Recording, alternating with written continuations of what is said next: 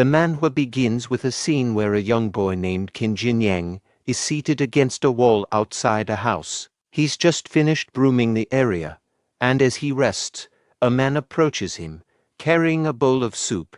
Qin Jinyang, the boy, looks at the soup in his bowl and can't help but think to himself, shit, it's another bowl of swill again. This implies that he's not very impressed with the quality of the food he's receiving. The man who brought him the soup is introduced as Goa-hu. He addresses Qin as Brother Qin and mentions something about intentionally leaving a large piece of chicken skin on its butt just for Qin. As Qin looks at the chicken in his soup, he quietly reflects on his situation. He mentions that it has been 3 years since he transmigrated into this world, and those 3 years have been incredibly difficult. He compares his current circumstances to his past life when he had a demanding overtime work schedule, but suggests that those days were better than his current situation. Qin also thought, in the novels, people who transmigrate often receive cheat skills or abilities, but he seems to have only received the potato peels. He contemplates whether he will ever receive his cheat skill, and in his desperation, he considers starving to death with the hope of transmigrating into a better family. Qin then shifts his attention to Goa-hu, who seems to be enjoying his meal very quickly. He asks Hu how he finishes eating so fast, and Hu responds, "Brother Qin, I've heard from my elders that the chicken heads are poisonous. You see, I have a robust body. For your sake, I am willing to try whether it is really poisonous. How about it?" Qin contemplates Hu's statement and thinks about the supposed poison in chicken heads. He seems skeptical, mentioning that there are no heavy industries in this world, so he questions where the poison would come from. Just as Qin is about to eat the chicken head, a system window suddenly pops up, asking if Qin is willing to donate a chicken head to help Hu fulfill his dream of taking the poison test. Qin agrees to the request.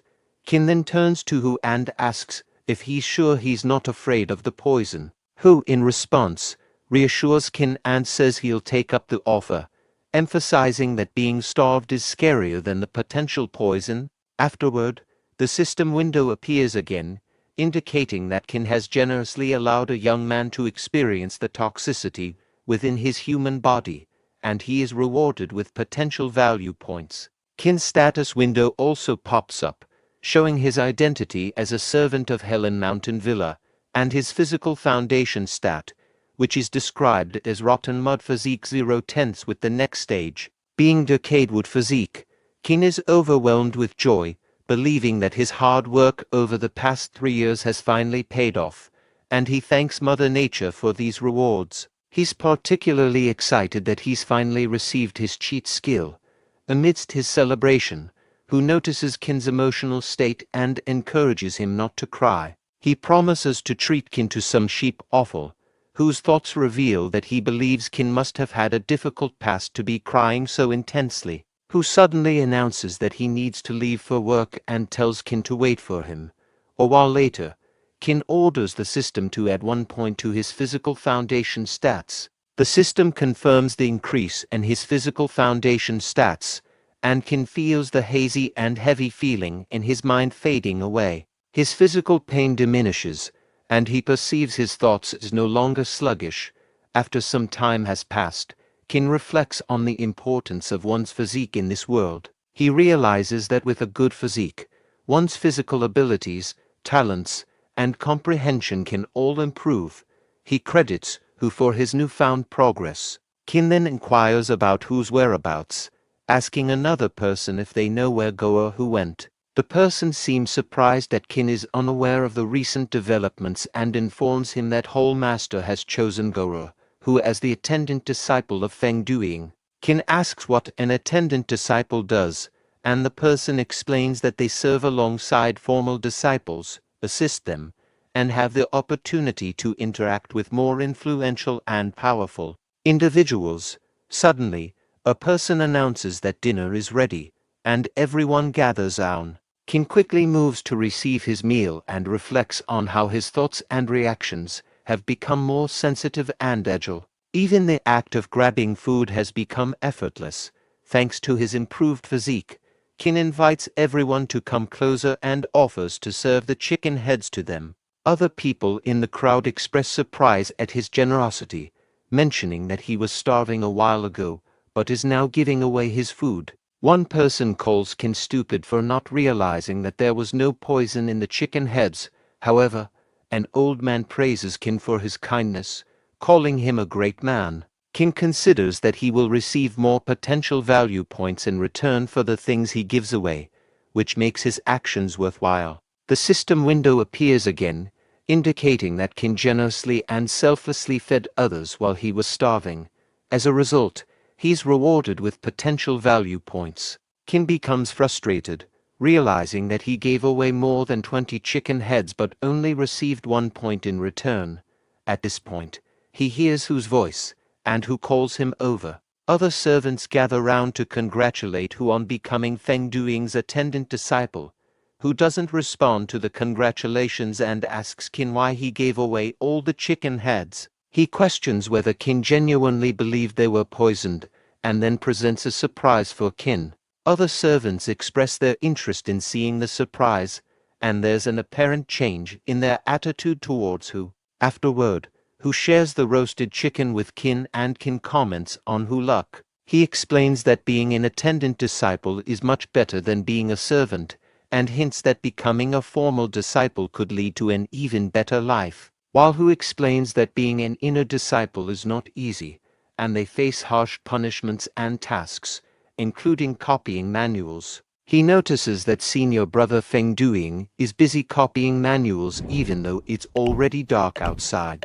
Qin reflects on his own past life, where he had to do a job similar to copying manuals, and he decides that he would rather peel potato skins than go through such a crisis again. The system window pops up, suggesting that manuals are a source of infinite wisdom and asking if Qin is willing to copy them voluntarily to provide knowledge to those in need. Qin turns to Hu and says, "Old comrade, I need you," Hu responds warmly, expressing that he also feels like having Qin's company and considers Qin his brother. Qin clarifies that he needs Hu to introduce him to senior brother Feng Duing so that he can help him copy books. As night falls, young Master Feng Duing finds himself struggling with the daunting task of copying manuals.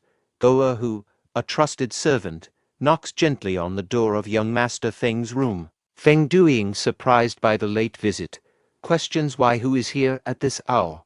He insists that Hu doesn't need to stay up with him and should go rest. Curiosity piqued, Feng Duing notices Qin Jinyang standing behind Hu and inquires about the young boy. Hu explains that Qin Jinyang is a friend he made since joining this place as a servant and adds that Qin can write to some extent.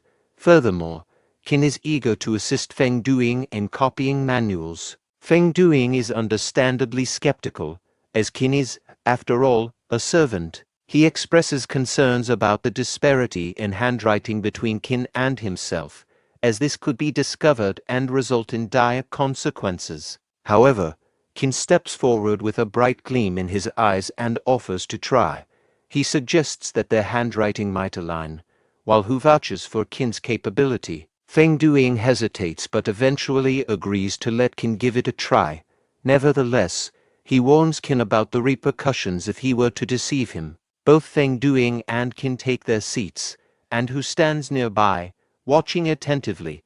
Qin observes Feng Duing's writing style and begins copying it meticulously. After some time, Feng Duing is shocked by the quality of Qin's work. He can hardly believe his eyes and exclaims that Qin's handwriting is incredible and practically indistinguishable from his own. Qin modestly reveals that before joining the servant hall, he used to assist his godfather, a fortune teller, in copying charms and seals. Qin pondered to himself, "During my school days I used to forge my parents' signatures on all exam papers." He never anticipated that his ability to imitate handwriting would come in handy here. In addition, to his astonishment, the manual they are copying happens to be a martial arts technique, which he considers a jackpot. The system window pops up, indicating that the mission has been accomplished. Feng Duing, appreciative of Qin's contribution, rewards him with 5 silver taels. Feng Duing hints that he may offer more when he has a more flexible budget. Qin is grateful for the recognition and can't help but admire senior brother Feng for his potential wealth. System window pop-up showing information. As a real man, one should regard money as dirt. Will you refuse it? After reading the system window, Qin state, I don't want this money. And explain, I came here to copy manuals because of my friendship with brother Hu, and I admire senior brother like it. System window pops up providing information about mission completed reward. Qin decides to allocate all 2 points to his physical foundation stats, believing that this will enhance his efficiency in copying manuals and clear his mind. Feng Duing kindly offers to pay Qin up to 100 silver taels for his help with manual copying, demonstrating a strong sense of gratitude. He asks Hu to escort Qin back to the servant hall and assign him easier tasks. Both Hu and Qin express their sincere thanks, and they show their appreciation to senior brother Feng. The following day, in the firewood storage area, Hu informs Qin of his new task, which involves supervising the firewood. Qin is only required to carry firewood during meal times. The other servants willingly offer to assist with carrying the firewood. Hu inquires, brother, what do you think? This job seems quite straightforward, doesn't it? I need to head back now. We'll catch up tonight. Qin nods in agreement and replies, see you later tonight. Qin, with some free time on his hands, decided to delve into the Great River technique. Despite his average aptitude, he remained optimistic about mastering the fundamentals of this ancient practice. He began to explain to himself the hierarchy of cultivation among martial artists. The strength of a cultivator was determined by their realm, starting with the first realm as the lowest and progressing to higher realms. Notably, the level of a cultivator's physical foundation directly influenced their potential for advancing to the next realm. The progression started with the rotten mud physique, followed by the decayed wood physique and the iron tree physique. Possessing the iron tree physique was the minimum requirement for entering the path of cultivation. However, this talent was scarce, and many cultivators spent their lives stuck in the first realm. Above the iron tree physique was the silver flower physique, which allowed cultivators to break through the bottlenecks of the first realm. With diligent practice and the aid of secret techniques and elixirs, it was even possible to reach the third realm. Beyond that was the coveted golden physique, granting a cultivator an almost ethereal path of cultivation. The lord of the Helan Mountain Villa possessed the golden physique and had reached the formidable fifth realm. Further up the hierarchy was the white jade physique, a mystical existence across the Jianghu. Rumor had it that an even more precious jadeite physique existed above it, although it remained a legend. As Qin contemplated the Great River technique, he knew that this practice had a soothing effect on the mind, bringing inner peace. He also understood that those hot-blooded and impulsive martial artists who attempted to copy the technique often found themselves drained and fatigued.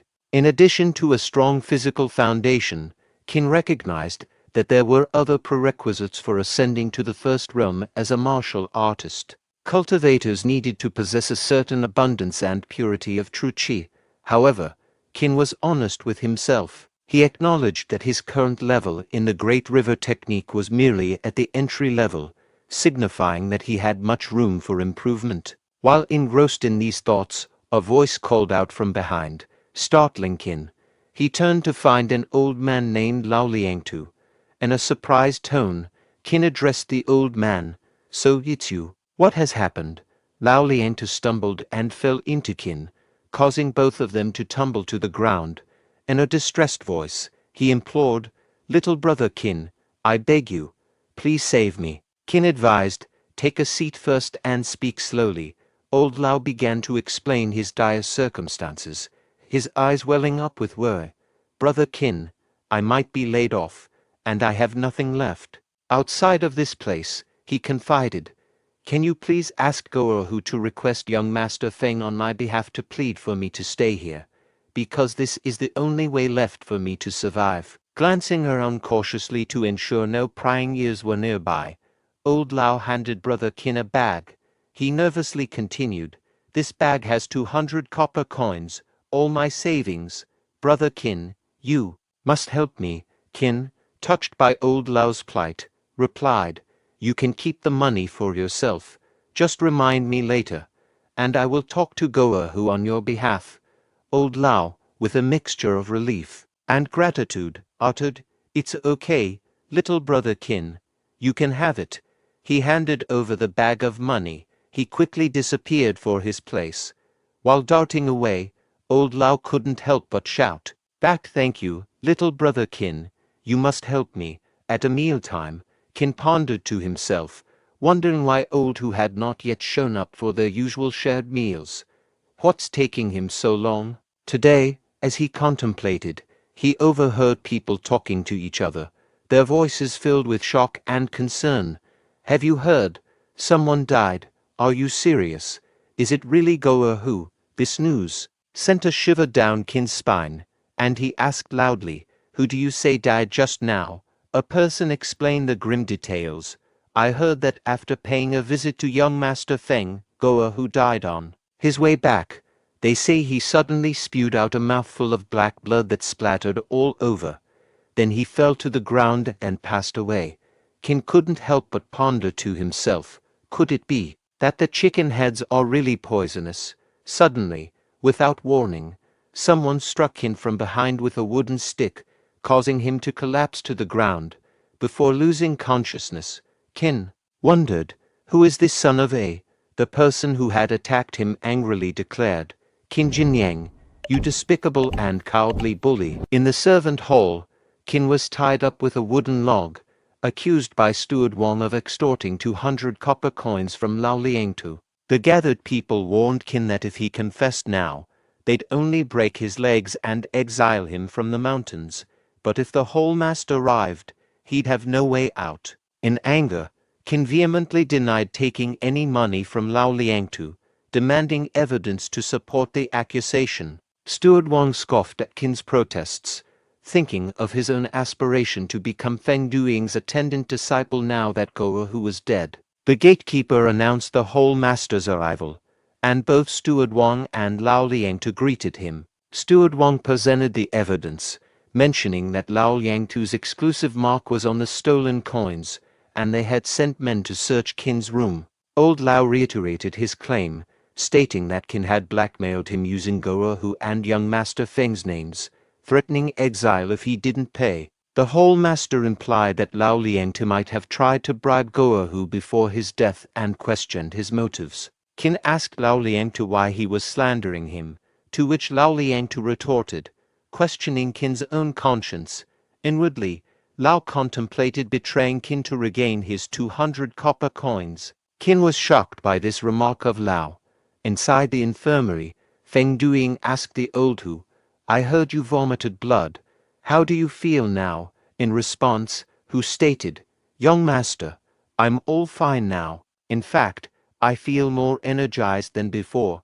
Feng Duing turned to the physician and asked, "How come old Hu is perfectly fine, even after vomiting so much blood?" The physician explained, he must have had stagnant poison in his body and may have accidentally consumed another poison. Since those two poisons happened to neutralize each other, it led to him vomiting out the stagnant poison along with his poisoned blood that had been accumulating all these years. In response, Hu stated, "But I haven't come into contact with any poison recently. The only possibility is that the chicken head brother Qin gave me contained poison." The physician explained, "Since that's the case, it must be that chicken head. Chicken heads don't usually contain much poison, but that poison just happened to nullify the stagnant poison within your body." Who stated, "Then, doesn't this make brother Qin my savior?" "Young master, I have something to ask of you. An old servant is about to be dismissed. Qin Jinyang told me to request on his behalf to arrange a job for him so that he may continue staying here." In response, Feng Duing stated, "No problem. I'll let this old servant clean my courtyard when I return. Qin Jinyang is our lucky star. We can at least do him this favor." Who stated, "Thank you very much, young master. I'll relay this good news to him right away." Feng Duing asked, "What's the rush? It's not as if he'll die if you wait for a while. Meanwhile, the servants returned after completing their task of checking Qin's room. They entered the hall and reported to the master. The steward Wang silently contemplated, thinking to himself, Qin Jinyang, the evidence is here. Once the hall master gives the order, I will swiftly end your miserable life. The hall master inquired, what is the situation? One of the servants responded, Hall master, this subordinate thoroughly searched and overturned the entire quarter, but couldn't find a single copper coin. Steward Wang was shocked by hearing the report.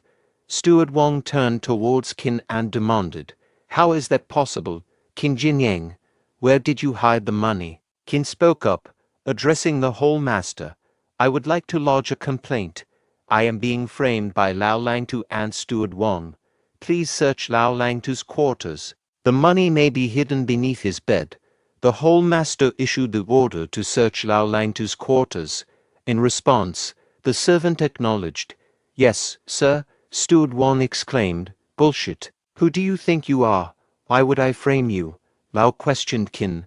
Qin Jinyang, things have already reached this state. Why are you still trying to deny it? At most, I'll burn more paper money for you after you die. Qin retorted. Lao Langtu, it seems you've been groveling at Steward Wang's feet for the past 2 days. Qin recalled the memory of when he had Lao's money.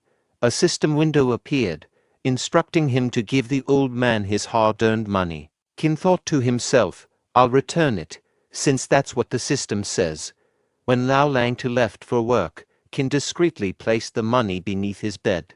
At that moment, the servant returned with the money in his hands. The hall master asked, have you thoroughly checked it? The servant replied, yes, sir. This bag containing exactly 200 copper coins was found beneath the bed in Lao Langtu's quarters. There is no mistaking it. These are all Lao Langtu's copper coins, and they even have marks on them. Lao Langtu silently cursed, crap, this bastard, Qin Jinyang, must have found it inconvenient and decided not to help me, so he returned the money. You should have informed me, bastard. You've screwed me over big this time. In the midst of the commotion, whose voice echoed as he shouted for the door, calling out, Brother Qin, he has done what you asked of him. Steward Wang found himself deep in thought and wondered, Goer who, didn't he already die? Undeterred, Hu continued, revealing, young Master Feng agreed to let Lao Langtu stay and clean his courtyard. Seeing crowd of people gathered in front of him, Feng Duing inquired, why are so many people gathered here?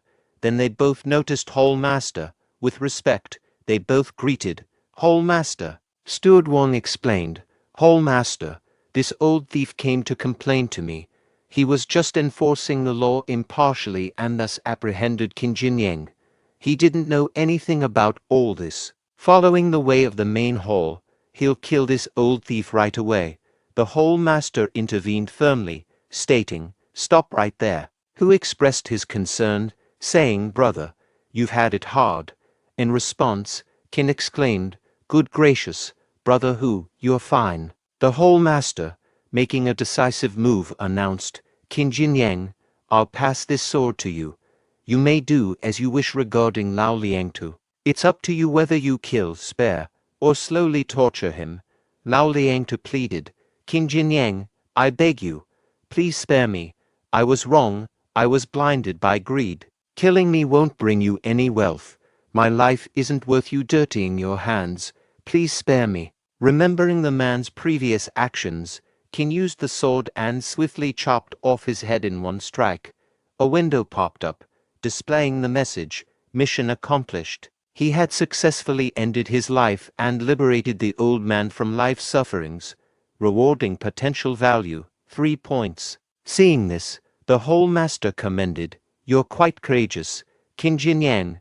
From today onwards, you will be the god of the servant hall. You may patrol with the guard squad tomorrow. Qin expressed his gratitude, saying thank you, hall master. The hall master then instructed, Duing, follow me to my study room. In response, Feng Duing obediently replied, yes, father. Who reassured Qin, there is no need to overthink. You just killed an ungrateful snake. You just received a huge promotion. I'll treat you to a meal to celebrate this occasion later. Qin reflected to himself, at best, gods are bodyguards. This time, everything was entirely down to chance. When I'm framed again, will I be as fortunate? In reality, a person who is excessively kind is only met with death. The world's rule is an eye for an eye and a tooth for a tooth. No matter what, I have to get stronger. At the servant hall, Qin contemplated the unstoppable force of luck that had bestowed upon him. Upon becoming a god, his salary had arrived promptly, leaving him with some time to spare. It was then that he decided to extend an invitation to old Hu for a delightful meal. With a warm smile, Hu exclaimed, "Brother, I finally found you. I've been searching all over for you." In response, Qin joyfully replied, "Old Hu, you've arrived just in time. I was actually planning to seek you out. Have you happened to cross paths with Xiao Guzi, the young one who usually accompanies me on patrol and never leaves my side?" Pointing in a certain direction, Hu remarked, "Are you in search of Xiao Guzi? Isn't he right over there?" In a loud and hearty voice, Qin called out, "Hey, Xiao Guzi!" Xiao Guzi turned around, his voice quivering as he spoke. "Master Qin, Master Hu." Curious, Hu inquired, "What's troubling you, my lad? You seem so downcast. Have you missed your meals or something?" Qin chimed in. "And why are you carrying all those belongings? Where are you headed?" With tears in his eyes, Xiao Guzi shared, "Master Qin, my village has suffered repeated raids by bandits over the years, and this time, an epidemic has taken my parents and sister. I must return home to arrange a proper funeral for them." Filled with compassion, Qin offered, "Xiao Guzi, take this bag with 200 copper coins. Use it to ensure your family receives a dignified funeral." Overwhelmed with gratitude, Xiao Guzi expressed, "Thank you so much, Master Qin." A system notification popped up, displaying crucial information, emphasizing the purity of filial piety and the heart can cleanse the impurities behind dirty money, rewarding potential value.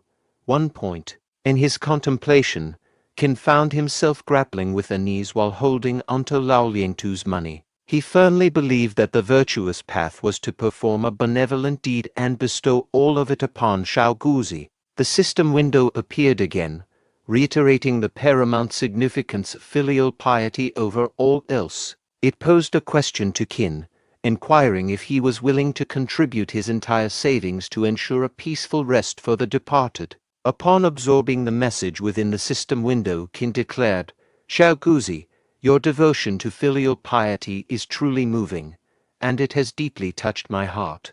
I still possess 2 taels of silver. Take it all and arrange the most honorable funeral. Please, do not refuse." Qin ruminated within himself, "I've just come into this wealth, and yet, I'm already contemplating giving it all away." Xiao Guzi asserted, "Master Qin, you absolutely cannot do this." In response, Qin replied, "Enough talk, hurry and return home." Another system notification appeared, rewarding Qin with a potential value of 3 points. Both Qin and Xiao Guzi observed as the latter departed. Turning to Hu, Qin expressed, "Originally, I had planned to treat you to a splendid meal." Hu responded, "It's no trouble at all. It's a trivial matter. However, after the incident with Lao Liangtu, I suspected you might be disheartened and reluctant to assist others." Qin articulated, "The world consists of both virtuous and unscrupulous individuals.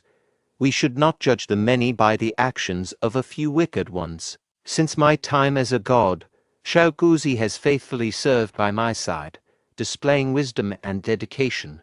How could I not support such an admirable young lad?" From a distance, Xiao Guzi shouted, "Master Qin, my life may be insignificant, but even if it's all I have, I will strive to repay your kindness. Whether in this life or the next, or the ones beyond, I shall continue to show my gratitude for generations to come." Hu turned to Qin and exclaimed, "Brother Qin has definitely made the right choice to help him this time." Qin asked in response, "By the way, old Hu, Didn't you say earlier that you were looking for me? Whose state replied, Ah yes, I have some great news for you. Come with me, I'll explain on the way. A while later at Feng Duing Quarter, Feng addressed Qin saying, These are all the books my senior and junior brothers want you to copy. Brother Qin, you need to finish copying them as soon as possible. Qin assured, No problem.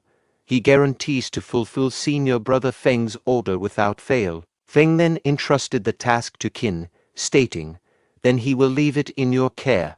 Qin thought to himself, if he continues writing like this, it will take him forever to finish this. Maybe he can use the Great River Technique's True Qi on his hands, copying the work of others to improve proficiency in the Great River Technique. Action speaks louder than words. Let him put it into action and see if it works or not. Qin began copying the book with great speed. Feng then instructed his servant, This pile belongs to junior brother Wang, and this one belongs to junior brother Li. Go quickly and deliver them. Also, don't forget to bring back the final payment from them. Qin thought to himself, Yes, as expected, it works. The assistance of True Qi is progressively making him able to copy the books faster. Feng State acknowledged, Let's stop here for today, Brother Qin. Your ability to copy the work of 5 people in just one night is truly remarkable. You can come over every night to write the remaining work. Qin replied, Okay, senior brother Feng. Feng State praised Qin, saying, Brother Qin is indeed a rare talent. There aren't many people who I Feng Duing admire. But Brother Qin, you are definitely one of them. Qin humbly responded, Senior brother Feng, you overpraise me. Thanks to you, I can earn so many silver taels. Senior brother Feng, now that I think of it, I feel like I don't need so much money as a god. Don't you also think so? Feng State laughed heartily, knowing that his brother Qin was facing difficulties. As a senior brother, he decided to offer his help. A few days later, Qin sat on a big wooden bench and pondered to himself. He reflected on the past few days of copying books, realizing that he had not only earned a significant amount of money but also improved his physical strength and advanced in the Great River Technique to a minor attainment level. He then used his inner chi to try and lift the kettle in front of him, but realized that his control over True Qi still needed improvement. He concluded that he needed to learn martial arts and general knowledge to use it more efficiently. However, he knew that the martial arts of the Helan Mountain Villa could only be practiced by formal disciples who had undergone proper training. With no other options, he decided to go down the mountain and try his luck at martial arts schools there. In Wuhe town, Qin marveled at the liveliness, realizing that it was his first time coming down the mountain. Suddenly, he heard a voice from behind, asking for a favor. Old person sitting nearby street, asking if the person could buy 2 little girls from him. The person rudely dismissed the request, not wanting to be bothered. The old man pleaded, explaining that if the girls continued to follow him, they would starve to death. The person responded harshly, claiming that giving the old man a steamed bun was already generous enough and refused to help further. Unable to bear the situation, Qin turned to a nearby shop. Qin requested the shopkeeper to give him 2 buns and put them in a paper bag. The shopkeeper agreed and prepared the order. The old man, still crying, told his daughters that they could share the steamed bun. He blamed himself for their current situation, expressing his inability to grow crops or sell them to provide a chance for his daughters to survive. One of the children comforted their father, urging him not to cry. Moved by their conversation, Qin approached the old man after purchasing the buns. Approaching near the old man, Qin stated while hiding behind a wall, There is some broken silver under the buns in the paper bag beside you. Go back and use it to farm. Don't make too much noise. Hearing that, the old man turned toward his right side and found a bag. After looking inside the bag, he started crying again.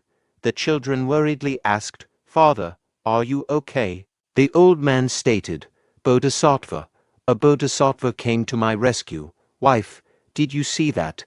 I've encountered a living bodhisattva. A system window popped up, Showing the information, he saved a struggling family, rewarding potential value. 2 points.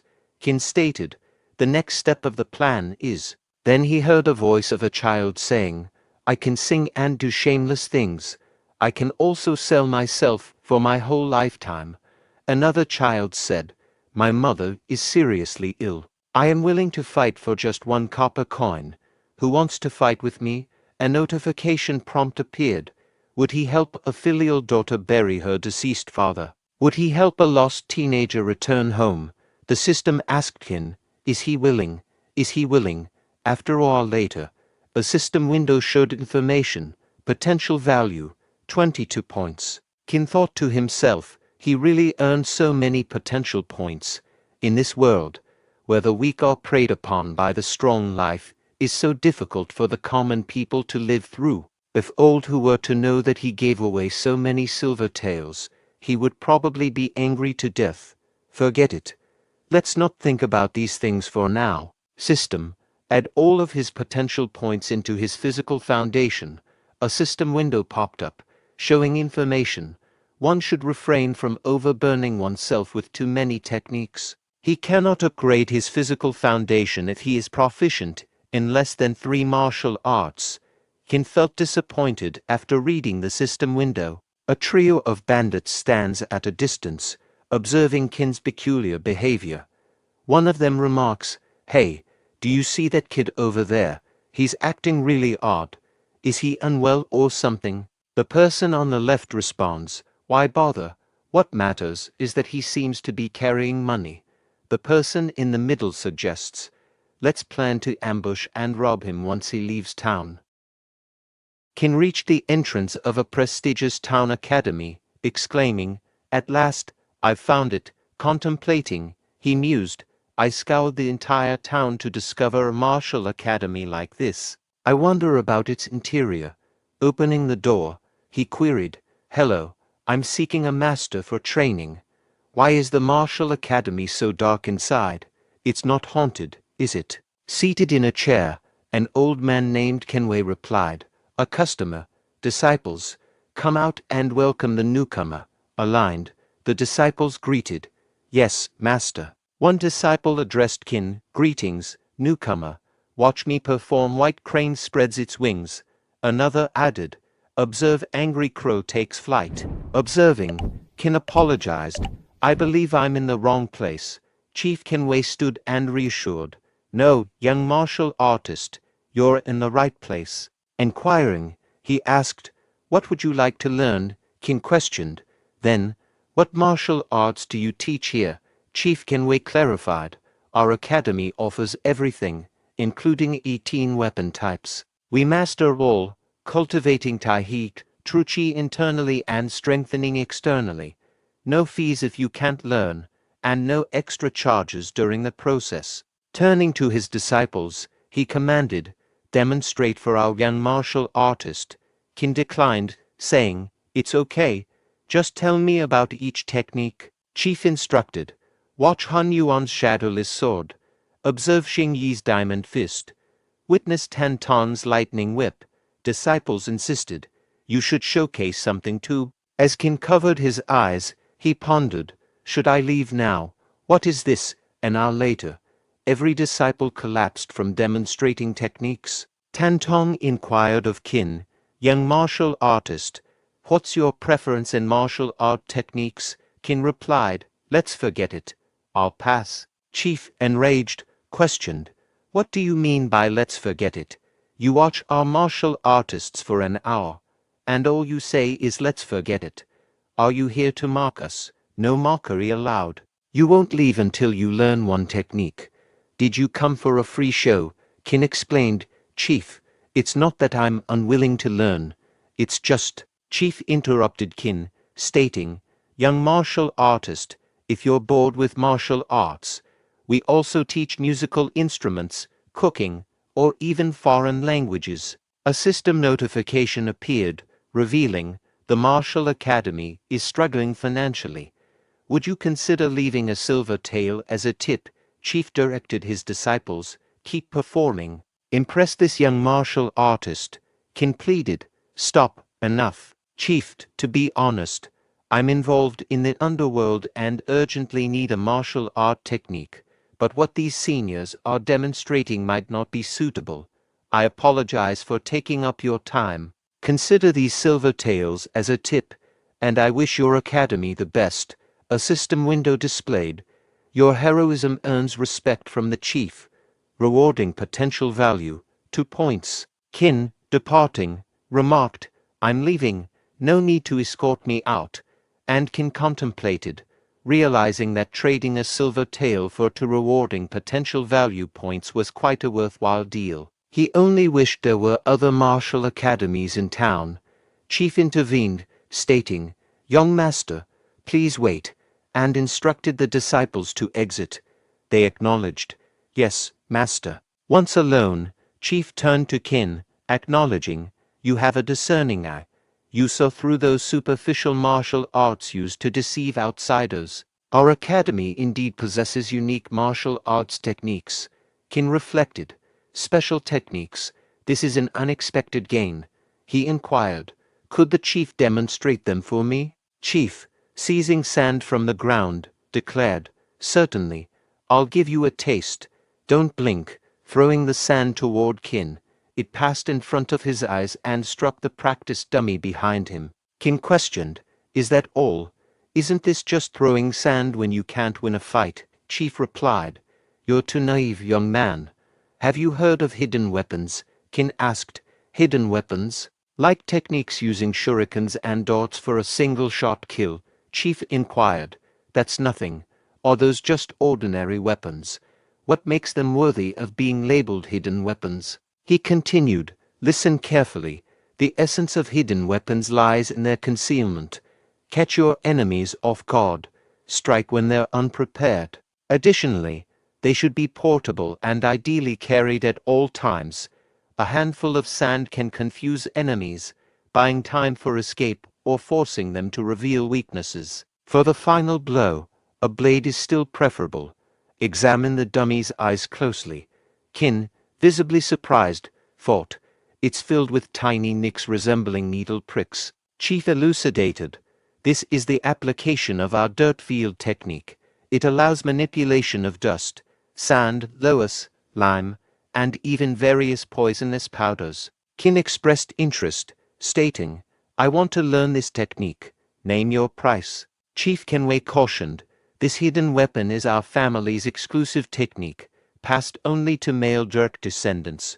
You, an outsider, consider learning our secret technique. Qin insisted, Just state the price.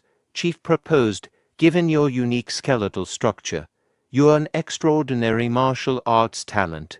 300 taels, I guarantee mastery. Qin countered, 10 taels of silver. Take it or leave it. In a hushed tone, he added, Why not resort to robbery? Chief agreed, Fine, 10 taels it is. I'll teach you for a day, with no guarantee of mastery. Follow me to the training ground if you accept. Chief pondered. It's challenging to determine if someone can truly grasp this generational technique. Even our great-grandfather, with a silver root bone, took 61 days to learn the basics. Learn some basics and then scram. That's 10 taels richer today. A day for us common folks to celebrate. Chief instructed, I'll start the timer. Remember, the dirt field technique involves coating dirt with true qi before throwing it. This aids in understanding the theory. Guide the qi down your center. Feel it down your spine. Kid, are you following? Don't tell me he fell asleep. Later, a system window appeared, proposing, use 5 potential points to unlock and learn the basics of the dirt field technique. Qin instructed the system to proceed. The system displayed Qin's profile. Qin Jinyang, with a rotten mud physique foundation, a servant of Helan Mountain Villa, progressing to decayed wood physique. Martial arts skills included the Great River Technique beginner level and Dirt Field Technique basic level. Potential value points stood at 0. Chief inquired, How's it going? Any confusion? Utilize these 24 hours to ask anything? Relieved, Qin expressed gratitude. I appreciate the chief's guidance. This technique will be invaluable. I've successfully learned it. Chief questioned, Learned it. Are you kidding? Don't dream of a refund even if you leave now. Internally, he mused. Learned it so easily. Who does he think he's fooling? Let's see if I can beat some sense into him if he asks for a refund later. Are all young people this arrogant? The system window appeared again, suggesting that the chief was suspicious of his extraordinary intellect and wondered if he would showcase his abilities to broaden his narrow perspective. System inquired if Qin would demonstrate the dirt field technique, challenging the narrow-minded man to recognize a true genius. Casting doubt, Chief asserted that even top-tier geniuses couldn't grasp it instantly, let alone Qin. Criticizing Qin's pretentious demeanor, Chief accused him of feigning genius martial artistry. Complying, Qin demonstrated the dirt field technique on the chief by swiftly grabbing his leg and tossing him to the ground like a pile of dirt, leaving Chief astonished and collapsed on the ground. A system window appeared, heralding that Qin's talent and diligence had garnered admiration, earning him 2 points of potential value. Post-demonstration, Qin departed the martial art academy, returning to the mountain. Contemplating that he'd acquired a worthwhile technique, he happily anticipated a nap upon his mountain return. Unexpectedly, a person confronted Qin, brandishing a sword and demanding money. The system window identified the assailant as a Grade 1 martial artist robber. Acknowledging the situation, Qin assured the person that the money would serve as his travel fare. Other companions of robber judged Qin as a gradeless, timid individual, wealthy yet frightened. Dismissing Qin's intervention, he believed the 2 present was sufficient, and beknownst to them, Qin schemed to use the dirt field technique on the Grade 1 martial artist and his companions. Qin employed the technique to blind all. In response, the martial artist remarked, "Your fate is sealed, kid. You've offended the Steel Dragon tribe, and your face is etched in his memory." Qin retorted, "Now that you recall me, that's even more reason not to spare you." The martial artist protested, "You can't kill me, I am." Qin interjected, "Don't move. My blade might find a new path the moment you do." He swiftly used his blade to dispatch the robber. The system window displayed, he successfully eliminated a threat, ensuring the area's safety. Rewarding potential value, 2 points. You successfully eliminated a threat, ensuring the area's safety. Rewarding potential value, 1 point. You successfully eliminated a threat, ensuring the area's safety. Rewarding potential value, 1 point. The following morning, outside Qin's quarters, someone knocked on the door. Qin shouted, "Who's there? It's too early. I'm on leave today." Old Hu replied, "Brother, it's me, Old Hu." Qin, opening the door, inquired, "What's so urgent, Old Hu? It's early." Hu suggested, "Let me take you somewhere nice." Qin promptly shut the door, declaring, "I'm not interested." Undeterred, Hu persisted, knocking hard, and insisted, "Qin, open up. There's good food and pretty ladies." Qin, lying on his bed, mused, "Pretty ladies, is Old Hu smitten?" A system window appeared, stating, "His friend has a wish. Will he generously fulfill it?" Qin thought, "Fine, I'll go this once for Old Hu's sake." Another system window appeared, noting, "You generously fulfilled his brother's wish. Rewarding potential value, 1 point. Your considerate gesture towards your brother is commendable. Rewarding potential value, 1 point." Surprised by their location, Qin pondered, "The original networking group. Well, that's unexpected. I thought this kid fell for someone." Qin declined, saying, "Old Hu, I'll skip your squire tea party." Hu insisted, "No way. You have to go. Even if you don't want to. Do it for me." Secretly, Hu thought, "I went through so much trouble to bring you here. I can't let you escape." A system window appeared, stating, "Your brother sincerely wishes for your participation. Will you do him this favor?" Qin considered, "Oh well, it's a chance to meet more people in this world." Another system window appeared, noting, "By doing your brother a favor, you've proven your loyalty. Rewarding potential value, 1 point." Who urged, "Brother, let's go." Let me introduce you to everyone. Brother Zhang, meet my brother, Qin Jinyang. He's a god in the servant hall and even knows how to read. Perfect for Miss Changlin. I brought him here to meet her today. What do you think? Who exclaimed. Qin thought. Is he setting me up on a blind date? Miss Changlin retorted. Who's that? Which Tom, Dick, and Harry dares to say they're worthy of me? Who, sporting a smile, remarked, Sister Changlin, my brother possesses limitless potential. You'll undoubtedly be satisfied. Changlin inquired. You're my blind date. Why are you just staring? Don't you have a gift for your blind date? Qin stood there, dumbfounded. Zhang commented, Brother Hu, it appears this man lacks the courtesy to bring a decent gift. If this is your introduction, let's just forget about it. Nervously, Hu responded, Brother Zhang. Zhang, unrelenting, remarked, a god, elevated from servant to a miserly god, earns a bit more and forgets his status. Marry someone on your level. Do you understand what that means? Take a good look in the mirror. Changlin intervened. My brother is only conveying this out of respect for Senior Feng. Don't embarrass yourself any further. Recalling memories from his past life, Qin thought, I won't let myself be bullied again. Addressing Zhang, he asked, What makes you think I can't come with a decent gift? Zhang retorted, Are you foolish? If you bring a decent gift, I'll kneel and call you father. And if you can't, onlookers conversed, so exquisite, a top-grade jade bracelet. I've only seen Senior Sister wear one like this. Is it that good to be a god? This bracelet looks expensive. This kid isn't half bad. Zhang, turning to see the bracelet, was taken aback. He thought, this luster and clarity, it should be worth around 20 taels. In the midst of the scene, a system window appeared, inquiring if the person would generously bestow the bracelet upon a narrow-minded individual lacking real power. Simultaneously, Qin pondered whether people in this era were familiar with the term daddy. Qin then declared, I don't need you both to call me father. Instead, refer to me as daddy, and I'll gladly give you this bracelet. How does that sound?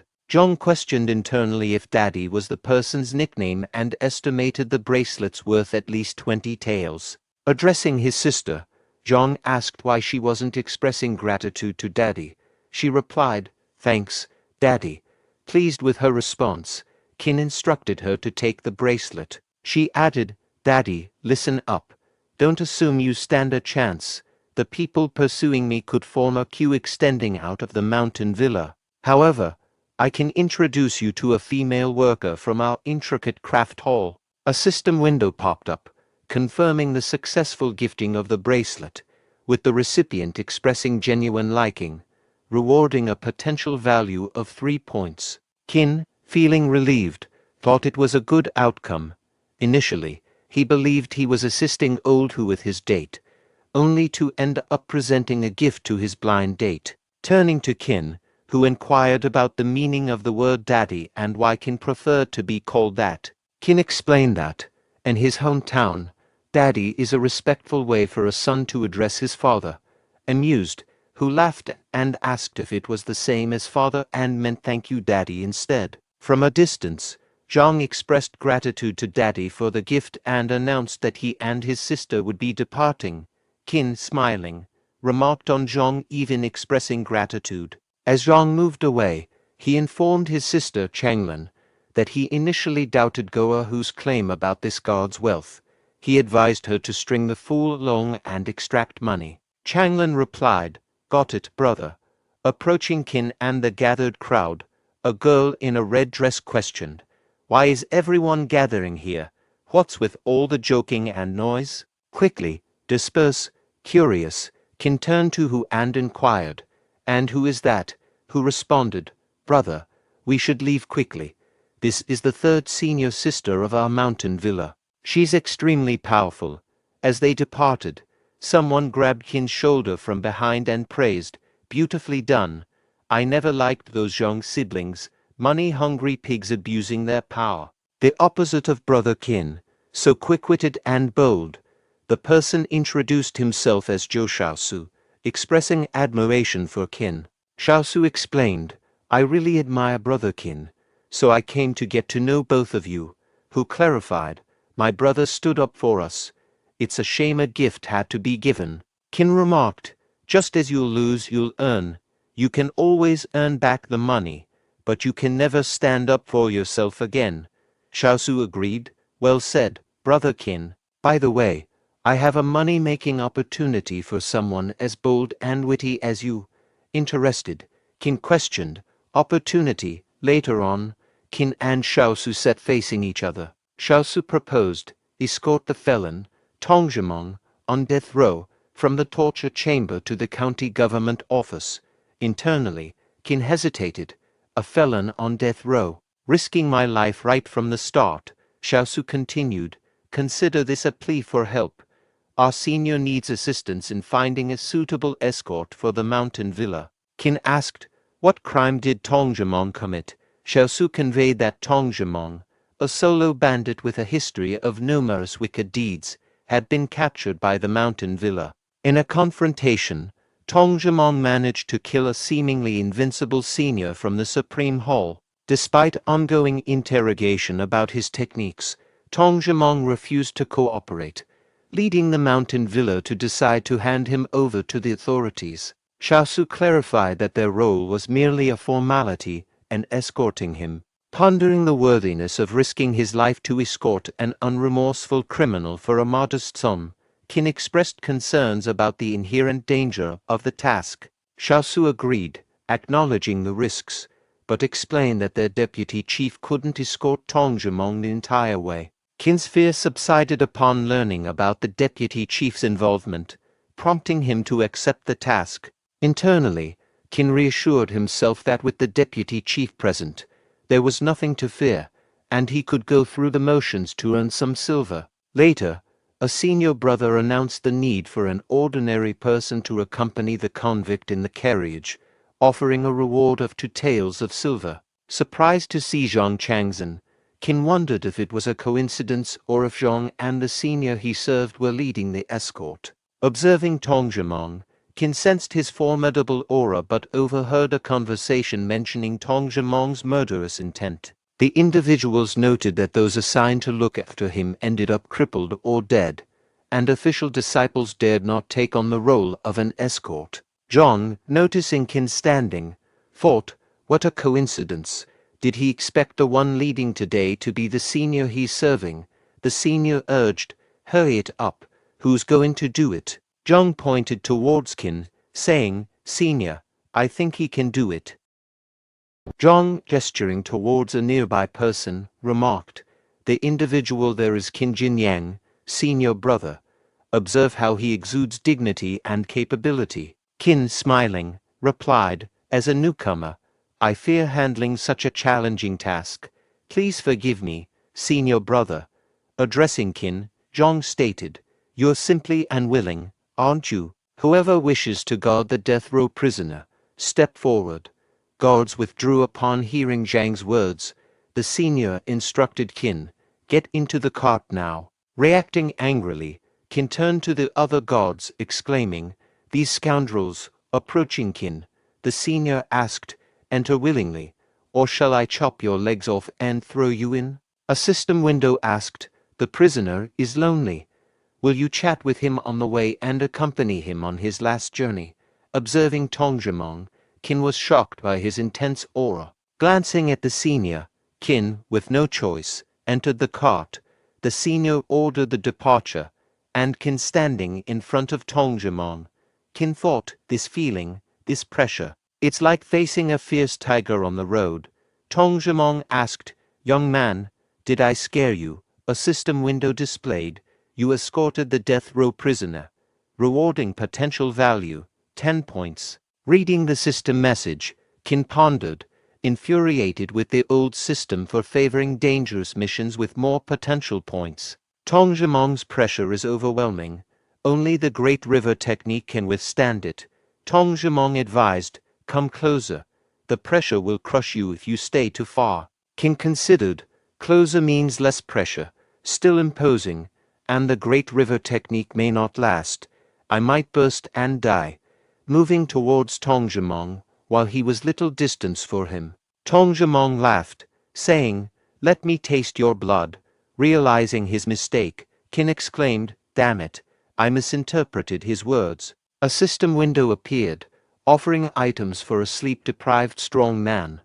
Options included a coarse cloth pillow, sleep aid powder, and a sheep counting picture book. Qin thought, not a pillow or a picture book, hypnotizing powder with the Great River technique and dirt field technique. Tong Jimong laughed while Qin strategized, "System, you finally done right for the male protagonist.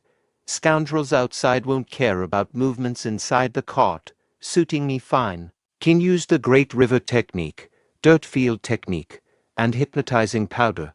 Meanwhile he also affected by Tong Jimong's aura. Noticing a hypnotizing powder, Tong Jimong exclaimed, "This is a complete disaster." Qin collapsed and lost consciousness. A senior outside the cart, sensing Tong Jimong's aura, commented, "The kid is dead. Good, Tong Jimong's killing intent can calm down now." Zhang silently reflected, "Qin Jinyang, you're finally dead." Later, Qin regained consciousness and rose. Tong Jimong, puzzled, asked, "Who are you?" Qin retorted, "Are you confused?" A system window appeared, stating, "The strong man in front of you is hypnotized. Rewarding potential values, 5 points." Qin, reading the message, thought, if that's the case. He then claimed, "Son, I'm your father. You don't even remember me now." Tong Jimong, disbelieving, asked, "Father?" Qin shouted, "Fool, don't you recognize your own father? How's your rotten fist essence technique? Recite it for your father." Tong Jimong complied, "Father, your child will recite it now. Mountains are fixed, moments follow 9, and he continues."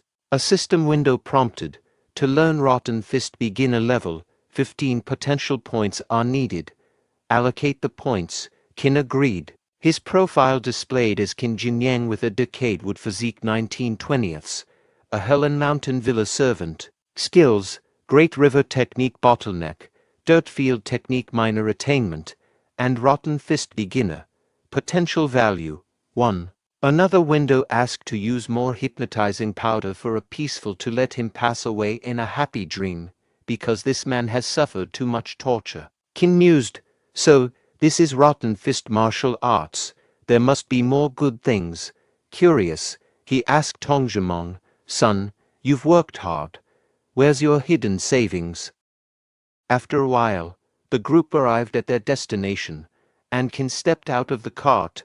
He greeted Master Fu and Sir Liu, saying, "Hello, Master Fu, hello, Sir Liu." Zhang and the senior were astonished to see Qin alive and well, pondering, "Is he really unharmed? Did he not perish? What's going on?" Meanwhile, Liu was impressed by Qin's bravery and approached him, noting, "This young hero possesses both courage and potential." Qin thanked Sir Liu for the compliment. As Master Fu observed them talking, Qin modestly downplayed his actions, while Liu expressed his admiration. Liu then informed Qin, "My government office has formed a new patrol unit, and we could use someone like you. The future looks promising." Suddenly, a system prompt appeared, stating, "Master Fu highly values reputation. A true man remains steadfast despite poverty or low status. Will you uphold his honor?" Qin noticed and replied to Liu, "Thank you for your kindness, Sir Liu. I am a humble peasant from a mountain villa. My loyalty lies with the villa, and I'm even willing to sacrifice for it, regardless of future prospects." Another system message appeared, declaring, "You have upheld Master Fu's honor, rewarding potential value, 4 points." Liu smiled and announced, "Well said. Bring 10 taels of silver to reward this young hero."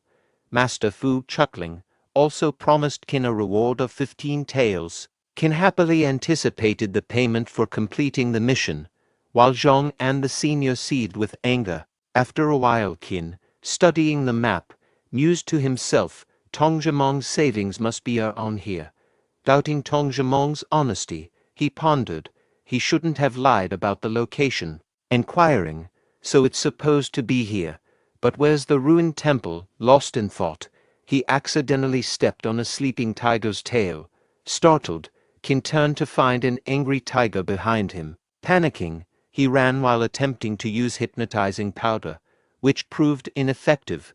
Bewildered, he resorted to throwing various items from his inventory. Fearing the tiger, he decided, I should hide in the bushes for a moment. Unfortunately, hiding led him to a cliff, and he tumbled down, thinking, ouch. Relying on rotten fist and dirt field technique isn't sufficient. I need to learn Qinggong soon. Surveying his surroundings, Qin discovered the desired ruined temple. Examining the area, he speculated, someone tried to take Tongzhimong's treasure, but the divine statue protected it. Outsiders can't grasp the rotten fist technique. Perfect opportunity to test it. Using the technique, the statue crumbled, revealing a wooden box. Excitedly, Qin, open it, he exclaimed.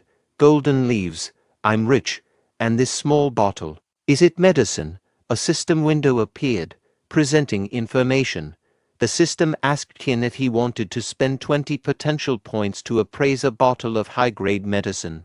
Qin replied, expressing insufficient potential points but acknowledging the medicine's value. He assured that the rest was manageable and he moved to a village orphanage, and upon leaving, he mentioned having enough food for half a year. Grateful, the person referred to Qin as a benefactor and living bodhisattva. Another system window notified Qin that his kindness had saved the entire orphanage and provided winter sustenance, rewarding him with 10 potential points.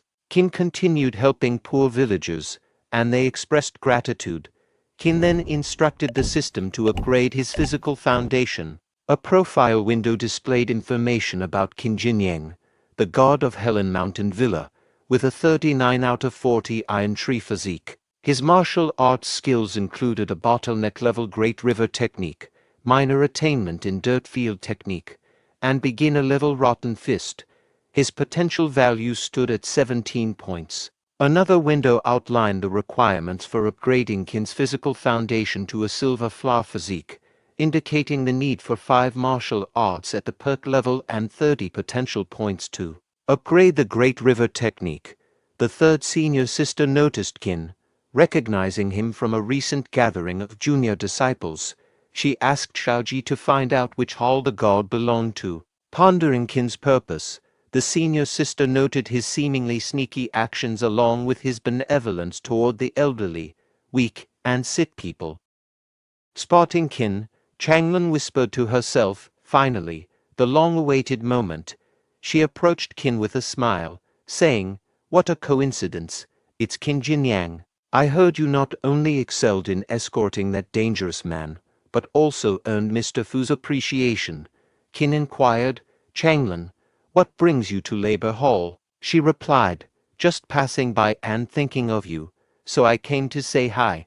A system window appeared, noting Changlin's lack of experience in the weaving hall and suggesting Qin help her learn. Qin decided to start with pickup lines, expressing, Changlin, since you care about me so much, I need to tell you that my life isn't complete. She asked why, and Qin responded, my life isn't complete without you.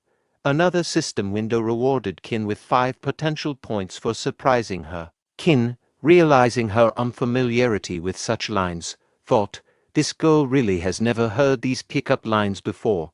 Let me just try another one. Life without you is like a broken pencil, pointless. Once again, a system window rewarded Qin with 5 potential points for favoring her. Meanwhile, Wang approached and questioned them. Attempting to grope Changlin, a system window pop-up, stating that pickup lines alone were not enough to make her obsessed with him and asked if he was willing to keep his hands off her and give her peace of mind. Qin intervened, grabbed Wang's hand and asked Mr. Wang, aren't you being too handsy? Wang shouted, Qin Jinyang, don't think you can be arrogant just because you've made a contribution to the Grange. I've detested you for a long time. In response to Wang's attack with his sword, Qin punched the sword and caused it to break. Wang, astonished by Qin's strength, thought, when did this guy become so powerful? If he had hit me in the head, the information was displayed as the system window popped up. Having successfully thwarted the intrusive man and ensuring Changlin's peace of mind, he earned 10 potential points. Impressed by his strength and dependability, Changlin thought to herself. Suddenly, a distant shout informed Mr. Wang of an urgent meeting with the head, prompting Wang to hastily retreat, sparing his life for the moment. Qin acknowledged Wang's luck but vowed not to be lenient in the future. He warned Wang to stay out of his sight and distanced himself from Changlin.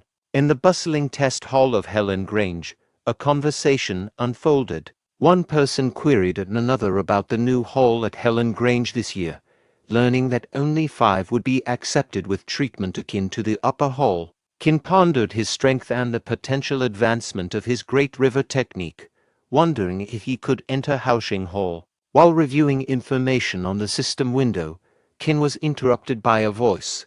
A man complimented a girl, suggesting she be his concubine instead of learning martial arts. Refusing, she drew her sword, leading to a confrontation. Qin reflected that someone of that strength wouldn't survive in Helan Grange, believing it crucial for the weak to comprehend the harsh reality of a world filled with martial artists. The system window reappeared, disclosing the newcomer's status as a scion and asking if he would be informed that martial artists' strength held greater importance than wealth. Advancing toward the individual, Qin asserted, "Stop it."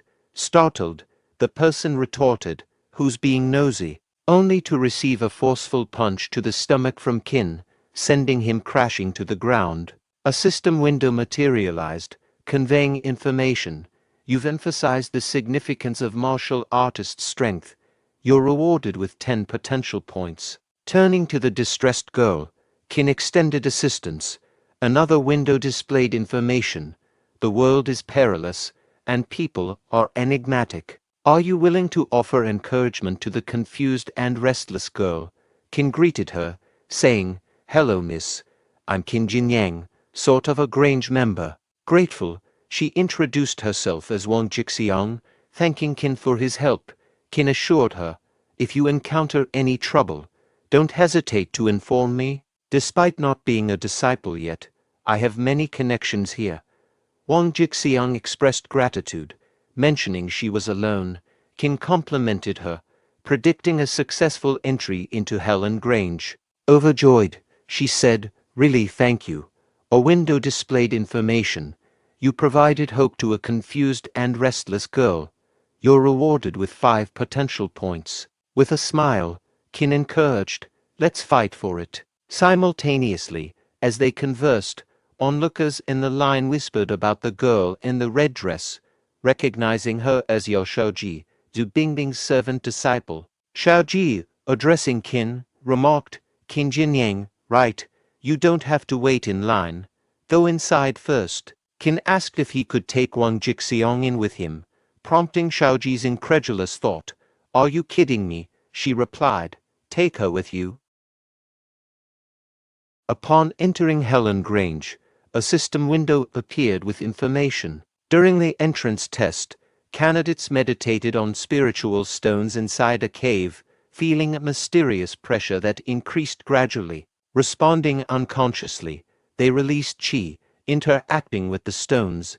Qin, reading the system message, noticed a group ahead and turned to Wang Jixiang, suggesting, "Let's see what they're doing." Approaching, they overheard a conversation where one person called them lowly peasants, another admired a girl, and a third questioned their desire to join Helan Grange. Jixiang, confused, was asked to be a servant disciple.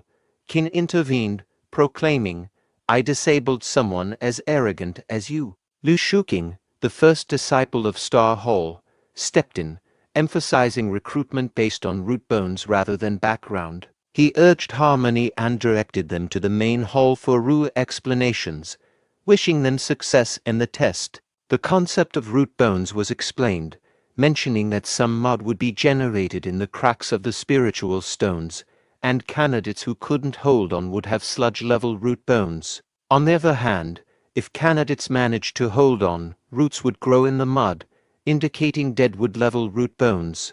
Eventually, the roots would harden and grow into branches, signifying ironwood-level root bones, Upon the branches, silvery flowers will bloom, signifying silvery flower-level root bones. If the black bark breaks, emitting golden light, candidates possess golden branch-level root bones. Those with spirit-stabilizing pills should secure seats. In case of struggle, taking the pill is advised, but Helen Grange disclaims responsibility for any resulting accidents. As the test begins, two fainting candidates need removal, and one deceased individual must be taken out. Qin pondered, "Let me reach the high rank of the ironwood level and enter the housing hall. I won't expose my silvery flower-level root bone to avoid jealousy." A system window offered to replenish chi for 10 potential points in the chi-rich environment, but Qin declined, confident in his silvery flower-level root bone.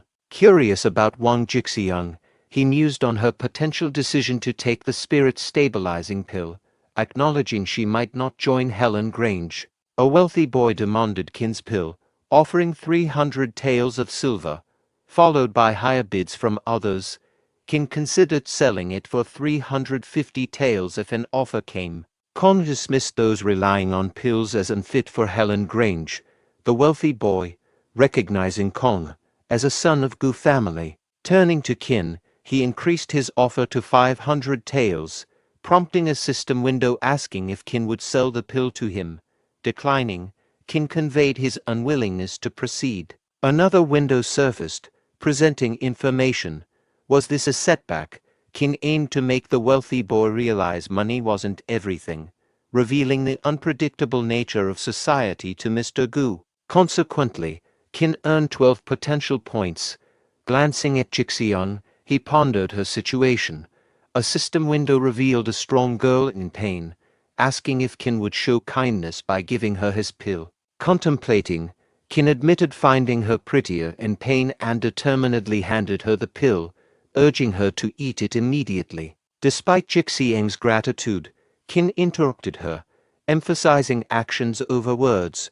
The system window rewarded him with 10 potential points for this kindness. Jixiang, grateful, was asked to repeat her thanks but quickly retracted her statement. Simultaneously, the wealthy boy struggled with pain. Jixiang informed Qin of his achievement reaching the high rank of the ironwood level. Exiting the test site, Qin and Jixiang observed many falling unconscious. Jixiang expressed surprise at Qin's success without the spirit-stabilizing pill. Qin clarified that the pill couldn't truly enhance his root bone, intending to reach the silvery flower level before the test. Acknowledging Qin's capabilities, Jixiang inquired about his whole choice. She, in the middle rank of the ironwood level, considered Flame Hall.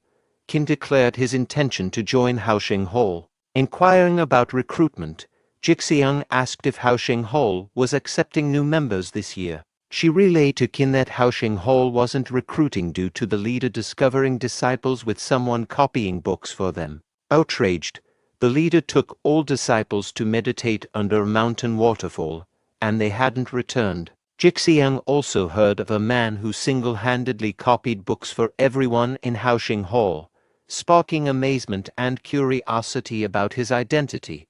Qin acknowledged the man's remarkable feat. Planning to stay in Flame Hall temporarily, Qin aimed to achieve something before eventually joining Haosheng Hall. He informed Jixiang of his decision to go to Flame Hall, and they agreed to go together. Suddenly, accusations arose from behind as the rich boy accused Qin of cheating. Rich boy, angered by Qin's refusal to sell the pill, told him to go to hell. Observing from behind a tree, Lu Shuqing thought no one expected Zhu Bingbing to investigate Qin secretly. Determining to let his men teach Qin a lesson, Lu Shuqing aimed to prevent anyone from gaining favor with Zhu Bingbing, his beloved. Qin instructing Jixiang to hide behind him. Meanwhile, Rich Boy and his friends moved towards him, prepared to attack. With a smile, Qin swiftly defeated them, turning to remark, "You overreached yourselves." The Rich Boy, lying on the ground, bewilderedly asked, "What's going on?" A system window then appeared, displaying information. "These 3 people are poor lackeys. Do you want to find out the man hidden behind the tree?" Reading the message, Qin approached the tree, thinking, "Let me see who it is." Meanwhile, Lu Shuking worried. Did he discover me, damn it? As Qin about to reach tree, a voice announced, "Everyone, come here. The test results will be announced." This made Qin pause. Jixiong grabbed Qin's hand, urging him, "Qin, come on. Let's listen to the results." Qin agreed, saying okay. Lu Shuking, still hidden behind the tree, mused, "This dog's buddy accidentally discovered me," making Zhu Bingbing notice him. Clearly, he is above the high rank of the Ironwood level. The announcer continued, "The leader of Star Hall, Zulongji, will announce the names of the people recruited by Star Hall." Zulongji declared, "Star Hall is newly established, and we only want elites. Our welfare benefits are better than that of the upper hall. We only accept 5 people now." Lu Shuking, in the middle rank of the silvery flower level, responded, "I'm here." Zulongji continued, "Gukong, the low rank of the silvery flower level." Gukong confirmed, "I'm here."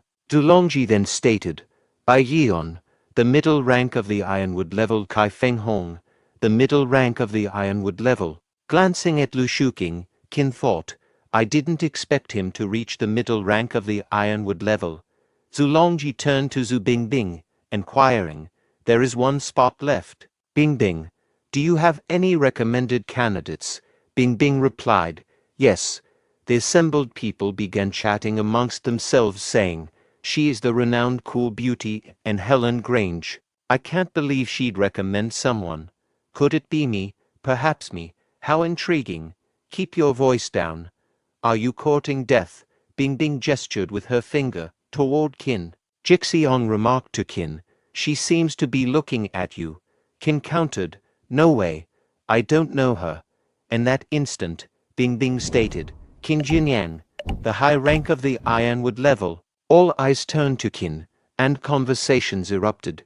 "Qin Jinyang, who is he seriously?" Bingbing picked him. Mr. Feng Zhongfu found himself a bit puzzled as well. Qin reflected, "Lu Shuking is not as kind as he looks. Is Star Hall a den of monsters or an opportunity?" His thoughts were interrupted by Jixiang's congratulations, saying, "If you enter Star Hall, you will have a bright future." A system window appeared, presenting information. "The hope and longing of a young girl are more precious than gold. Are you willing to fulfill her wish and enter Star Hall to make her admire you?" Qin thought, "Okay, I'll deal with Lu Shuking." Later, Zulongji announced, "This foundation consolidating peel is a Star Hall benefit, not available in other halls. Share this good news with your family. See you in Star Hall tomorrow morning at 8 o'clock. You 5 will be Star Hall disciples from now on." All expressed gratitude, saying, "Thank you, sir." The following day, Qin noted, "The labor hall is so lively. Did Erhu finally get married? Let me share the news and make him happier." Observing Zhou Shaosu's injuries, Qin was shocked. Zhou Shaosu collapsed, prompting Qin to shout, "Zhou Shaosu," rushing to help him and questioning, "What's going on? Who hit you?" Zhou Shaosu asserted that Mr. Wang displayed arrogance and dominance in the absence of their whole leader, Feng Duing, and Erhu. Qin expressed disbelief at Mr. Wang's conduct. Zhou Shaosu clarified that they, returning to the labor hall after their disciples' deaths, were treated as menial workers. To establish himself in Helen Grange, Zhong Changzhen had married Zhong Changlin to Mr. Wang as a concubine. Mr. Wang had also attempted to take Zhou Shaosu's sister as a concubine, but they resisted, resulting in Mr. Wang beating Zhou Shaosu. Qin proclaimed the labor hall as his home and condemned Mr. Wang's actions. Meanwhile, Mr. Wang enjoyed a party, with friends praising his fortune. Qin approached him, angrily calling out his name. Mr. Wang acknowledged Qin and accused him of copying books for Haosheng Hall disciples, causing cultivation delays. Wu Shengxi, Haosheng Hall's leader, was furious, and all disciples were punished due to Qin. Mr. Wang claimed Qin had no supporters and ordered servants to subdue him. Swiftly defeating them, Qin heard someone shout that Mr. Feng Zhongfu had arrived, prompting him to turn around. Mr. Wang warned of Mr. Feng Zhongfu and Wu Shengxi's friendship, predicting Qin's doom. Mr. Feng Zhongfu addressed Qin by name, and Qin respectfully greeted him. Mr. Wang believed Qin was in trouble. Mr. Feng Zhongfu instructed Qin to tidy the courtyard and then visit his study. Qin agreed and followed Mr. Feng's instructions. Mr. Wang asked Qin about Mr. Feng's intentions, and Qin replied, "Guess what he meant." The sword in Qin's hand advanced toward him. Wang exclaimed, "Qin, I'll give you all my money. You are the boss of Labor Hall from now on." Qin lowered his guard, and Wang swiftly unsheathed his sword, moving toward Qin. Wang declared, "You wanna kill me? Then I can't keep you alive." Qin turned around, and in the meantime, Changlin shielded Qin from Wang's sword with her body, the blade pressing into her stomach. Qin questioned Changlin, "Why did you?" Changlin replied, "Qin, your life may be incomplete because you told me that your life wasn't complete without me. I knew you lied, but I really like you." Wang remarked, "Boy, you're so lucky that you're not dead. I didn't expect this woman to block it for you." A system window appeared, asking, "Are you willing to kill the evil Mr. Wang and make Labor Hall peaceful again?" Qin contemplated. Zhang Changlin is somewhat domineering, but sometimes she is kind and lovely. She is keen on getting petty advantages, but she doesn't deserve to die. She did it to protect me. In anger, Qin shouted, "I must kill you today." Wang warned, "If you kill me, Helen Grange will not let you go." Laughing, Wang added, "Are you afraid? What can you do to me, if you beg for mercy now?" In that moment, Qin employed the rotten fist to eliminate Wang. A window displayed information. You killed the evil Mr. Wang, transforming Labor Hall significantly. You're rewarded with 50 potential points. Simultaneously, Feng Daying opened the door of Labor Hall, congratulating Qin on joining Star Hall. He asked Qin, "Did you beat them all?" Qin affirmed, "Yes." Zhongfu explained, "Senior Feng, Mr. Wang killed his new wife. Then Mr. Wang wanted to frame Qin, but he was killed by Qin when he attacked Qin secretly. Mr. Wang deserved to die. Everyone present is a witness. Everyone was afraid of Qin, each one confirming, yes, that's what occurred." In response to his actions, Senior Feng chuckled, advising, "Martial artists should be firm and resolute. Don't worry, I'm with you, and my father won't blame you." Qin expressed gratitude to Feng. The next day at Star Hall, he wondered if unique techniques like the Great River technique existed there. A system window displayed information about Qin Jinyang, noting him as a Star Hall disciple of Helen Grange with a silvery flower-level root bone. Progressing to Golden Branch level, mastery of 7 martial arts techniques, including the Great River technique perfection, Dust Darts perfection, and Rotten Fist perfection, earned him 34 potential points. Suddenly, a servant announced Mr. Zulongji's arrival. Checking attendance, Mr. Zulongji instructed the servant to distribute martial arts books, allowing practice for 3 days with an expulsion threat for non-learners. Kai Fenghong and Gu Kong recognized the Thunder Pulse swordsmanship as basic and not hard to learn. Qin, without a book, informed Mr. Zulongji, who assigned him a different task learning Ice Lotus armor. Qin pondered, Ice Lotus armor. Meanwhile, Gu Kong expressed concern, stating that Qin only had a high-rank Ironwood level root bone and it may not be appropriate. He explained that reaching the beginner's level of Ice Lotus armor was extremely difficult, and even if someone reached the perfection level, they wouldn't be mighty. Upon hearing this, Qin wondered, is reaching the beginner's level extremely hard? I just need to consume a few potential points. An angry Mr. Zulongji rebuked Kong for questioning him on the first day, using his chi to injure Kong's internal organs. Qin voiced concern, stating, "Kong," in a worrying tone. Shuking interjected, questioning Qin, "Aren't you going to take Mr. Zulongji seriously?" Kong stood and admitted, "Sir, I was wrong." Qin thanked Mr. Zulongji, expressing, "Thank you, sir. I am willing to learn Ice Lotus armor." Shuking privately thought, "You're overrating yourself.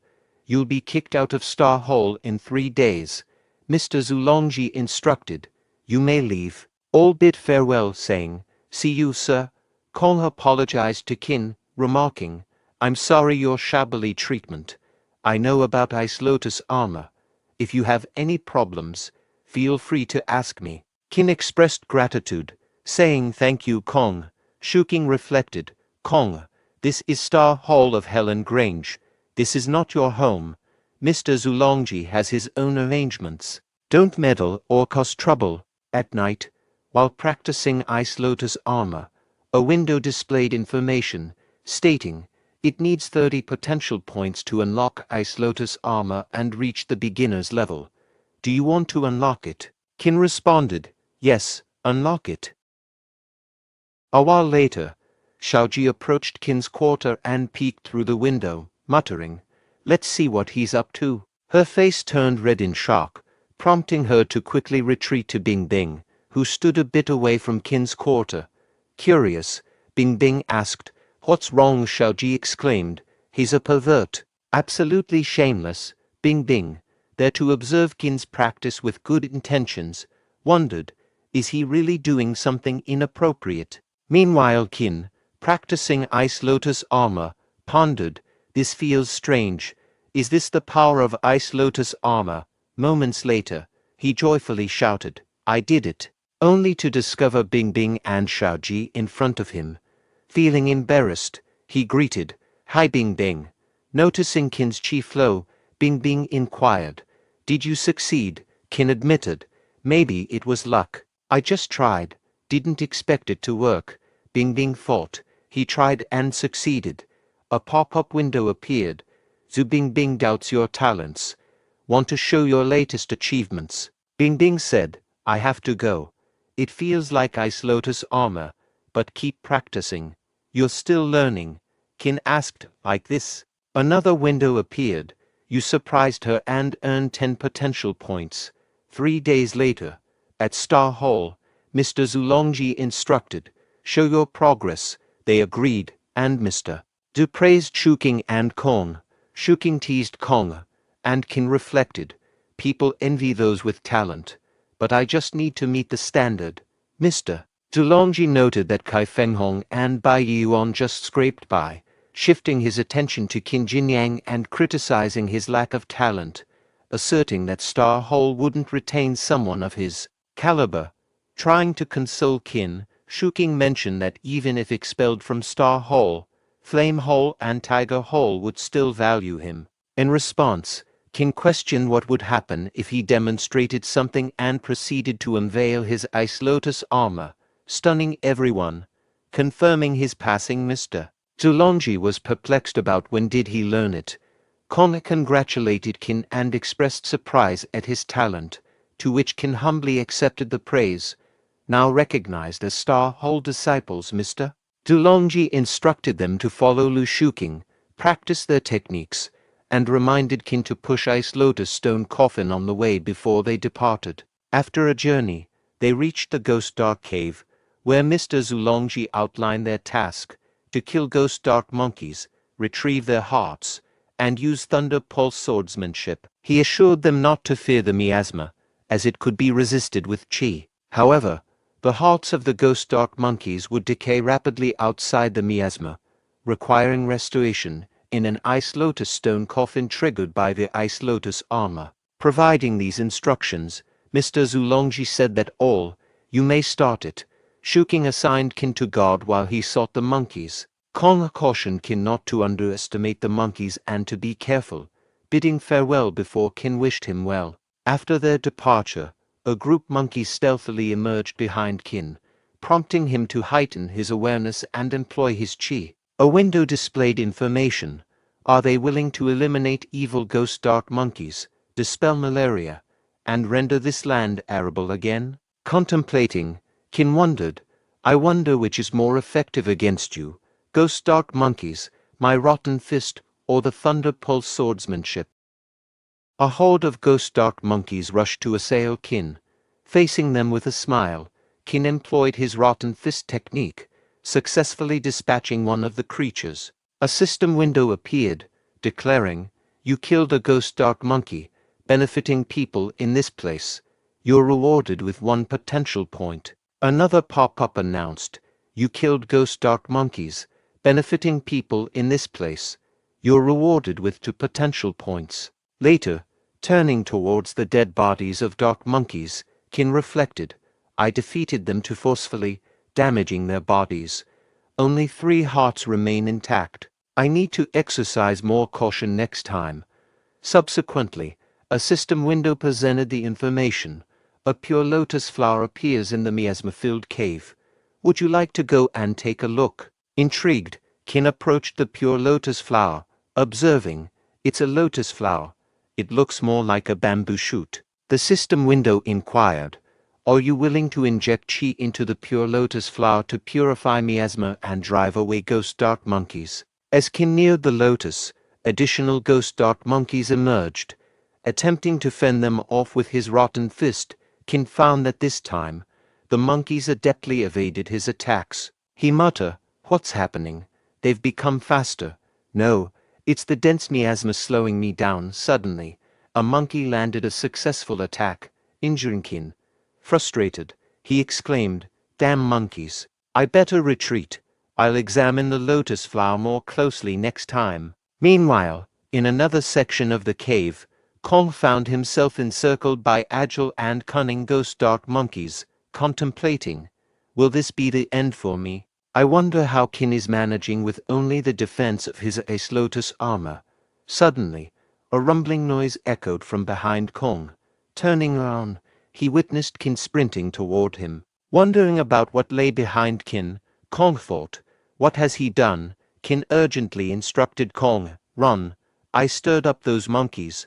Run. Shocked, Kong inquired, how did you manage that? Later, Kong complimented Qin, saying, impressive.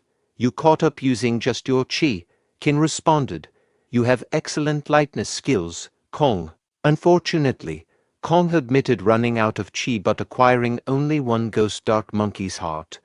A window appeared, indicating that Mr. Gu obtained only 1 heart due to poor performance and offered Qin a low price to buy the hearts.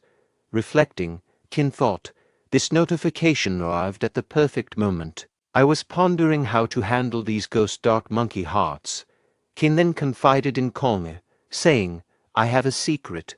Can you keep it? Kong speculated, is it about your ice lotus armor nearing perfection? I saw through it, and I believe Lu Shuking noticed too. Qin clarified, no. Watch this. Kong inquired, what? Qin revealed, let's make a deal. Name a price for these 3 hearts. Kong proposed, 100 taels of silver per heart. I'll give you 300 taels, and I'll claim credit for extracting these hearts. Qin agreed, deal, provide me with 300 taels, and I'll swear I didn't kill any ghost dark monkeys. A window displayed information, acknowledging that Qin had improved the performance of this wealthy individual, earning him 5 potential points. Kong expressed gratitude. You've been a great help, Qin Jinyang. Qin nonchalantly replied, it's okay, and both burst into laughter. Later on, Mr. Zulongji announced, time is up. How many hearts did you acquire? This is the first mission for Star Hall disciples. For each heart, you can practice for 2 hours in the owner's secret room, and so on. The one with the most hearts receives an extra reward from the owner of Helan Grange, a clear spirit peel. Shuking aimed to secure the clear spirit peel, having learned the Thunder Pulse swordsmanship from Mr. Zulongji before joining Star Hall. Feng Hong and Yeong admitted to getting nothing, while Shuking proudly declared, Sir, I obtained 2, Mr. Zulongji firmly declared that Kai Feng Hong and Bai Yeon were forbidden from sleeping that night, instructing them to engage in sword-fighting practice under Lu Shuking's guidance. Shuking turned to Kong, questioning the number of hearts he had secured. Kong, addressing Zulongji, revealed he had obtained 4 hearts, leaving Shuking astonished. Privately, Kong credited his success to Qin Jinyang. Meanwhile, Shuking pondered if the Gu family possessed techniques surpassing Thunder Pulse swordsmanship and accused Kong of employing questionable tactics. In response, Kong advised Shuking to practice more and refrain from baseless accusations. Mr. Zulongji intervened, silencing both and promising to address the matter later. Later that night, in the Qin quarter, Qin reflected on the moment when Kong had given him 400 taels of silver, 300 for monkey hearts and an additional 100 as gratitude for obtaining the clear spirit peel. Qin expressed his thanks to Kong, acknowledging his generosity. Suddenly, Qin heard approaching footsteps. Turning to inquire who was there, an agile elderly person emerged, attempting to strike Qin, but the ice lotus armor blocked the attack. The old man praised Qin's near-perfect ice lotus armor. Meanwhile, Qin used dirt field technique with hypnotizing powder, and the old man criticized Qin. As a martial artist, you'd better not rely on such a small trick. Utilizing the light step technique, the old man swiftly positioned himself behind Qin, lauding his physique and recognizing his potential to become a skilled martial artist. Finally, the old man inquired about the level of Qin Jinyang's Great River technique. Some time later, perched on Qin, the elderly man identified himself as Mr. Wu Shenxi and burst into laughter. He remarked, "Impressive. You're a young martial artist who hasn't attained rank 1. Yet your Great River technique has already achieved perfection." Qin responded anxiously, "Mr. Wu, I shouldn't have secretly learned the Great River technique. Please don't destroy my foundation." Mr. Wu reassured him, "I won't. My sole purpose in life is to pass down the Great River technique." Qin replied, "Pass down the Great River technique." Adopting a respectful tone and bowing to Mr. Wu, Qin uttered, "Master, greetings, Master." Mr. Wu chuckled and said, "Clever boy. No need for arduous tasks in Star Hall. Come to Haosheng Hall." Qin explained, "I have some personal matters to attend to, so I can't go to Haosheng Hall now. Please forgive me, Master. Once I handle these matters, I'll promptly go to Haosheng Hall." Mr. Wu agreed, "All right. I'll teach you a martial arts technique to assist you. What would you like to learn?" Qin replied, "I want to master leap onto roofs and vault over walls. Do you have a technique for that?" Mr. Wu expressed surprise. "I didn't expect you to choose the lightness skill. Aren't youngsters like you more inclined towards combat skills?" Qin explained, "Master, I've considered it. The lightness skill is most beneficial for me at the moment." Mr. Wu concurred. "Very well. Follow me." Qin gratefully said, "Thank you, Master." Later, outside the villa, Mr. Wu turned to Qin and instructed, "Qin, observe closely. Follow the direction and go with the whirlwind. Qin Jinyang, engrave that formula in your memory and circulate Qi beneath your feet. Come on, boy, keep pace with me." A window displayed information.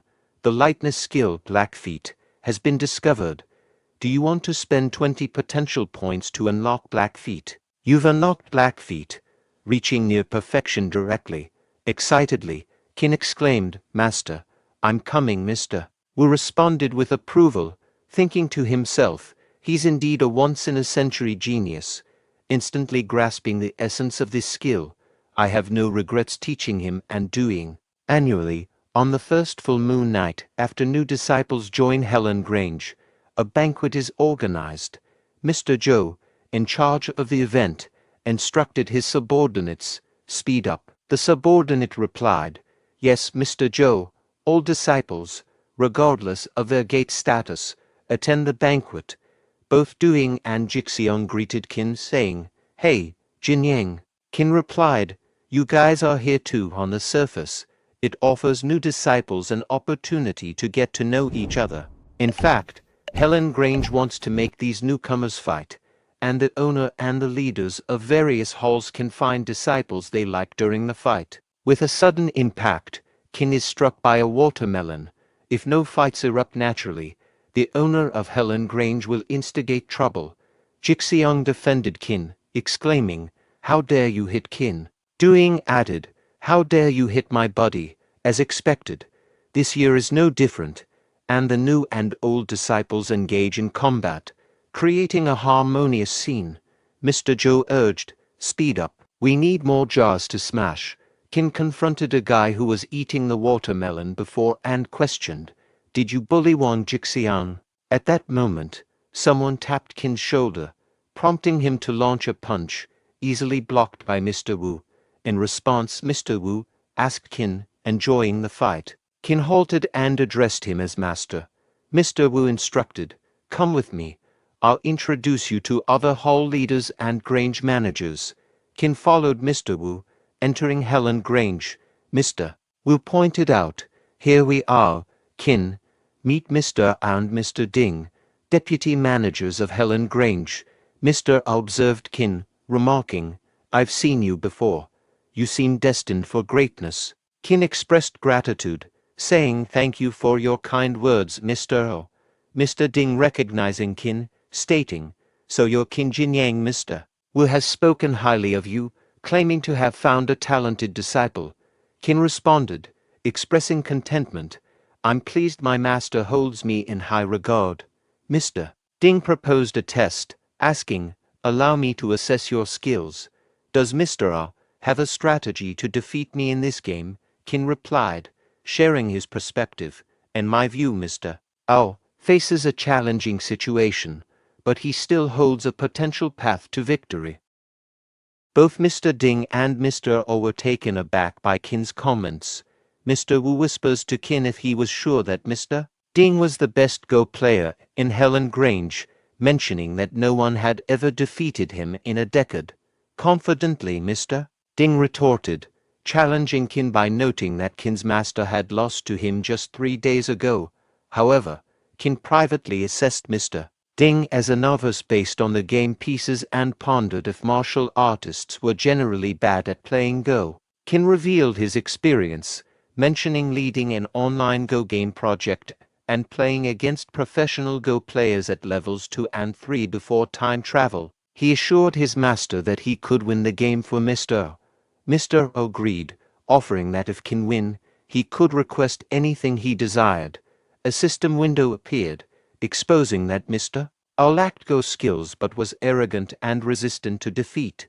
"Do you want to give him a victory, Mr. Wu?" cautioned Qin that if he failed, it wouldn't personally affect him, but Qin would offend both Mr. Ding and Mr. O. Qin reassured his master, prompting another system window indicating that Qin's master felt uneasy after losing to Mr. Ding and inquired if Qin wanted to reassure him. Meanwhile, Mr. Ding privately thought that today's youth displayed arrogance.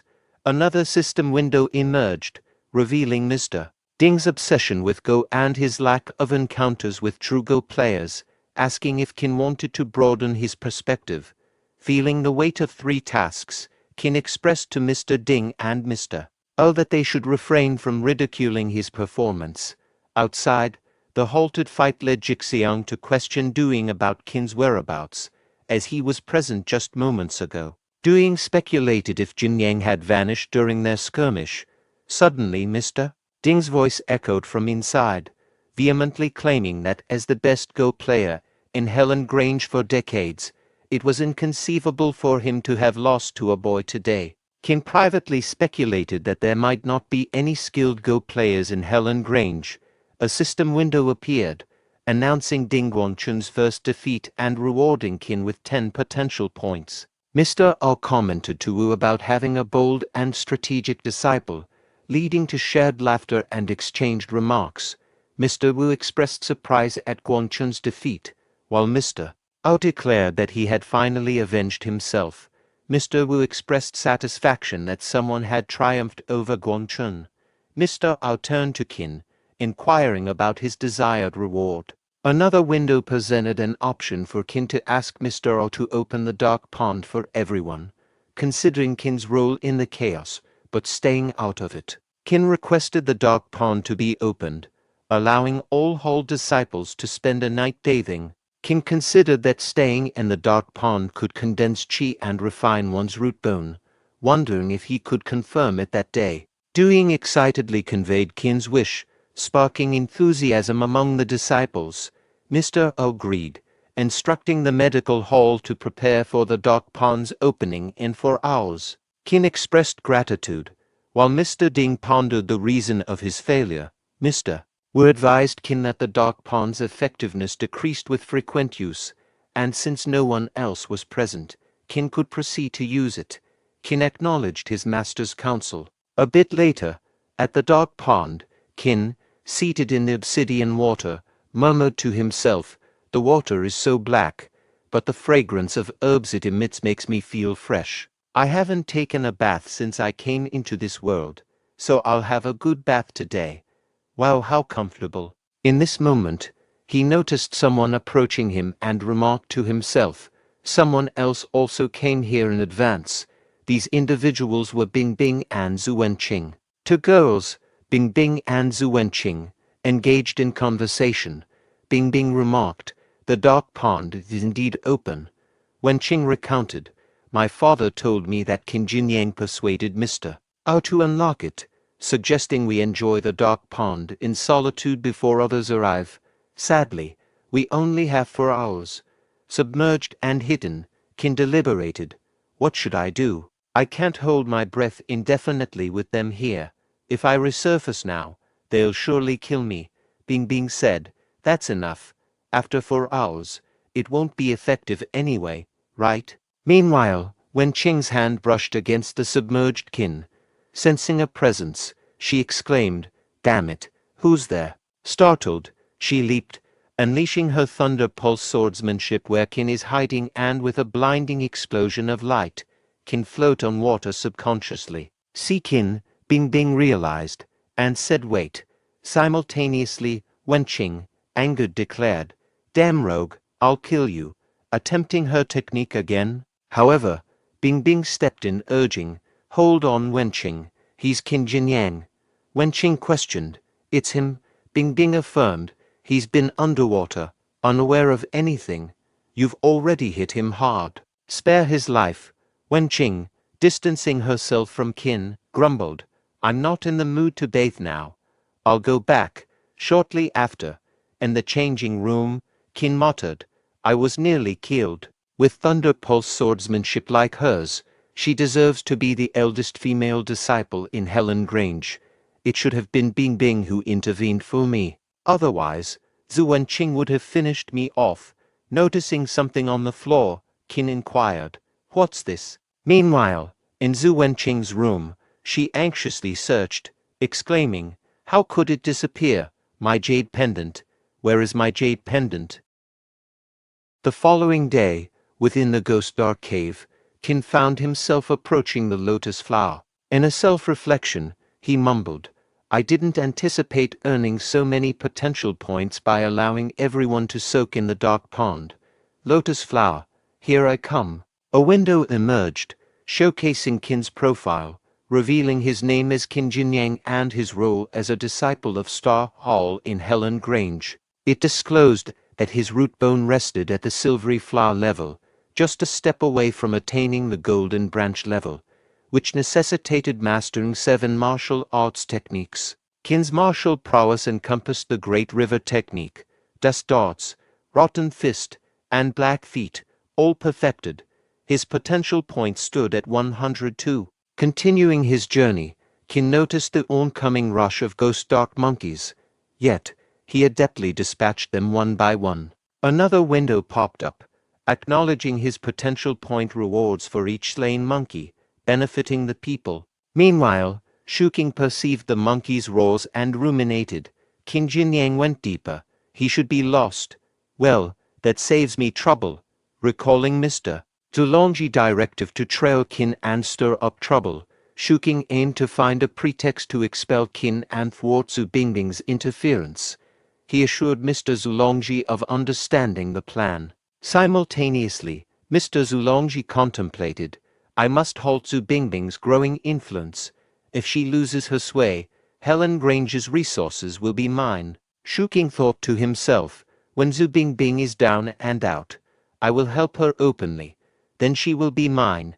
Both Shuking and Mr. Zulongji chuckled at their scheming thoughts. Meanwhile, Qin persisted in battling the dark monkeys on his path to the lotus. Upon reaching the lotus, the pursuing monkey leaped to attack, but met its demise. The same fate awaited all other monkeys approaching the lotus. Qin pondered that the demise of the monkeys resulted from the lethal fragrance of the lotus flower. Noting the flower's robust scent even before its full bloom, He surmised it could eliminate all cave-dwelling monkeys upon blossoming. Observing a wooden strip near an adjacent skeleton, he lifted the wooden strip. He speculated it might contain clues about the lotus flower. Reading the inscriptions, he discovered that the writer had serendipitously obtained the lotus seed. The message detailed the lotus flower's potential to vanquish monsters and purify the environment when in full bloom.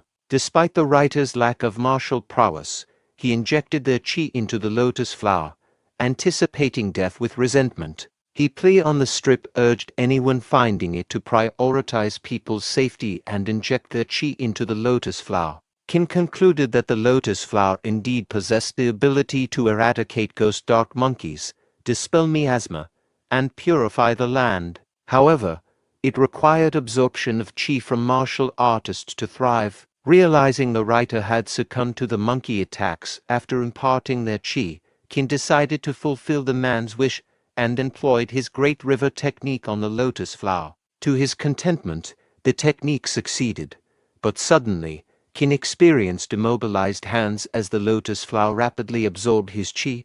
Frustrated, he exclaimed that his chi was draining away. A window appeared, offering to consume 100 potential points for a temporary chi replenishment. Undeterred by the cost, Qin eagerly agreed, urging the process to quickly proceed. Subsequently, another window notified Qin that the secret treasure had activated, leaving him with 48 points of potential. The jade pendant, picked up from the floor of the dark pond changing room, turned out to be the secret treasure, and then the pendant levitated, Qin amazed by secret treasure.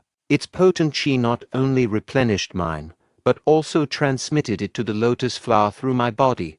After a while, the lotus flower ceased forcefully absorbing his chi. Qin, relieved, remarked, "It seems fate is on my side."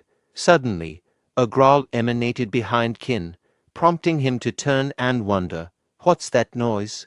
A large ball approached, and he exclaimed, "What the hell is this?" A monkey's hand emerged for the ball, scratching Qin's back. Responding with a powerful rotten fist technique, he shattered the ball, eliminating the enclosed monkey. Other monkeys spit corrosive black blood towards Qin, who blocked it with his hands, musing, "They formed these balls to attack before their demise. Do they intend to take me down with them?" 3 more balls approached, landing in front of him and emerging for it, the dark monkeys that spit at Qin. Despite using his Ice Lotus armor, his low chi hindered full defense. A window suggested consuming 100 potential points to temporarily replenish chi with the secret treasure, but Qin, lacking sufficient points, prioritized escaping. Facing a group of monkeys, patiently anticipating Qin's withdrawal from the lotus vicinity, he thought, "It's challenging to shake them off." Another window rewarded him with 1 potential point for each killed monkey, emphasizing the benefit to people. Breaking through the monkey formation, he continued running. Exhausted and trembling, Qin contemplated, "I can't die in this wretched place." Konga noticed Qin and called his name. Meanwhile, Qin collapsed, and a window revealed the activation of the lotus flower, symbolizing hope for the surrounding people. In return, Qin received a reward of 500 potential points. Let's aim for 100 likes on today's video. To show your support, consider subscribing to the channel. In the outskirts of the Ghost Dark Cave, Kai Fenghong and Bai Yuan exchanged thoughts, wondering about Konga's extended absence.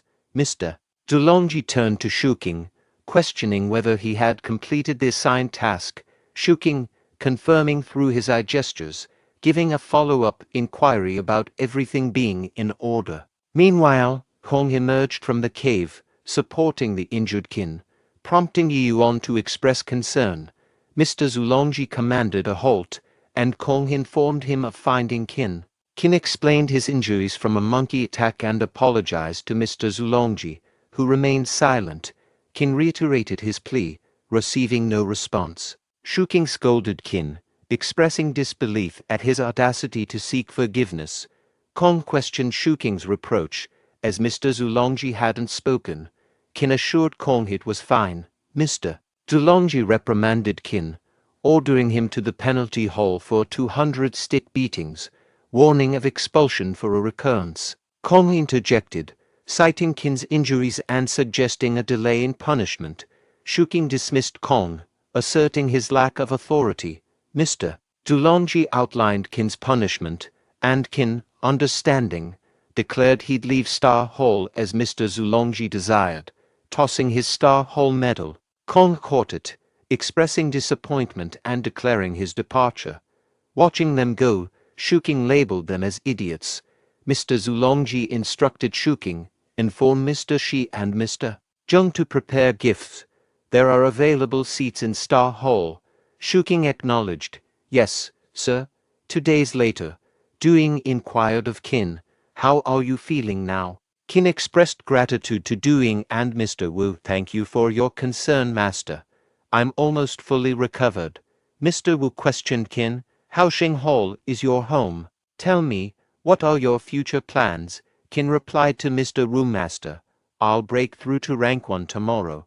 Duing asked Qin, has your chi reached rank 1? Qin informed Duing, actually, it reached rank 1 a long time ago. The reason for not making a breakthrough was the sensitivity of ghost dark monkeys to martial artists' chi. Now that the issue is resolved, I don't need to worry. Duing expressed concern, I think it's inappropriate. You just recovered. Making a breakthrough directly may not be wise. Mr. Wu assured Duing, I am well aware of Qin's condition. There's no problem. Mr. Wu advised Qin, I need to warn you, breaking through is crucial for martial artists. Being too eager for quick success and instant benefits is not advisable. Qin assured, don't worry, master. I won't attempt anything uncertain. In his thoughts, Qin strategized, dust darts, ice lotus armor, and rotten fist can control chi. I'll use these 3 techniques simultaneously, significantly increasing the success rate. Mr. Wu informed Qin, okay, in that case, I will personally set up a formation to assist your breakthrough tomorrow. Duing pledged to Qin, I will be there to support you tomorrow. Surprised, Qin asked Mr. Wu, you can help me with that.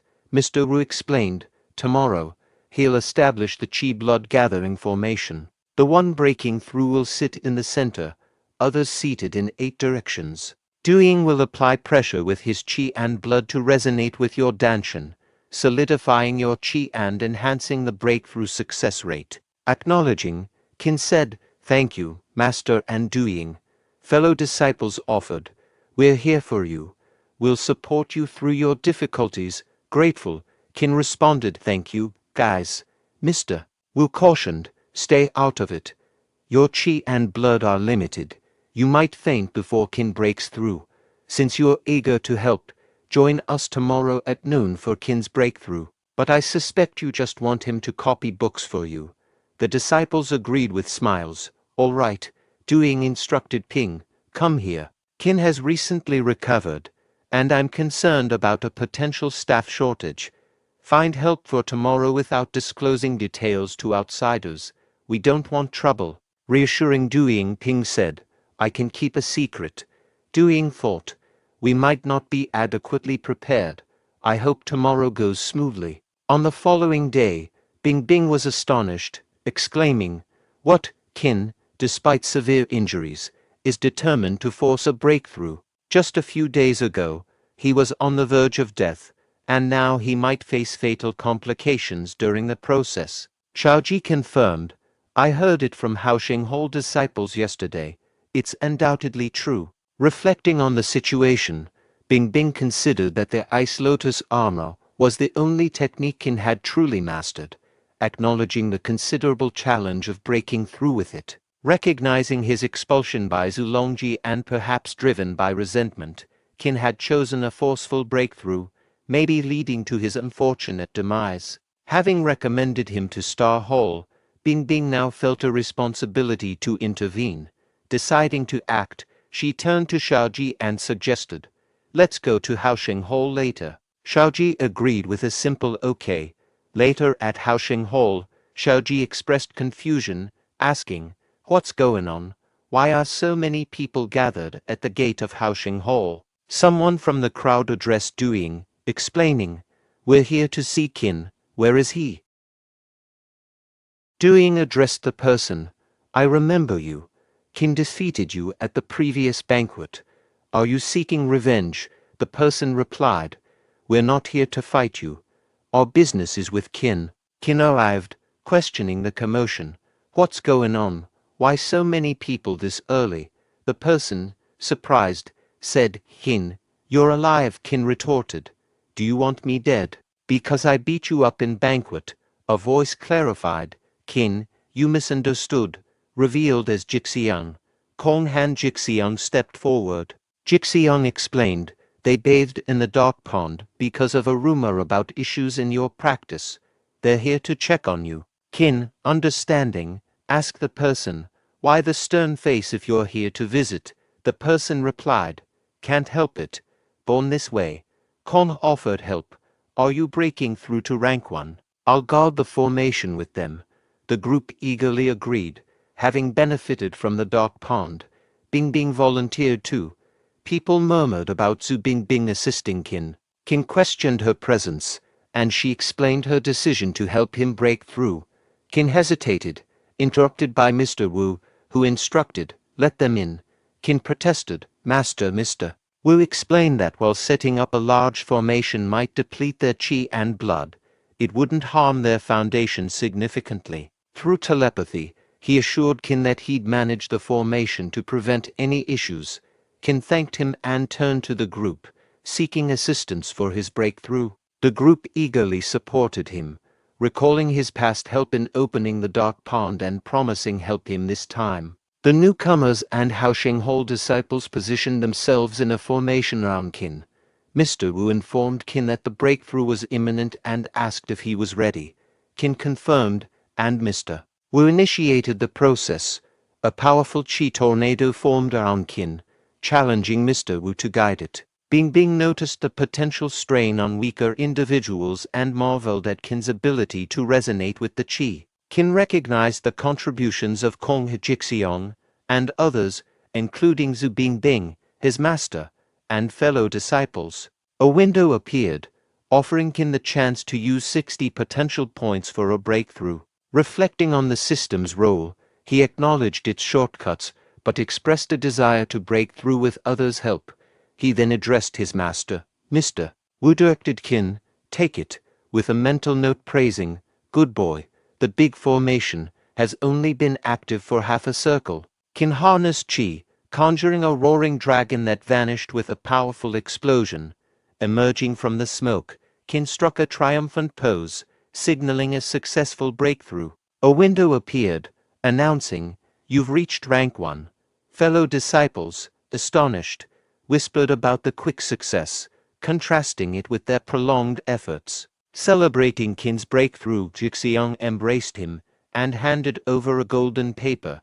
Intrigued, Qin inquired, "What's this?" Jixiang explained, "You introduced a servant disciple to me. His sister, Zhou Shaohua, is marrying the owner of a restaurant in Yonfang town. The wedding is in 3 days." Excited, Qin exclaimed, "Zhou Shaosu's sister. I'll happily attend that joyful occasion." Meanwhile, Zhang assured Madam, everything is going smoothly, harboring dark thoughts about Helan Grange members. Madam praised Zhang for his massage skills, unaware of his ominous contemplation. Meanwhile, Doing remarked to Qin, "Buddy, you broke through so quickly. Any special skills? Spill the details." Qin explained, "Just luck. Condensed the qi into a big bell, collided it with external qi, and it happened." Doing, reflecting on his own experience, thought, "Easy for you to say. I barely broke through with depleted qi and suffered soreness for 3 days." Doing complimented Qin, saying, "Impressive, buddy." Mr. Wu advised Doing to practice, warning of Qin's potential to surpass him in few days. Doing claimed Qin's exceptional talent as the reason. Mr. Wu urged him to focus on practicing instead of chatting. Qin, feeling content after 3 years, considered it a homecoming. A system window suggested Qin treat everyone to a dark pond bath. Qin enthusiastically announced his decision to the group, and Doing gladly accepted. Leading the way, Xiaoji congratulated Qin, surprising him. Qin suggested Xiaoji join Bingbing at the dark pond, to which Xiaoji jokingly warned about potential beatings. Qin requested Xiaoji to put in a good word with Bingbing, who gifted Qin a blade technique. Qin expressed gratitude, and Xiaoji revealed that Bingbing had carefully selected the technique known for its deadly effectiveness against higher-ranked opponents. Expressing gratitude, Qin thanked Bingbing, who then turned to Xiaoji, suggesting they leave. Xiaoji agreed, and before departing, Bingbing cautioned Qin about the boiling demon blade's potential to induce impulsivity and bloodthirstiness. She advised him to use the Great River technique and Ice Lotus armor flexibly during practice. Qin assured her, saying, "I'll meet your expectations." The next morning, a window indicated the completion of identification, revealing that learning the boiling demon blade consumed 20 potential points and had a 20% chance of inducing madness with each upgrade. Qin, surprised, thought about, "It consumes potential points. I'll reach the beginner's level first. What the hell? This scene seems different from before." As the technique made contact, it attacked his mind, revealing past moments of his anger and despair. Qin recalled Bingbing's advice to use the Great River technique and Ice Lotus armor, and he successfully fought off the demon trying to control his mind, and another window informed him that his boiling demon blade had reached the beginner's level. Qin thought to himself, "Fortunately, it reached the beginner's level, but it may be hard to upgrade it in the future. Why do I feel so sleepy?" After a brief interval, Qin opened his eyes and was surprised to find Erhu standing before him. He inquired, "Erhu, when did you arrive?" Erhu replied, "This secret book belonged to Mr. Feng Duiying, but Mr. Wu has said it is yours now." Qin exclaimed, "We haven't seen each other for a long time. Shall we have a drink?" Erhu declined, saying, "No, Mr. Feng asked me to do other things. I'll go back first." Qin wondered to himself, what's wrong with Erhu? Is he worried about anything? A window popped up, displaying information. It stated that some martial arts techniques could be integrated. The window then asked if the person wanted to consume 80 potential points in order to integrate these techniques and practice the new technique to reach the beginner's level. Qin inquired, "Can martial arts techniques be integrated?" A notification window appeared, presenting information. The message indicated that the Tiger Collapsing Blade and Boiling Demon Blade originated from the same source. It inquired whether Qin wished to invest 80 potential points to amalgamate these two martial arts techniques and acquire the new technique at a novice level. Qin contemplated, doubting the efficacy of the Tiger Collapsing Blade. He perceived it as a mundane, low-tier blade technique that might subject him to ridicule in combat. Conversely, the Boiling Demon Blade, while potent, lacked versatility. Considering the potential for acquiring something novel through their combination, Qin opted to experiment and give it a shot. Out of nowhere, the devil aura made its way toward Qin once more, making an attempt to seize control of his mind. Irritated, Qin voiced his frustration once more. "I'm tired of this." Another system window materialized, presenting an option to utilize two potential points to introduce a progress bar for the cutscenes and manipulate the progress at will. Appreciative of this choice, Qin directed the system, "Thank you, fast forward." In a brief span, Qin came to the realization that spending 80 potential points resulted in what appeared to be an underwhelming outcome. He commented, "I invested 80 potential points, and this is the extent of it. It resembles more of an acrobatic move. Upon closer examination, isn't it still essentially the Tiger Collapsing Blade? And its power is rather lacking." Nevertheless, the system model, showcasing the Tiger Collapsing Blade, illustrated the technique by surrounding the blade with a vivid crimson aura. This startled Qin, who pondered, "What? The aura just transformed. It's still the essence of the Tiger Collapsing Blade, but now it carries a fierce and demonic energy. It's the Boiling Demon Blade." The window displayed fresh details, confirming the completion of the integration, a novel martial arts technique, named the Boiling Demon Tiger Collapsing Blade, had emerged. This transformation endowed the Boiling Demon Blade with an enchanting effect, amplifying the potency of the Tiger Collapsing Blade by utilizing Qi. Additionally, it specified that practicing and employing this technique would serve as a safeguard against Qin succumbing to madness. Qin exclaimed, "Now I understand.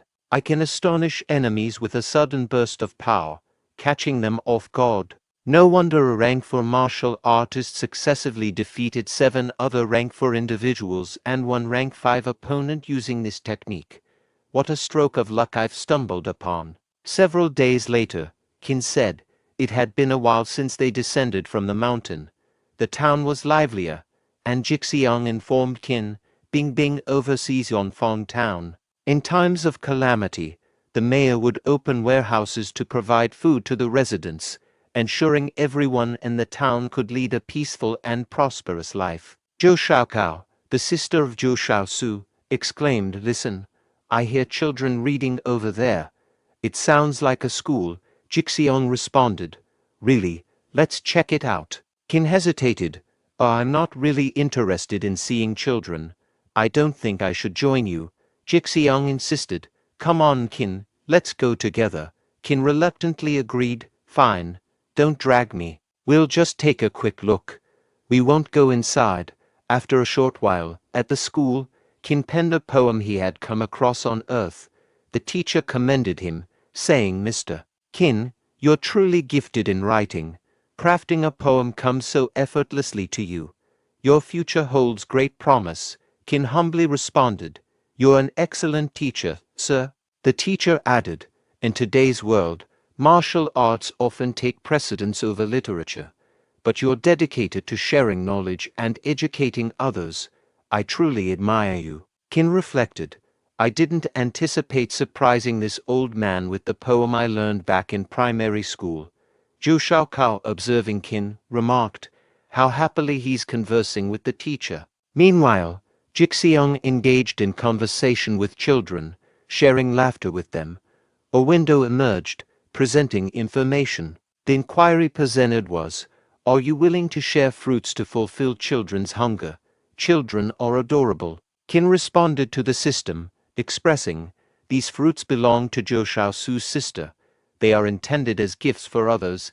How can I casually give them to these kids?" The teacher reprimanded the children, deeming them loud and impolite, directing their attention to Mr. Qin, who excelled in both martial arts and literature. The teacher recommended they take him as a role model.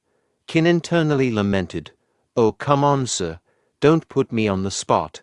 As the children pivoted to gaze at Qin, a shiver ran down his spine. A child queried Qin about his proficiency in martial arts and whether he could impart lightness skills. Another mentioned having heard about a potent technique called the close fist and inquired if Qin could demonstrate it. A third child admired Qin's saber and proposed swapping their wooden saber for it. Qin asked, "Are all of you interested in learning martial arts? Do you aspire to become heroes and champion justice?" A child replied, expressing that by mastering martial arts, they could clear the fallen tree on the mountain road, which frequently obstructed their teacher's path. The teacher faced difficulty walking, and this skill would be beneficial for him. The second child waved off the idea, asserting that after acquiring lightness skills, they would soar through the sky, carrying their teacher on their back. The third child shared a wish to shield their family and alleviate their teacher's nightly sorrow. Qin directed his question to the teacher, inquiring about the children's lofty ambitions. The teacher disclosed that these youngsters had experienced the loss of their parents at an early age, and he too had suffered the tragic loss of his wife and children due to bandit attacks. Witnessing the children evoked memories of his own family, prompting him to adopt them, relocate to the town, and establish a school to afford them a better life. Qin addressed the children, saying, "I have some fruits. You can enjoy them at your own pace." Then, he turned to teacher Qin and asked, "Sir, can I speak with you?" The teacher responded, "Certainly. What's on your mind?" The information window displayed a message, stating, "Children are like flowers, the future of the world. Thank you for contributing 100 taels of silver to support them, Qin remarked to the system. You don't need to remind me of that. Following that, Qin spoke to the teacher, expressing, Sir, establishing a school in the town must be challenging. Here's some money. Use it to purchase fruits for the children and acquire books and teaching materials. The teacher responded, Mr. Qin, I can't accept this. Qin implored, Sir, please don't decline. It's all for the children. After some persuasion, the teacher relented, saying, Well, thank you very much, Mr. Qin. Qin replied, Like I mentioned, there's no need for such formality. Bing Bing, observing from hiding spot, felt elated witnessing Qin's generosity. Jixiang informed Qin, saying, I was thinking we could visit the mayor tonight. Qin inquired, Were we invited by the mayor? Jixiang clarified, Initially, it was just Bing Bing who received the invitation. However, upon discovering that we are also disciples of Helan Grange, the mayor extended the invitation to all of us. In that moment, none of them detected an impending crisis. With a victorious tone, Zhang declared, Excellent, they're all unconscious. Yanfang town belongs to us now. The woman instructed, Bind them. We'll receive rewards once Mizyin arrives. Zhang, filled with anger, directed his words at Qin Jinyang. If it weren't for you, I would be collaborating with Mr. Wang and enjoying a prosperous life. I don't care about rewards. I just want to see you torn apart. 10 minutes ago, the mayor declared, Tomorrow marks the wedding of my nephew and Miss Zhou. I appreciate everyone's presence in Yanfang town. My wife is preparing refreshments. It's because of all of you that Yanfang town enjoys such peace. Qin modestly responded, I'm honored. Internally thrilled, Qin exclaimed, Descending the mountain is fantastic. What a delightful meal awaits. System window abruptly appeared, conveying the message. The wine seems to be tampered with. Do you wish to leave it as is to draw out the mastermind behind the scenes? Qin observed with mild surprise as Jixiang took a sip of the wine, thinking, Bing Bing avoided it. She must have detected something amiss. Impressive, Bing Bing. The mayor applauded. Well done, Miss Du. Concerned for Bing Bing. Qin noticed a detail. Hold on. Bing Bing used chi to freeze the wine. She's improvising too. The mayor drank it. Is he unaware? I'll feign unconsciousness and discover who drugged us. The current moment, Qin saluted Zhang, saying, It's been a while, my friend. Zhang, in disbelief, questioned, How are you unharmed? Bing Bing reassured him. We're all unscathed.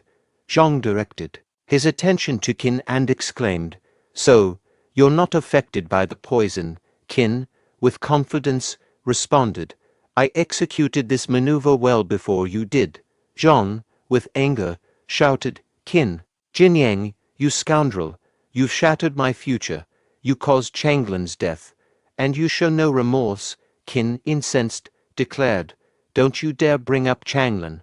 He lunged at Zhang, poised for an assault. Zhang pleaded, Someone, help.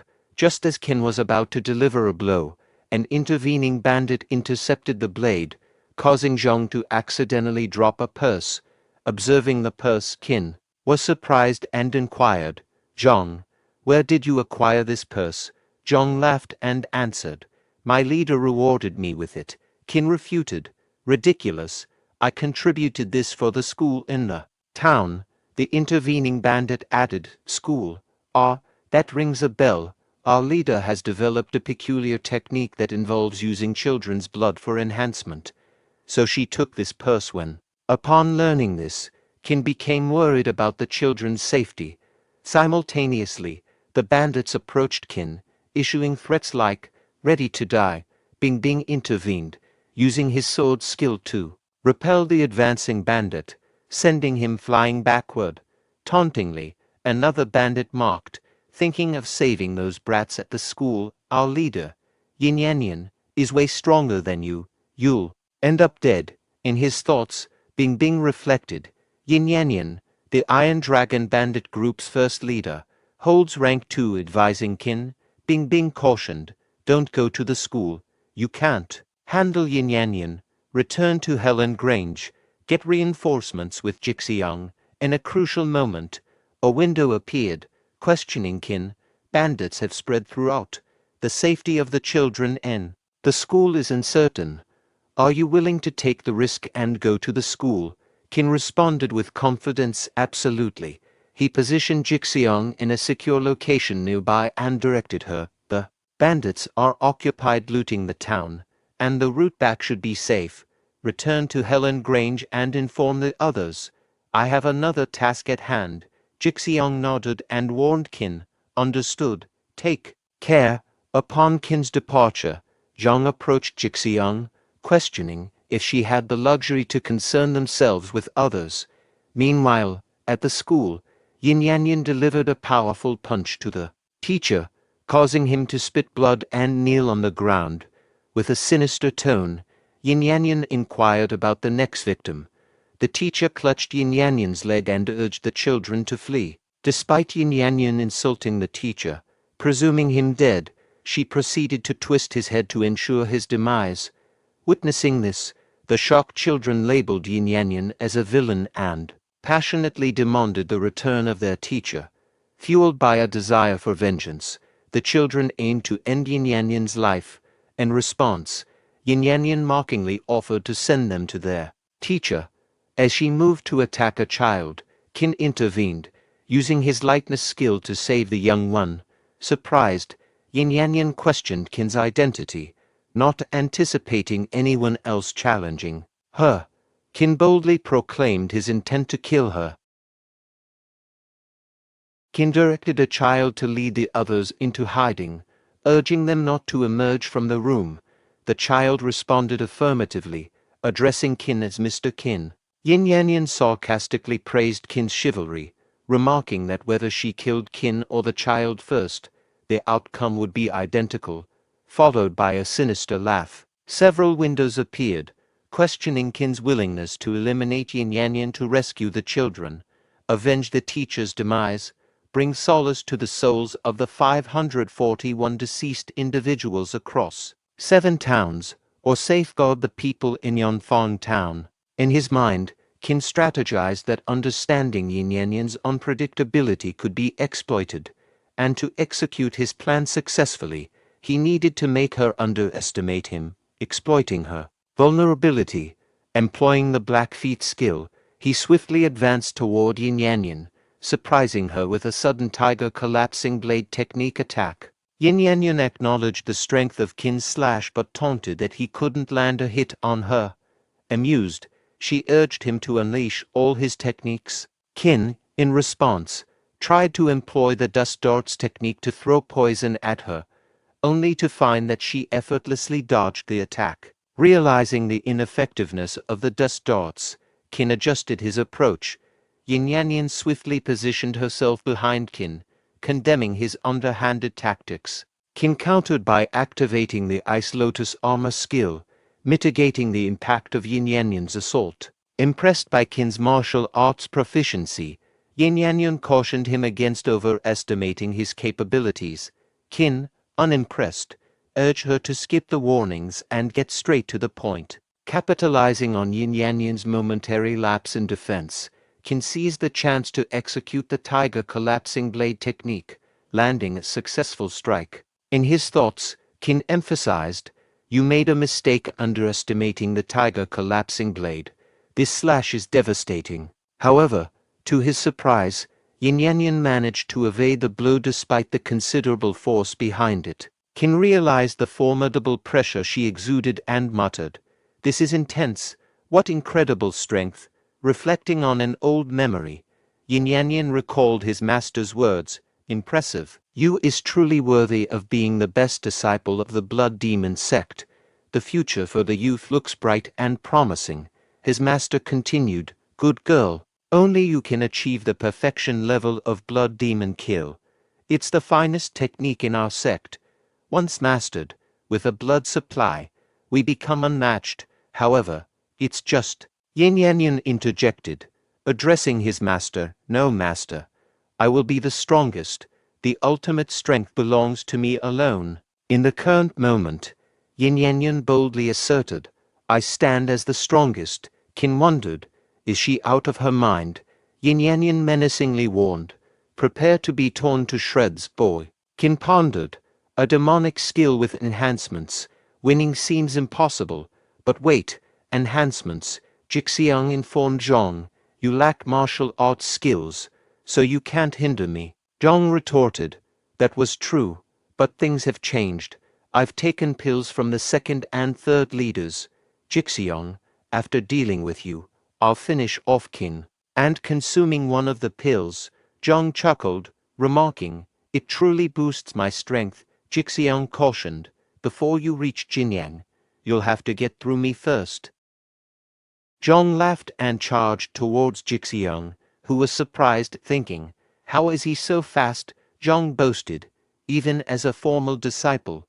What can you do against me? This pill enhances my power 100 times. Jixiang considered. Is this still Zhong? His power is unimaginable. I'm weaker, so speed might be my only advantage. Jixiang declared. It's done. No matter your strength, your speed has its limits. Zhong countered. Jixiang, spare me your lectures. Your superiority complex irks me the most. Rot in hell. Jixiang wondered. He can't feel pain. No, that pill must be causing issues. Meanwhile, Zhong charged for another attack but suddenly stopped, proclaiming, I'll kill you and Qin, as his body expanded and then exploded with a loud bang. Jixiang found a remaining pill beside Zhang's lifeless form and deduced, this pill provides a temporary power boost, but its side effects are severe. Mishandling it results in an explosive death, as witnessed with Zhong. Despite being an inner gate official disciple with some training, I hesitate, knowing that taking the pill might jeopardize my danshan. As an explosive sound echoed from the school, Jixiang worried about Qin.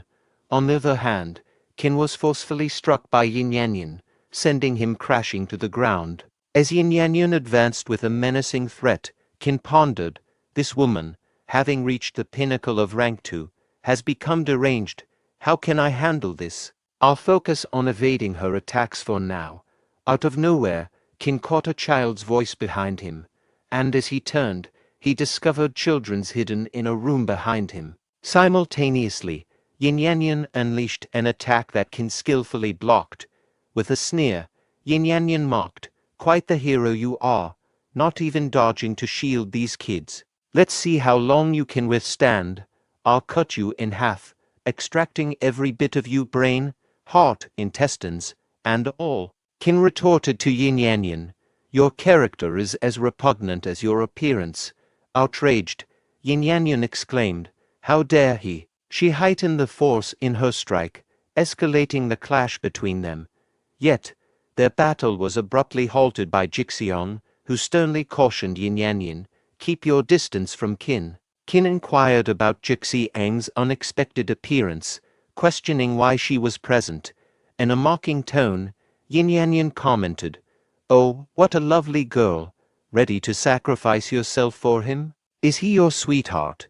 Jixiang responded with a firm order, enough. Driven by the determination to safeguard Qin, Jixiang launched an attack against Jinyanyan, but her adversary effortlessly countered the strikes, pushing Jixiang back and causing internal injuries. Witnessing the critical circumstances, Qin stepped into the conflict, swiftly seizing Jinyanyan. Urgently instructing Jixiang, he said, go, take the children with you. Jinyanyan vehemently resisted, shouting, release me, brat, I'll rip you apart. In a powerful blow, she struck Qin, causing him to collapse. Meanwhile, Jixiang consumed the pill she had taken from Zhang's lifeless body. Steeled with determination, Jixiang faced Jinyanyan, proclaiming, the gravest mistake you've made is harming Qin. Jixiang claimed that Jinyanyan couldn't have harmed Qin. In response, Jinyanyan inquired if Jixiang had taken her pill and insisted on knowing its source, demanding an explanation. Despite being reminded of her low rank and perceived weakness, Jixiang was cautioned against arrogance. Jinyanyan, while threatening to handle Jixiang later, expressed concern about the well-being of the other two leaders and emphasized the urgency of eliminating the two youngsters. Pondering the whereabouts of the Qin, suddenly, Qin emerged behind Jinyanyan, instructing her to go to hell as he swung his sword in her direction. Swiftly evading the attack, Jinyanyan labeled Qin as an injured boy of middling rank 1, questioning whether he believed his worn-out saber could kill her. Qin retorted, asserting that his saber was effective if it could accomplish the task. Sensing Jixiang attack from behind, Jinyanyan leaped into the air to evade both Jixiang and Qin's strikes. Despite this, Qin and Jixiang pressed on with their relentless attack. Jinyanyan, realizing that she might soon run out of blood to fuel her techniques, felt the urgency to find a fresh source. Observing the children, she acknowledged it as beneficial for her cause. In response, she hurriedly launched an attack on the children, eliciting curses from Qin. Simultaneously, Jixiang positioned herself in front of the children, condemning Jinyanyan as a deranged and shameless woman for attempting to harm them. Jinyanyan angrily declared, "You want to go to hell, so I'll savor your blood first." In response, Qin unleashed the boiling demon tiger collapsing blade technique to strike Jinyanyan from behind. Despite coughing up blood, Jinyanyan tenaciously held onto Jixiang. Qin ordered, "Release her. If you crave blood, I'll willingly offer mine. Take my blood, release her." Subsequently, Qin splattered some of his blood onto Jinyanyan. Upon receiving his blood, Jinyanyan burst into laughter and cast Jixiang aside. A notification window appeared, stating, "You generously provided your valuable blood to someone in need. You're awarded 20 potential points, bringing your total to 400 potential points. Additionally, a hidden task is activated. The power of all your techniques will receive a 40% boost, effective for 1 minute." Qin exclaimed, "Well, this is quite the surprise system." In this scenario concurrently, Jinyanyan remarked, "Impressive, you clean up nicely. I'm almost hesitant to end you." Qin retorted, "End me. I'll gladly escort you to hell." Jinyanyan taunted, "No saber, no chance. You still aim to end me?" Calling him a stubborn boy, she charged towards Qin. Simultaneously, a child hurled his wooden sword at Qin, who skillfully caught and firmly grasped the weapon. Jinyanyan chuckled, questioning the impact of a wooden sword on her. Qin triggered all his techniques, their power elevated by 40% courtesy of the system. These techniques encompassed Black Feet, Great River Technique, Rotten Fist, Ice Lotus Armor, and Tiger Collapsing Blade. The system provided details, confirming that Qin had achieved perfection in the Boiling Demon Tiger Collapsing Blade, with its power now amplified by 40%. Subsequently, the strikes from both Qin and Jinyanyan converged. Moments later, Jinyanyan grinned and inquired if Qin believed he could defeat her with a wooden saber. Qin responded confidently, asserting that indeed he could.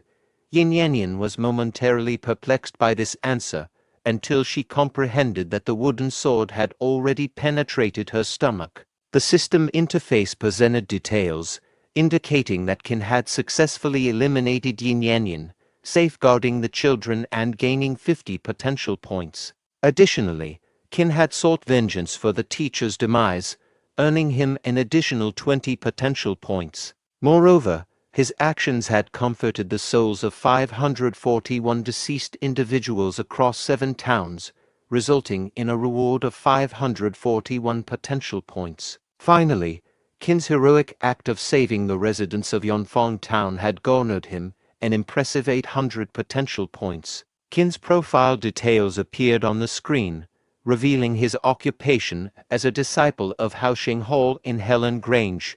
Notably, he possessed a silvery flower-level root bone. Proficient in martial arts, he had attained perfection in techniques such as the Great River Technique, Dust Darts, Rotten Fist Blackfeet, and Boiling Demon Tiger Collapsing Blade. His potential was rated at 3 points.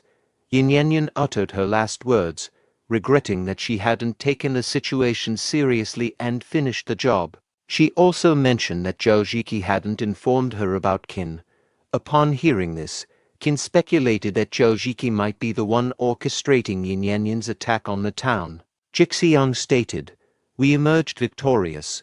The pill I consumed appears to be affecting my danshan." Qin cautioned Jixiang, saying, "Stay awake, Jixiang." Jixiang uttered, "I fear I'm perishing. Even if I endure, I'll likely be impaired." Qin reflected, "No, I can perceive her skin through the stone's crevices. Jixiang isn't entirely petrified." Jixiang disclosed, "I've harbored something to share with you for a while. I'm afraid I won't get the chance unless I say it now. In reality, I—" Meanwhile Qin pondered, did the effect dissipate after Yin Yanyan drained Qin's blood? The Qin-touching petrification on Jixiang's body caused her petrified stone to crack and shatter. Qin exclaimed, "Jixiang, fantastic. Your danshan is unharmed." Jixiang responded, "Qin, please don't look at me." Qin apologized, "I'm sorry. Put on my clothes first. By the way, let's go assist Bingbing." Jixiang agreed, "Okay." Bingbing asserted, "I'll give you a few minutes. Share everything you know." The bandit retorted, "I won't tell you anything." "Don't think you can use us as hostages," Bingbing declared. "I only need one hostage. If you don't talk, I'll kill you." The bandit defiantly stated, "Kill me? All of you will die when Ms. Yin is here." Qin declared, "Behold, it's Ms. Yin, or at least a part of her." The bandit reacted, "Is that Ms. Yin's saber? What is he carrying?" In response, Qin tossed Yin's head in front of the bandit, stating firmly, "Take a good look." Both bandits exclaimed, "This can't be real." One bandit pleaded, "Ms. Yin, life without you is unbearable." The other bandit lamented, "It's the end. The Iron Dragon bandit group is finished. We're all finished." Qin confronted the bandits, stating, "Disclose all the information you possess. As bandits, I assume you're familiar with the strategies employed by Penalty Hall in Helan Grange." The bandits exchanged glances. One of them admitted, "I'll spill everything.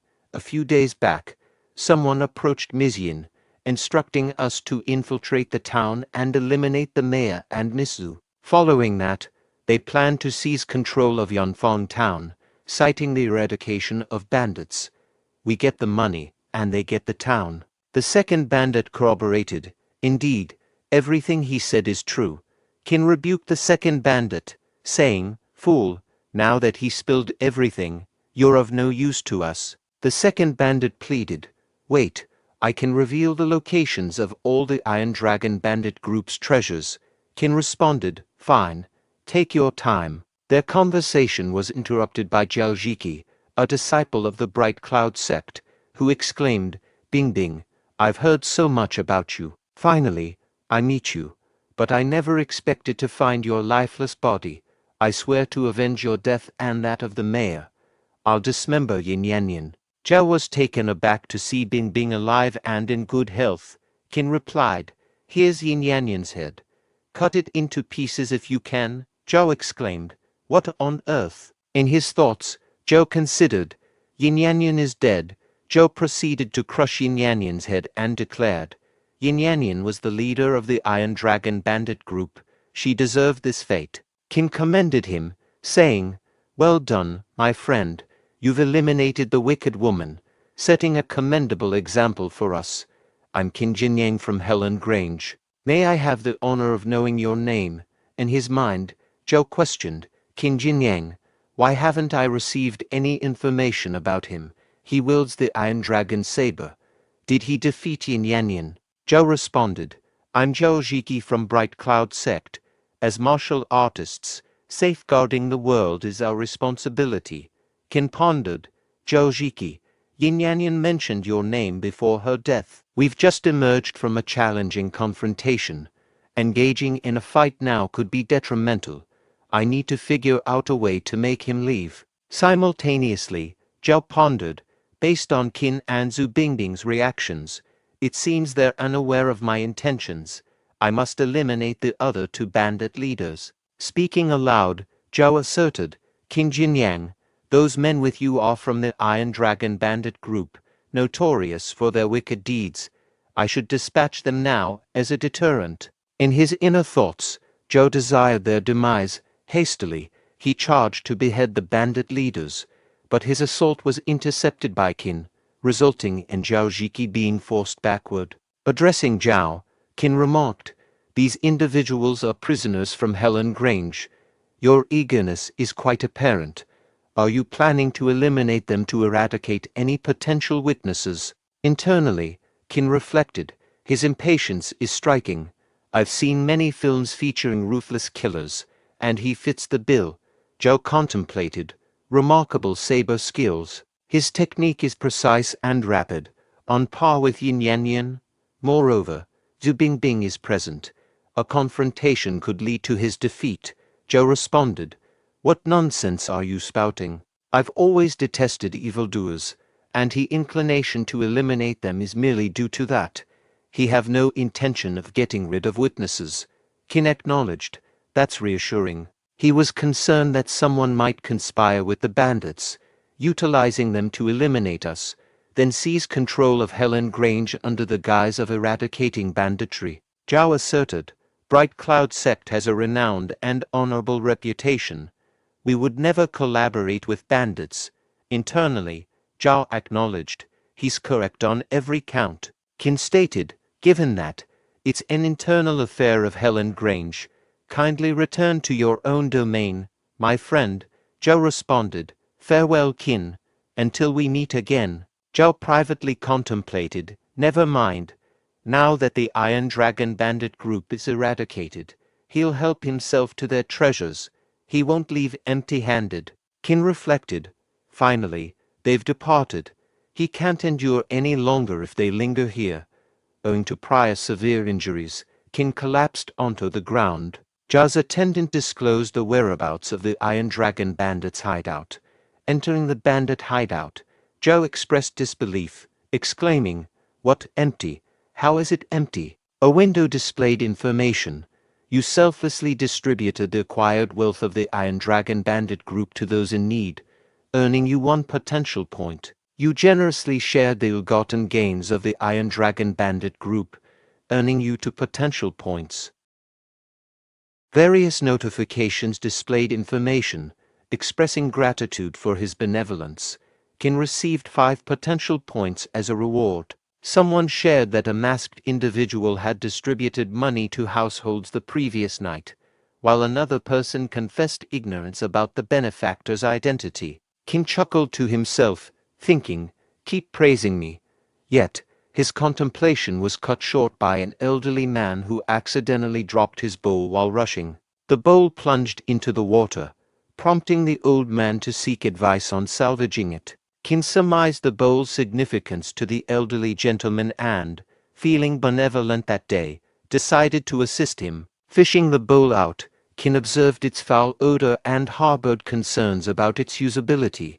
Qin presented the salvaged bowl to the elderly man, advising him to take good care of it. However, before he could complete his sentence, the old man inadvertently dropped the bowl into the water once again. Annoyed, Qin instructed the old man to wait for him, as he intended to retrieve the bowl and ensure it found its way back into the elderly man's hands. Despite Qin's offer to help, the old man insisted on retrieving the bowl himself, expressing concern that Qin's clothes might get dirty.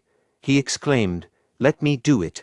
How about letting me do it?" Flustered, Qin responded, "No, it's okay," but internally thought, "You said so, but you're just standing still, old man." Qin approached the elderly man, handing him the bowl. However, before Qin could said anything to old man, he tossed the bowl into the water for a 3rd time. Perplexed by the old man's actions, Qin pondered, "What is this old man playing at? I should see what he wants." Qin directly addressed the elderly man, questioning, "Are you tricking me for fun?" However, their exchange was abruptly halted as someone announced, "The butler of Prince Kang's mansion is here." The butler greeted the doctor and conveyed, "I have prepared a carriage. Please come with us to Prince Kang's mansion to treat the princess." Surprised by the revelation, the elderly man was taken aback and inquired, "Me, a doctor? Are you mistaking me for someone else? The butler responded sternly, Don't waste time. If you delay the princess's treatment, Prince Kang will kill you. It's crucial. Please come with us, sir. Qin too was astonished to discover that the old man was indeed a doctor. The elderly man made a request. My bowl fell into the river. Could you please pick it up? The butler directed his servant. Do as he says. Go pick it up. The servant obediently replied, Yes, sir. However, the old man suddenly changed his mind and said, Hold on. I want you to do it. The butler reluctantly agreed. Since you asked, I'll do it. After some time, the butler approached the old man and handed him the bowl. The elderly man examined the bowl and exclaimed, The bird pattern on my bowl is very vivid. This is not mine. You got the wrong one. I believe my bowl is still in the river. How about you look for it again? Enraged, the butler declared, I am the butler of Prince Kang's mansion. How dare you make fun of me, gods? Tie the doctor up and take him back to the mansion. Alarmed by the situation, Qin cautioned, Watch out. He couldn't believe they were daring to force the old man. Before Qin could act, the elderly man defeated all the guards. Qin pondered, What's going on? This old man is not simple. Did he seal the butler's acupoints with silver needles, making him unable to move? The butler threatened, Old man, wait and see. You've offended Prince Kang, and you can't live in peace anymore. Soon after, the butler collapsed to the ground. The elderly man instructed the guards, Take your butler away. He's fine, he just needs some rest. Take good care of him. As they departed, Qin inquired, Well, old man, doctor, do you still want me to search for your bowl? The doctor chuckled and replied, Silly boy, I didn't intend for you to find my bowl. I was merely testing you. As I traveled through here, I witnessed you distributing money and aiding the people. I appreciate your actions. Seeing that you haven't fully recovered from your serious injury, I decided to put you to the test. Qin pondered, What's his next move? A valuable technique, or perhaps boundless wealth? To his surprise, the doctor handed him a bird. What on earth? Qin exclaimed. The doctor explained, This is the sleepy bird. I'm gifting it to you. It usually rests in your arms, consuming a bit of your qi as sustenance. It can come in handy during crucial moments. Expressing gratitude, Qin responded, Appreciate it. The doctor chuckled. Until next time. Curious about the bird, Qin inquired, You've been napping all this time, never opening your eyes. What assistance can you provide? Advising Qin, Jixiang added, You need some rest. You haven't recovered properly since your severe injury. You've been fixated on this plump bird lately. I suggest we prioritize finding medicine to heal your wounds. Prince Kang scorned, Incompetent fool. You can't even apprehend an elderly man. The butler implored, I beg for mercy, Your Royal Highness. The doctor is accompanied by a martial artist of rank 1 prowess, sharing camaraderie. This martial artist, unmistakably associated with Helan Grange, conversed and defended the doctor. It seems they share a friendship. Prince Kang commanded, Helan Grange, seize him, employ torture to extract the doctor's location, or use him as a hostage to coerce the doctor. Ensure his capture. Simultaneously, Qin pursued the bird presented by the doctor. Qin mused, Take it easy. Where is this plump little bird leading me? The bird ventured into the ghost dark cave, prompting Qin to follow. Inside, he pondered, The miasma has weakened. Could the bird be pursued by monkeys? Upon hearing a noise, Qin suspected the presence of another individual. Concealing himself behind a rock, he eavesdropped on Lu Shuking stating, I've brought hearts from the ghost dark monkeys. Where's the payment? A member of the Bright Cloud sect replied, Here it is. Allow me to inspect the hearts. In his mind, Qin reflected, Lu Shuking, Bright Cloud sect. I recall Zhao Jiki is from Bright Cloud sect. Oddly, these monkeys have been sluggish and vulnerable to attacks lately. Lu Shuking declared, 50 hearts. Confirm it. Here's your payment. This location is secure, and no one will uncover our presence. Much appreciated. Qin seethed with anger. Scoundrel, I never anticipated you'd secretly trade Ghost Dark Monkey's hearts here. If Mr. Du discovers this, you're in serious trouble. A notification appeared, inquiring whether Qin was willing to apprehend Lu Shuqing and deliver him to Penalty Hall as a deterrent to others. At the same time, the bird with a flower-like object is flying towards Qin. A Bright Cloud sect member observed the bird and advised Lu Shuqing to capture it, suspecting that the lotus seed pod it held might be a valuable rarity. Despite Lu Shuqing's efforts, he failed to capture the bird. Qin inwardly cursed, "Damn, stay away, little fat bird." Before Qin could react, the bird shoved the lotus seed pod into his mouth, forcing him to swallow it. Both Lu Shuqing and the Bright Cloud sect members became aware of Qin's presence as they trailed the bird. The Bright Cloud sect member shouted at Lu Shuqing, "You claimed there was no one else here." Qin wondered, "Is my wound healed?" Lu Shuqing questioned Qin, "What brings you here?" Qin responded, "Oh Shuqing, it's been a while. Wishing you prosperity in your endeavors." Lu Shuqing interrogated, "Qin, how's life treating you?" "If you wish for my prosperity, Qin, then let it end here." Qin deployed the Ice Lotus armor to fend off Lu Shuqing's assault. Qin stated, "Shuqing, I haven't exposed your covert dealings with Ghost Dark Monkey's hearts. Are you planning to kill me, Lu Shuqing? Do you still see me as the vulnerable boy from the past? Do you think you can easily take my life? You engaged in secret transactions with Ghost Dark Monkey's hearts and conspired with outsiders. It's time to confess in the Penalty Hall." Subsequently, the members of the Bright Cloud sect initiated an assault on Qin, prompting him to distance himself from Lu Shuqing. Observing their prowess, Qin commented, "I didn't anticipate you'd possess some strength." Addressing the Bright Cloud sect individuals, Lu Shuqing ordered, "Quickly, eliminate him." They exchanged words among themselves, fighting together. "We can easily overcome a rank-2 martial artist." A message window appeared, presenting information for wrongdoers engaged in a clandestine trade of Ghost Dark Monkey's hearts and expressed interest in the Lotus Seed Pod. Are you ready to take punitive action against them? Qin said, "You claim to be capable of defeating a rank-2 martial artist. Are you more formidable than Yin Yanyan? Visit the Penalty Hall and admit your transgressions alongside Lu Shuqing," it asserted. Following that, Qin observed Lu Shuqing making a hasty escape. Shortly afterward, Lu Shuqing raised his voice, exclaiming, "Wenqing, there's a grave matter at hand. Qin Jinyang has been hunting Ghost Dark Monkey's hearts and covertly selling them to the Bright Cloud sect."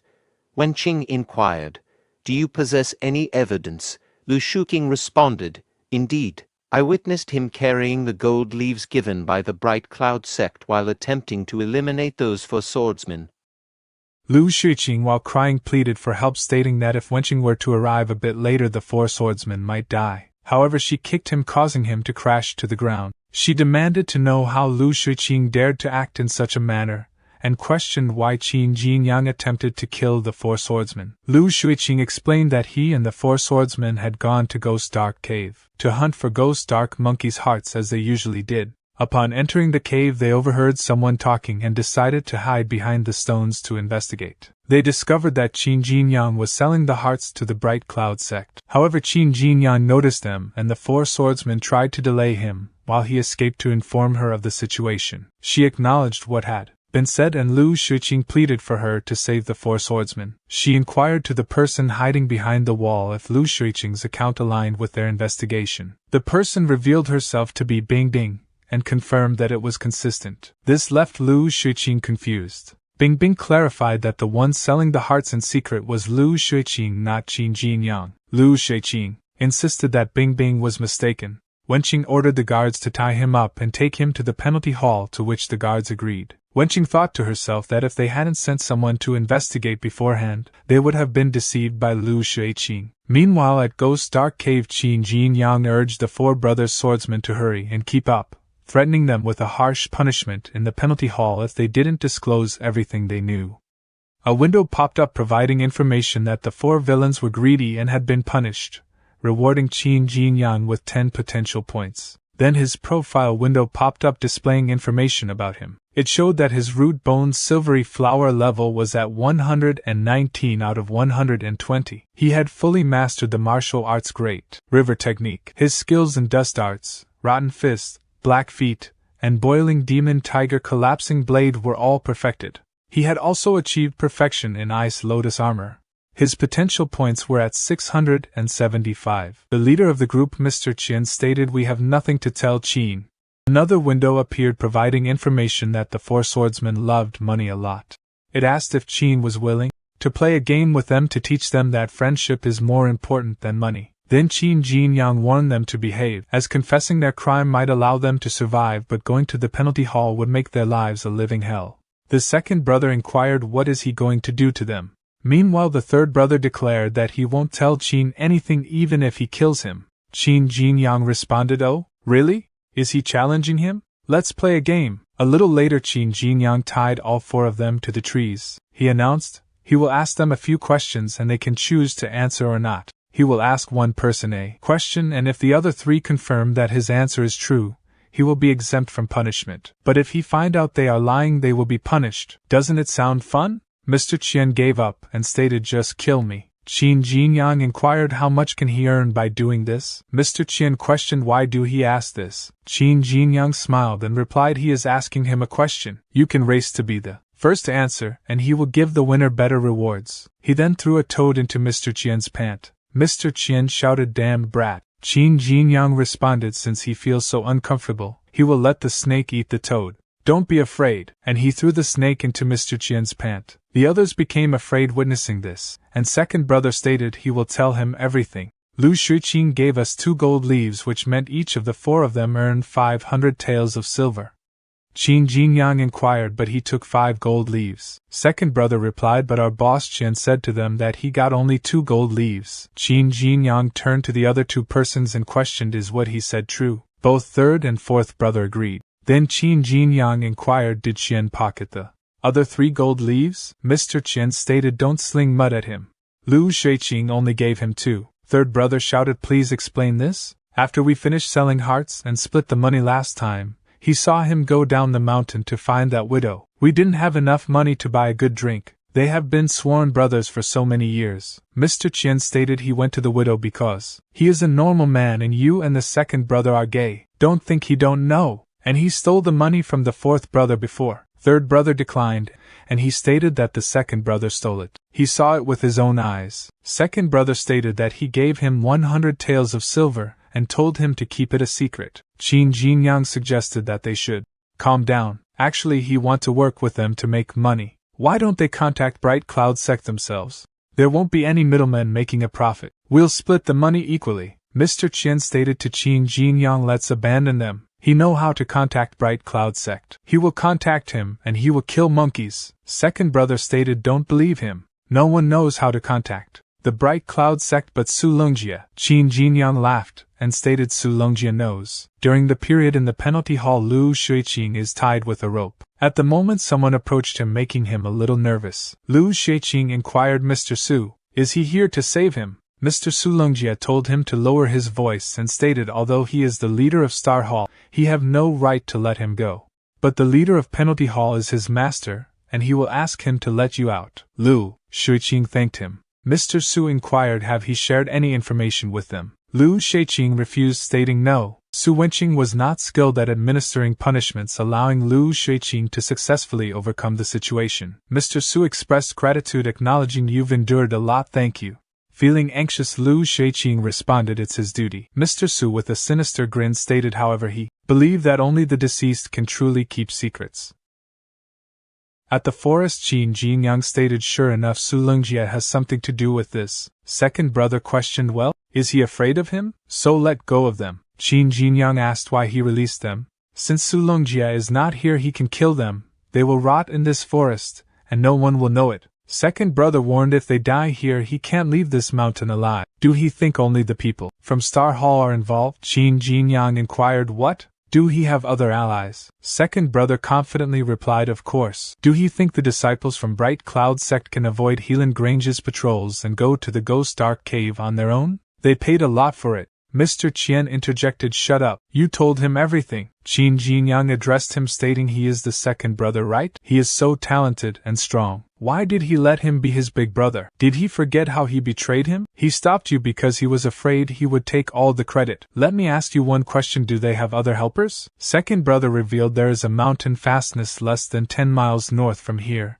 and their leader is at the middle level of rank 2. He was Su Longjia's confidant before Su Longjia joined the Helan Grange. They have been working together for a long time. Qin Jinyang pondered Su Longjia's mountain fastness. They must have made a lot of money by leading the way for Bright Cloud sect. Maybe he can get a windfall. Window popped up inquiring, is he willing to wipe out bandits and let those in need get the money? Meanwhile, Mr. Qian rubbing the rope against the tree, he thinks that if he turned around, he will be able to break the rope. However, before he could act, Qin Jinyang turned towards him and expressed gratitude by thanking him and inquired, why do those bandits have to keep so much money? He is going to help them spend it. Mr. Qian exclaimed, what? He dared to go to the mountain fastness and rob them of money alone?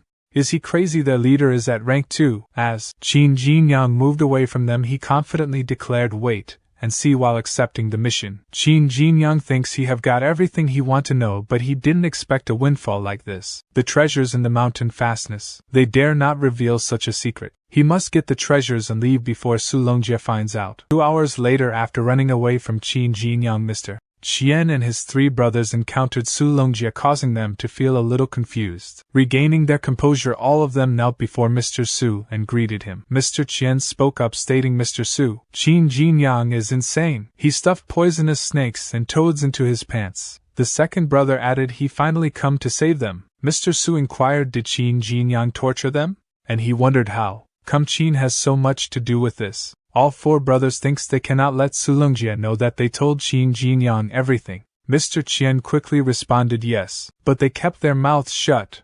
They told him nothing. Mr. Su inquired, where is Qin Jinyang? Mr. Qian replied he went back to Helan Grange. Suddenly Mr. Su grabbed Mr. Qian's neck firmly and stated as soon as he received the news, he went straight to Ghost Dark Cave. Qin Jinyang was either in Helan Grange, none on the way back. Did he tell him anything? He tightened his grip, choking Mr. Qian. The second brother quickly interjected, no, they dare not betray him. However, Mr. Su swiftly turned towards him and killed him in an instant. The remaining 2 brothers became frightened by Mr. Su's actions. They both confessed yes, they told him everything. Qin Jinyang has known that they sell monkeys' hearts to the Bright Cloud sect and collude with the bandits. He went to those bandits 2 hours ago. Then Mr. Su heard a cracking sound from his pocket. He cursed and exclaimed, something is wrong, as he thinks back to when he had said to bandit leader of mountain fastness to crush this jade when there's an emergency, and he will come to him as soon as possible.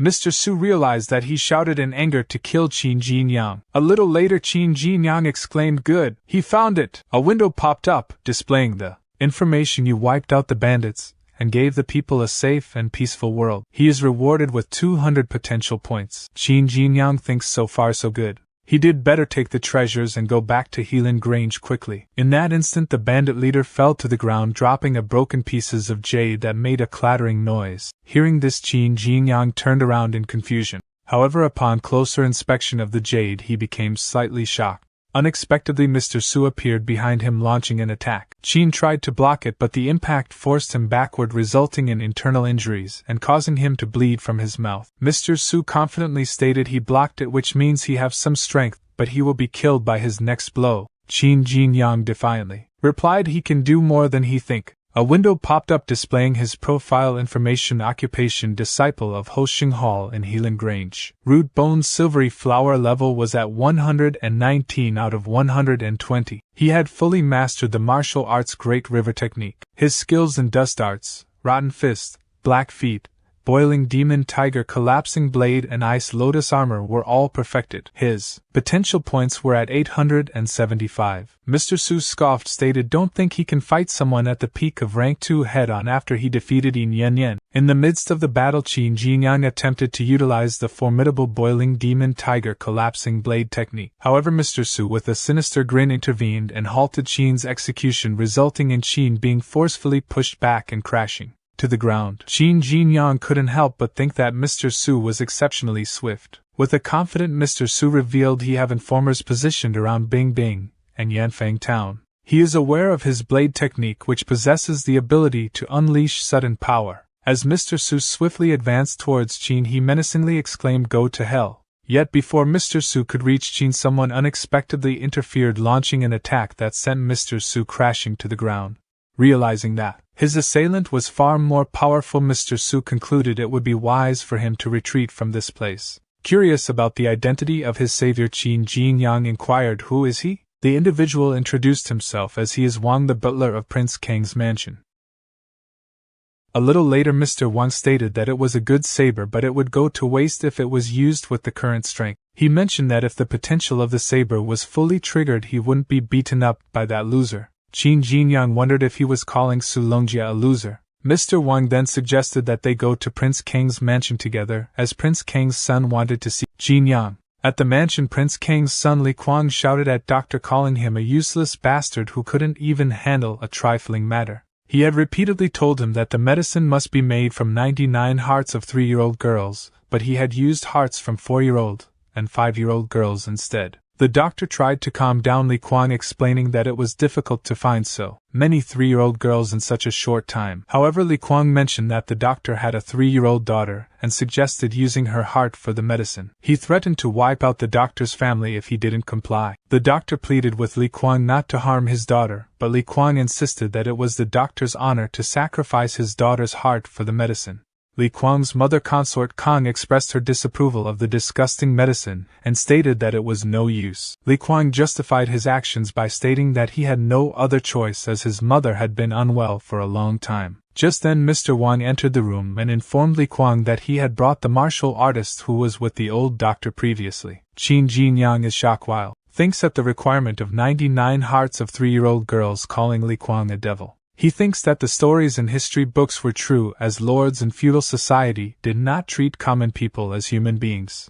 Li Kuang inquired Qin Jinyang about the whereabouts of the old man who was with him last time, but Qin Jinyang replied that he had no idea and also wanted to know where he was. Li Kuang shouted at Qin Jinyang, "How dare he speak glibly, pariah," and ordered the guard to take him out and cut off his hands. Let him see if he can keep being stubborn. Qin Jinyang in response stated, "Hold on, he really don't know where the doctor is, but he is his last disciple and he learned all his medical skills." This statement surprised everyone present. Confused, Consort Kang asked if he was telling the truth. Qin Jinyang confirmed yes, and he think that doctor won't mind him using his fame, will he? Or he will lose his hands. Consort Kang then stated since he is the doctor's disciple, Kuang has offended him a lot. Please come here and make a diagnosis for her. If he can cure her, she will reward him generously. Li Kuang interjected, "Mom, why is she just trusting what this peasant said?" Qin Jinyang replied, "Well, he will diagnose her on behalf of his master." As he started to check the pulse, a window popped up showing information stating for middle-aged people health is the most important. Is he willing to cure this woman who has suffered from illness for a long time?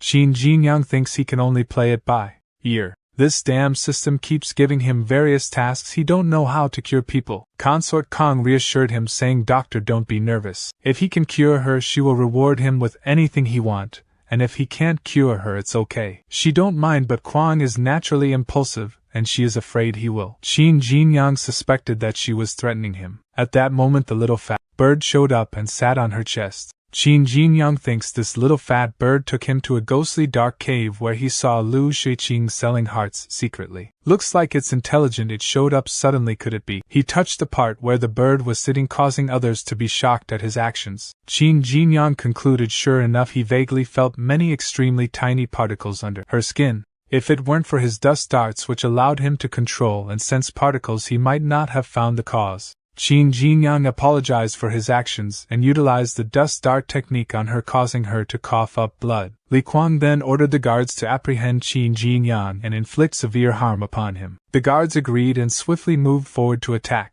In response, she shouted at them, urging them to cease their rudeness. Mr. Wang proceeded to explain that Qin Jinyang, as the doctor's disciple, had employed his internal power to expel poisonous beads from Consort Kang's body. This revelation clarified why she had been suffering from a prolonged illness that defied treatment. It became evident that these poisonous beads had been embedded in her body continuously, emitting toxins. Li Kuan questioned the truthfulness of this explanation. She turned to Mr. Wang and demanded to know who had planted such malevolent objects in her body, and when it had occurred. She entrusted Mr. Wang with the task of uncovering the truth. Mr. Wang agreed to take on the responsibility. Then addressing Qin Jinyang, she expressed her gratitude, admitting that she had initially believed he had lied in order to save himself. However, she now realized that he was truly an exceptional disciple of the doctor. Qin Jinyang modestly stated that it was an easy task and that his master had taught him to do his utmost to heal every patient. Suddenly a window appeared displaying information that Qin Jinyang's excellent medical skills had successfully restored the woman's health. As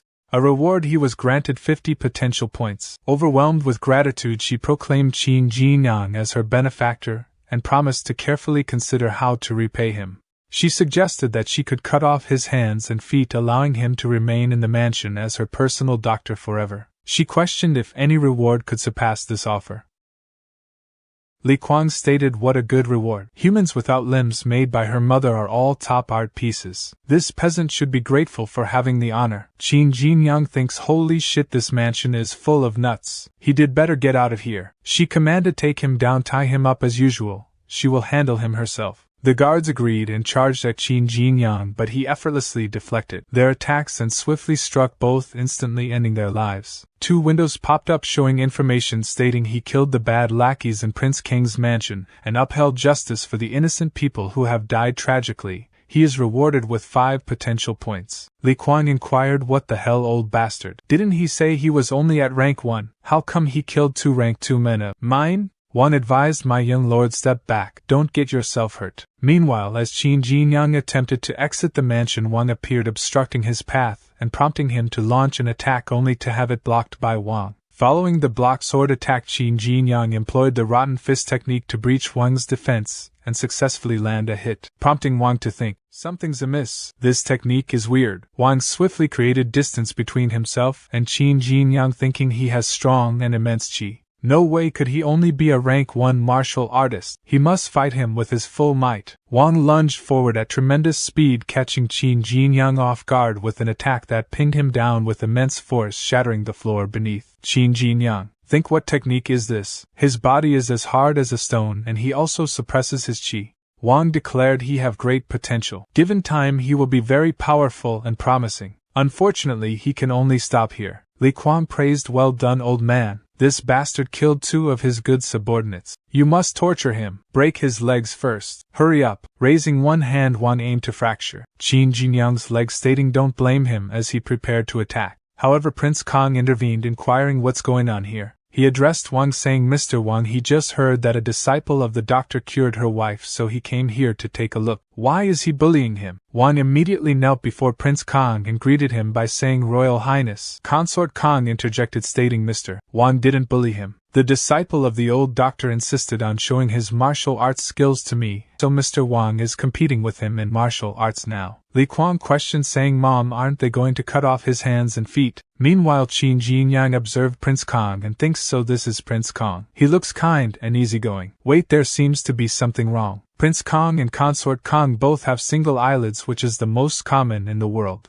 But Prince Kang's son has double eyelids, which is extremely rare. He was pretty good at biology when he was in middle school. If he remember correctly, double eyelid is the most typical dominant inheritance pattern. To give birth to a child with double eyelids, one of the parents must have double eyelids too. Parents with single eyelids can have a baby with double eyelids. As for who the young lord's real father is, he can only say that it is too coincidental that this butler also has rare double eyelids. Before Qin Jinyang could delve further into his thoughts, Prince Kong interrupted, inquiring, boy, is he listening to him? He just asked him what reward he did like to receive. Qin Jinyang responded, stating he don't care about rewards. He is here to enforce the principles of life taught by his master, that is to practice medicine to help people and save all patients. A window popped up, inquiring, this middle-aged man's life is full of difficulties. Is he willing to share his findings with him? Another window appeared asking is he willing to solve the problem that has been hanging in his mind for 20 years, urging Qin Jinyang to consider his options. Qin Jinyang informed that Consort Kong had been cured, but he discovered a larger issue that could potentially contradict his master's teachings. Prince Kong expressed appreciation for Qin Jinyang's consideration and inquired about the problem. Qin Jinyang clarified that it involved the identification of the young lord's biological father, as he believed it was crucial for the young lord to live without confusion. This statement momentarily silenced everyone present. Prince Kong declared he is the young lord's father, to which Qin Jinyang clarified that he meant the biological father. Li Kuang angrily threatened Qin Jinyang, but Prince Kong intervened, stating that discussing the prince's family affairs would result in punishment. Qin Jinyang asserted that he could provide evidence to support his claim.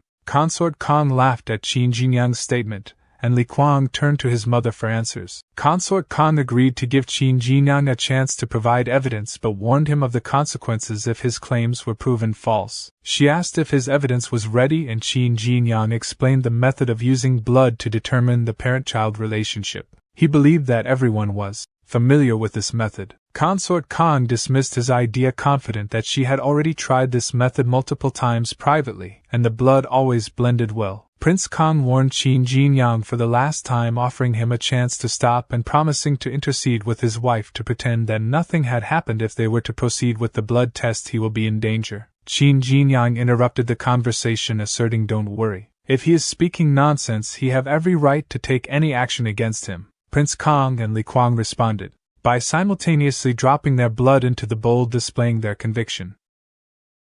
A little later of waiting, both Li Kuang and Prince Kong were shocked at the results. Prince Kong stated, "It doesn't blend?" Qin Jinyang thinks this method has been proven to be very unreliable by modern science. In most cases human blood will blend, but it's easy to make them not blend. If the bowl is cooled in advance, and the water inside the bowl is kept cold, the blood that drips into the bowl will coagulate slightly and not blend at all. He used the ice lotus armor to cool down the bowl while preparing it, so he didn't have to do anything when they dripped blood. Qin Jinyang then announced, "Here's the evidence. Their blood does not blend." Li Kuang is not Prince Kang's son. Li Kuang, feeling angered, exclaimed, "Bastard, let him see what trick he have played. He is sowing discord between him and his father." Qin Jinyang sternly replied, "Young lord, he cannot make irresponsible remarks. Many martial artists present are more powerful than him. He bet they know whether he played tricks or not." Wang chimed in, stating he didn't feel any fluctuation of qi, so he did not use any techniques. Meanwhile, Consort Kong couldn't understand how this could happen. She had tried the same method before, and their blood had blended. She wondered if Qin Jinyang's method was truly different, and if he could indeed tell if they were father and son.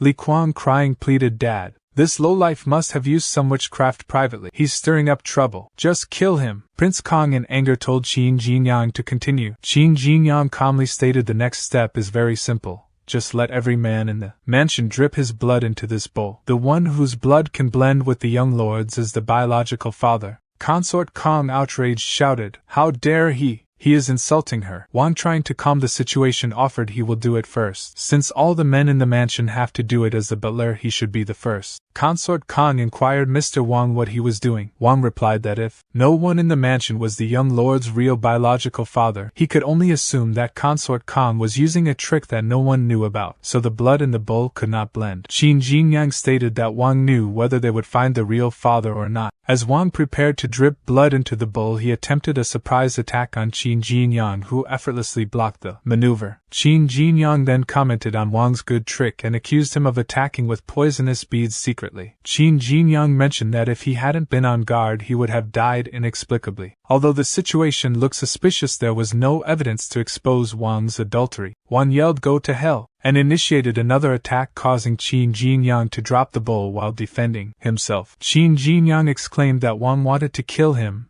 and called him a bandit instead of a butler.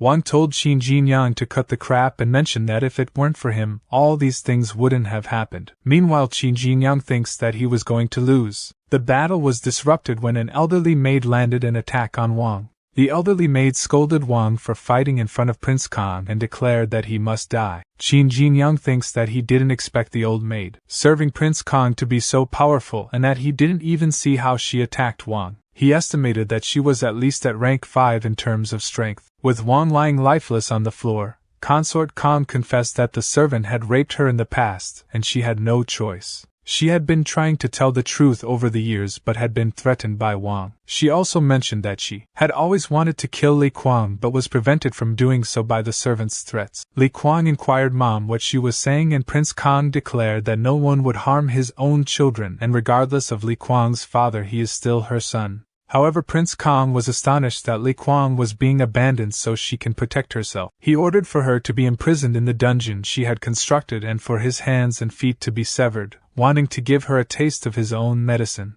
The guard acknowledged Consort King's command and addressed her as Your Royal Highness. She pleaded her innocence, and claimed that only outcasts deserved such torture, requesting to be released. Prince Kong retorted that she was now considered an outcast. Suddenly, a window popped up displaying information that Qin Jinyang had gained 50 potential points for speaking the truth to the tormented middle-aged man, clearing his confusion. Prince Kong expressed his gratitude towards him and promised to grant him any request if possible. Qin Jinyang then revealed that there was a town called Wuhan next to Helan Grange which was currently suffering from droughts and poverty. He requested Prince Kong to build a canal in his name to divert water from afar for irrigation in order to alleviate the drought conditions. Prince Kong acknowledged that building a canal was a significant undertaking but agreed to fulfill Qin Jinyang's request. He assured Prince Kong that he only came to treat patients and had no ulterior motives. Once the canal was built, they would have no further dealings with each other. Prince Kong praised Qin Jinyang for his talent,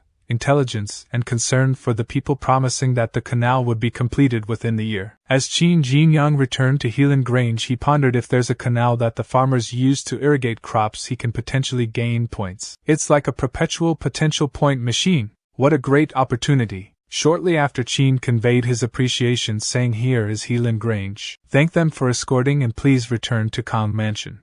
In response, the escort guards informed him Prince Kong specifically instructed them to escort him back to his residence and then depart. Qin Jinyang agreed but wondered to himself, does Prince Kong want to confirm that he live in Helan Grange? As Qin opened the gate, he noticed that there were no guards present, leading him to think they're slacking off again. Su Longjia, with a convincing tone, accused Qin Jinyang, stated that he was a shameless traitor. He lived off Helan Grange while secretly assisting others. Along with Lu Sheiqing, he sold ghost dark monkeys' hearts, which are crucial resources of Helan Grange, to others in secret.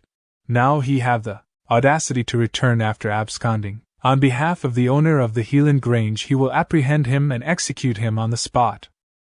Su Longjia and the guards from Helan Grange obstructed Qin Jinyang's way to his residence. One of the escort guards of Prince Kong stepped forward and stated Prince Kong ordered them to escort the disciple of the doctor back to his residence. Why is he blocking them? One guard inquired, what is the disciple of the doctor? The second guard stated he haven't heard of it, but Prince Kong is a big shot. Qin Jinyang has a powerful background. Su Longjia stated he don't care if he's a disciple of the doctor. Qin Jinyang is a member of Helan Grange. Even Prince Kong should not interfere in our internal affairs without authorization. Su Longjia announced, listen up. The owner of the Helan Grange will offer those who take this thief down a large reward. The escort guards positioned themselves for a fight and stated who dares to hurt him. The owner of Helan Grange inquired what's going on, and the guard respectfully greeted him. Su Longjia thinks he wanted to kill this bastard in the name of the owner, but Prince Kang's men meddled in it, and the owner came here and cursed him. The owner of Helan Grange stated Longjia he did ask him to investigate the matter of selling ghost dark monkeys' hearts secretly, but he also asked him to report to him as soon as he found something. Now he is facing off with the people from Prince Kang's mansion on his behalf. What the hell is going on? Su Longjia stated, sir, he was eager to kill the traitor and he didn't want to disturb his rest. That's why he brought guards to arrest the traitor in his name without telling him. He have found out that the thief who sold ghost dark monkeys' hearts to others in secret is Qin Jinyang. He used to be a disciple of Star Hall. When he was in Star Hall, he once went to Ghost Dark Cave. Unexpectedly, he has always coveted Ghost Dark monkeys' hearts. Qin Jinyang didn't excel in martial arts, so he colluded with the four swordsmen and Lu Sheiqing. The four swordsmen killed monkeys and took hearts in the cave, while Lu Sheiqing and Qin Jinyang secretly sold hearts to the Bright Cloud sect. The traitor Lu Sheiqing wrote a confession before committing suicide in the penalty hall. It says how he colluded with Qin Jinyang. This is irrefutable evidence. Qin Jinyang stated that Lu Shiqing was dead, allowing others to say whatever they wanted. Su Longjie was about to express his anger but was stopped by him. The owner of Helan Grange announced that the guys from Prince Kang's mansion should have heard the news. He claimed that the hearts of ghost dark monkeys were the most valuable resources of Helan Grange, and they had the right to detain Qin Jinyang for interrogation. He assured everyone that they would prove his innocence if he truly was innocent. However, if he had sold the hearts, he hoped Prince Kang would understand the actions he would take. Su Longjie thinks about what would happen when Qin Jinyang entered the penalty hall. The escort guards agreed that it was okay. Qin Jinyang began to laugh, prompting Su Longjie to ask why he was laughing. Qin Jinyang responded by pointing out that Su Longjie had made a mistake in his story. He claimed that if he truly wanted to sell hearts, he wouldn't need to cooperate with the four swordsmen because he could kill all the monkeys in Ghost Dark Cave alone. Su Longjie questioned Qin Jinyang's sanity, stating that it wouldn't be an easy task. Qin Jinyang suggested he will try it out now in front of them. A little later they arrived at the entrance of Ghost Dark Cave. The owner of Helan Grange proposed a challenge to Qin Jinyang. He explained that if Qin Jinyang could kill more than 5 Ghost Dark monkeys and come out unharmed, it would prove his innocence. However, if he failed, it would indicate his guilt. Qin Jinyang confidently agreed, stating that he would uphold his promise. Su Longjie thinks that Qin Jinyang was indeed capable, but he believed that Qin Jinyang's arrogance in thinking he could handle all the monkeys alone was misplaced. Regardless whether Qin Jinyang emerged from the cave without killing any monkeys or died inside, it would benefit him. Qin Jinyang stated that he had left in a hurry last time and hadn't cleaned up the place. He declared that he would wipe out the monkeys to practice his skills this time. He ordered the system to use 975 potential points to improve his root bone.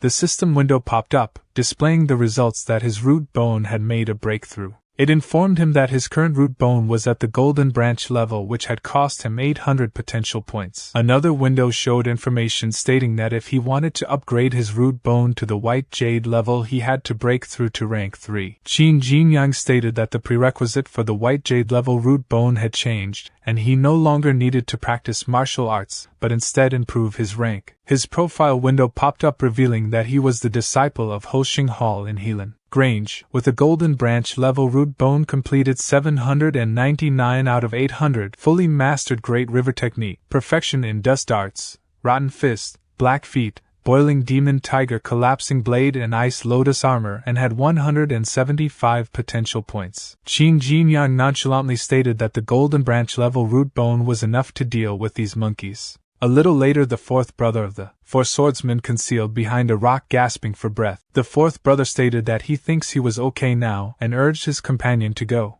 Upon examining his hand, he only saw the arm of his companion, which startled him, causing him to emerge from hiding, only to find a multitude of ghost dark monkeys staring at him. He shouted for help as he sprinted away from them. In that moment, Jinyang appeared and swiftly eliminated most of the monkeys in an instant. Multiple windows popped up displaying information.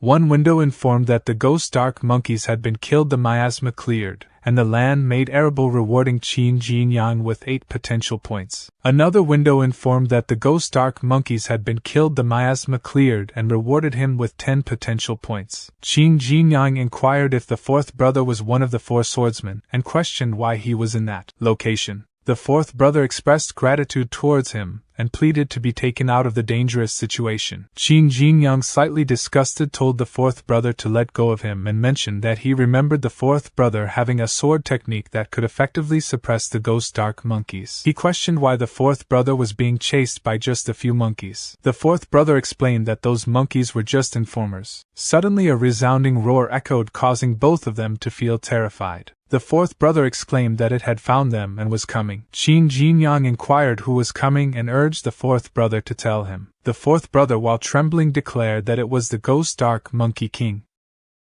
Meanwhile, Bing Bing opened the door to Wenqing's room and entered, relaying the information. Wenqing, Su Longjie just took some people to catch Qin Jinyang. He claims that Qin Jinyang is the one working with Lu Shiqing. Wenqing questioned how could that be. Lu Shiqing even tried to frame him. Curious, Wenqing continued, stating, "Wait, Bing Bing, do she remember when they caught a disciple of the Bright Cloud sect? He mentioned the surname of the person in charge of contact here. What was it?" Bing Bing replied, "It seems to be Su." Wenqing exclaimed, "Su? Could it be?" Bing Bing, they must hurry and meet Mr. Su. Confused Bing Bing inquired what. Wenqing explained Su Longjia is the traitor. He wants to keep it a secret and kill Qin Jinyang. Meanwhile, inside the ghost dark cave, the fourth brother expressed concern. Sir, is he okay? Qin Jinyang responded, look at him. Do he look okay to him? The ghost dark monkey king is incredibly powerful. Even his ice lotus armor couldn't withstand its attack. The ghost monkey king let out another roar. Qin Jinyang commanded, get down. The fourth brother obeyed, stating yes sir. Qin Jinyang leaped into the air attempting to strike the monkey king, but the creature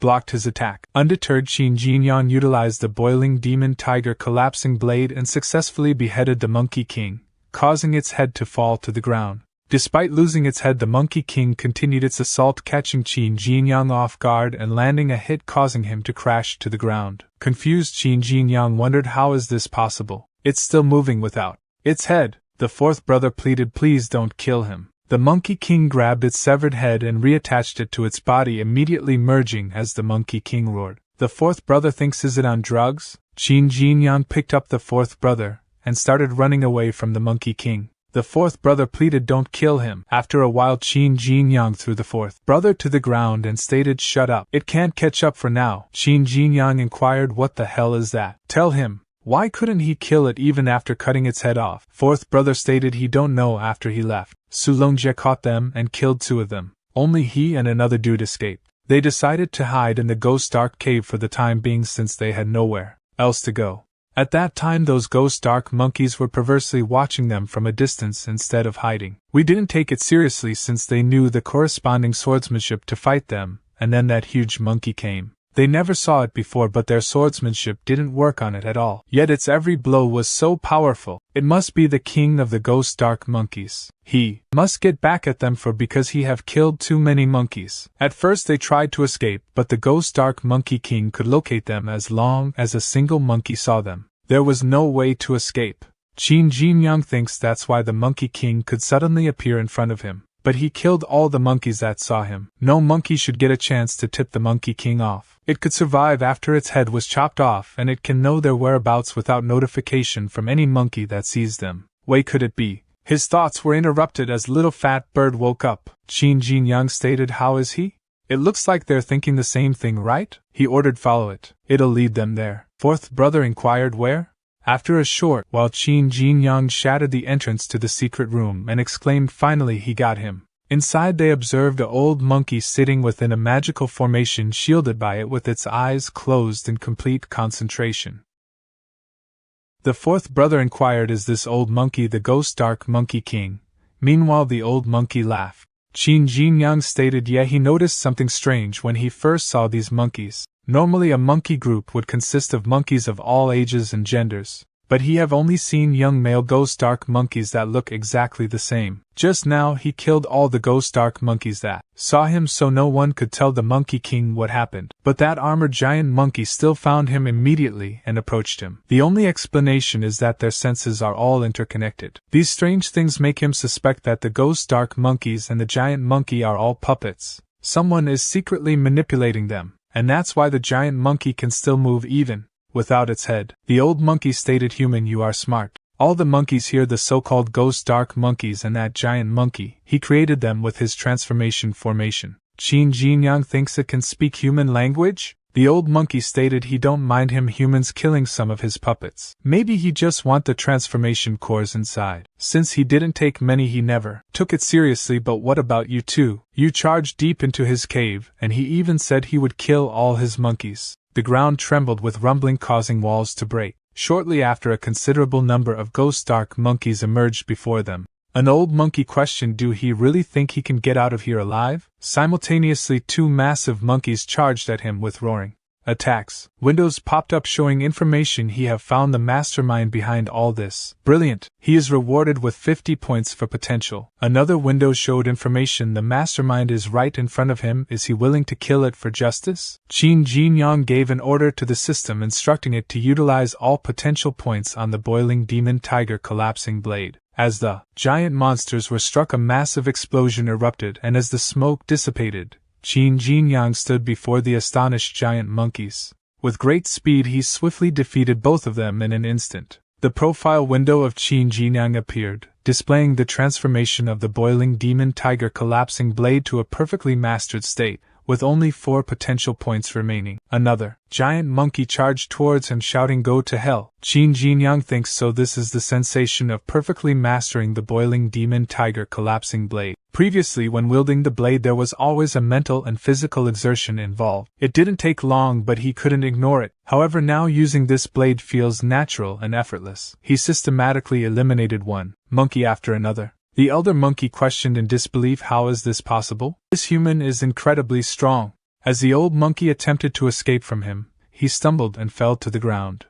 Struggling to stand up, the old monkey pleaded, "Please spare his life. He know of a secret treasure here. He will take him there if he spare him." Actually, he had to stay here. His master brought him here decades ago. He was kind to him. He came here for cultivation and set up this transformation formation. One day he went out for some materials and never returned. He had been waiting here hoping that one day he would come back. Fourth brother, slapping the old monkey, impatiently stated, "Get to the point. Don't waste his savior's precious time with meaningless chatter." Taking advantage of the distraction, the old monkey attempted a sneak attack on Qin Jinyang. However, Qin Jinyang swiftly failed the old monkey's plan by eliminating him without hesitation. A window popped up showing information that Qin Jinyang had offered to fight the evil monkey and kill it completely. He was rewarded with 500 points for his potential. The fourth brother inquired, "Sir, how did he know it was going to attack him? And is it true about the treasure?" Qin Jinyang inquired, "You're from a nearby village, right?" The fourth brother replied, "Yes, but why is he asking that?" He explained, regardless of its past, the evil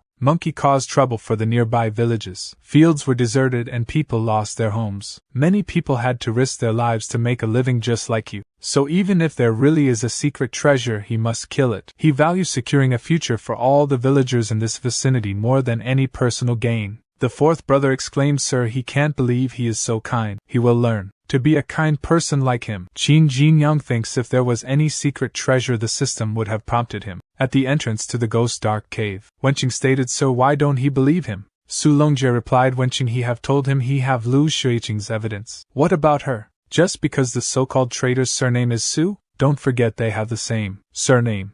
It could also be her." "No." Infuriated, Wenqing attempted to approach Su Longjie, but Bing Bing intervened to prevent her. The owner of Helan Grange stated, "Alright, Wenqing, stop it." Qin Jinyang said he would prove his innocence, but it has been almost 2 hours since he went in. He must have died there. He think Longjie's speculation is right. Qin Jinyang is the traitor. He knew he would suffer and then get killed in penalty hall, so he made an excuse and went into the cave to kill himself. A voice echoed, "Hold on," prompting everyone to turn their attention towards the entrance. Qin Jinyang declared he have eliminated all the ghost dark monkeys inside. "Please verify." This statement surprised both Bing Bing and Wenqing. Wenqing inquired, "He killed all the monkeys?" Su Longjie questioned, "What is he talking about? He think this lame trick could work on them?" Qin Jinyang responded, "Check it with their own eyes if you don't believe him." The owner of Helan Grange moved to check inside the cave and seeing the dead bodies of the ghost dark monkeys. He exclaimed, "There are so many bodies of ghost dark monkeys. How the hell did he make it? Look at the wounds. He must have efficiently hit every fatal point with one blow. This way the monkey hearts would remain intact. He must have at least perfectly mastered his blade technique. It doesn't matter, the top priority is to freeze the bodies to preserve the hearts. As for Qin Jinyang, he's really something. Got to look into him later." A little later, the owner of Helan Grange stated he have had a look. "Every ghost dark monkey inside has been killed." Su Longjie exclaimed, "Impossible." Qin Jinyang, what kind of tricks did he play? A window popped up showing information stating Su Longjie pushes his luck and refuses to accept the truth despite his embarrassment. Would he like to provide solid evidence and make everything clear? Su Longjie drew his sword and tried to attack fourth brother, but Qin blocked the attack. Qin Jinyang inquired, "What is he doing?" Su Longjie replied, "Get out of the way. He is one of the traders who sold our important materials. He must kill him on the spot for our grange." Qin Jinyang stated, "That sounds righteous." He remarked, "It's good for him to come up with such an excuse to cover himself in such a short time." Fourth brother stated, "Mr. Su, he is one of the 4 swordsmen." At the behest of Su Longjie, the 4 of them worked with Lu Shuiqing and smuggled ghost dark monkey hearts to the Bright Cloud sect. The guards began conversing among themselves. One individual inquired, "So it's Longjie behind this?" The second person responded, "He thinks so, and he might have killed Shuiqing and fabricated the confession." The third person remarked, "How cruel." The owner of Helan Grange stated Su Longjie is the leader of Star Hall of Helan Grange. Accusing him without solid evidence is a grave offense. Fourth brother stated he have evidence. This is half of the pendant Su Longjie gave him as a token of the deal with the Bright Cloud sect. He has the other half with him. Once the two halves unite, it'll prove he is not lying. A window popped up showing information generously. He got Su Longjie out of embarrassment with solid evidence and exposed his true colors. He is rewarded with 35 points for potential. Qin Jinyang inquired Longjie, please show them his pendant. Don't say that he don't have it with him. He already see it on his waist. Su Longjie cursed himself and wondered if he had noticed Qin Jinyang's extraordinary talent when he first joined the Star Hall and treated him well. If he could be his master at that time, with his cultivation speed, he must have been his best disciple and helper. With him around, he would have a steady supply of ghost dark monkey hearts, and Mr. Su would give him the best resources in return. In that case, with rich resources, he wouldn't have made this dirty deal with the Bright Cloud sect. He had no choice. Why didn't he treat him well? No, it's his fault. He deliberately concealed his talent and misled him. It's all his fault. Wenqing shouted Qin Jinyang, watch out, as Su Longjie rushed to attack Qin Jinyang, saying go to hell. Qin Jinyang blocked the attack with his Ice Lotus armor and ordered the system to use potential points on it. A window popped up showing that the Ice Lotus armor had reached the fully mastered level, costing 500 potential points with 38 remaining.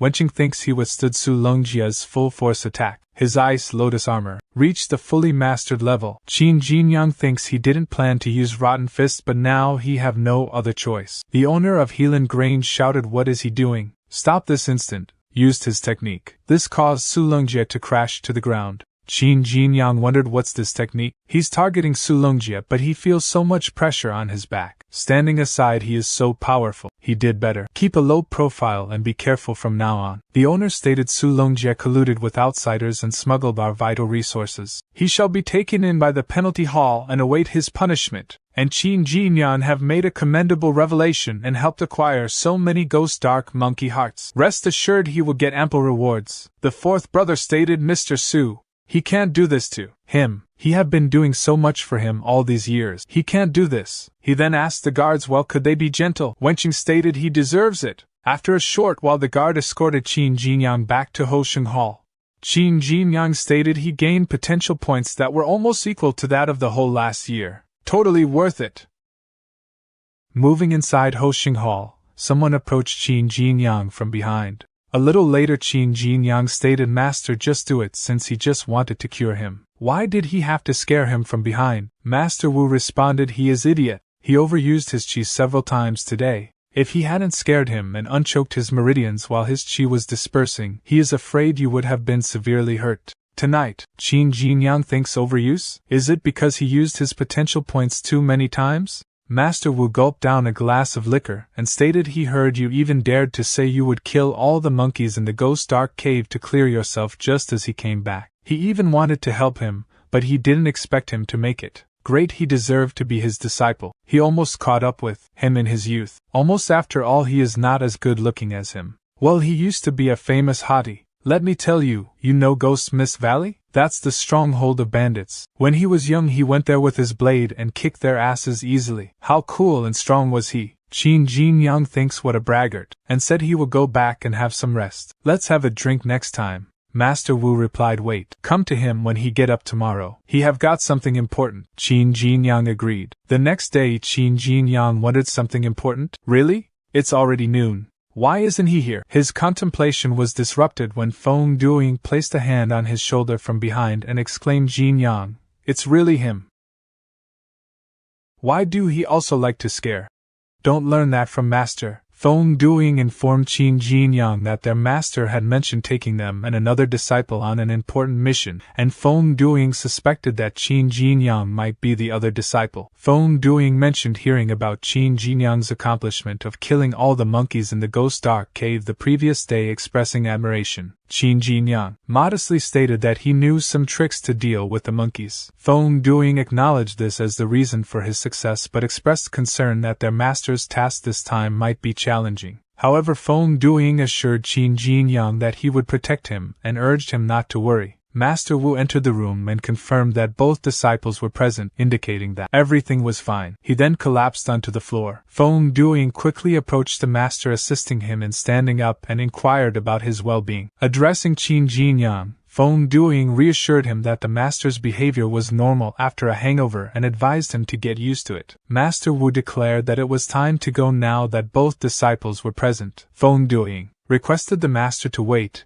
and asked him to explain their mission. After a while, Master Wu revealed that their important task was to suppress bandits. Feng Duing questioned the master's presence in the village, stating that it seemed unrelated to their mission. In response, Master Wu struck Feng Duing on the head and scolded him, calling him an idiot. He emphasized that intelligence was the most crucial requirement for their task. Then they approached a woman who was sitting on the chair. Master Wu greeted her and inquired about the tab for her hotel room. The woman replied, stating that there was a hotel 70 miles ahead, and questioned why they would bother staying at her place. Master Wu suggested the idea of him being a guest, causing her to turn towards him in surprise. Uttering his name, she quickly looked around to see if anyone was watching. Without hesitation, she pulled Master Wu inside, leaving both Qin Jinyang and Feng Duing confused by her actions. Once they entered the room, she began sharing information about the Blue Spear Gang, stating that they were stationed on a mountain 30 miles away. She provided details about their defense layout, mentioning that their leader was at the late stage of rank 3. While his wife was at the early stage. Additionally, she mentioned that their 8 spearmen were all at rank 2. She also informed them about the presence of around 41 rank 1 elites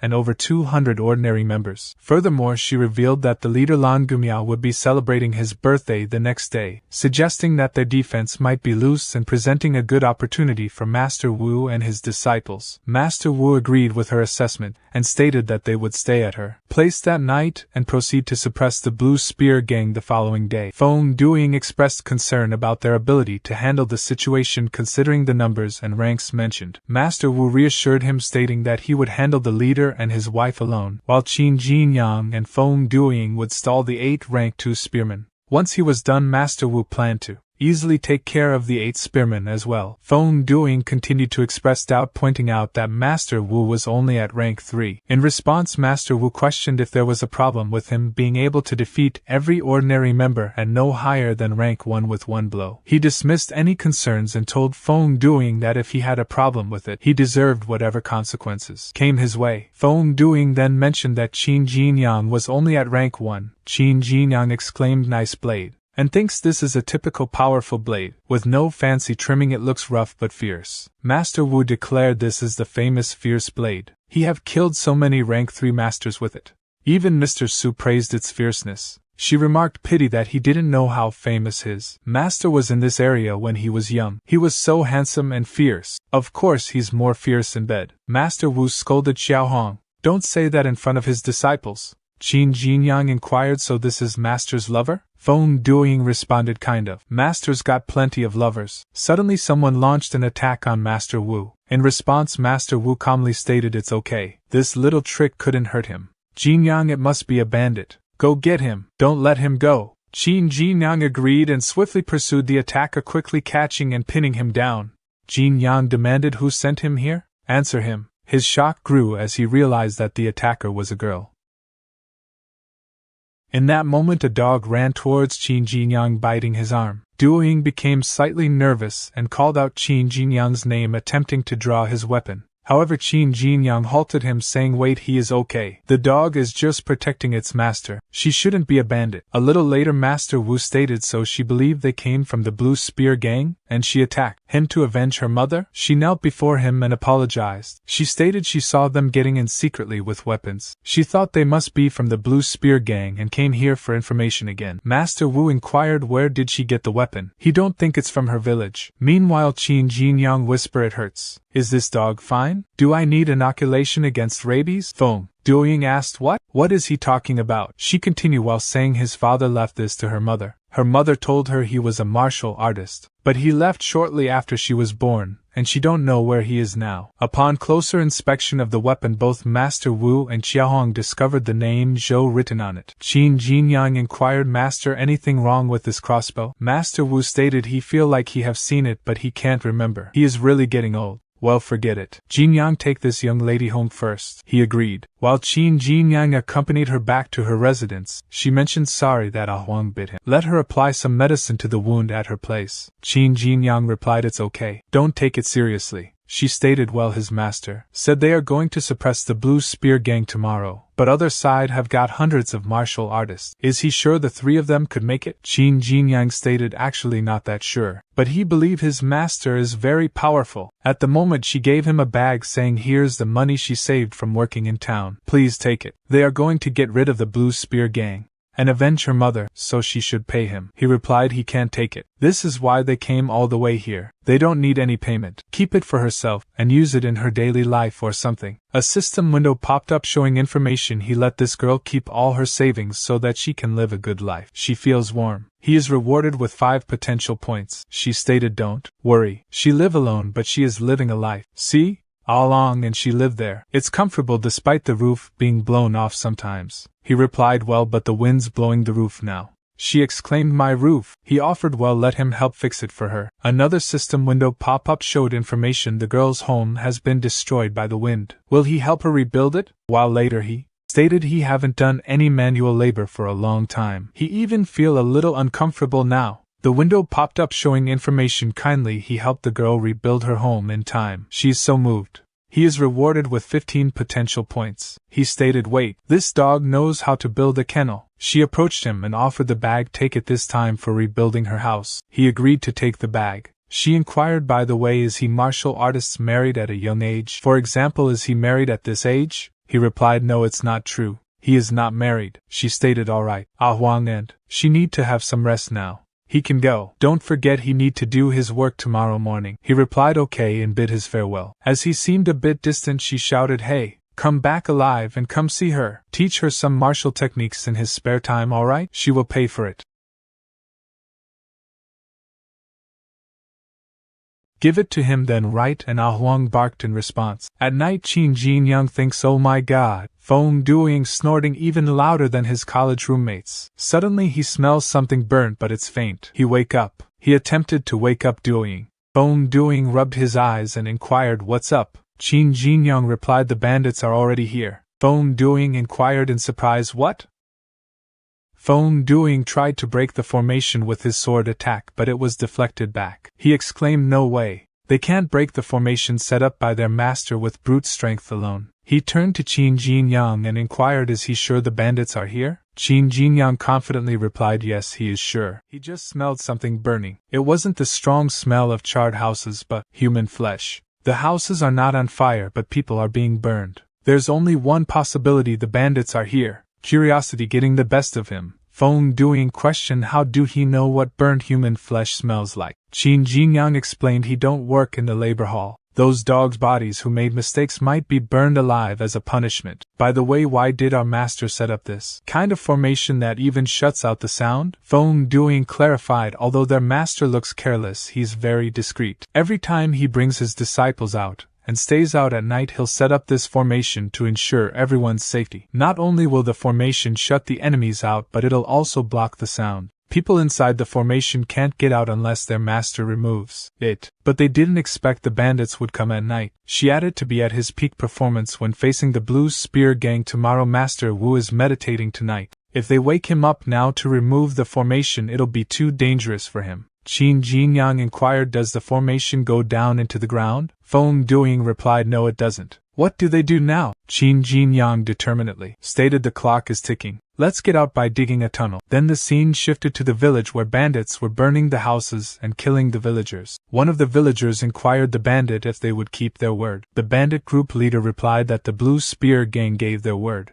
They promised to spare the lives of the villagers' father, mother, wife and children as long as the villager jumped into the fire. The villager wife pleaded with him not to do it, but her arm was pierced with a spear by a bandit who commanded her to shut up. The person then turned to the other villagers and declared that for the sake of their wives, children and parents, they should all follow him and jump. All the villagers agreed. As he moved toward the fire, the first person to step into it suffered a swift and fatal burn, causing the other villagers to cry. The group leader commented that he had given these cowards a glimmer of hope, but they had stopped fighting and killed themselves instead. He found this scene fantastic and couldn't get enough of it. Another bandit whispered to his group leader that after these men died, he preferred to see the expressions of the women and children when they were buried alive. The group leader agreed, saying that they would chop off their heads instead of burying them alive this time. Their boss had instructed them to collect 99 women's heads and make liquor with them as a birthday gift for Mr. Lon. The bandit assured the group leader that he knew their head-chopping skill. Suddenly an attack landed on the bandit's head, killing him instantly. The group leader shouted a warning, alarming the other bandits. One of them asked where the attack was coming from. At that moment, Feng Duing utilized his sword technique, swiftly dispatching most of the bandits. Standing on the dead bodies of the bandits, he blocked the path to the burning houses. The group leader exclaimed, "How dare he! Do he have any idea who their boss is?" Qin Jinyang responded with interest, asking, "Who is he?" The group leader replied, "He's one of the Blue Spear Gang's 8 spearmen, and a rank 2 martial artist. He also came here this time. Pleaded him to spare his life. He can do whatever he want." Qin Jinyang dismissed the offer, stating no need. He don't need a scumbag to do anything for him, and proceeded to kill him. Approaching Qin Jinyang, Feng Duing informed him they killed all the bandits here. But the villagers told him that their boss was still outside the village. Realizing something, Qin Jinyang exclaimed no, and started running. Concerned, Feng Duing called out, "Wait, Jinyang, it's too dangerous for him to go alone." Qin Jinyang instructed Xiaohong and Duing untie the villagers first. Meanwhile, outside the village, she aimed the crossbow at the bandit leader. Leader questioned why do she resist him. She is good looking. Why not be her woman and go back with him? What do she say? She did better answer him as soon as possible. Even though she didn't injure her internal organs, she can't hold on for long if she continued to bleed like this. The earlier she surrendered, the sooner he can help her to stop the bleeding. She used the crossbow and launched a metal ball towards him, but he caught the ball with 2 fingers and using his technique to throw the ball at a dog, severely injuring it. Seeing this, she started to cry. Bandit leader remarked, "Forget it. He disliked those who don't appreciate the kindness of others. He will be the raw material for his liquor," as he prepared another attack. Meanwhile, she shut her eyes, and upon reopening them, she saw Qin Jinyang standing in front of her. Leader inquired, "Who is he? May he know his name?" Qin Jinyang responded, "He is dead meat to him." Qin Jinyang aimed his sword at the bandit leader. The bandit leader sneered, "Brat, don't think he can play the hero here just because he learned a little bit of martial arts. Well, he is nothing to him. He used his martial art technique." A window popped up displaying information about the bandit's notorious deeds. It revealed that as a rank 2 martial artist, he had caused great mischief everywhere. The question asked if Qin Jinyang was willing to kill him for the sake of justice. Effortlessly, Qin Jinyang blocked the bandit leader's attack, creating a golden shield around himself. The bandit was astonished by Qin Jinyang's formidable defense. Qin Jinyang swiftly moved forward, closing the distance between himself and the bandit. He launched a sword attack that severed one of the bandit's hands, causing him to fall to the ground. The bandit shouted, "Impossible! He is one of the Blue Spear Gang's 8 spearmen, and a rank 2 martial artist." "Who the hell is he?" Qin Jinyang replied, "A rank 2 spearman? He is nothing to him." He used the rotten fist technique to kill the bandit. A window popped up congratulating Qin Jinyang for his strength and standing up for what is right. It mentioned that he had killed a bandit who was a rank 2 martial artist, bravely fighting for justice. He was rewarded with 100 potential points. She inquired, can he help her to check on Ah Huang? Qin Jinyang replied, "Sure. Hold on. He is taking her to the doctors with Ah Huang." As Feng Duing arrived at the scene, he exclaimed, "When did his lightness skills improve so much?" Observing a decapitated bandit about to attack Qin Jinyang from behind, Feng Duing warned him. However, it was too late for Qin Jinyang to turn and defend against the attack. Master Wu swiftly launched a spear, hitting the bandit and causing bandit to crash into the wall. Master Wu stated that the bandit had practiced martial arts with a forbidden parasite, and even in death, the parasite could still manipulate his body. He warned Jinyang not to be careless. Xiaohong stated she was already dead, as the poisoned wound had caused her demise rather than the blood loss. It was clear from the beginning that those responsible did not intend to keep her alive. At that moment the sky was graced with thunder and lightning, followed by the start of rainfall. Master Wu apologized for being late and admitted that he should have been more careful. He had not expected the sudden attack by the Blue Spear Gang on the village that night, leaving him unprepared. Simultaneously, wounded Ah Huang approached Qin Jinyang while barking and handed him a coin before succumbing to its injuries. Feng Duing commented that the dog had held on until Jinyang arrived, but now it was dead. A window popped up displaying information that the dog had given Jinyang the last entrusted coin. Another window appeared inquiring if Jinyang was willing to undertake the commission to exterminate the Blue Spear Gang as the dog hoped. Master Wu expressed that such occurrences happened constantly on this land, making a peaceful life a luxury beyond the reach of common people. He revealed that he had come to the Helan Grange to learn martial arts, with the intention of eradicating all the robbers and bandits in the world. However, he had just discovered that he couldn't accomplish it. Qin Jinyang shouted, "Master, he wants to exterminate the Blue Spear Gang right away." Feng Duing added that's what he thinks too. Master Wu replied, "Okay, let's go and exterminate the bandits now. Remember, kill them all and don't spare anyone." Both Qin Jinyang and Feng Duing replied affirmatively, saying, "Yes, master." At the main base of the Blue Spear Gang, a celebration was underway. The bandits were laughing and enjoying the party. A bandit guard mentioned it's Mr. Lan's birthday today, but they won't even let them drink. "What a bummer!" Another bandit complained they won't even let them have a good time. "What's the point?" The boss of the guard bandits approached them, stating, "What the hell are they talking about?" One of their spearmen took the others to look for women's heads to make liquor for Mr. Lan's birthday. Don't they need someone sober enough to open the door for them? The two bandits became agitated while pointing towards his back. The boss bandit questioned what's wrong with these two now. Are they under some kind of spell? As he turned around, he discovered Feng Duing and Qin Jinyang standing on the wall behind him, their expressions filled with anger and determination. The commotion caught the attention of the celebrating bandits. The boss of the guard bandits questioned, "Who the hell are they?" Qin Jinyang stated he handled those guys over there while he handled the others. Feng Duing added, "Okay, be careful. Call him if he can't defeat them." The bandit retorted, "Hey, are they deaf? Didn't he hear what their boss said?" Feng Duing and Qin Jinyang swiftly dispatched 3 bandit guards. The remaining guards, who were enjoying their party, stood up and one of them shouted, "Everyone grab their weapons. Someone is stirring up trouble here." On one side Feng Duing and on the other side Qin Jinyang systematically eliminated each and every bandit they faced. After dispatching all the guard bandits on the wall, Qin Jinyang glanced down at the guards below, making them nervous. Their leader, while running, exclaimed, "This person isn't human but a monster. Run for your life." Qin Jinyang pursued them, killing them one by one. A window popped up displaying information that he killed bandits and avenged the deaths of innocent people. He is rewarded with 10 potential points. Another window showed he killed bandits. He is rewarded with 12 potential points. Meanwhile, Feng Duing dealt with the bandits on the opposite side, informing Qin Jinyang he have killed all his enemies and inquiring what about him. Glancing around, Feng Duing became a little surprised and remarked, "Well, Qin also cleared his side as well." Within the base, Lan Gumiao, the leader of the Blue Spear Gang, a rank 3 martial artist, sat on the throne. Beside him was his wife Lan Hongmiao, also a rank 3 martial artist. Gumiao inquired, "There is a distinguished guest coming this evening. Where is Laojiao?" One of the 8 swordsmen of the Blue Spear Gang replied, "Laojiao went to prepare a birthday gift for him. He'll be back soon. He'll surprise him by then and laugh." Hongmiao remarked, "Laojiao is full of tricks. Let's give him a bit more time." Suddenly one of the guards rushed inside, shouting, "Mr. Lan, there is a situation." Someone broke in while kneeling in front of him. Gumiao was surprised at his remark, followed by an explosion at the gate. The Blue Spear Gang's 8th swordsman, coughing, exclaimed, "Who dares to stir up trouble here?" He was immediately pierced by a spear from Master Wu, killing him and causing another explosion.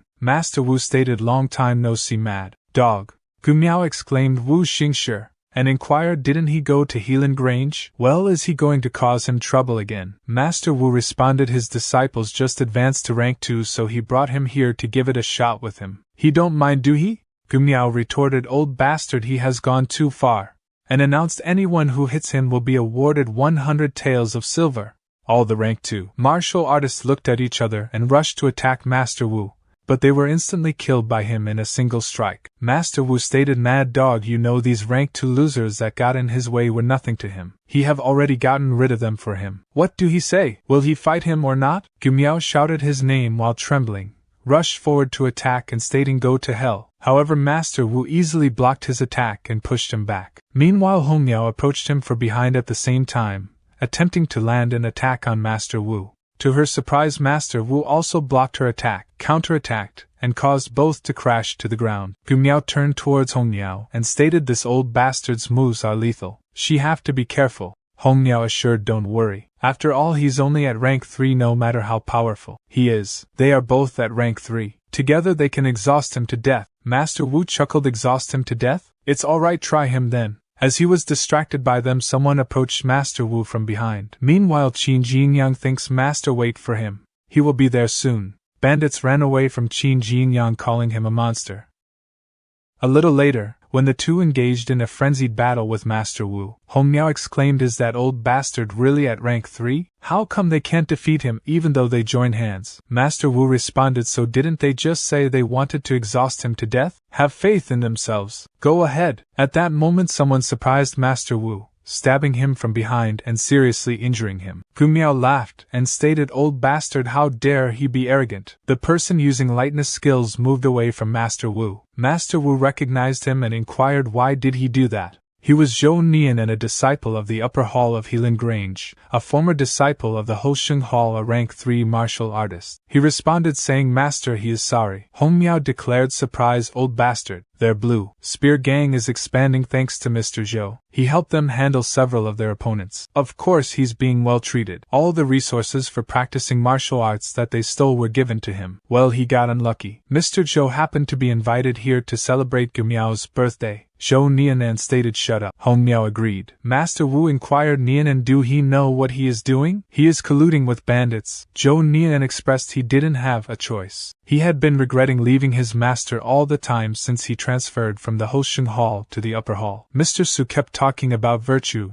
morality, fairness and justness, but did he really mean what he said? All he could think about was wenching. He gave her all the good stuff. The other disciples were putting their lives in danger, yet all they got was verbal praise just because wenching was his biological daughter. The other disciples were nothing but also rans. How could Zhou Nianan possibly break through to the next rank with the minimal resources they provided? He was just a tool for them without a breakthrough, going on missions to get resources till he died. He injured his master's dantian with that slash. His master could not use his chi now. He advised his master to go back and pretend like nothing happened, begging him to do so. Gu Miao shouted, "What is he thinking? Do he believe he won't reveal their secret if he let him go back? Don't be silly, kill him right away while he's injured." He placed his sword at Gu Miao's neck and asserted, "Try him. If he call his master old bastard again, he will chop off his head." Master Wu interjected, "Zhou Nian and know him. He never compromised with the bandits." He executed the fire lion technique, charging at Master Wu and saying, "Master, sorry about this." However, Master Wu effortlessly blocked his attack, criticizing weak defenses, followed by a punch that sent Zhou Nian crashing to the ground. Coughing up blood, Zhou Nian witnessed as Master Wu swiftly approached to strike. Yet Zhou Nian evaded the attack by jumping backward. Seizing the opportunity, Zhou Nian rushed forward and stabbed Master Wu. Unexpectedly, the Master Wu grabbed Zhou Nian's sword, started laughing, and exclaimed he don't have the resolve. He then struck Zhou Nian's head, causing him to stagger backward with a bleeding forehead. Master Wu stated, "Nianan's martial arts are deteriorating. He is even weaker than when he was at rank 2. Hong Miao commented, "This elderly man is still remarkably powerful." Without relying on any techniques, Gu Miao suggested they should seize the opportunity to sneak up on him and strike him in the waist. He doubted that he will be able to recover after that. Hong Miao warned Gu Miao about the impending attack, but it was too late. The attack landed on both of them, causing them to crash to the floor. As they got back on their feet, Gu Miao inquired, "Who is this person?" Hong Miao added, "This is never-ending." Qin Jinyang stated, "Master, he is here to assist him." Master Wu affirmed Jinyang arrived just in the nick of time. Qin Jinyang inquired about Zhou Nian while pointing towards him. A window appeared with information: Lan Gu Miao has committed heinous crimes. By eliminating him, he can save numerous lives. Is he willing to do so? Another window displayed information about Lan Hongmiao, depicting him as cruel and ruthless. The third window indicated that Zhou Nian was a traitor, deceitful and malevolent. Gu Miao exclaimed, "Damn it! Besides an old monster, now a young one appears. Let's go where there is light, there's no hope in this fight now." Master Wu replied to Qin Jinyang he was once his disciple, but now he has become a bandit. He go and eliminate those two bandits who are fleeing, and he will handle Nianan on his own. Feng Duiying wiped his sweat and stated he finally killed all of them. He did better rush to help his master and Jinyang. At that moment a spear thrown by Gumiao was about to hit Feng Duiying's head, accompanied by Gumiao's declaration whoever stands in his way will die. However, Qin Jinyang swiftly intervened, blocking the attack and saving Feng Duiying. Gumiao questioned, don't he know the rule? He should show mercy when there's room for it. Qin Jinyang asserted their Lan Gumiao and Lan Hongmiao. Don't let them escape. Feng Duiying assured him, saying don't worry. He is here with him. Hongmiao warned, don't push them too far. Do he really think they are pushovers? She turned to Gumiao and instructed him to use a particular trick. Gumiao threw a spear infused with his aura, causing it to multiply and launch towards both of them. Meanwhile, Qin Jinyang utilized his golden shield to stop the attack. As the shield neared its limit, Feng Duiying employed his sword technique to get rid of the remaining spears. Hongmiao rushed forward while laughing and exclaimed, they're falling for it. Checkmate. As she attempted to stab Qin Jinyang, Feng Duiying, expressing concern, called out his name. To their surprise, her dagger didn't penetrate but was instead blocked. Seizing the opportunity, Qin Jinyang countered by stabbing her with his sword. Confused, she inquired why weren't he stabbed, and dropped dead on the ground. Meanwhile, Gumiao attempted to escape, declaring, just he wait, he will get even with him. But Feng Duiying subdued him. Gumiao questioned why. We never offended them before. Why do they have to cause them trouble? Qin Jinyang responded, did people in the Baifeng village offend them? Gumiao turned around and inquired, what village? However, Qin Jinyang swiftly cut his neck with a dagger. A notification appeared stating Qin Jinyang eliminated Lan Gumiao, the head of the Blue Spear Gang, and secured justice for innocent lives, earning him 400 potential points. Another notification stated that his intelligence and courage in taking down Lan Hongmiao, the female leader of the Blue Spear Gang, for the sake of the people, also earned him 400 potential points. Feng Duiying inquired how Qin Jinyang had blocked the woman's attack and questioned if he had some kind of legendary armor. Qin Jinyang placed his hand in his pocket and revealed a broken coin to Feng Duiying. Feng Duiying remarked that it would be daybreak soon, to which Qin Jinyang replied that it had been a long night. Within the bandit stronghold, Master Wu expressed that he was truly old and his memory was failing. He wondered why he hadn't noticed something earlier. Zhou Nian inquired Master Wu what he was referring to, and Master Wu revealed that he had recently realized something, but he thinks it would be better if Zhou Nian remained unaware. He stated that he only had enough strength left for the final blow and urged Zhou Nian to join him in swiftly ending it. Zhou Nian declared that he was with Master Wu. As Zhou Nian reminisced about the past at Helan Grange, one disciple scorned him, telling him to go beg somewhere else. Another disciple exclaimed that he didn't even know what this place is. Upon Master Wu's approach, the other disciples grew uneasy. Master Wu greeted him and inquired the boy's name. The boy replied that his name was Zhou Nian. While Zhou Nian was training, a fellow disciple mocked him, saying, "Hey bumpkin, why he is even practicing?" Mr. Wu was soft-hearted and took him in. Do he really consider himself his disciple? Another disciple joined in, stating, what's the point of practicing when he have ironwood level root bones? He can't even reach rank 1. Despite the criticism, Zhou Nian continued with his practice. Master Wu, advising Zhou Nian, listen, talent is important but it's not everything. He must work hard and have a fighting spirit. Perplexed, Zhou Nian inquired, fighting spirit? Master Wu reassured him, stating he will understand in the future. Work as hard as he can now. He will become a powerful martial artist, trust him. Persistently, Zhou Nian continued his training without a break. Eventually he broke through to rank 2 and even defeated a rank 3 senior with a single punch. The other disciples couldn't believe it. Some called him a monster, while others speculated that he must have had a lucky break. Regardless, envy lingered among them. Subsequently, the owner of Helan Grange personally elevated Zhou Nian, a rank 2 disciple of Hosheng Hall, to become a disciple of the upper hall. Zhou Nian expressed his determination, stating he will become the best disciple in the upper hall and win honor for his master. In the present, Master Wu questioned Zhou Nian, inquiring why did he do this. Zhou Nian responded he think he know what fighting spirit means. It means upholding justice and fighting heart and soul. Unfortunately, he can never achieve it. At that moment, both Feng Duiying and Qin Jinyang approached, worriedly calling out to Master Wu. Meanwhile, Zhou Nian lay lifeless on the ground. Feng Duiying inquired, he got hurt? Master Wu confidently reassured him, do not worry, he will not die. Qin Jinyang then observed Zhou's name, while Master Wu acknowledged that he bet he have noticed it. Zhou Nian was a refugee before he recruited him into Helan Grange. His wife and daughter lived in a nearby village. After joining Helan Grange, he saved up all his allowance so that he could give it to his family when he went down the mountain. The day he joined the upper hall, he took a leave to go down the mountain, and tell his family the news. However, the village was demolished by the government due to rumors of harboring bandits. His wife and daughter disappeared. He helped him look for his family for a long time, but it was chaos everywhere, and it was impossible to find them. He think maybe he changed from then on. Feng Duoying remarked how ironic. His family was ruined by the bandits he colluded with, and he inquired Master what would Mr. Zhou think if he knew about this. Qin Jinyang added perhaps for him and his family, it is a good thing to die without knowing the truth. Master Wu inquired what is he looking for. Qin Jinyang replied Master he might carry some pills with him. He have to find them for Master. Master Wu intervened stop it. He came here by chance today and wouldn't be so well prepared. The Blue Spear gang might have hidden many pills. Well, let him show you the secret treasure of people who learn the Great River technique. A little later Master Wu explained this is the Great River boat which can find places full of spiritual qi. Martial artists, especially bandits, usually hide all pills in one place. Then they would set formations outside the place so that ordinary people can't find that place. Coincidentally, the Great River boat can find such a place within a radius of 3 miles. Feng Duoying exclaimed Master, it is so precious. They will make a fortune. Qin Jinyang questioned since this Great River boat is so excellent, it must have many limits. Master Wu asserted he was right and reminded them that they must pay before gaining anything. He explained that in order to use the Great River boat, they must first practice the Great River technique to the Supreme Realm, along with other key points that he would teach them after returning to Helan Grange. Continuing, Master Wu mentioned that since they had found the treasure house through the Great River boat, they should start digging and return the money to the looted village.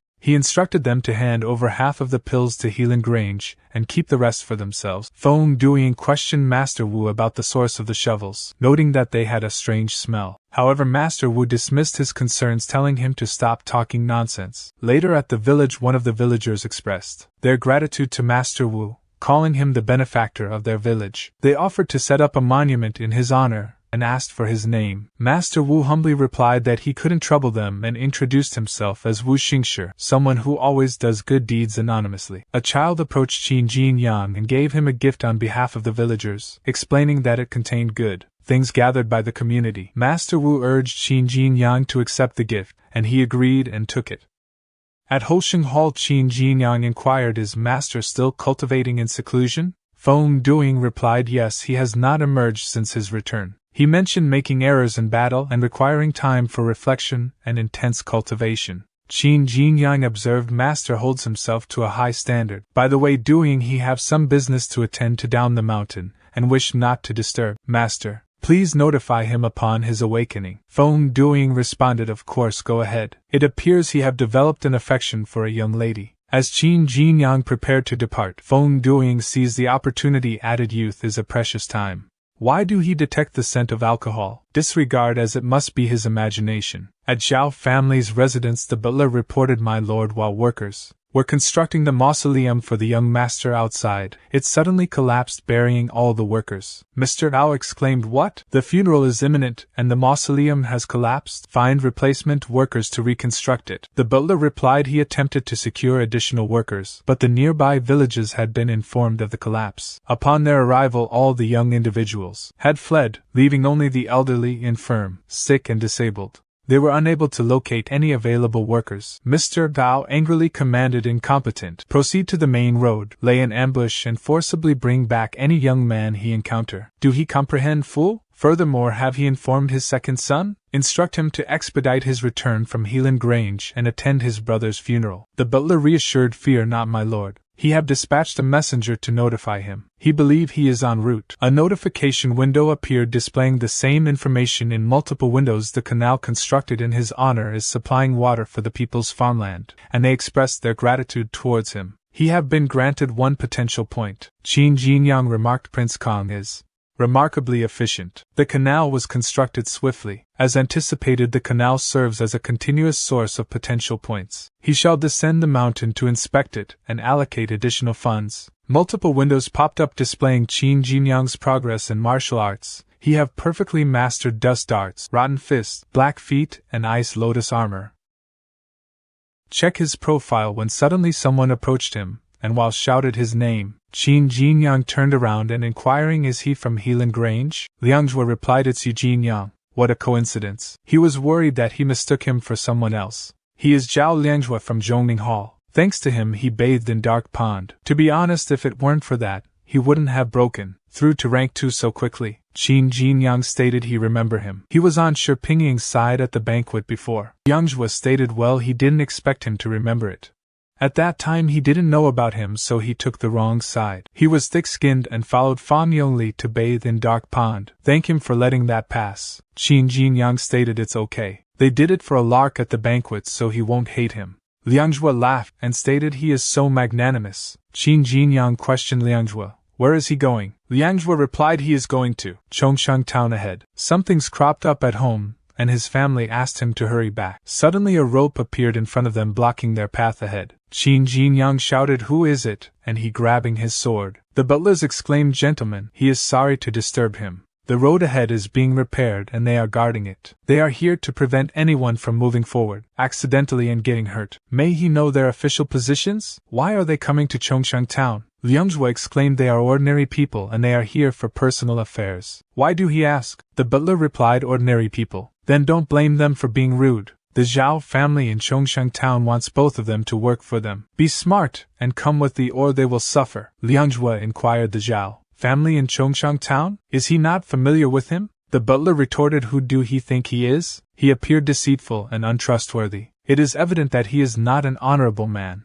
Why should they recognize him? As Qin Jinyang prepared to unsheath his sword, Lianghua intervened, advising, "Hold Jinyang. It has been a while since his return. If he have the time, please accompany him." He wished to assess the situation within the Zhao family. The butler remarked, "Well done, he is astute. Do he believe himself to be swordsman merely by riding horses and brandishing worn-out swords? Dismount quickly." Qin Jinyang acquiesced, stating he will join him. A notification appeared showing information the Zhao family in Chongshan town has laid an ambush on the road. Further investigation is required. Is he willing to take the risk? In the prison cell, Qin Jinyang observed Lianghua. It appears he is not warmly welcomed in his household. Lianghua explained, indeed he have been absent from home for a considerable period. He departed to train at a young age, and his father prohibited him to return until he completed his training. His stepmother and elder brother managed the family in his absence. Unfortunately, his elder brother passed away from an illness, prompting his father to summon him back. Qin Jinyang inquired about his mother. Lianghua disclosed his mother passed away during childbirth. Qin Jinyang expressed his condolences. Lianghua reassured it is fine. His stepmother treated him kindly despite not being her biological son. His mother was a mere servant. He suspects she became his father's concubine due to her beauty. His elder brother, the legitimate heir, was his half-brother. His mother bore 3 other sons. Initially he was not recognized as a member of the family. However, his mother accepted and adopted him, designating him as the second young master. At that moment the guard entered the room and announced, "Hey." At the Zhao family's residence, Mr. Zhao inquired, "Have all the guests arrived here for the sake of his second son?" "They are all waiting for him." "Why has he not returned yet?" The butler responded, "My lord, he personally went to Helan Grange to inform the residents there. They assured him that they would relay the message to the second young master." "He swear it is true?" Lord Wife exclaimed, "What a disgrace. He entered Helan Grange and became a cultivator, looking down on them. His brother has passed away, yet he did not return for the funeral. She regret treating him well." Mr. Zhao cursed, "Incompetent fool, he cannot even handle such a simple task. If he does not return within the hour, he will have him oversee the construction of the mausoleum." As he labored, Qin Jinyang questioned, "When he worked in the labor hall, they were provided with food. Here they expect them to work without offering any sustenance." A guard rushed forward with a whip to punish Qin Jinyang, scolding, "How dare he complain?" Lianghua intervened and took the punishment in Qin Jinyang's place. Concerned, Qin Jinyang turned to Lianghua and asked, "Is he all right?" Lianghua reassured him he came here with him. He cannot let him suffer. Do not worry. Once he understands the situation, he will seek justice for all. The individual with the whip remarked, "What loyal friends he is. Let them see how much punishment he can endure for him." At that moment the butler called out to gather around everyone. A guard inquired, "Boss, what happened to his face?" The butler dismissed it, saying it was an accident. He fell. Let them focus. The individual with the whip threatened, "Just wait. He will deal with both of them shortly." The butler instructed, "Follow him to the town entrance and head towards Helan Grange to search for the second young master. Lord Zhao has mandated that if they do not locate him within an hour, they must commence construction on the mausoleum." The other guard inquired, "But he has not returned in many years." None of them can recognize him. The butler responded, "Fool, the second young master is a disciple of Helan Grange. He must have a distinguished appearance and stand out from the ordinary. They will certainly be able to identify him." Another individual inquired if they leave who will oversee the work here. The butler stated the top priority at the moment is locating the second young master. These individuals are restrained and cannot escape. One of the laborers remarked they are fortunate to have the second young master, as it allows them to take a break. An elderly worker inquired, "Excuse him, they both do not appear to be locals. How did they end up here?" Liang Zhuo explained they had business in Chongshang town, but they were intercepted by those individuals on the road. Family always so overbearing? They openly seize individuals on the streets and force them into labor. The elderly individual elaborated they are outsiders, hence they may not be aware of the influence the Zhao family holds in Chongshang town. The majority of the land in the town is owned by the Zhao family. Furthermore, the second young master of the Zhao family is an inner disciple of Helan Grange with a promising future. Recently, the eldest young master of the Zhao family passed away, and his mother insisted on constructing a tomb for him on the mountain. Unfortunately, a collapse occurred at the site some time ago, resulting in the deaths of numerous laborers they had recruited from the town. This incident became widely known in the area, prompting locals to hide when the Zhao family sought more laborers. Unable to acquire workers from the town, the Zhao family resorted to setting up an ambush on the road and forcibly bringing passers-by here. They have had an unfortunate encounter. He hailed from a nearby village, and he was deceived into believing that he would be paid for his work here. However, upon arrival he discovered that he was merely an unpaid laborer. It has been a decade, gentlemen. Escape is futile. There is no way out of this predicament. They are destined to toil for the Zhao family indefinitely. Flustered, Liang Zhuo exclaimed, "How could the Zhao family be so unreasonable and lawless? If the second young master knows about this, he will never allow it."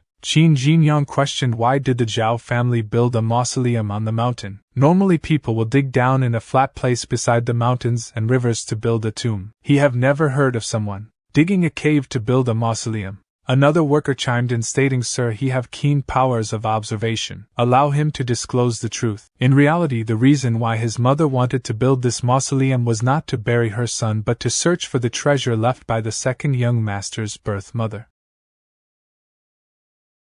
and stated he heard that the second young master's birth mother was just an ordinary maid. How could she have a treasure? The worker explained, "Well, how did he know? Indeed, she was an ordinary maid. However, he heard that she used to be the daughter of a major family. After her family's downfall, she came here to work as a maid. After she gave birth to the second young master, the lord's wife was very angry and killed her, secretly. Before she died, she muttered that she had a family heirloom for her son." Liang Zhuo stated he heard she died in childbirth. The worker retorted, "Nonsense. Everyone in the Zhao family is under the command of the lord's wife, so she wouldn't admit to killing the concubine. The poor second young master only cared about cultivation and didn't know anything. He even took the lord's wife as his mother. How misguided he is!" Liang Zhuo stood up in anger and exclaimed, "This is unfounded. He is spreading falsehoods.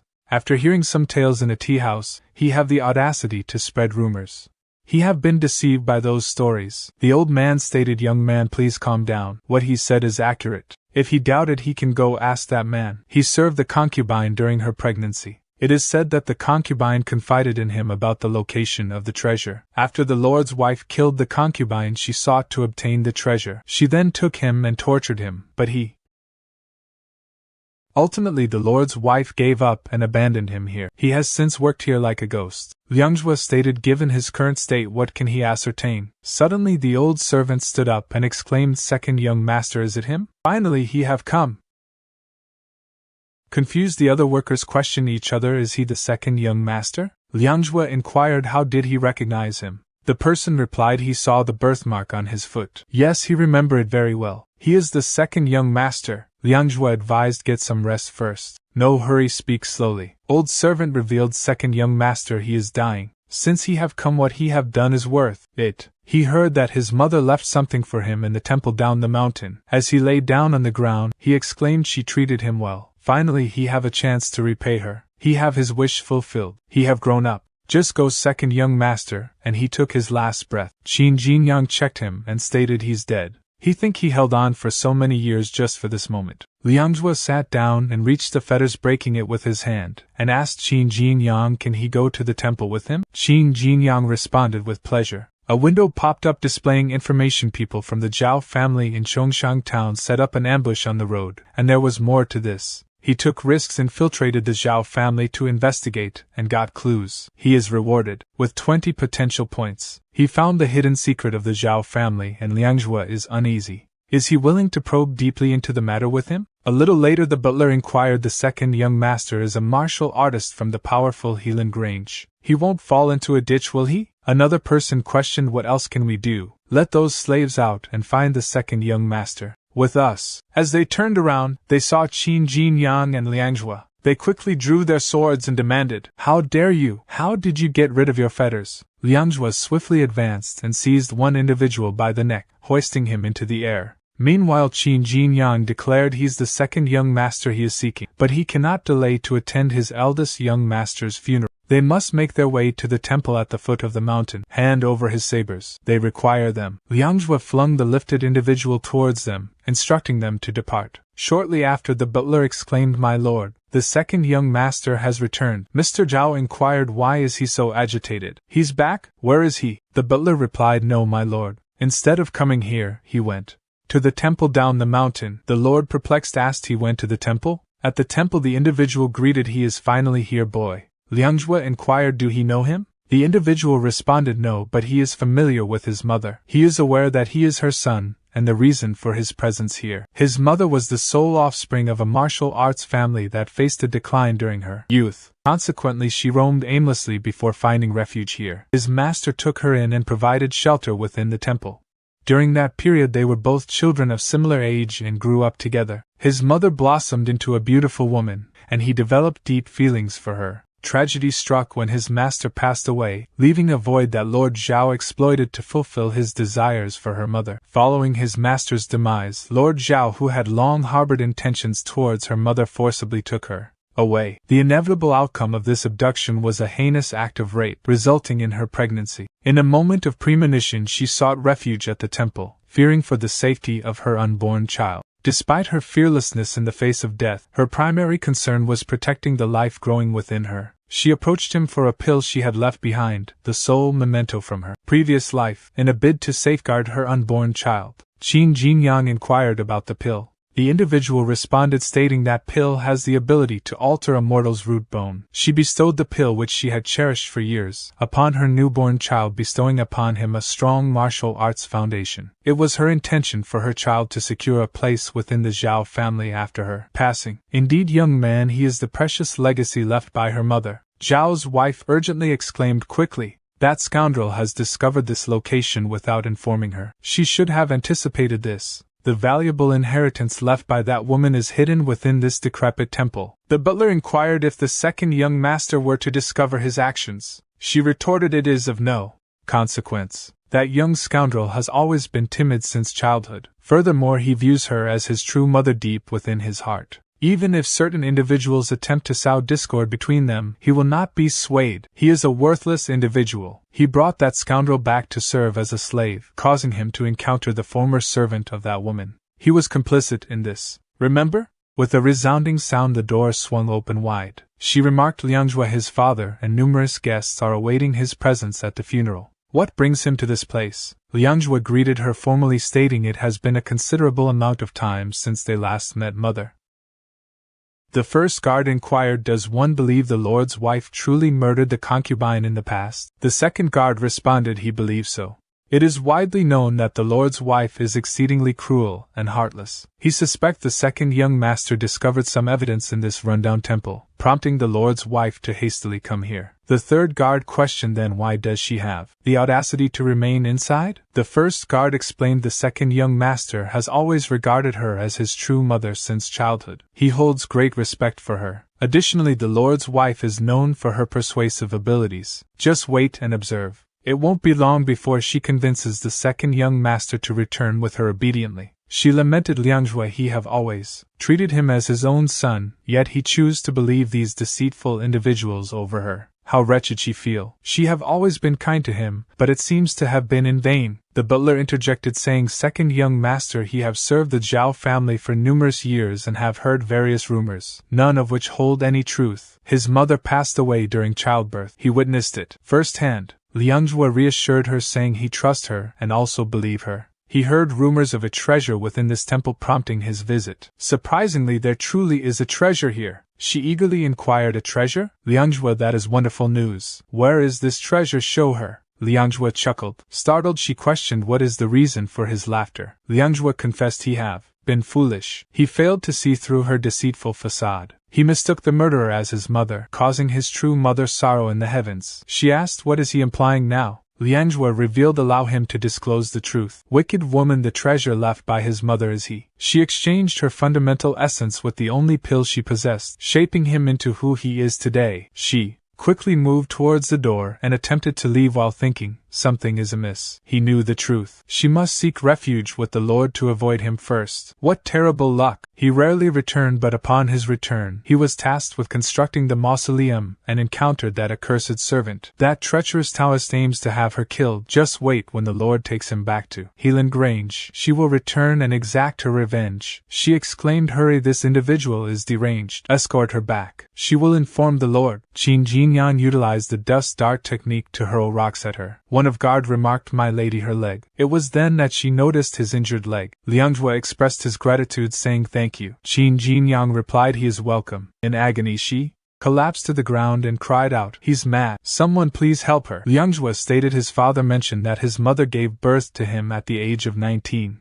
Coincidentally, he is now 19 years old. If his mother were still alive, she would be 38 years old. Therefore, in fairness, he must stab her once for each year on her behalf. According to her nominal age, he must stab her 40 times today. Qin Jinyang approached a guard and requested, friend, did he hear that? He requires a saber. Kindly return their sabers to them. The guard complied, saying, yes, sir. Qin Jinyang tossed the sword to Liangjue. She pleaded help. Whoever can eliminate this individual, she will reward with 100 taels of gold. No, 1,000. 10,000 taels of gold. Liangjue assured her, do not fret. He will ensure her safety until he have finished. Liangjue commenced counting the sword strikes. The butler became frightened and while trembling, he stated he will tell him everything. Please spare his life. He revealed that his mother was killed by their lady, and he witnessed it firsthand. Despite wanting to speak up, he was forced to remain silent by the lady, who promised him the position of butler in exchange for his silence. The Zhao family was under the control of the lady's family, and Lord Zhao was only interested in fishing. The butler expressed his fear of speaking out against them. Qin Jinyang responded he did not ask for his confession, but he have revealed everything. He have a favor to ask of him. The butler eagerly agreed to help in any way he could. Qin Jinyang instructed he must first atone for his sins, kneel before the spirits of the laborers who died because of him 3 times. A notification appeared stating that Qin Jinyang had avenged the deaths of the laborers and had been rewarded with potential points for killing the treacherous butler. Meanwhile, Liangjue's strike count had reached 40, but she perished before he reaching his goal. Qin Jinyang speculated that the lady's family had a connection to the deaths of the laborers in the mausoleum. Liangjue vowed to seek justice for her mother and all those who had died unjustly. At the Zhao family residence, the gathered crowd inquired about the absence of the second son, who had joined Helan Grange. Mr. Zhao explained that his son had been away for many years and his wife had gone to retrieve him. The guard interrupted with news of the second son's return. Mr. Zhao reassured the crowd and inquired about his son's whereabouts. Qin Jinyang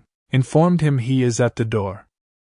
Mr. Rao inquired who is this individual, and why is he seated upon his son's coffin. Qin Jinyang responded he is acquainted with his second son through our shared sect. Today he is assisting him in tidying up the residence. Perplexed, Mr. Zhao questioned what is the meaning behind his words. Suddenly Liangjue tossed a head in Mr. Zhao's direction and expressed father he apologized for his tardiness. He should have returned sooner to eliminate this malevolent woman and her kin, to rectify the situation and to seek justice for the townspeople. Lord Cheng, father of Mr. Zhao's spouse, interjected, how dare he speak so recklessly. His offspring intervened, advising father please remain composed and attend to his well-being. Cheng Shu, the 10th progeny of the Qing lineage, erupted, you wretched individual, how dare he take the life of his sister? Zhao Liangjue, he is a treacherous and disloyal scoundrel. He shall end him. Qing De, the eldest scion of the Qing family, cautioned, brother, do not act impulsively. His cultivation is merely at the 2nd level with a damaged dantian. Cheng Shu retorted, he think he can act lawlessly after affiliating with Helan Grange? Take this. None in the town can withstand his blade. Despite his attempt, Liangjue effortlessly overpowered Qing Shu, leaving the Cheng family shocked. Liangjue remarked. Accustomed to flaunting his authority in Chongshan town, he failed to recognize his own shortcomings. He imparted this sword technique to him upon his return years ago, yet he have made no progress in honing it. His technique is riddled with flaws. Meanwhile, Qing Shi's relatives gathered around him as Lord Qing proposed Zhao Liangjue. He have taken the lives of his sister and brother, and he is willing to overlook it. They can settle this matter amicably. He have achieved retribution by ending their lives. Their families are now on equal footing. What is his stance on this? Qin Jinyang interjected. For many years their family has wielded control over the Zhao clan, perpetrating numerous misdeeds in this region. Countless innocent lives have been lost due to their actions. They were even brought here as slaves while traversing the road. He have conducted an investigation. Their transgressions are documented in a confidential ledger within the counting house. Once they locate that ledger and thoroughly examine its contents, they can ensure justice is served for those who perished unjustly. Liangjue stated he concur with Jinyang. It is imperative that they seek justice not only for his mother but also for all those in the vicinity. Qin Jinyang turned to the assembled crowd and inquired, does anyone possess the skill of paperwork? If so, he is willing to offer a generous temporary wage for his services. His task will be to locate a specific booklet in the counting house. There was a moment of hesitation among the group until a system window appeared, directing Qin Jinyang's attention towards a nearby individual.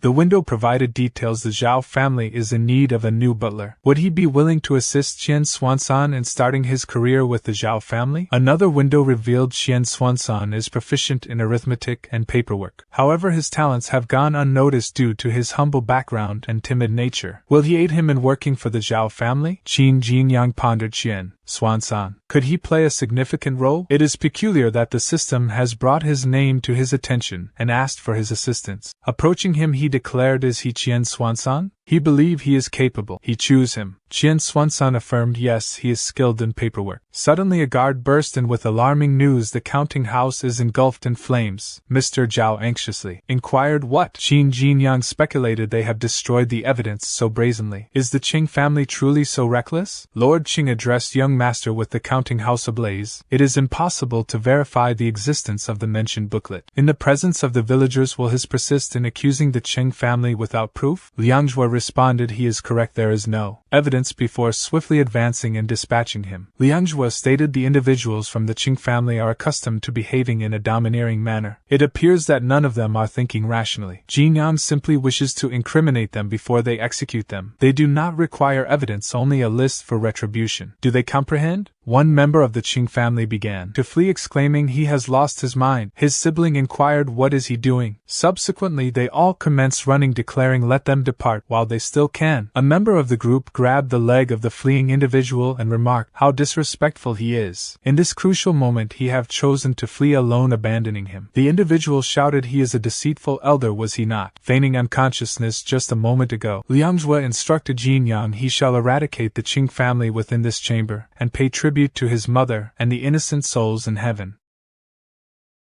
and prevent anyone from escaping. Qin Jinyang replied, that is precisely his intention. As a Qing family member attempted to exit the premises, Qin Jinyang intercepted him. Liangjue approached and ended his life. An individual inquired of Mr. Zhao, is he not going to restrain his son? Mr. Zhao responded, to be frank, he do not dare to intervene. Shortly thereafter, as Liangjue plunged his sword into the ground, he cried out, mother, do he witness this? It has been 19 years. He have avenged her demise. A notification window appeared displaying the message, he assisted Liangjue in eliminating his adversaries. He is granted 120 potential points. A while later, Liangjue expressed his gratitude to Jinyang for his assistance. Please do not hesitate to let him know if he requires any assistance in the future. He will do everything in his power to help him. In response, Qin Jinyang replied, they have been through a lot together, so there is no need for such formalities. Qian Xuansan assured him, saying, rest assured, they have returned all the slaves who were forcibly brought here. They are also investigating the injustices caused by the Zhao family, and will provide explanations to the affected families. Impressed, Qin Jinyang remarked, he seemed to have taken on the role of the Zhao family's butler quite well. Qian Xuansan expressed his gratitude, acknowledging he owed this opportunity to him. He would never have had such such a chance otherwise. Qin Jinyang bid farewell, stating he will see him at Helan Grange. Liangjua simply replied very well until then. A system window suddenly appeared informing Qin Jinyang of his rewards for recommending Qian Xuansan as the butler and the future prosperity of the Zhao family. Another window detailed the positive impact of Qian Xuansan's actions on the community, earning Qin Jinyang additional potential points. Reflecting on the situation, Qin Jinyang pondered Qian Xuansan continues to bring him potential points. Perhaps he will indeed become a significant figure in the future. However, that is not his concern at the moment. He must focus on his tasks at hand and make the most of his time in the nearby town before returning to Helan Grange. At that moment a voice cried out, "Sir, urgent news! The Bright Cloud sect has launched a surprise attack on the Wuyue Pavilion. The leader of Wuyue Pavilion's rank 5 has been slain by the leader of the Bright Cloud sect. Su Longjie instructed activate Helan Grange's highest alert level effective immediately. Summon all disciples back immediately. No one is permitted to leave without his authorization." The messenger replied, "Yes, sir." Su Longjie pondered. He had foreseen this day would come. It seems Shandong province will be plunged into chaos indefinitely. Meanwhile, Feng Duoying contemplated his master is in seclusion, and Jinyan has yet to return from meeting his beloved. The path of martial arts is like sailing against the current. He must remain diligent. He must not falter.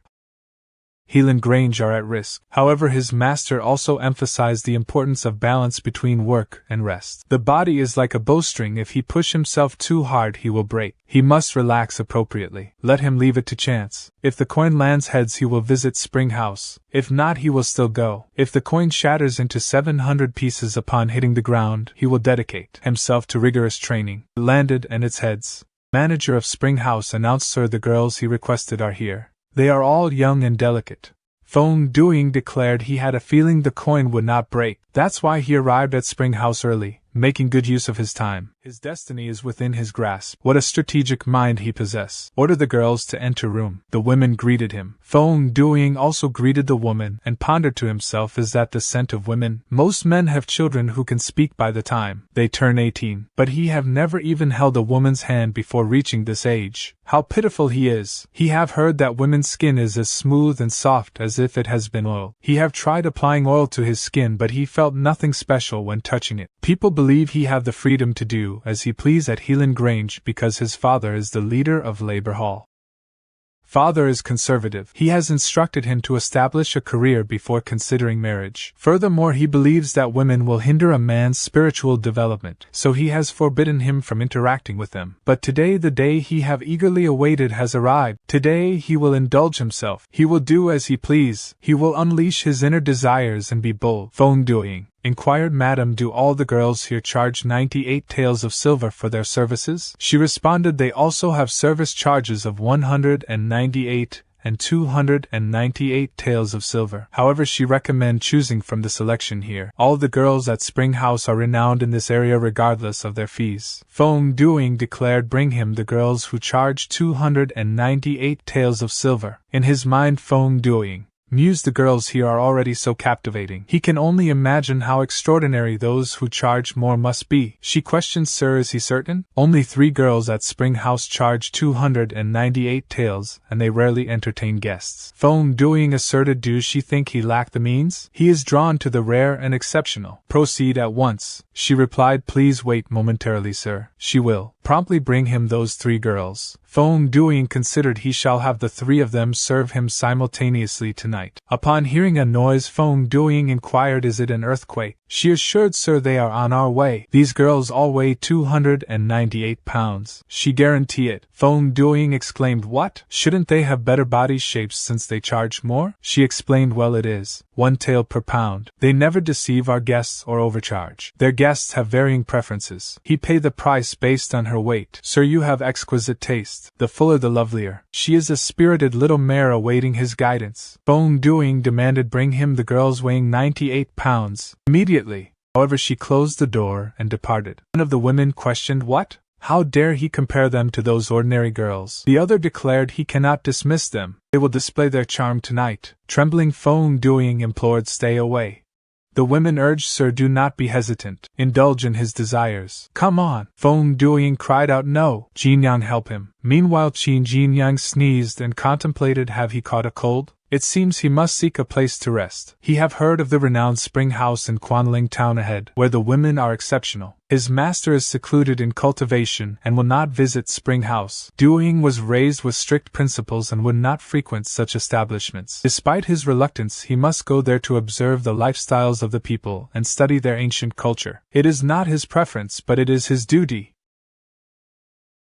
Feng Duing mentioned that he couldn't drink anymore, but one of the girls who weighed 298 pounds encouraged him to have more to drink. The second girl agreed, saying it was going to be a long night. The first girl advised Feng Duing not to force himself to drink if he couldn't handle it, suggesting they do something exciting instead. Feng Duing, feeling pressured, claimed he could drink more. Suddenly all the girls' heads began spinning, and they all fell unconscious to the floor. A monk approached Feng Duing and greeted him with Amitabha, suggesting just let them take a break. Monk apologized for bothering Feng Duing, who inquired about his identity. Monk explained that your father had saved his master's life 30 years ago, leading the master to ask him to return the favor. They had heard Feng Duing was in town and unintentionally disturbed him. He expressed his apologies for the disturbance. Feng Duing responded that he did not disturb him. He mentioned that he had already helped him a lot and returned the favor. Monk, handing over the letter, exclaimed, but despite Feng Duing's words, he dared not disobey his master and requested him to go to the temple with him. Feng Duing expressed surprise at the sudden request to accompany him. Upon opening the letter, he found a message instructing him to listen to the person and follow his directions. Recognizing his father's handwriting, he began to tremble. The monk grabbed Feng Duing's arm and said, "Get ready, sir." Confused, Feng Duing questioned, "Get ready for what?" Meanwhile, Master Wu Xingshi inquired about someone requesting 3 girls weighing 298 pounds, expressing surprise at such peculiar taste. The girl agreed, calling the person weird and sharing her experience of being rudely treated. Master Wu Xingshi advised her to ignore the individual and complimented her appearance. Feng Duing advised the monk to slow down and mentioned that he hadn't paid the bill yet. Suddenly the window door fell onto the table where Master Wu Xingshi was seated, causing him to angrily question the situation. Someone explained that the person upstairs had run away through the window without paying the bill. Master Wu Xingshi expressed disbelief at the shameless act and then realized he had forgotten his wallet before leaving. Some homeless individuals were conversing, with one person exclaiming when he woke up this morning he found a bag of money in his arms. The second person responded, "Did he also?" A woman sitting nearby remarked, "It must be God's blessing. Qin Jinyang thinks Spring House should be right ahead." As he looked at the system windows providing information, it showed that everyone is suffering, but he had saved a struggling family and was rewarded with 2 potential points. Another window displayed that maternal love is unparalleled, as he had enabled a mother to feed her children and was rewarded with 3 potential points.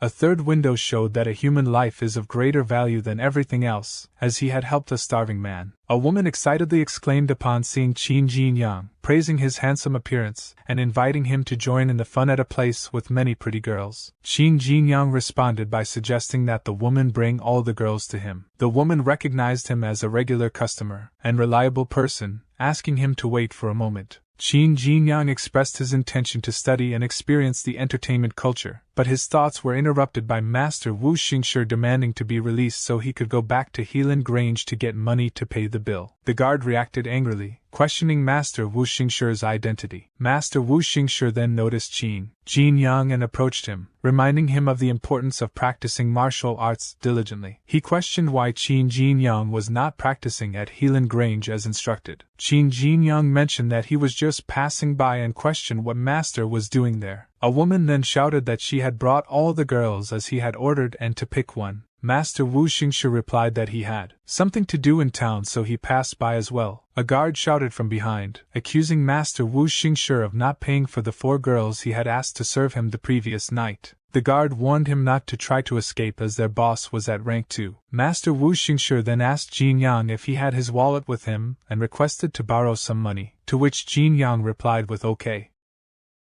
The following day, as Master Wu Xingshi and Qin Jinyang were walking on the street, a bird approached Master Wu Xingshi. He caught the bird and removed the message attached to its leg. Upon reading the letter, Qin Jinyang inquired about its contents. Master Wu Xingshi burned the letter and revealed that it contained the cipher text of Helan Grange, which only the leaders of the halls could understand. The letter mentioned that Bright Cloud's sect had raided Wuyue Pavilion and completely destroyed it overnight. The leader of Wuyue Pavilion had been beheaded by the the leader of Bright Cloud sect. The owner of Helan Grange urgently requested their return. Qin Jinyang expressed surprise at Wuyue Pavilion's sudden downfall, considering its strength comparable to Helan Grange. Master Wu Xingshi explained that Bright Cloud sect had been rapidly gaining power, leading to the unexpected elimination of Wuyue Pavilion. This event disrupted the balance among sects in Yundong province, raising concerns that Helan Grange could be the next target. Qin Jinyang understood why the owner was anxious for everyone to return. Their conversation was interrupted by a sudden exclamation of excitement, as someone shouted, "Come on, there's something fun happening." He heard that a strange person visited Spring House last night. The crowd gathered around a woman who began recounting the events of the previous night, pointing towards a portrait of Feng Duing. If they come across this young man, please let them know that she will provide free service to those who inform them. One of the girls, weighing 298 pounds, claimed he tortured the three of us all night. They were nearly tortured to death. Then he escaped through the window. The listeners were shocked by her story. Master Wu Xingshi declared it's the same person who skipped out on paying the bill last night. He has caused trouble for him. If he encounter this fraud, he will teach him a lesson. Upon seeing the portrait, Qin Jinyang exclaimed, "Master, something is not right. Isn't it look like Duing?" Meanwhile, two individuals in front of them were discussing the portrait. The person in the brown outfit remarked, "Judging from the portrait, this man is handsome. How could he have such peculiar tastes?" The person in the dark blue outfit added, "Those three chubby girls claimed that he got drunk and boasted about being from Helan Grange. Who is he? What a braggart!" Qin Jinyang asked, "Master, is he okay?" Master Wu Xingshi replied, "Let's return to Helan Grange. He will punish that troublemaker severely." Upon arriving at Helan Grange, a guard identified Master Wu Xingshi as the leader of Hosheng Hall and ordered the gate to be opened. Qin Jinyang inquired about the blue layer shield surrounding the grange, to which Master Wu Xingshi explained it as the sect guarding formation capable of withstanding attacks from rank 3 martial artists. The formation had not been activated in over a decade and required a significant amount of silver to maintain. As they moved on, the guard instructed the arriving individuals to line up and state their names and positions. Master Wu Xingshi mentioned that the owner had also called back disciples from nearby towns, prompting Qin Jinyang to agree that they should gather their people and prepare for war. Upon reaching Hosheng Hall, Feng Duing excitedly greeted Master and Jinyang with news to share. However, Master Wu Xingshi remained silent, and instead reprimanded Feng Duing for embarrassing the hall by not paying a bill at Spring House. Enraged Master Wu Xingshi demanded his saber, expressing his intent to punish Feng Duing for his actions. Feng Duing requested Master to allow him to explain the situation. He accidentally entered Spring House but did not intend to leave without paying the bill. A monk offered to repay his father's kindness by taking him to a temple to enhance his root bone. When Master Wu Xingshi inquired about this, Feng Duing confirmed that the monk had helped him reach the peak of the silvery flower level in improving his root bone. Feng Duing intended to inform Master about this development. He then questioned that he mentioned he departed from Spring House without settling the bill, and he witnessed it firsthand. Feng Duing also asked Jinyang why he returned with Master instead of visiting his lover down the mountain. Master Wu Xingshi swiftly turned around and stated, "Duing, since he have improved his root bone, he forgive him, just let it go. None of them is allowed to mention it again." Qin Jinyang agreed with Master, and he is right, and encouraged Duing to say yes. Feng Duing responded affirmatively while expressing her concerns. The scene then transitioned to a room focused on self-discipline and social commitment. Master Wu Xingshi acknowledged the progress made by both individuals during this period and expressed his satisfaction. He then mentioned the changing situation and the impending war, prompting him to share some wisdom. He asked what is the highest level of martial art. Feng Duing answered to fully master it. However, Master Wu Xingshi disagreed, expressed his belief that martial arts evolve over time as they are passed down through generations. He emphasized that no martial art remains unchanged, and even if one masters it,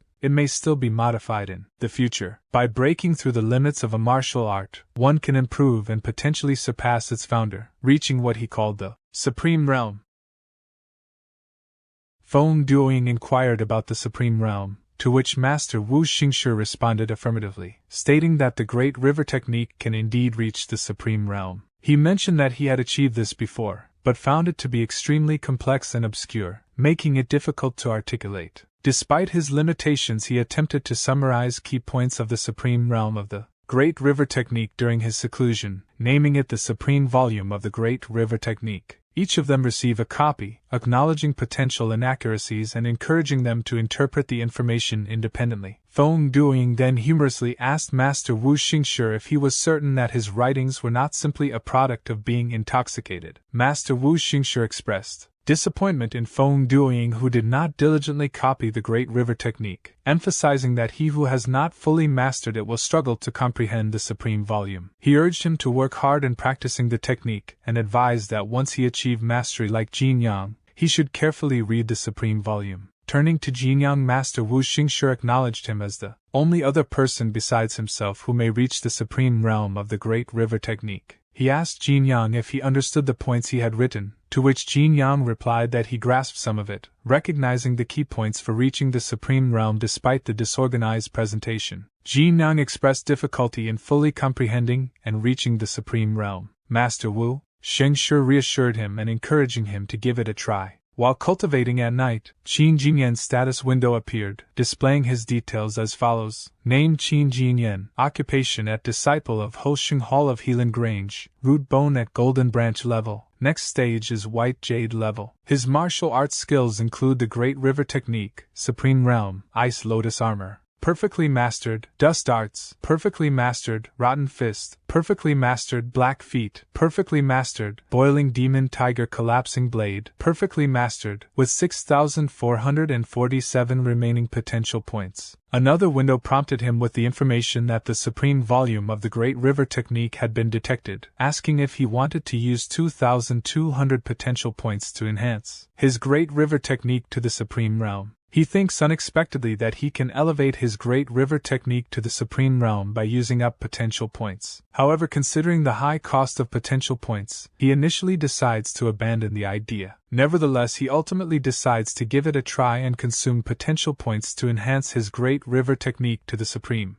realm. As Feng Duoying approached Qin Jinyang's quarters, he couldn't comprehend what was written and decided he should ask Jinyang for clarification. Just as he was about to knock on the door, he heard a sound coming from inside. He believed Jinyang seemed to be in excellent physical condition despite the late hour. Feng Duoying reflected on the importance of moderation for martial artists, yet also acknowledged the need for youthful energy. Feeling inspired by Jinyang's example, he decided not to disturb him, and instead considered how he could enhance his own cultivation by engaging in other activities first. With renewed determination, Feng Duoying resolved to return and motivate himself to progress further. Shortly after, a system window appeared displaying the following information: his Great River technique has reached the supreme realm. Qin Jinyang felt a sense of accomplishment as he thought, finally it's done. The system had forcefully accelerated his cultivation, pushing him towards reaching the supreme realm in a short period of time. Initially overwhelmed by the workload, he soon realized the extraordinary power of the Great River technique in the supreme realm, leaving him feeling rejuvenated. He then inquired with the system about improving his Ice Lotus armor to the supreme realm. A window popped up asking if he wanted to consume 2,400 potential points for the upgrade. Qin Jinyang decided there was no rush, and then asked if he could enhance his Rotten Fist to the supreme realm. A system window popped up asking if he wanted to use 2,700 potential points to enhance his martial arts skills to the supreme realm. He considered that if one martial art could reach that level, then others could too. However, he realized that without the key points summarized by his master, it would require more potential points to improve them. He decided to hold on to his potential points, and only improve life-saving martial arts when necessary. He then inquired if he could further enhance the Great River technique, but the system informed him that he didn't have enough potential points to do so. Despite having over 4,000 potential points left, he pondered the limits of martial arts and found the cost of improvement to be quite high. In the morning there was a knock on the door, and Qin Jinyang's name was called out. Yawning, Qin Jinyang responded, "Coming." "Who is it?" "It's early." "In the morning?" Upon opening the door he saw Yongli and asked what is he doing here. Yongli replied, "It's noon now. He has slept for so long." He brought him a wine and has something to talk to him about. He invited Yongli inside and they began drinking. He inquired, "Is Yongli going back to Wenning Hall? What about Mr. Ding?" He thought Yongli was staying on the back of the mountain with him. Yongli explained, "Haven't he heard? When Wuyue Pavilion was destroyed, his master was there on business as the owner had ordered. He got involved in the war and although he returned alive, he was seriously injured.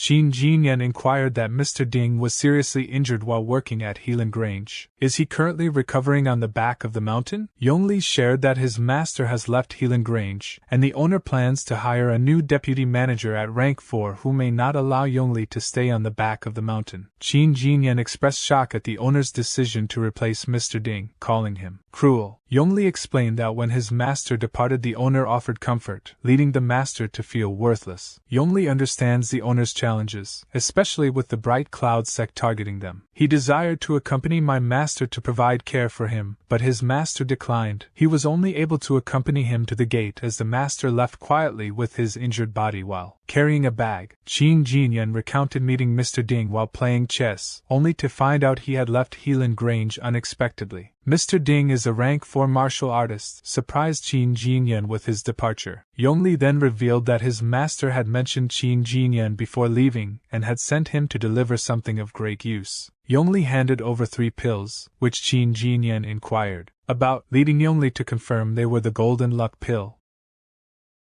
Yongli explained that the pill is a unique creation known only to his master. It is highly effective for individuals at rank 2, potentially enabling them to advance to rank 3 directly. However, the pill demands a strong root bone. If the root bone falls below the golden branch level, an individual will experience meridian disorder, causing symptoms akin to losing control of one's power. In extreme cases, taking just 2 pills could completely destroy the dantian. Yongli shared a personal experience of taking half a pill, resulting in intense bodily pain and nearly causing his dantian to explode, but he was fortunately saved by his master in time. Qin Jinyang reflected on the significance of the pill's name, understanding that golden refers to the golden branch level and the importance of luck in its effectiveness. His contemplation was interrupted by Yongli calling his name, causing him to drop the pill. Yongli recalled Qin Jinyang's ironwood level root bone during the entrance test. Qin Jinyang nervously responded with a hesitant yes as he glanced at the system window displaying his root bone at the golden branch level. Yongli continued with expressed uncertainty about why his master believed the pills would benefit him. Despite this, Yongli gave the pills to Qin Jinyang out of respect for his master's decision. Yongli emphasized their friendship and urged Qin Jinyang to carefully consider the consequences before taking the pills to avoid troubling his conscience. Qin Jinyang nodded in agreement.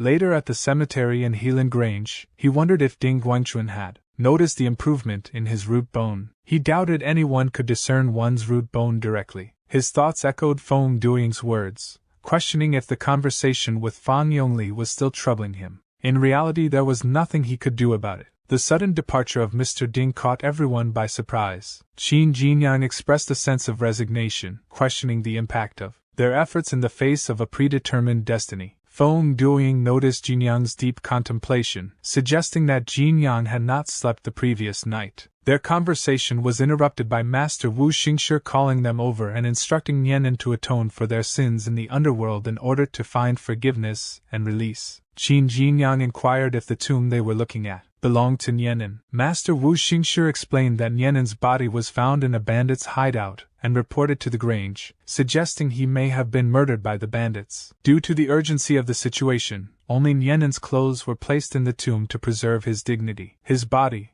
along with his daughter, was buried in Baifeng village. Feng Duing observed that many tombstones along the way were marked with Upper Hall, prompting her to question if a significant number of people from the Upper Hall had passed away. Master Wu Xingshi commended Duing for using their brain and confirmed that the Upper Hall is indeed the hunting ground of masters. When Qin Jinyang inquired about the hunting ground, Master Wu Xingshi explained that it is a place where the strong prey on the weak, creating a world where humans consume their own kind. He elaborated that at rank 3, one's dantian becomes an insatiable abyss, requiring daily consumption of pills and resources. After several years or even decades, individuals may reach the bell-tolling stage, offering a precious opportunity to advance to rank 4. However, only a small percentage of those at the bell-tolling stage successfully break through, with the majority having to restart their journey. Pills are crucial resources for rank 3 martial artists, leading to fierce competition and conflict among practitioners. Master Wu Xingshi warned Duing and Jinyang that as rank 2 martial artists, they are currently safe outside as others assume they lack valuable pills.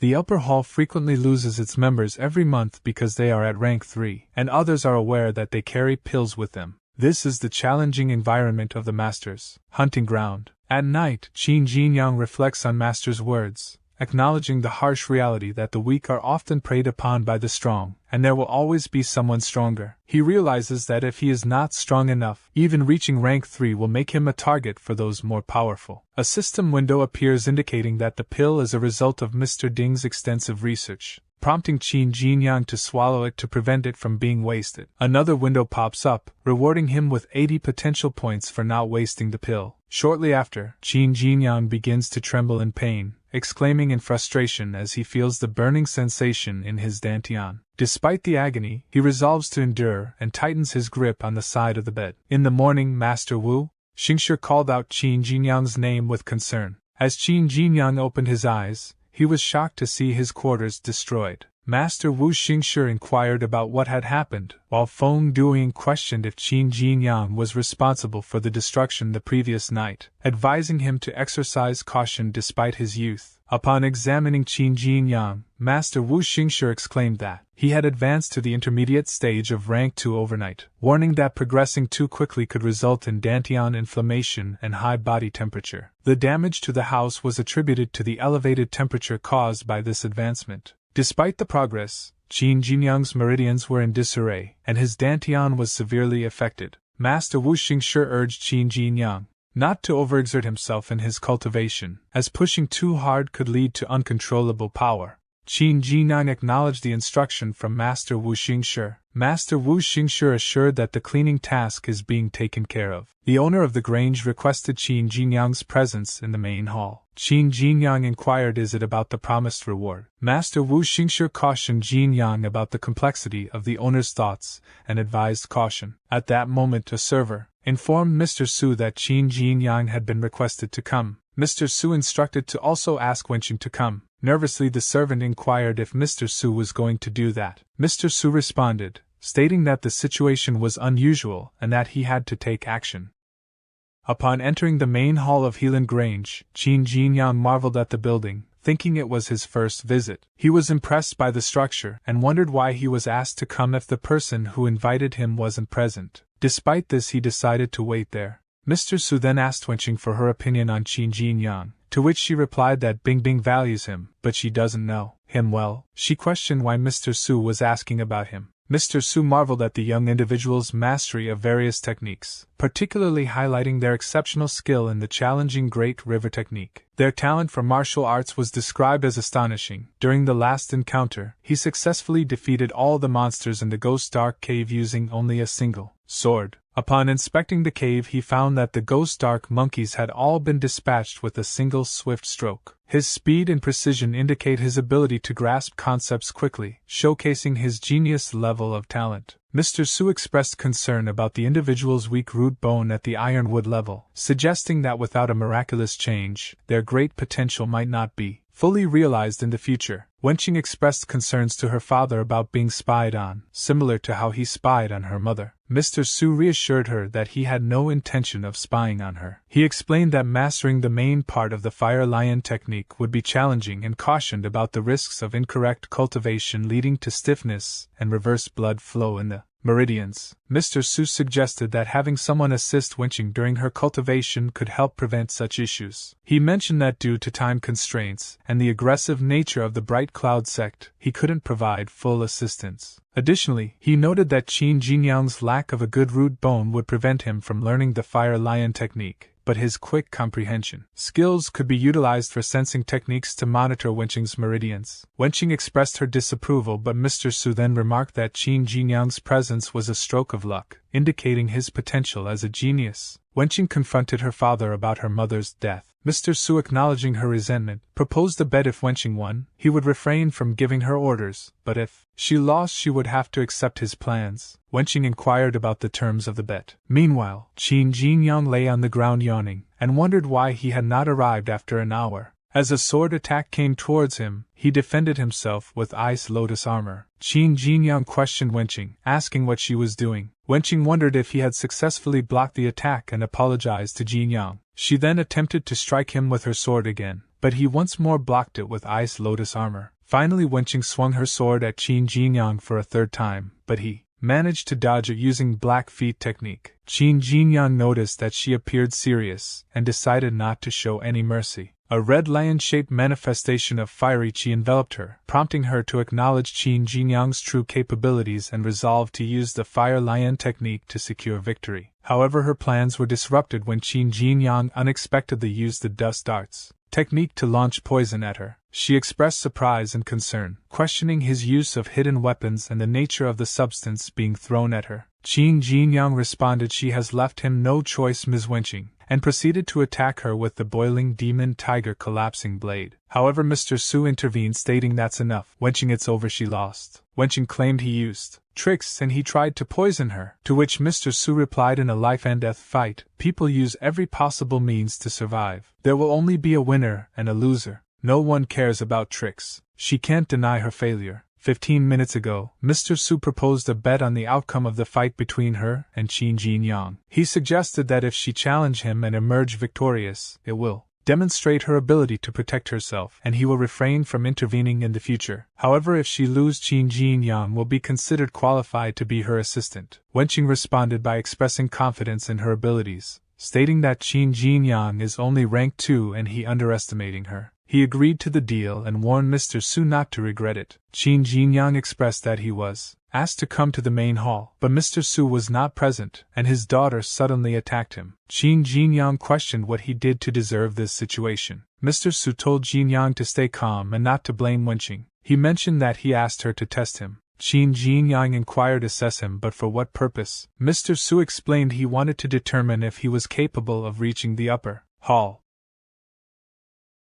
Shortly after, Qin Jinyang inquired he want him go to the upper hall. Mr. Su responded he single-handedly defeated all the monsters in the Ghost Dark Cave last time without any assistance. He promised to reward him, so he will make an exception and allow him to become a formal disciple of the upper hall. Qin Jinyang expressed gratitude, saying thank you, Mr. Su. Before he become a formal disciple of the upper hall, he have another test to complete. This test involves a mind-soothing technique. If he can understand this technique within 1 day, he will be eligible to join the upper hall as a disciple. Qin Jinyang believes that this technique is related to enhancing one's perception of qi. Why does he need to understand this technique? Is it solely an entrance test for him to become a disciple? Mr. Su presented a piece of spiritual green jade, which was the essence collecting tool Wenqing used at rank 2. This jade can store the essence of heaven and earth and has a powerful effect on martial artists at rank 2. After Wenqing's breakthrough, some qi remained inside, and although it's not abundant, its effectiveness surpasses common pills by 100-fold. Qin Jinyang recalls that his master's great river boat is also an essence collecting tool, which is a valuable item. However, he finds it suspicious. Why is Su Yuanxing being so generous this time? She cautioned Qin Jinyang not to celebrate too soon. While the spiritual green jade is beneficial, it comes with several limitations. Firstly, one must not extract spiritual qi from it too quickly. Patience is key. Additionally, it is necessary to take pills alongside using the jade, as improper handling can damage it. The absorption of the essence of heaven and earth by the jade is a slow process, and finding a location rich in qi is challenging. When his father acquired the spiritual green jade, it had been buried in a tomb for over a century, which ultimately facilitated her breakthrough to rank 3. Qin Jinyang explained that the spiritual green jade functions like a power bank with efficient energy conversion, providing spiritual qi directly to a martial artist's dantian without any loss.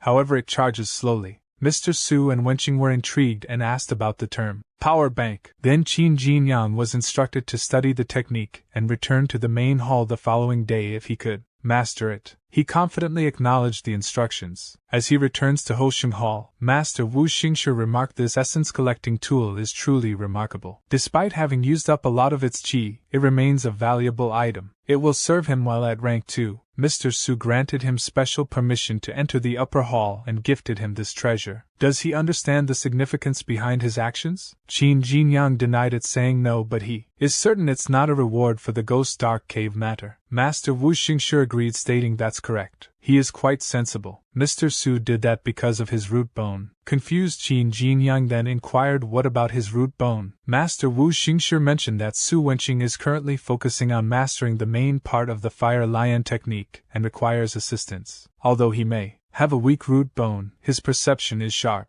With some training he can sense the fluctuations of qi and protect her. If he was not chosen, who else would Mr. Su consider for this role? Qin Jinyang remarked that it makes sense why he needs to learn the mind-soothing technique. Master Wu Xingshi explained that the existence of Helan Grange is attributed to the Fire Lion technique. However, within Helan Grange, only Mr. Su and his daughter have access to the main part of the technique. So if his foundation is stronger than what Mr. Su and he believed, then he should take advantage of this opportunity. Does he comprehend? Qin Jinyang responded, yes, he understands, master. As he returned to his spot, he pondered, did his master know about his true root bone? His contemplation was suddenly interrupted by a notification informing him an essence collecting tool has been detected. Would he like to use his potential points to speed up the essence collecting process? Qin Jinyang instructed the system to use 10 potential points initially. He believes that by utilizing these potential points, he can speed up the process. As a result, the issue of slow charging speed is resolved.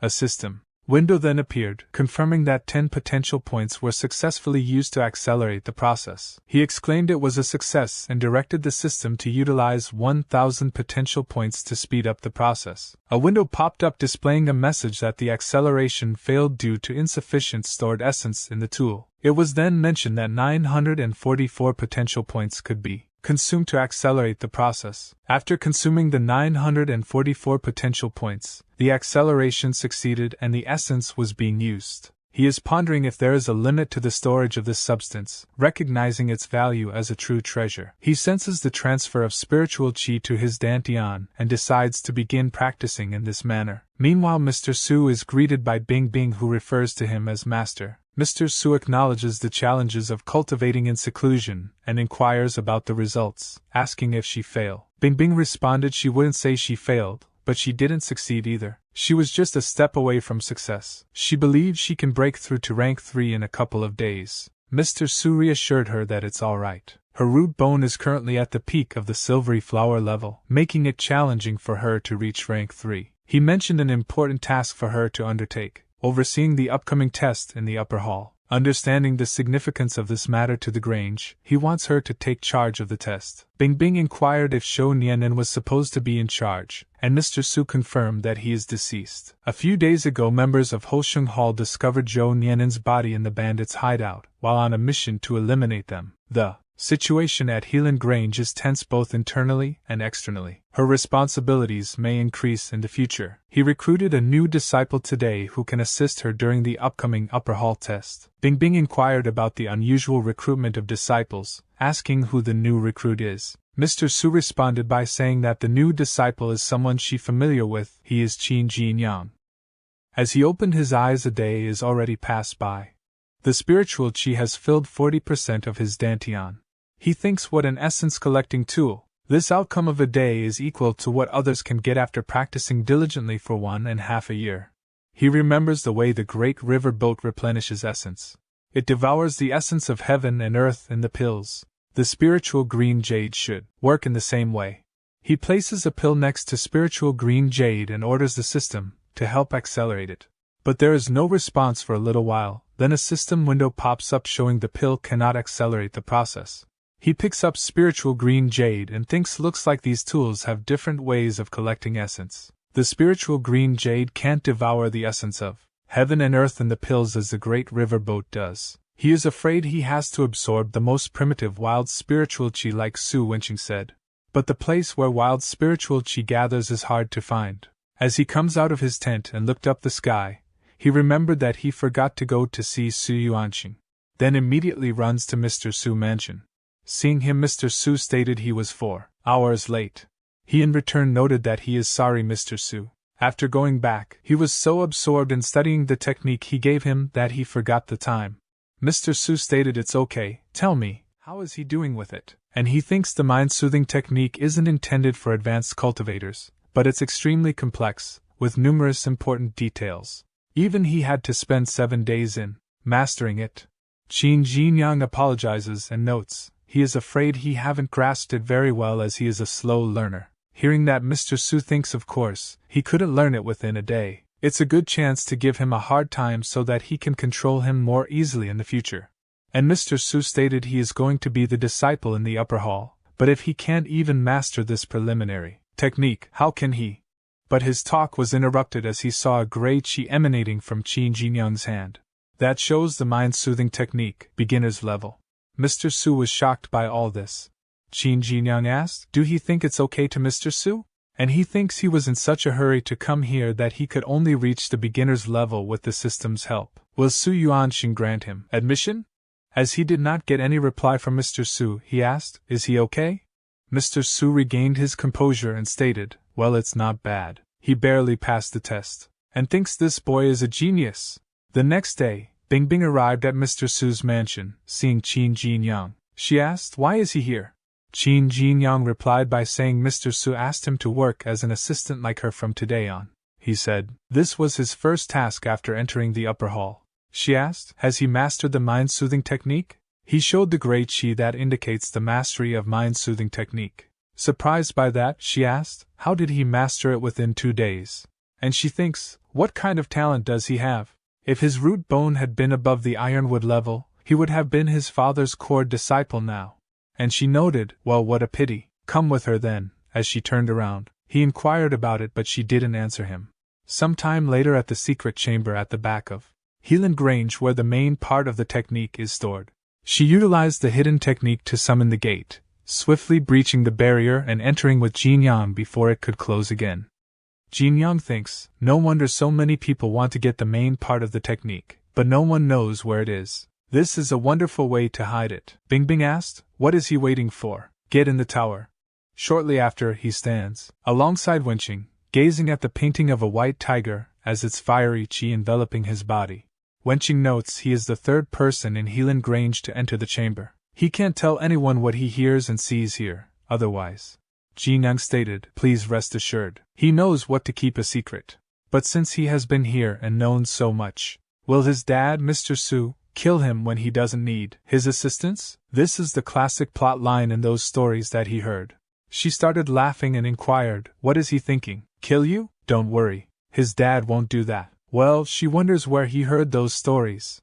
He nervously laughed as well and stated, okay, he believes her, and thinks he can't tell her that he read those stories before he traveled to this world. Then they both sit on the ground in front of the painting. She stated, okay, let's get down to business. She will start practicing. Stay focused and observe her state. Jinyang nodded in affirmation before she raising her right hand, from which a crimson chi radiated. As she continued to gather more and more chi that surrounded her body, he became a little worried, but she stated, don't panic, it's the spiritual chi, source swirl. This chamber is built in the center of the place where spiritual chi gathers in the Grange. Every time she starts to practice, she will set a spiritual chi gathering formation first. He noted, amazing. There is such an upsurge of spiritual chi. It's indeed a blessed land. And he thinks, no wonder Su Wenqing can be at the late stage of rank 3 at such a young age. With such luxurious things provided, even a pig can be a cultivator. His thoughts were interrupted by her saying, when she starts to meditate, observe her state with the help of the mind-soothing technique. If he finds that she looks abnormal, beware of the critical point. Judge wisely.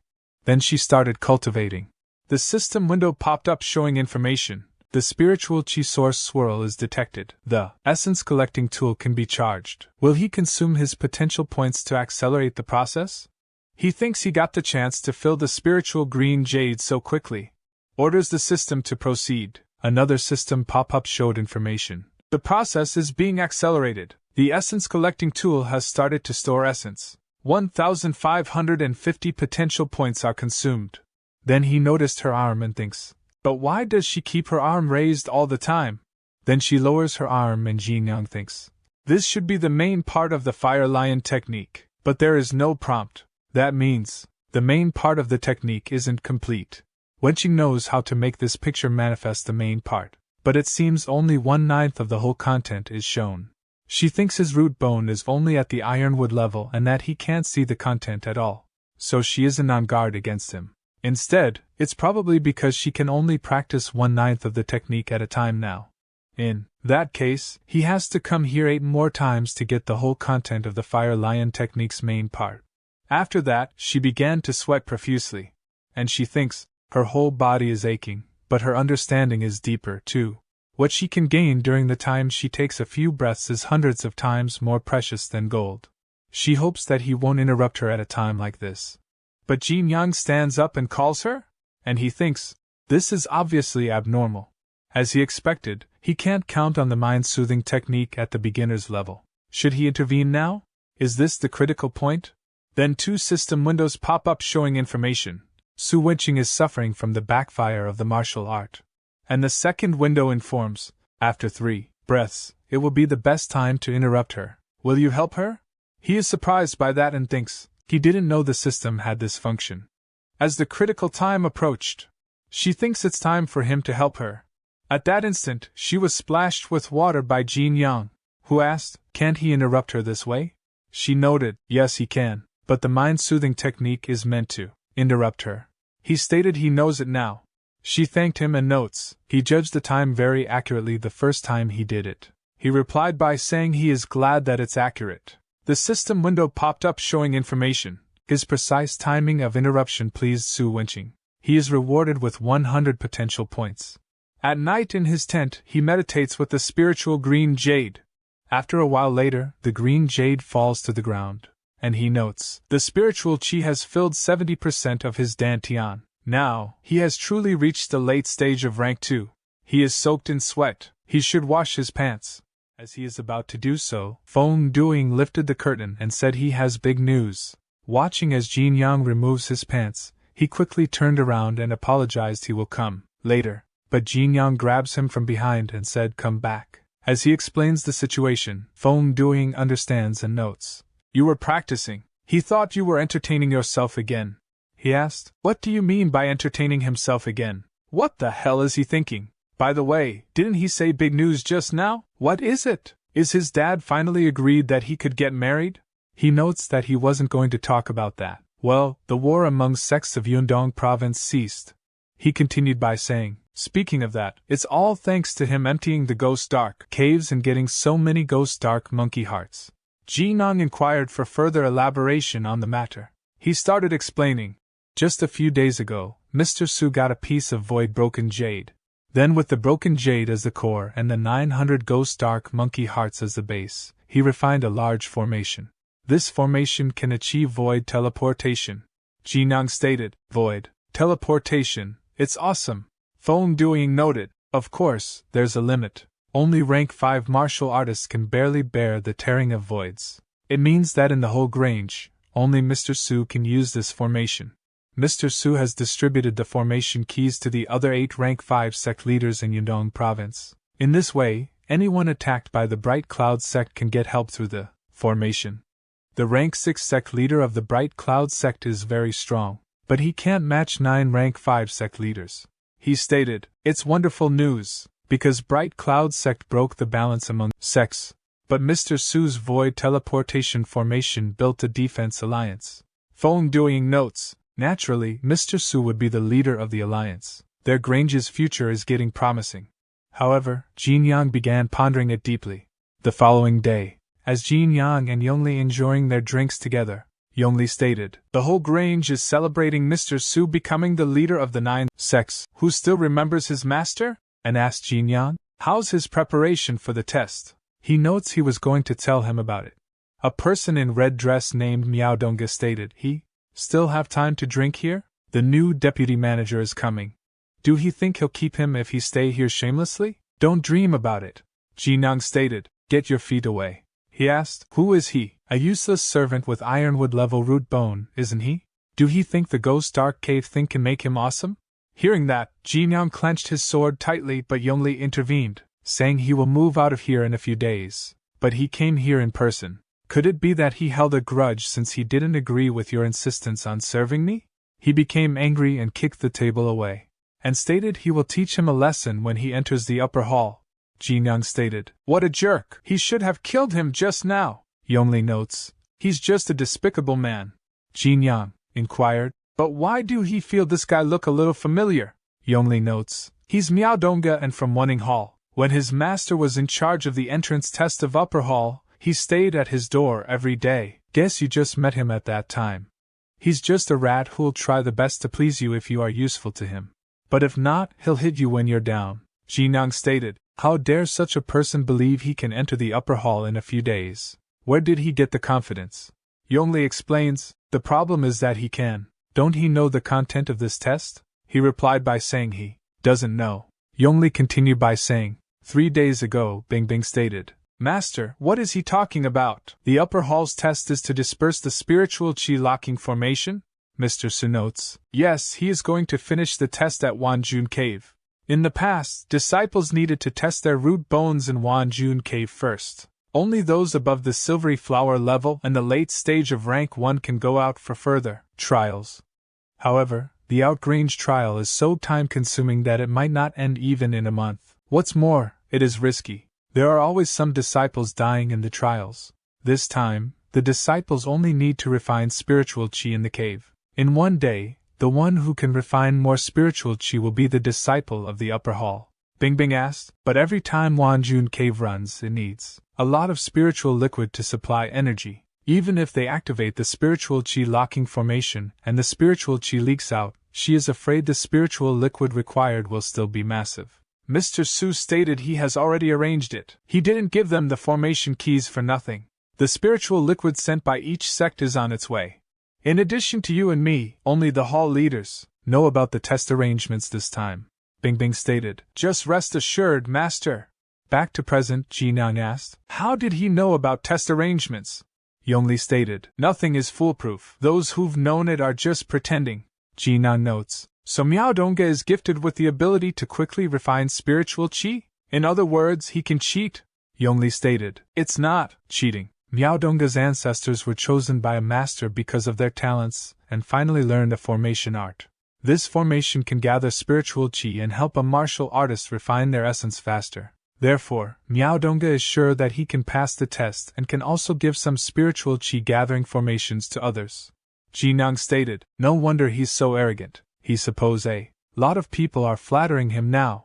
Wang Jixiang appeared behind him and said to him, he is here. No wonder he couldn't find him anywhere else. Bingbing is looking for you. A little later, he arrived at Mr. Su's mansion and asked her if she is looking for him. She turned around and said she was.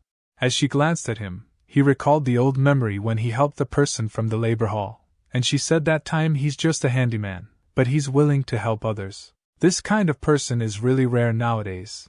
Xiaojia thought he may become a powerful martial artist in the future. Bingbing asked about it. Xiaojia noted, didn't she say that good people will be rewarded? Hearing that, she started laughing. Back to the present, she chuckled recalling the past memories and stated it really makes sense. He asked what happened. She replied it's okay. She just thought of the past and was touched and congratulated him on joining the upper hall. He exclaimed, to be honest, he didn't expect it at all. She noted all the disciples here wanted to enter the upper hall desperately. He doesn't know how lucky he is. For miles around, where there's a big town, there's our branch. Each disciple of the upper hall is a leader of the branch under the mountain. The reason why the Helan Grange doesn't have many disciples is that the entrance test is strict. In fact, they have a large number of subordinates. In addition to the disciples, there are countless small groups attached to us. And our branches should deal with their needs and disputes. And he is the leader of these groups. Without exaggeration, if he is not happy, he can destroy a small gang overnight. He said he understands now and thinks he didn't expect Xue Bingbing to have such a frightening side. She noted anyway, there are a lot of things he has to learn by himself. Now she has something more important to tell him. He knows the upcoming entrance test of the upper hall, doesn't he? He replied, of course, but it has nothing to do with him now. She stated, no, it does matter. Master has arranged it. He and she will be in charge of this test. He surprisingly asked him in charge, as he leaves while thinking he didn't expect that it would be his turn to assess others. At that moment someone tugs on his clothing from behind, prompting him to turn around, only to find Jixiang standing there. She asked if Bingbing looked for him. Is everything all right? And he doesn't seem happy. He stated, well, it should be a good thing this time. He was about to say something but interrupted by Miao Dongge, who noted he is the monkey killer. He came to meet his lover just after getting out of Fang Yongli's place. A girl next to him said, Mr. Miao, it's too bad for him to expose them. Then he notes while laughing it's his fault. He shouldn't have messed up Jinyang's dating. But joy would be multiplied when shared. Why don't he bring her with him? She said he is just a stupid bastard. Qin Jinyang sighed, and started laughing at him. Miao Dong's subordinate asked what is he laughing at. He notes he is laughing because you idiots have picked on the wrong person. The person asked the wrong person, who is it? He stated it's me. They remain silent and think what he is trying to say, and they all started laughing at him. He stated he is afraid he doesn't know the content of the upper hall's entrance test this time. Do he? Do he know why they're all here with him? Because he will become a disciple of the upper hall soon, and he can also get them into it. When he joins the upper hall, you and your lover will stay here forever. If they dare to go out, he supposes he knows the consequence. His subordinate asked if he's just letting him go. Miao Dongge asked what's the hurry? They will have fun with him when they enter the upper hall. She worriedly called his name, and he replied by saying don't worry, he won't allow any one of them to get into the upper hall. At night, he was waiting for someone. A little later, someone put their hand on his shoulder and said, as usual, don't look back. He brought 2 important messages this time. The first one is that Mr. Su promoted someone to a disciple of the upper hall exceptionally. Miao Dongge exclaimed, what a lucky man. I wonder what method he used. He then asked, what about the second message? But, as he didn't say anything, Miao Dongge became angry and said, seriously? I gave you 3,000 taels of silver last time. The person in the black dress stated, that's for the first message. This one is what you need most now. He replied, fine, I will put 3,000 taels of silver at the same spot tomorrow morning. The person noted, the second message is that Xue Bingbing and the newly promoted disciple will take charge of the entrance test of the upper hall. Miao Dongge said, just as I expected, Xue Bingbing would take charge of it. She's impartial and resolute, but I can start with that newly promoted disciple. He then asked, who is he? The person replied, that's beyond me. I am here only to send you messages. He asked, can you help me contact him? The person replied, it's a bit risky. He said, I can pay. The following day, Miao Dongge asked, it's only 5,000 taels of silver? The subordinate on the right replied, Mr. Miao, they gave you 3,000 taels of silver last time. They can't come up with another 5,000 anymore. The subordinate on the left added, yeah, as rank 2 disciples, money is needed in many areas.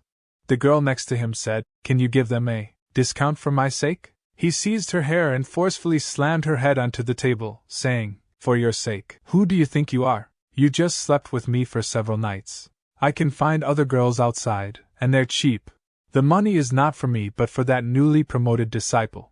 Only when he lets them sit together can they share the spiritual chi from my spiritual chi gathering formation. If they can't do it, just quit. Other disciples would be more than happy to join me. Do you hear me? Her response was affirmative as she replied with a resounding yes. On the other hand, Qin Jinyang came out of the secret chamber, thinking he learned another main part of the fire lion technique today. He would get the whole content after coming here 6 more times. Currently, the individual from earlier is prodding a dagger into his back and said, don't look back. Let's make a deal. You'd better not refuse it. It's good for both of us. He asked, what's so good about it that even made you take a forcible measure? Are you a disciple of the Helan Grange? Don't you know Mr. Su hates disciples engaging in private fights the most? The person said, cut the crap. Someone wants to see you in the bamboo forest on the back of the mountain at midnight. You will get something good if you go. If you refuse, I will have no choice. To his astonishment, Qin Jinyang vanished before him, only to reappear behind him with his blade drawn. He dodged by swiftly bending down, but Qin countered with a rotten fist strike, causing him to crash to the ground. He thought, his punch. He's at least at rank 3. That couldn't have been an exceptional promotion. Damn it, I underestimated him. I better run away. Qin Jinyang called out, hey, don't go. You said you wanted to make a deal with me. He thought, fortunately, I have fully mastered lightness skills. He won't be able to catch up. He's tougher than I thought. I should figure out other ways. His thoughts were disrupted when Qin Jinyang suddenly appeared in front of him using the black feet technique and blocking his path. He exclaimed, how is this possible? He stated, I hate being threatened the most. If you had been friendly, maybe we could have patched up a deal. Why did you have to use a dagger? The individual shouted, stay back, before his cries echoed through the air. A little later he said, someone asked you to send me the message? But why did he threaten me? The person responded, sir, this wasn't my idea. The man who wanted to see you instructed me to do this. Then, he relayed what Miaodonga suggested, that you should showcase your strength when you talk to him. He believes it'll be easy for you, right? The person inquired. What's this for? Do you want to ask him for help? Miaodonga replied. I understand. When one seeks someone's help, they can't just offer benefits. They must make it clear that they can be harmed at any time. Only then will they truly become their helper. Back in the present, he nodded, acknowledging that he understands. It makes sense. Unfortunately, that approach doesn't work on him. He can be persuaded by reason instead of force. Tell me, how did you know that he was promoted exceptionally? The person replied, I am a guard of the main hall. Sometimes I overhear when Mr. Su issues orders in the main hall. He then asked, Then tell me, who wants to see me? The person noted, Miaodonga from Wuning Hall. He remarked, It's him again. What a small world. In the bamboo forest at midnight, Miaodonga waiting patiently. Qin Jinyang appeared behind him and remarked that you had been waiting for so long, adding that you were quite patient. Swiftly jumping aside, he realized that Qin Jinyang had approached without him noticing. Qin was not simple. He then asked, Why are you 2 hours late? Qin Jinyang retorted, Then why did he ask that man to talk to him that way? He threw the blood-soaked clothes of the guard, making him nervous. However, Qin Jinyang continued, Listen, I hate being threatened. If you want to make a deal with me, show me your sincerity. Don't play tricks. He lowered his head before Qin and offered his apologies, saying, Please forgive me, sir. A system window popped up showing information. If someone has much money to burn and asks you for help by offering rewards, are you willing to help him? He mentioned, You are quite straightforward, sir. He wants to sit in the center of Wanjun Cave, where the spiritual chi is the richest, and he has 5 companions who want to sit around him. Qin replied, That's easy, but it's also difficult at the same time. Miaodonga acknowledged that he understood what Qin meant. Here are 3,000 taels of silver. Please take it.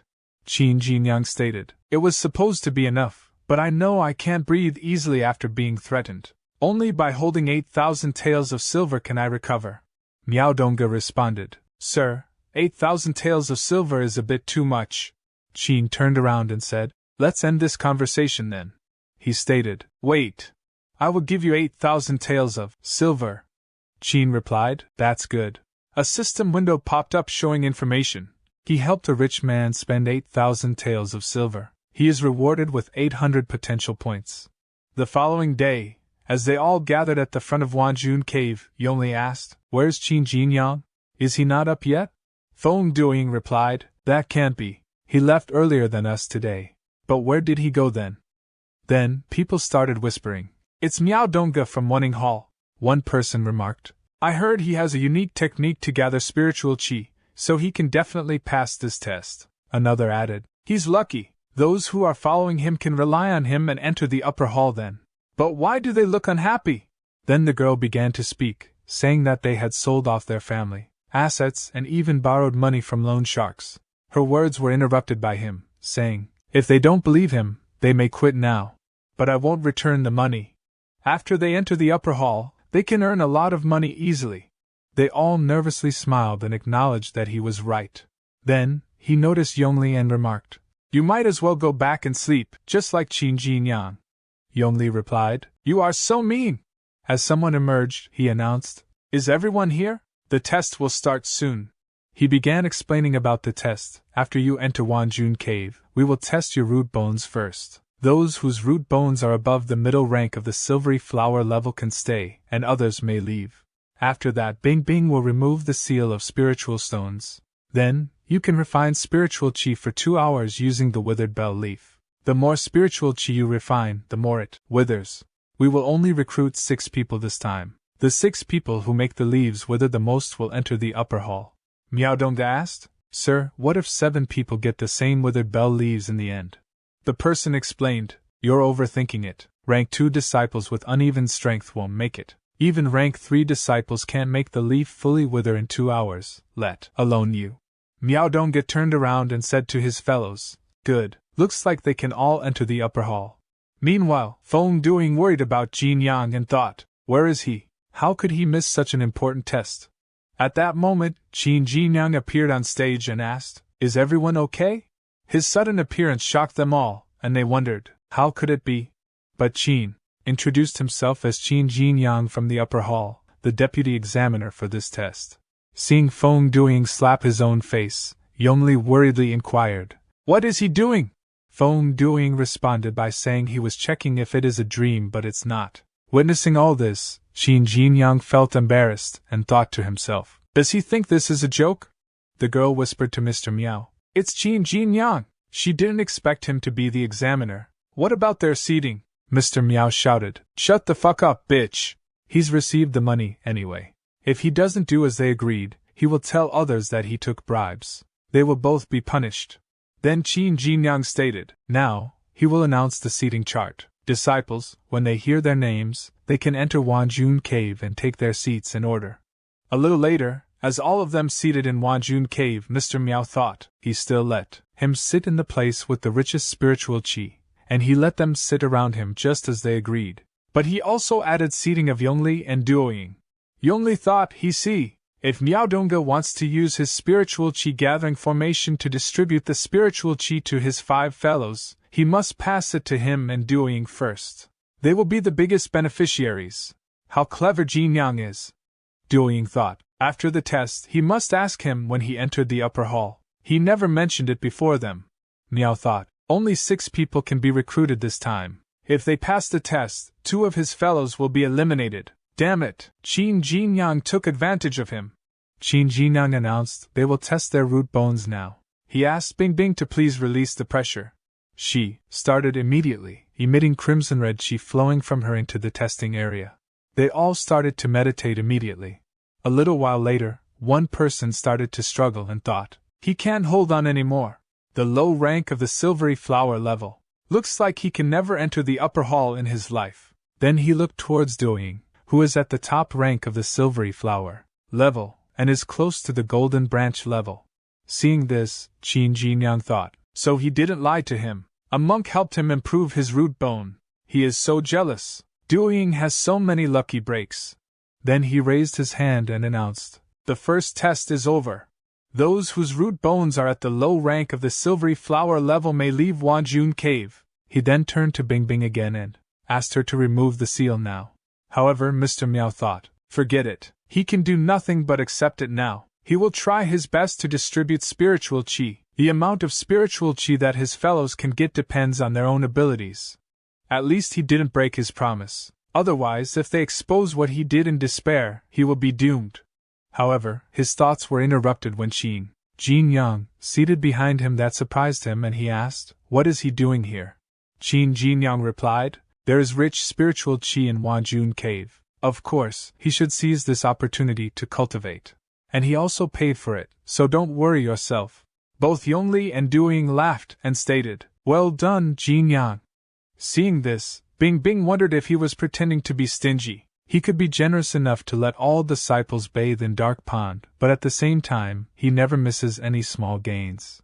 She stood up from her seat and shouted, silence, the 2-hour countdown now begins. And she removed the seal. Then a large amount of spiritual qi surrounded them, causing them to become a little nervous. But Mr. Miao immediately used his formation to gather most of the spiritual qi towards himself. He turned around and thought, Qin Jinyang sits here without absorbing the spiritual qi from his formation. What trick is he playing? But Qin Jinyang thought he was right. Miao Dongge's spiritual qi gathering formation is just a spiritual qi source swirl. It can be absorbed by spiritual green jade.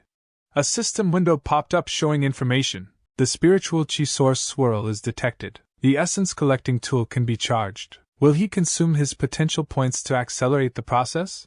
And he thought, no hurry. He will let Duoying and Yongli absorb some spiritual qi first, and then he will take it all after they finish.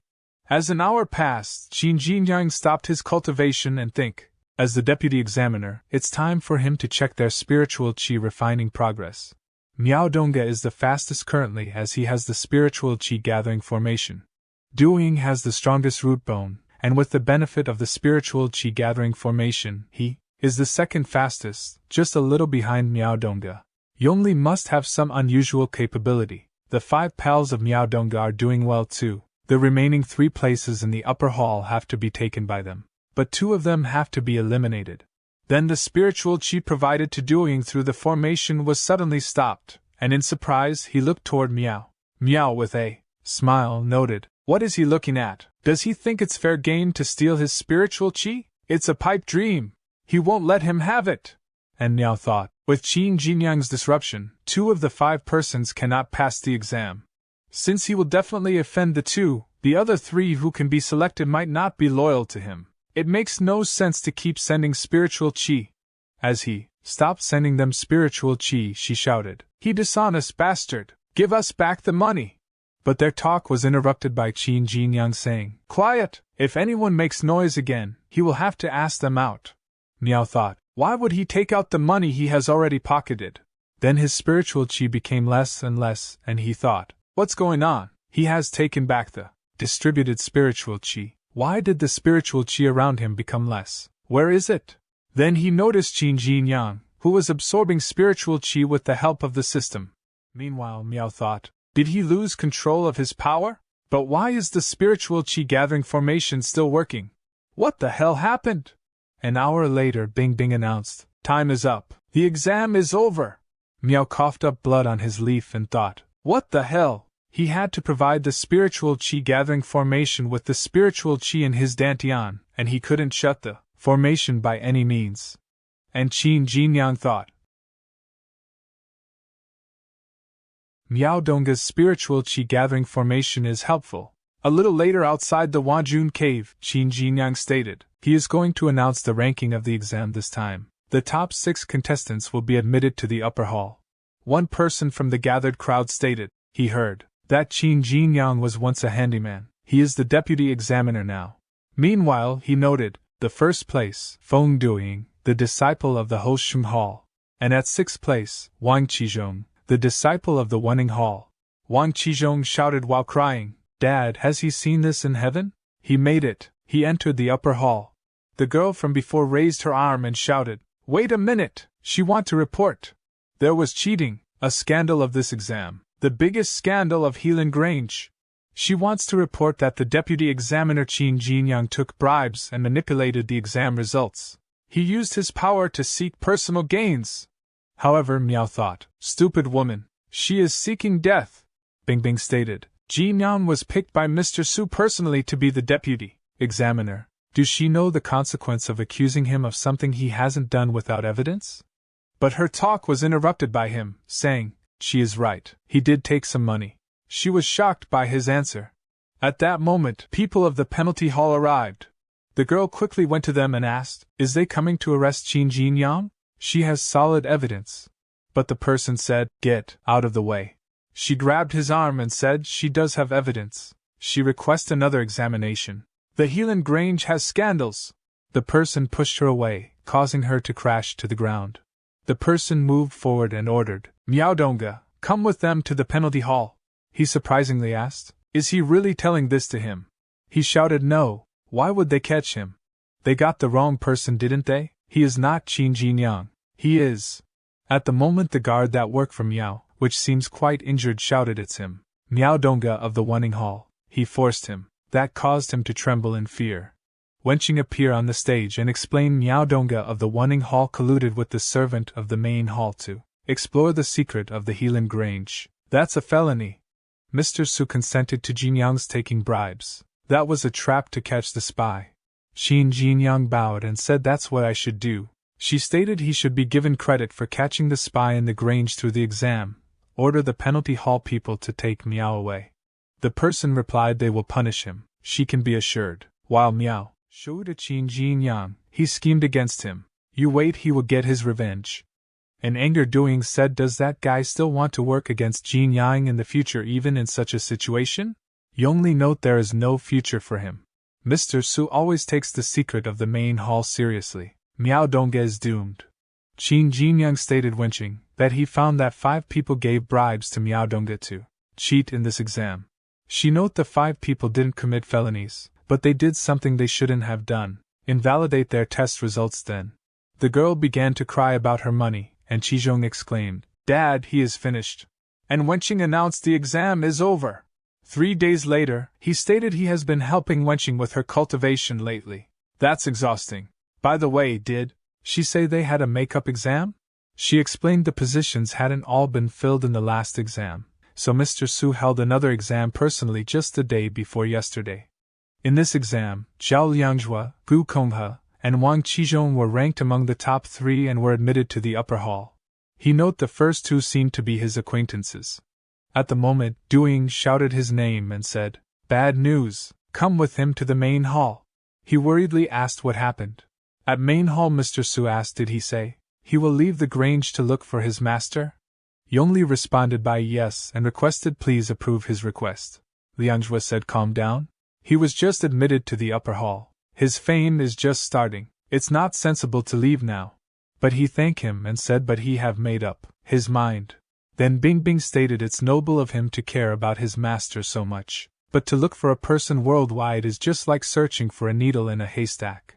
He also thanked her for her kind reminder, but he can ask around on his way. Hard work will pay off. He has confidence that he will find his master. Duing said to Jinyang, he is Yongli's good friend. Please talk some sense into him. Otherwise, he will leave the grange.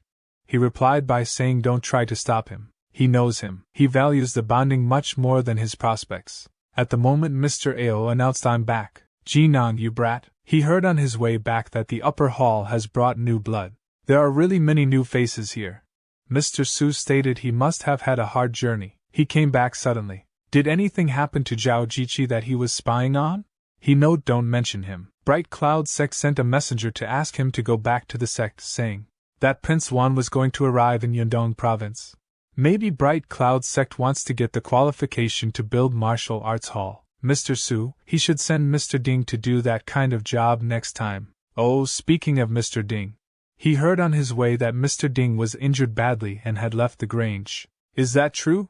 Mr. Su sighed, it's true. See, here's his disciple. He was just admitted to the upper hall, but he wants to leave to look for his master today. After he find his master and get his things done, don't forget to come back to the grange.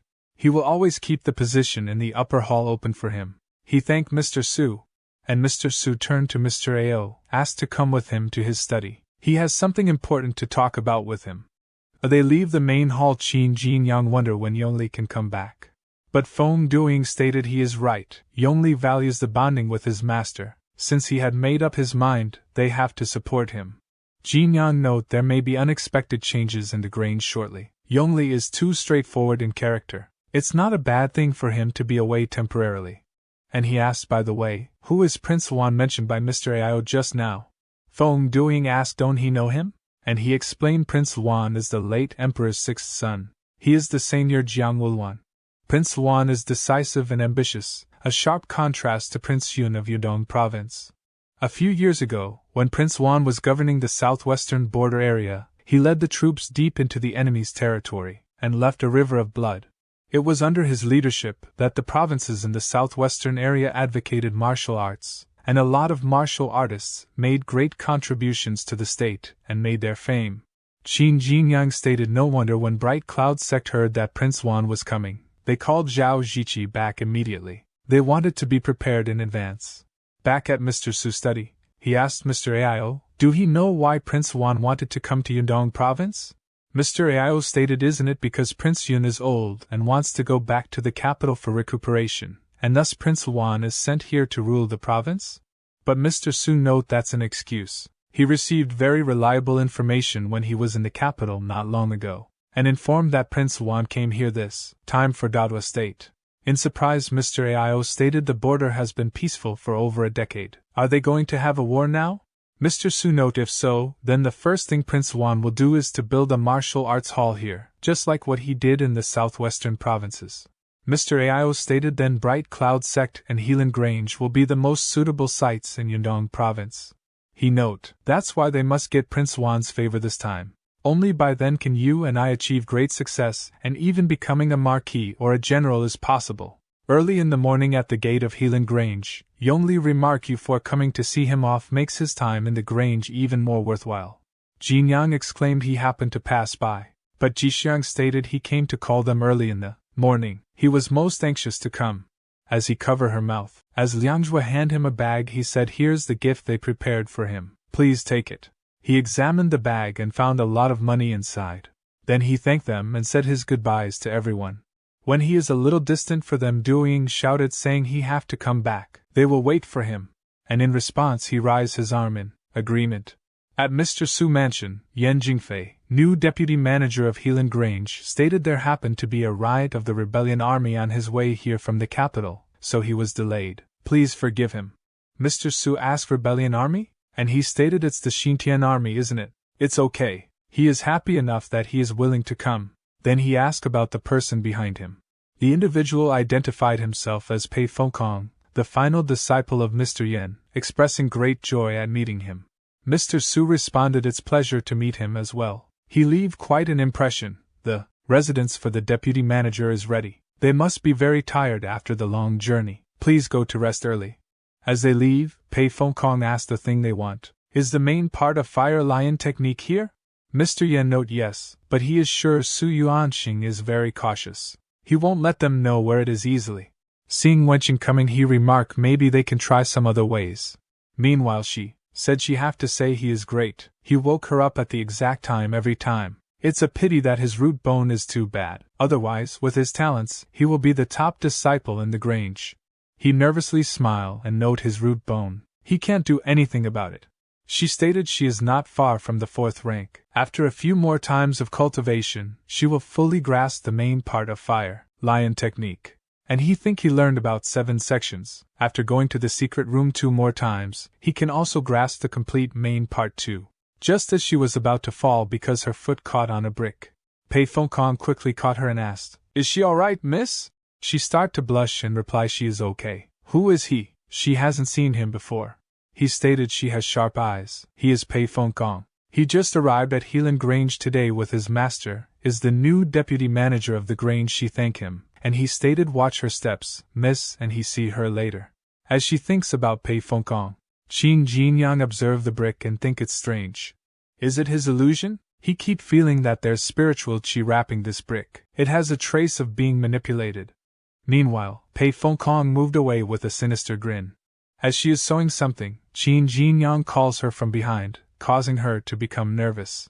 He note he finally found her. She hasn't been to the secret room these days. Is she going to cultivate today? She hides it behind her as she stands up and said, well, today she happened to have something urgent to do. Let her see tomorrow. He thinks, is she still the wenching who went to cultivate early every morning? Then she leaves the place. At Mr. Su's study, Mr. Ao remarks, he heard that Yan Jingfei's disciple didn't behave well. He kept harassing Miss Su secretly. As he hears this, Mr. Su breaks the piece he was placing on the board. In anger, he states, secretly? No, he coveted her daughter openly.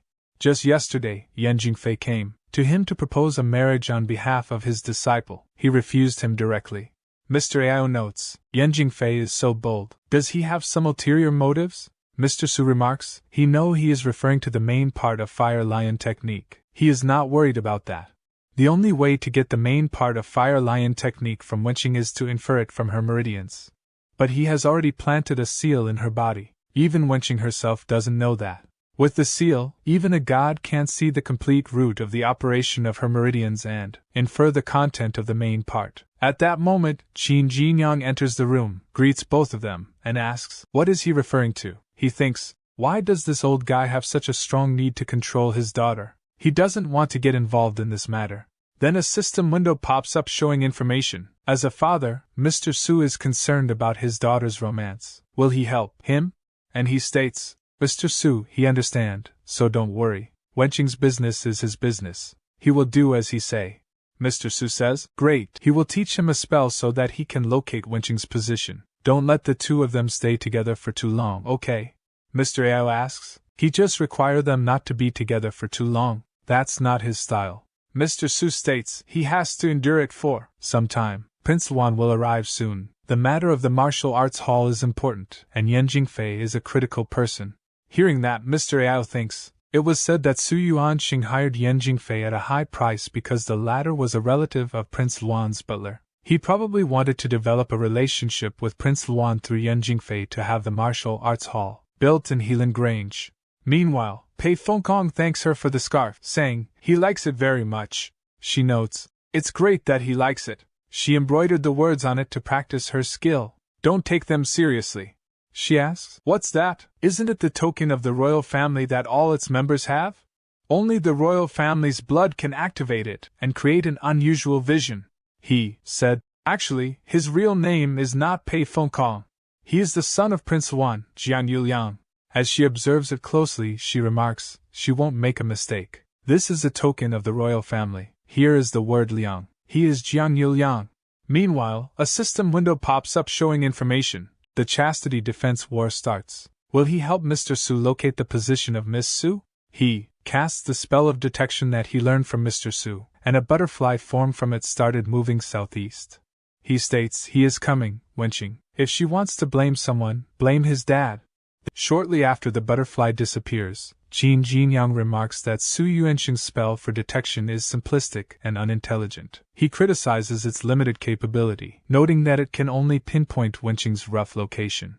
Qin Jinyang takes credit for Su Yuanqing's luck in assigning the task to him. Qin Jinyang then retrieves a bird named Chirp from his pocket. He addresses Chirp, instructing it to inquire among its friends and relatives about any fluctuations in spiritual qi in the area. Qin Jinyang also mentions that he intends to find a good-looking female bird as a companion for Chirp. Chirp flies into the air and calls out to other birds for assistance. Many birds gather around Chirp, ready to help. Chirp asks the gathered birds if they have detected any fluctuations in spiritual qi in the area. Presumably, Chirp communicates with the other birds to gather information. After gathering information from the other birds, Chirp issues commands to them. The birds begin to move, presumably indicating that they have identified a direction or location related to the spiritual qi fluctuations. Qin Jinyang watches the birds move with a smile on his face. He assures Chirp that he will find a beautiful female bird for it within a few days. After following the birds to a hut, Qin Jinyang attempts to enter but realizes there is a position concealing formation blocking his way. He recognizes the nature of the spell and wonders why such a strong concealment was used, preventing detection through conventional means. Meanwhile, inside the hut under the concealment spell, Wenqing asks Fengkong about a pleasant smell she detects. She comments on how nice it is. Fengkong responds to Wenqing's question by asking if she likes the scent. He explains that it is a type of perfume from the western regions, though he admits it's not the best in terms of fragrance quality. Wenqing asks if there is a better perfume than the one Fengkong has shown her. Fengkong responds by telling Wenqing that the best scent comes from her. He expresses his desire to remember her scent for the rest of his life. Wenqing blushes in response to his flattery. Emboldened by Wenqing's reaction, Fengkong attempts to kiss her, thinking to himself that he didn't expect things to go so smoothly and that it's the right moment.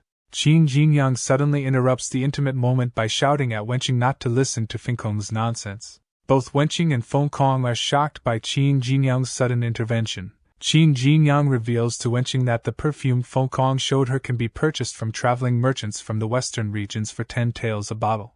He offers to help her acquire some if she wishes. Angered by this revelation, Wenqing turns to Fengkong and asks if what Qin Jinyang said is true. She becomes upset and leaves the room in tears.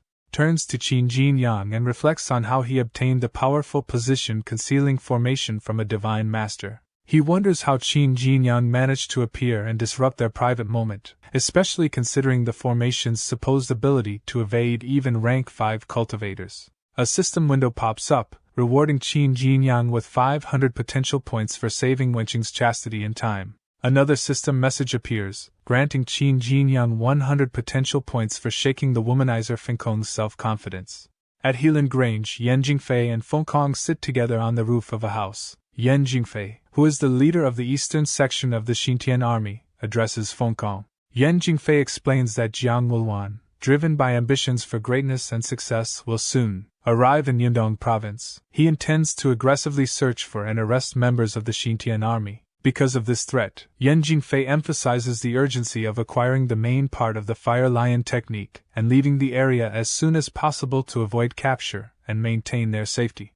Fengkong, as the deputy leader of the eastern section of the Xintian army, expresses frustration. He vows to succeed next time.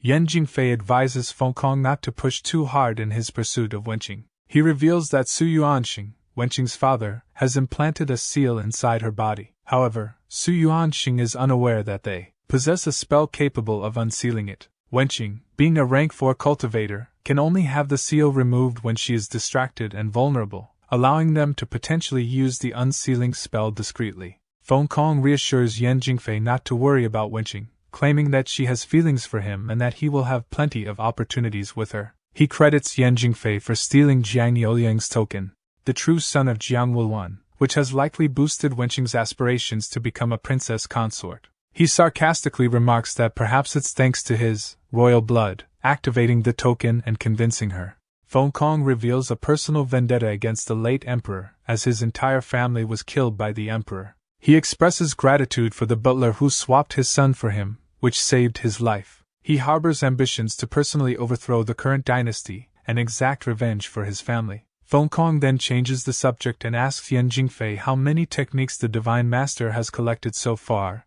Yan Jingfei estimates that the Divine Master has collected around 100 techniques so far. He dismisses these as common techniques, stating they are insufficient to break through from rank 5 to rank 6 in cultivation. Specifically, he mentions that even the Fire Lion technique, despite its name, is considered a common technique. Yan Jingfei acknowledges that the Divine Master possesses an extraordinary ability to derive perfect techniques from these common ones. He predicts that once the Divine Master succeeds in creating a perfect technique, the Xintian army will gain the strength necessary to rival the government. Feng Kong chuckles at the idea of a perfect technique and the prospect of achieving rank 6 mastery. Yan Jingfei expresses disdain for the so-called heroes who fight for minor benefits, viewing them as insignificant compared to the Xintian army's grand ambition. He declares that their goal is to overthrow the current ruler and overturn the existing order of the country. Qin Jinyang is depicted in a scene where he is deep in cultivation within his room. As he engages in this practice, a system window appears, displaying crucial information about his progress and abilities. The window reveals that his root bone is currently at the Golden Branch level, with the next stage being the White Jade level. His martial arts skills are listed, including the Great River Technique at the Supreme Realm, Ice Lotus Armor, fully mastered, Dust Darts, perfectly mastered, Rotten Fist, perfectly mastered, Black Feet, perfectly mastered, and Boiling Demon Tiger, Collapsing Blade, perfectly mastered. Additionally, his potential points are detailed to be at an impressive 41,524. Qin Jinyang reflects on recent events, acknowledging the significance of the canal and saving lives during a flash flood. He marvels at the surprise of being rewarded with numerous potential points by the system. Despite his achievements, he remains focused on his cultivation journey, noting that his dantian is now filled with spiritual qi at 100%. Leaving only the challenge of reaching the bell-tolling stage. However, he understands the importance of patience, realizing that rushing could impede his progress. He plans to finish reading the remaining sections of the Fire Lion technique before attempting a breakthrough to rank 3, aware that doing so will reveal his true root bone and restrict further reading. Concerned about the limited efficacy of the spiritual green jade and the potential waste of spiritual qi, he resolves to make the most of his remaining time before rank 3. Having rested throughout the night, he feels ready to tackle the tasks ahead with determination. Wenqing and Feng Kong are depicted in an intimate moment, sitting together on a tree. Feng Kong expresses his desire to have many children with Wenqing after they marry, suggesting they have 10 boys. Wenqing, curious about his preference, questions why he only wants boys and if he favors them over girls. Feng Kong's response reveals his affection for Wenqing, explaining that he desires her to be the only girl in his life. This declaration causes Wenqing to blush. Seizing the opportunity, Feng Kong attempts to kiss her, thinking that Wenqing is easily swayed by his affection.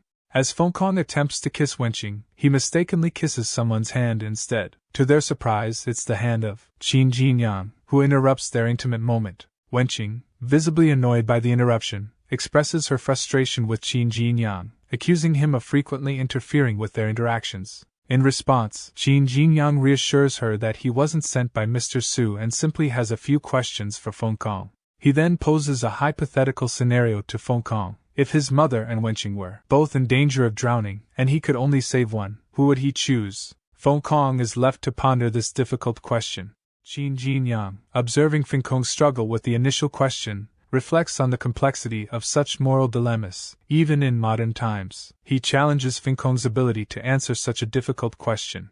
Sensing Fenkong's discomfort, Qin Jinyang swiftly moves on to another hypothetical scenario, asking Fenkong to consider a situation where Wenqing faces obstructed labor, and only one can be saved, Wenqing or the baby. Without hesitation, Fenkong declares that he would choose to save Wenqing. However, Qin Jinyang presents yet another scenario, this time involving Fenkong's mother. He asks Fenkong to imagine a situation where his mother jumps into the water and threatens him to keep the baby. Fenkong is extremely agitated and confused by a challenging question, expressing his frustration with an expletive. Wenqing, nearby, sighs in response to the situation.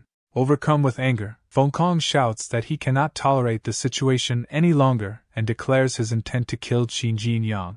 Qin Jinyang responds by challenging Fenkong, suggesting that killing him to avoid the difficult questions would demonstrate a lack of true love for Wenqing. Fenkong eventually puts down his sword and exclaims in anger. Later, Qin Jinyang, lying on the roof of his house, reflects on Fenkong's persistence. Despite numerous attempts to interfere, Qin Jinyang notes that Fenkong continues to pursue Su Wenqing, causing him to question whether Fenkong's feelings for her are genuine. Just then, someone calls out Qin Jinyang's name. It turns out to be Konghe. Konghe informs Qin Jinyang that he has become responsible for a branch after joining the upper hall, and thus does not have time for drinking. He explains that he has come to deliver a promised item, the blood of the ancient dragon, a treasure intended to improve root bone. Qin Jinyang remarks that so much time has passed since the promise that he had almost forgotten about it. Konghe apologizes for the delay, noting that the treasure is useless for martial artists at rank 1 and above and thus useless for Qin Jinyang, who is now at rank 2. He suggests that Qin Jinyang might be able to sell it for money, especially since the Helan Grange is recruiting new disciples. Qin Jinyang thanked Konghe and mentioned that the blood of the ancient dragon is actually very useful to him, inviting Konghe to drink with him. Konghe declined, citing a lack of time.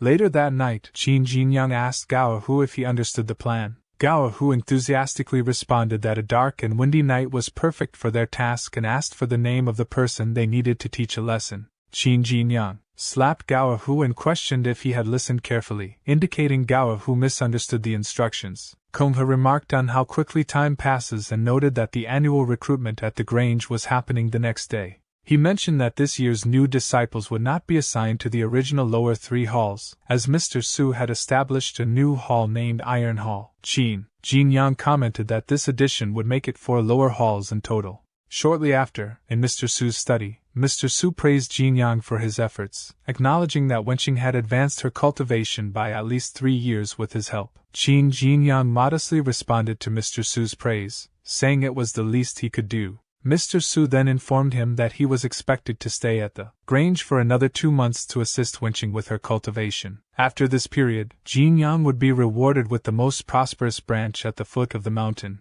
Jinyang expressed his gratitude. Mr. Su then introduced Tia Jiang, the leader of the newly established Iron Hall, noting that they might have met before. Qin Jinyang recognized Tia Jiang and mentioned that he remembered him from the day Miao Dongge was arrested, asking if Tia was from the penalty hall. Tia Jiang, confused, denied being involved in Miao Dongge's arrest. Mr. Su then informed them both that they had been gathered for an important task. They would be the examiners for the next day's recruitment. The following day, at the recruitment site, Tia Jiang announced the start of the recruitment test and instructed the participants to enter the Wanjun cave in an orderly manner. Qin Jinyang thought to himself that he had hoped to recruit several promising talents for his master, but realized that these new disciples would directly join the Iron Hall instead. Tia Jiang then turned to Jinyang and suggested they enter the cave, to which Jinyang agreed. Inside the cave, as the examination began, some participants struggled to stay conscious while others immediately fainted. Tia Jiang shouted for those who couldn't hold on to be taken out of the cave, and the disciples promptly obeyed his order. Qin Jinyang expressed his disappointment in this year's candidates, noting that they collapsed as soon as the pressure was applied. Tia Jiang agreed and asked about the level of Jinyang's root bone when he took the entrance test. Jinyang replied that he only had a high-rank ironwood level root bone at that time. Tia Jiang was shocked by this and commented, while laughing, that Jinyang must be very talented. Internally, Tia Jiang wondered how someone with an ironwood level root bone could have joined the upper hall. Tia Jiang suddenly remembered what Mr. Su had told him earlier, that Jinyang had another task of helping Wenqing with her cultivation and that the test should not delay him. Tia Jiang had assured Mr. Su that there would be no problem. Realizing this now, Tia Jiang thought to himself how foolish he was for not noticing earlier. He understood that Jinyang's quick advancement to the upper hall was likely due to his close relationship with Mr. Su's daughter, Wenqing, and decided that he must not offend him. To curry favor, Tia Jiang tapped Jinyang on the shoulder to get his attention and whispered that if Jinyang wanted to pull a few strings for anyone, he was welcome to do so.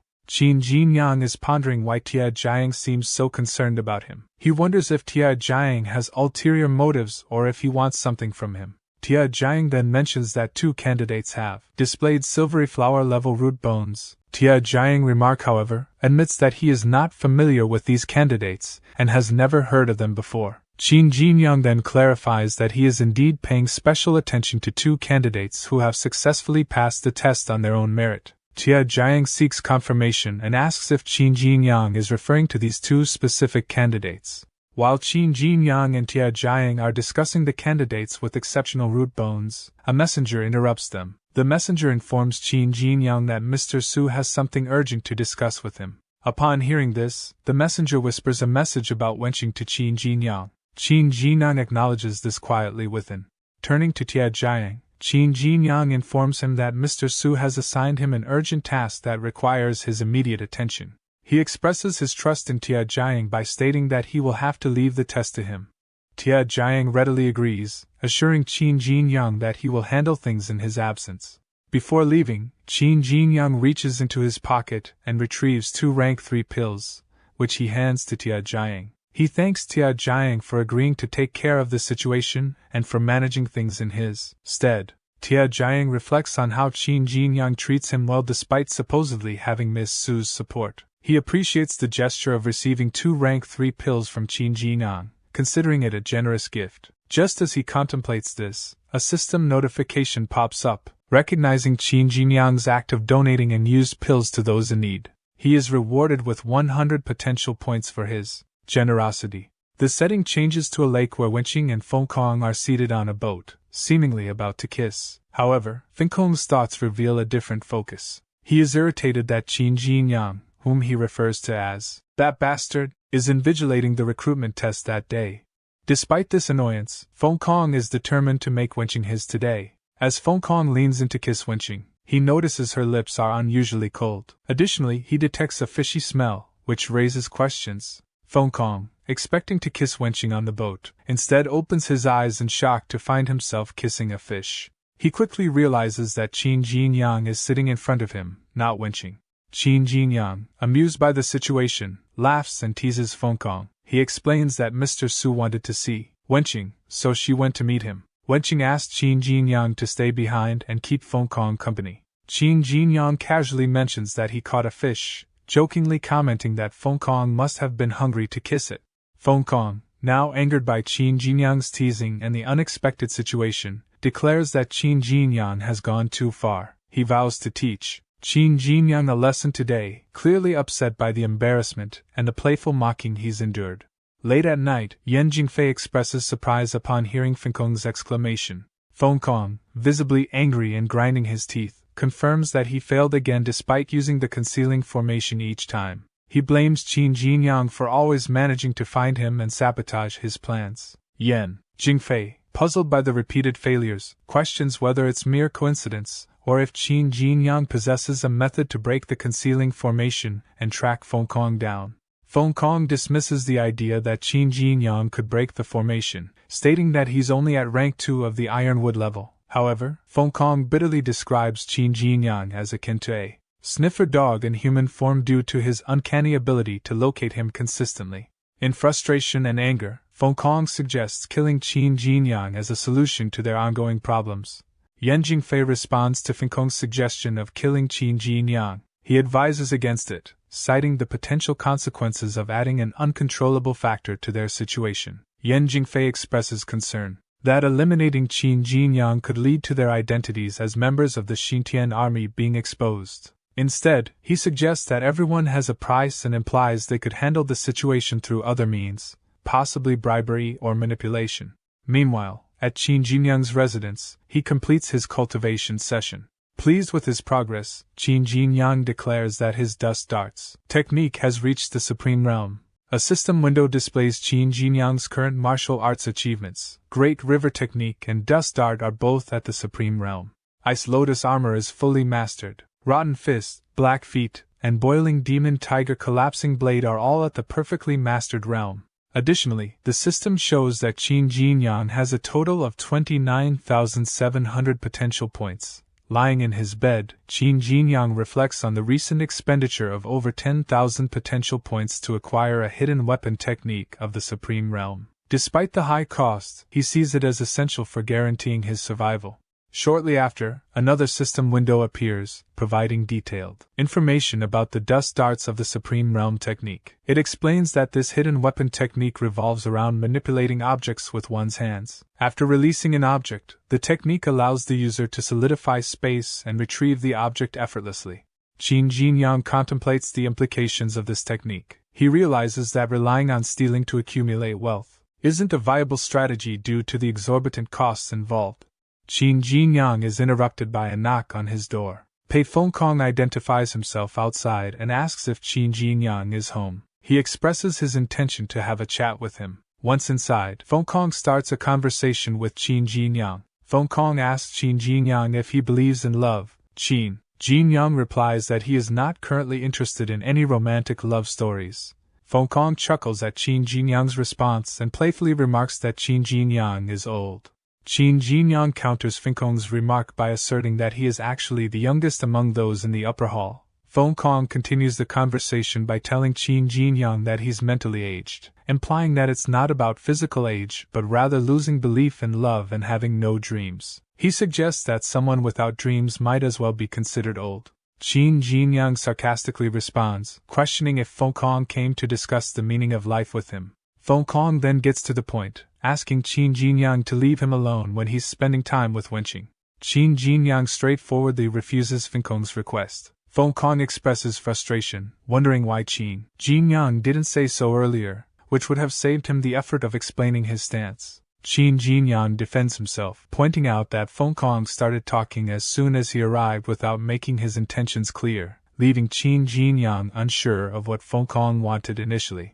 Fengkong inwardly expresses annoyance and frustration towards Qin Jinyang. Due to his perceived troublesome behavior, Fengkong places 2 pills on the table and addresses Qin Jinyang. He introduces one of the pills as the Meridian Purifying Pill, emphasizing its effectiveness in treating meridian disorders and stating that it's worth at least 1,000 taels of silver. Fengkong then asks Qin Jinyang if he likes it.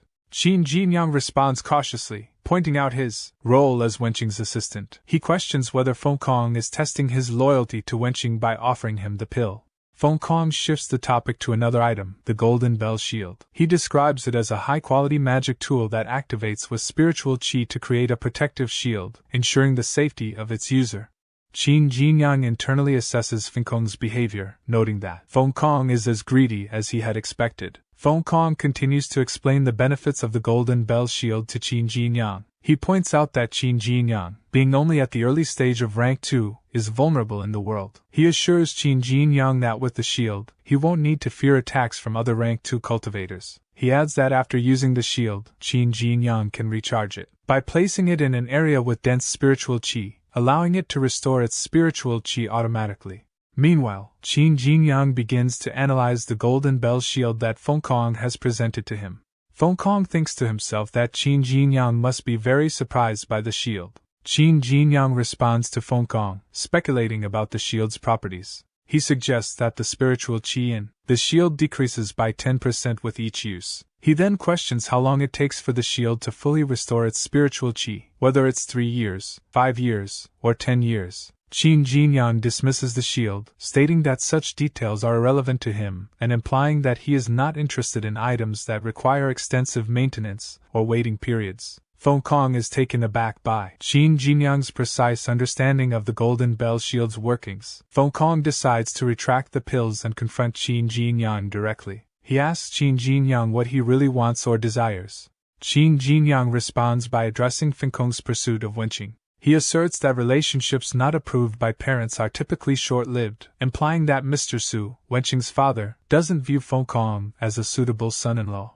Feng Kong counters Qin Jinyang's loyalty-based argument, stating that material wealth forms the foundation of life, prioritizing financial gain over loyalty or relationships. While he talks, Qin Jinyang uses a space distortion technique to retrieve a wooden box from Feng Kong's pocket without Feng Kong noticing. Feng Kong continues his argument, telling Qin Jinyang that opportunities to make money are rare and more valuable than chances to display loyalty. Qin Jinyang firmly tells Feng Kong not to try to persuade him. He declares that he will not allow any romantic involvement between Feng Kong and Wenqing to occur, asserting his determination that no one can stop him from this decision.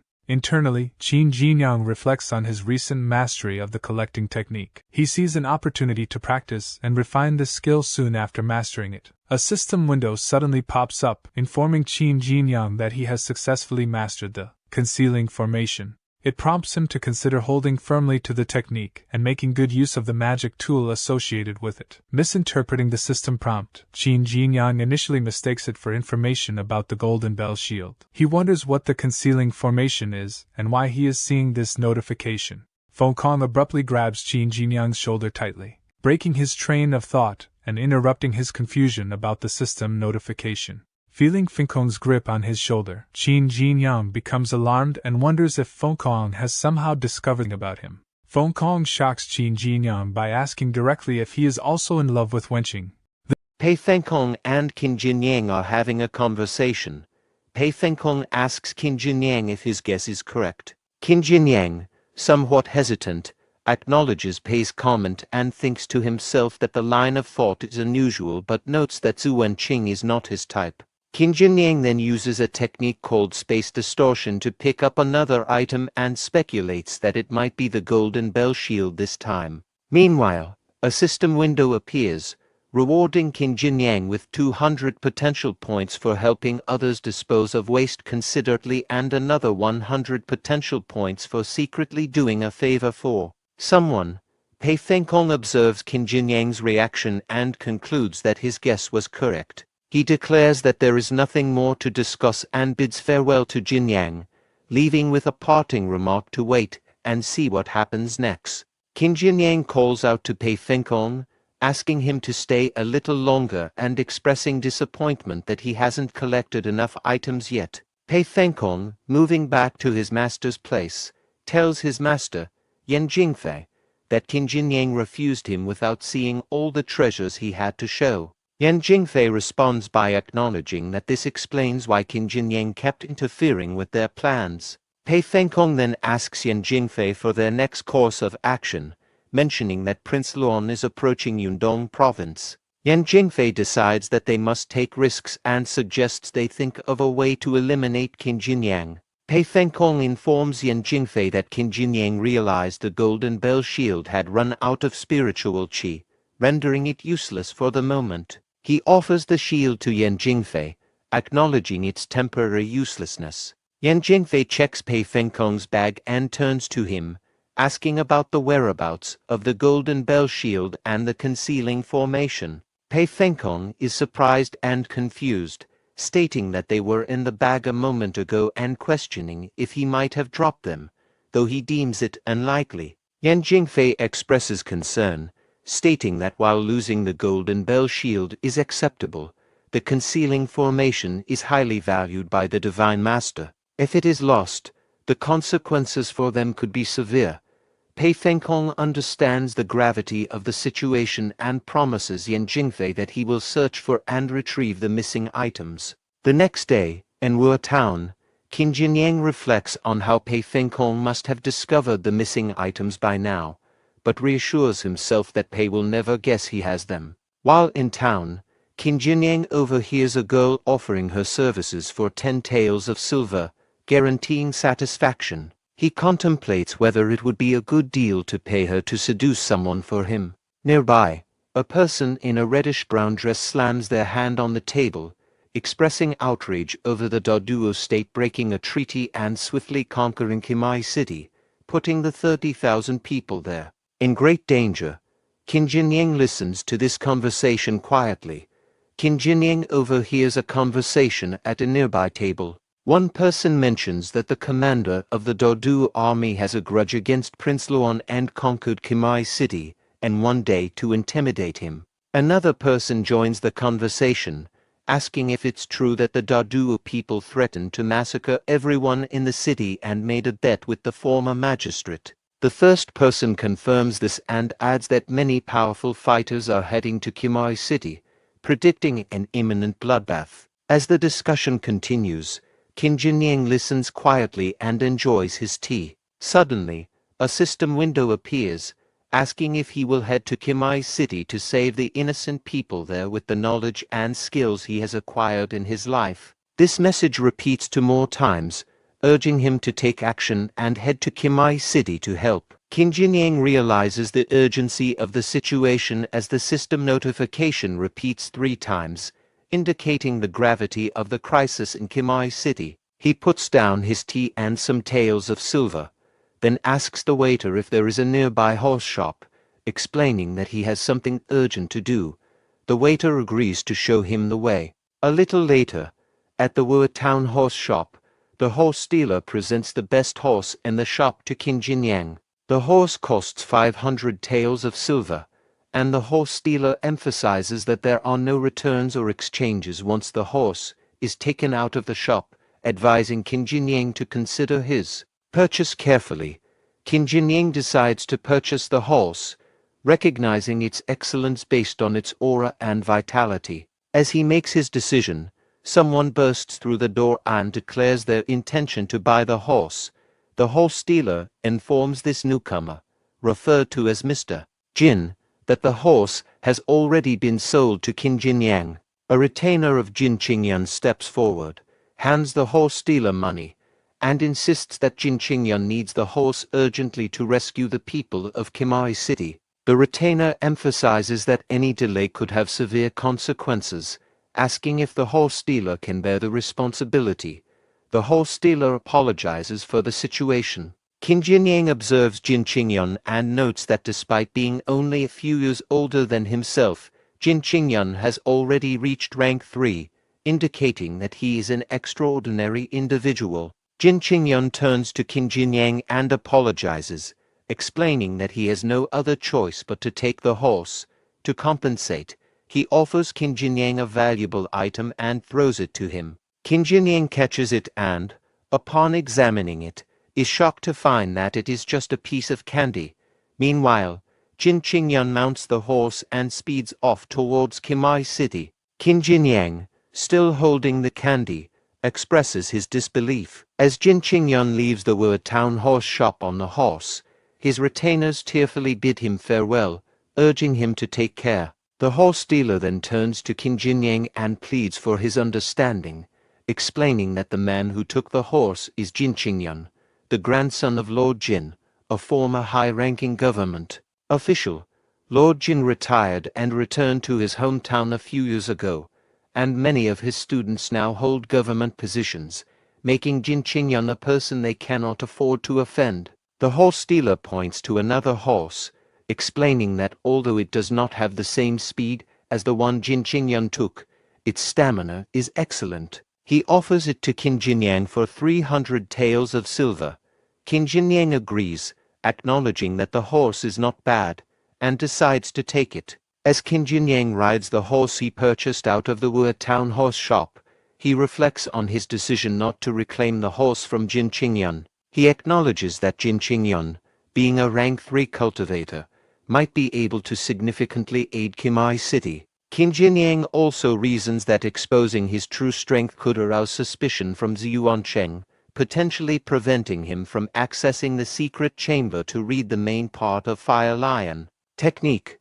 Therefore, he decides not to reveal his identity during this mission. Noticing a nearby mask shop, he thinks that one of the masks looks special. A little later, he leaves the shop wearing a mask he purchased and rides his horse at full speed towards Qimai City, now disguised. As Qin Jinyang rides towards Qimai City, a rope suddenly rises, blocking his horse's path.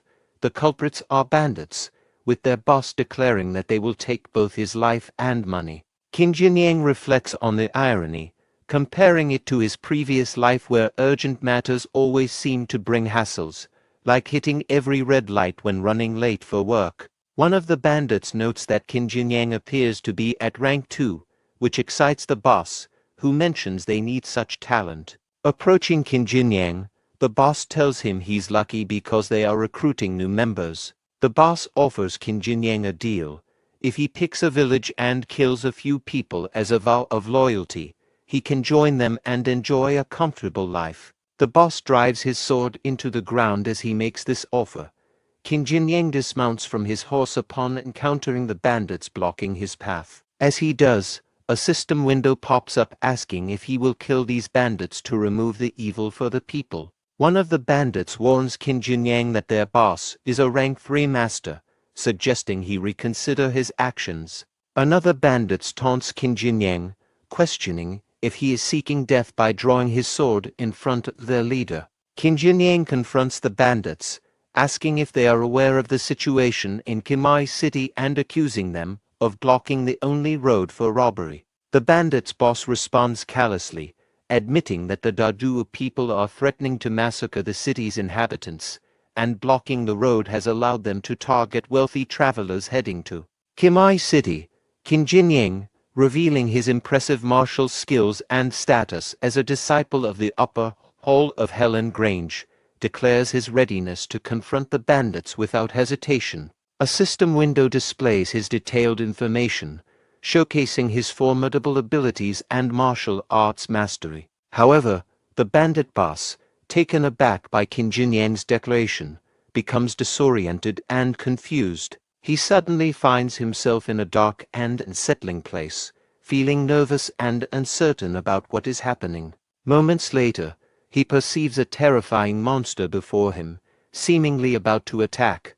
The bandit boss closes his eyes, realizing that it is an illusion, attempting to regain his composure. Qin Jinyang swiftly uses the supernatural slash technique of the boiling demon tiger collapsing blade, which is at the supreme realm level, to cut the bandit boss in half. The boss falls to the ground, uttering something in his final moments. Witnessing this, the other gangsters are shocked and incredulous that Qin Jinyang, who is one rank lower than their leader, could defeat him with just one slash. Qin Jinyang dismisses their leader's abilities, stating that he didn't deserve his rank and that he used only 60% of his strength for the attack. At that moment, a system window pops up rewarding Qin Jinyang with 600 potential points for removing the evil for the people. As Qin Jinyang acknowledges the reward, the remaining bandits, terrified by his display of power, begin to flee, calling him a monster and urging each other to run.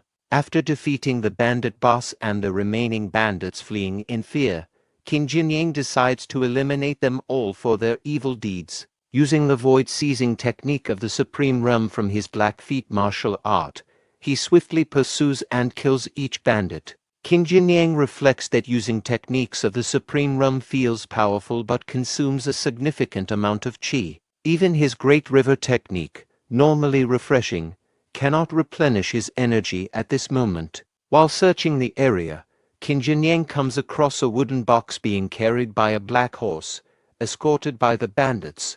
Upon opening the box, he finds a person tied up in robes. Recognizing him as a rank 3 cultivator, Qin Jinyang frees him.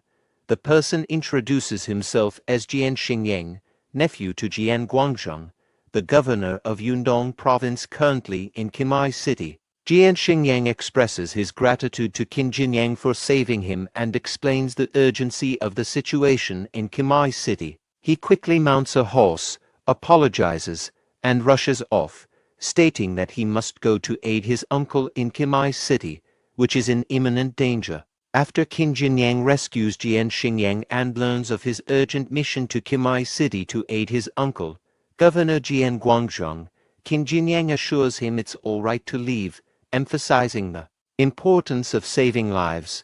As Jian Xingyang prepares to depart, he asks Qin Jinyang for his name, expressing gratitude and a promise to repay him in the future. Qin Jinyang introduces himself simply as 6, revealing he is the 6th child of his parents. As Jian Xingyang rides away on his black horse, He notices Qin Jinyang following behind him. Curious, Jian Xingyang slows down and asks if Qin Jinyang is also headed to Qimai City. Qin Jinyang confirms that he is indeed going to Qimai City and suggests they travel together. Jian Xingyang expresses gratitude on behalf of the people of Qimai City, thanking Qin Jinyang sincerely. Qin Jinyang then asks Jian Xingyang how he ended up being captured by the bandits. Jian Xingyang explains that upon hearing about the dire situation in Qimai City, he decided to leave secretly without attendance, hoping to arrive faster. Unfortunately, there was a traitor within his family who betrayed him, revealing his whereabouts to the rebels. The rebels then hired bandits to capture him, intending to use him as a bargaining chip.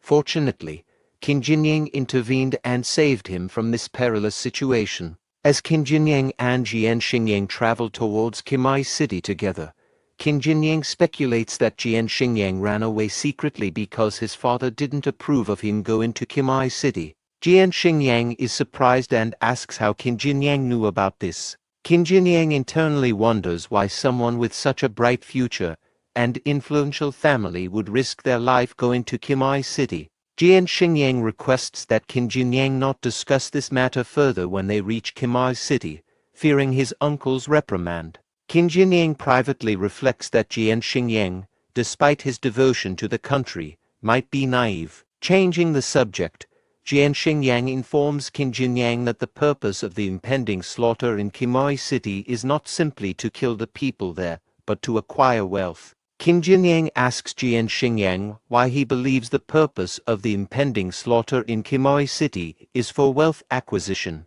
Jian Xingyang explains that not all soldiers get to participate directly in the slaughter. Many must remain in garrison. Those who wish to join in must bribe their commanders to qualify, and the price of these qualifications rises each year because witnessing the looting by participating soldiers drives others to desperation.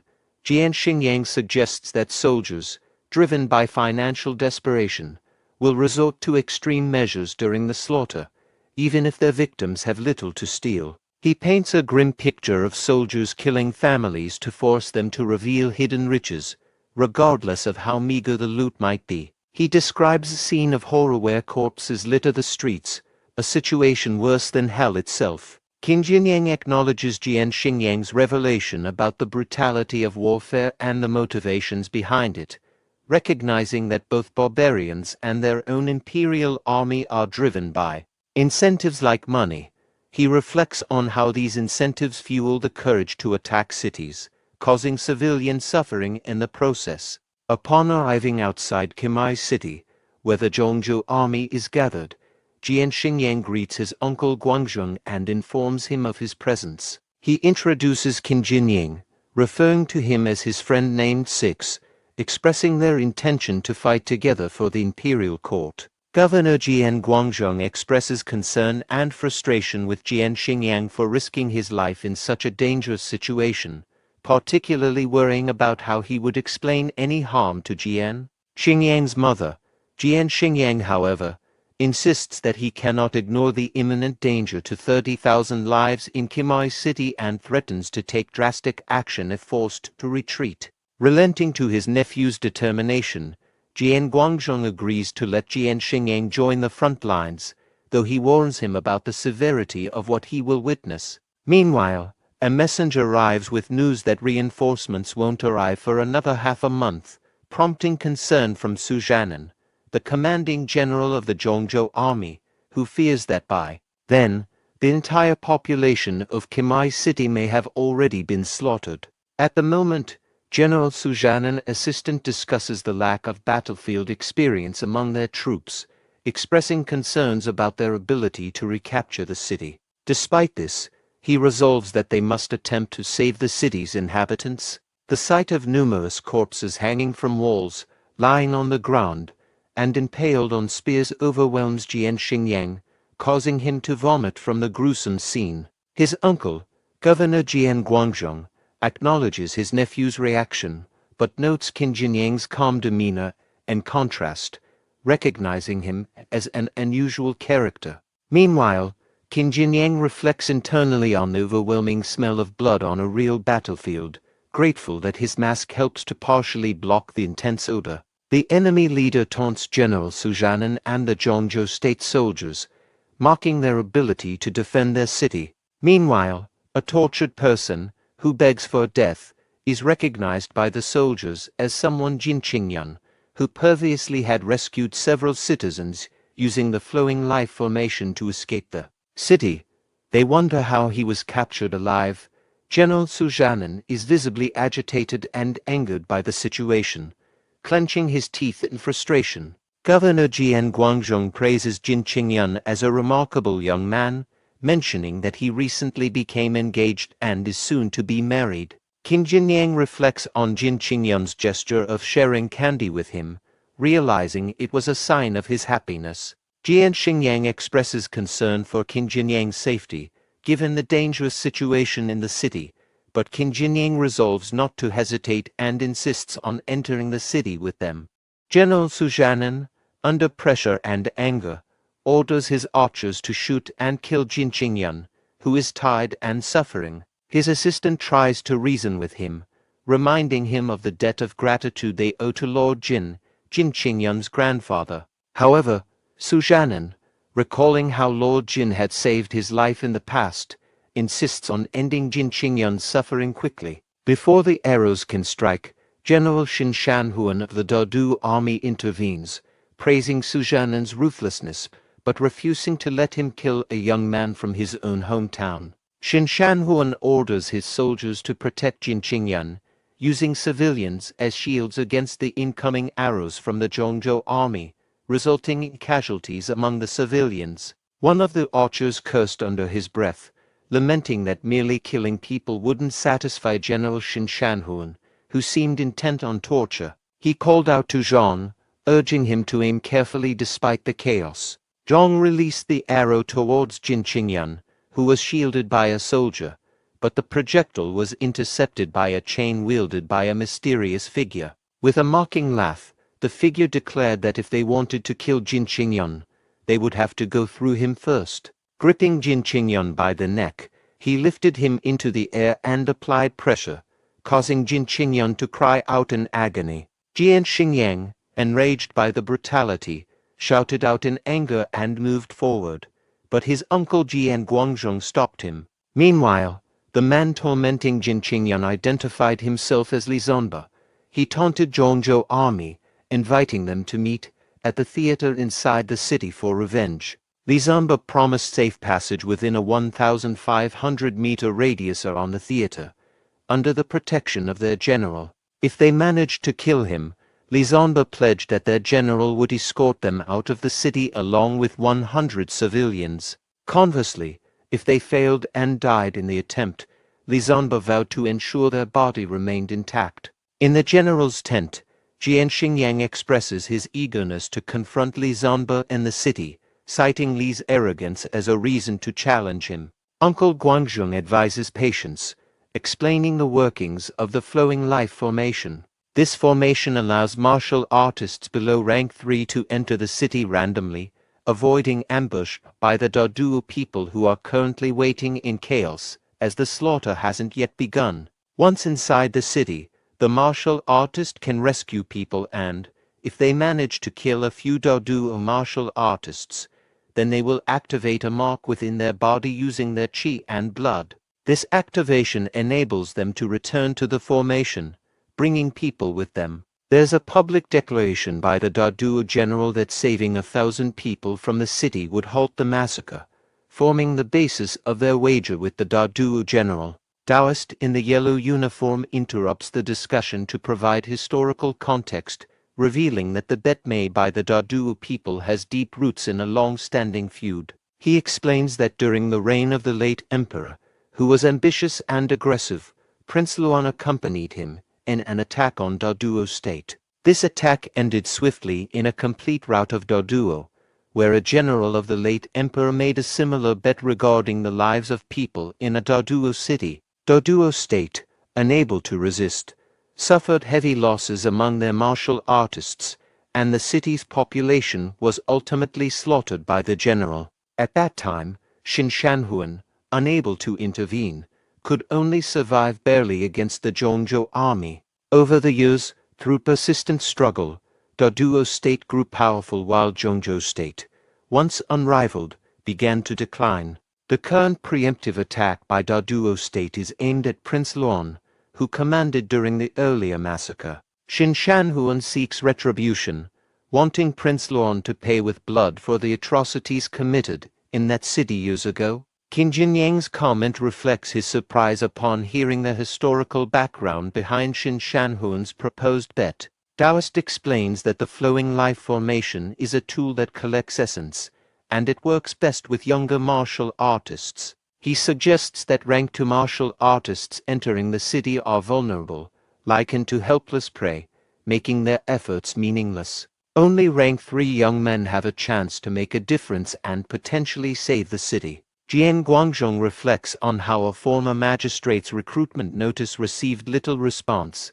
implying that few are willing to risk their lives for nothing in such a perilous city. Amidst this, Zhang Shenghu, a rank 3 martial artist, kneels before Su Zhanan, expressing his intention to enter the city and save its people. Su Zhanan denies Zhang Shenghu's request, citing his age and the difficulty of using the formation to transport older individuals, let alone many people in the city. However, Zhang Shenghu insists that his primary motive isn't just to save the people, but to confront the enemy's challenge boldly. He argues that the Zhongzhou army's reputation cannot be trampled upon by the enemy without consequence. Faced with Su Zhanan's refusal, Zhang Shenghu dramatically threatens to take his own life on the spot if not permitted to proceed. Upon hearing this exchange, the soldiers of the Zhongzhou army express their support and solidarity by banging their wooden weapons to the ground, chanting for a fight,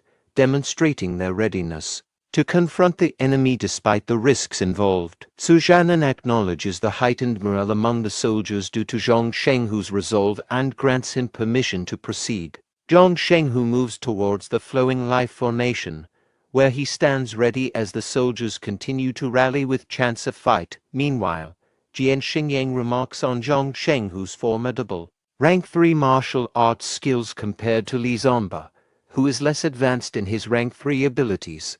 He predicts that Zhang Shenghu will likely defeat his opponent. Qin Jinyang reflects skeptically on the smooth progression of events, wondering if there might be additional factors or individuals in the city that could complicate matters. As the flowing life formation activates, Zhang Shenghu is successfully teleported to the city. Simultaneously, the formation also brings back a martial artist and some civilians. The martial artist warns against approaching Li Zonba, cautioning that it's a trap and advising against falling for his deception. Jian Xingyan identifies Yan Shaoyu as the young leader of the Bright Cloud sect, providing insight into Li Zonba's unusual ability to temporarily elevate to rank 4 despite being officially a rank 3 martial artist. Yan Shaoyu warns that anyone who faces Li Zonba in combat underestimates the risk of his temporary power surge. Qin Jinyang ponders the dilemma of defeating Li Zonba, realizing that understanding the source of his temporary rank 4 power is crucial to devising a strategy against him. Amidst this, a dead body is thrown from the city wall, landing among other fallen soldiers outside.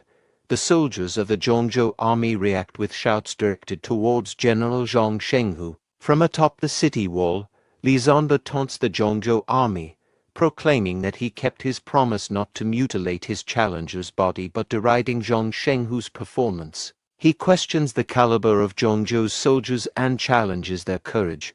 General Su's assistant advises caution, interpreting Li Zonba's taunts as an attempt to demoralize them. Su Zhanan acknowledges this, understanding the psychological warfare being waged against them. Qin Shanhuan berates the soldiers outside the city walls, questioning why the wealthy and powerful elite, including the emperor's sons, generals' sons, and nephews of high-ranking officials, haven't come forward to face the challenge. He mocks the soldiers as mere puppets, questioning their loyalty and purpose in risking their lives. Qin Jinyang recognizes Qin Shanhuan's strategy to crush the soldiers' morale and undermine their resolve. Jian Xingyang, angered by Xin Shanhun's taunts, resolves to demonstrate Zhongzhou's courage and resolve. Taoist intervenes, advising Jian Xingyang to consider the images displayed in the flowing life formation before acting rashly. He demonstrates the formation's capabilities by concentrating qi and projecting a vivid circle showing Yan Xiaoyu's previous battle against Dadu army soldiers. Qin Jinyang marvels at the formation's ability to replay past events like a video, acknowledging its advanced technology. Taoist explains that the images displayed in the flowing life formation are residual images stored within it, akin to mirages. These images are formed by the qi of the deceased rank 3 Dadu or martial artists, capturing moments of their deaths. Jian Xingyang agrees with the old man's caution, emphasizing the need to thoroughly analyze all available information before taking action inside the city. Qin Jinyang observes Yan Xiaoyu's combat skills during the displayed fight, noting his impressive lightness skills. Jian Xingyang corrects Qin Jinyang, explaining that Yan Xiaoyu's speed isn't merely from lightness skills but from the air-braking technique, a unique ability of the Bright Cloud sect. This technique creates a magical domain within 100 steps around him, enabling extremely rapid movement akin to apparating. The technique's effectiveness relies on the presence of mirrors or reflective surfaces to enhance speed, which the Dadu or martial artists, clad in armor and wielding steel swords unintentionally, provided by reflecting light and making themselves easier targets. Qin Jinyang reflects on the significance of special techniques in martial arts, drawing parallels between Yan Xiaoyu's air-braking technique and the Fire Lion technique, both being special techniques that denote exceptional skill. He acknowledges Yan Xiaoyu's status as a sect leader and speculates that Jian Xingyang, being the nephew of a governor, likely has access to similar resources and possibly special techniques. Qin Jinyang considers the formidable strength of Li Zonba, understanding that defeating him will be a daunting challenge due to his abilities. Observing Jian Xingyang's quick decision to apply to enter the city, Qin Jinyang notes his decisive action.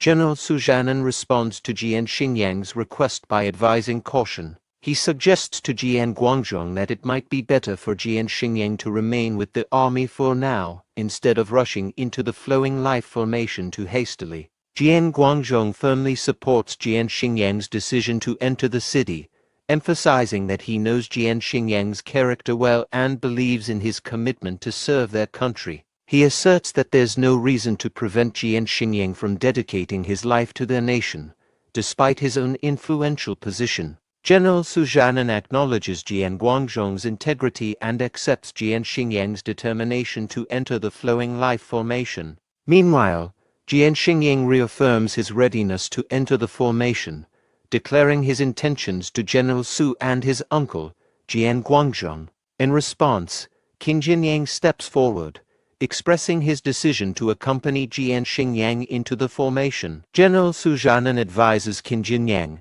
who is only at rank 2, to stay behind, believing he cannot contribute effectively due to his lower martial arts rank. Jian Guangzhong intervenes, explaining that each teleportation via the formation consumes significant spiritual qi for the Taoist operating it, urging Qin Jinyang not to make things harder. Yan Xiaoyu observes Qin Jinyang with skepticism, doubting his chances against the powerful enemies inside the city, whom even rank 3 martial artists struggle against. Yan Xiaoyu dismisses Qin Jinyang as potentially becoming a punching bag for the Dadu fighters. Jian Xingyang defends Qin Jinyang, highlighting his friend's exceptional strength that allowed him to defeat a rank 3 cultivator with a single slash, a feat noticed by others nearby. A soldier beside General Su Zhanan dismisses the significance of Qin Jinyang's achievement, suggesting that the slain rank 3 might have been weaker than usual. Jian Guangzhong turns to Jian Xingyang,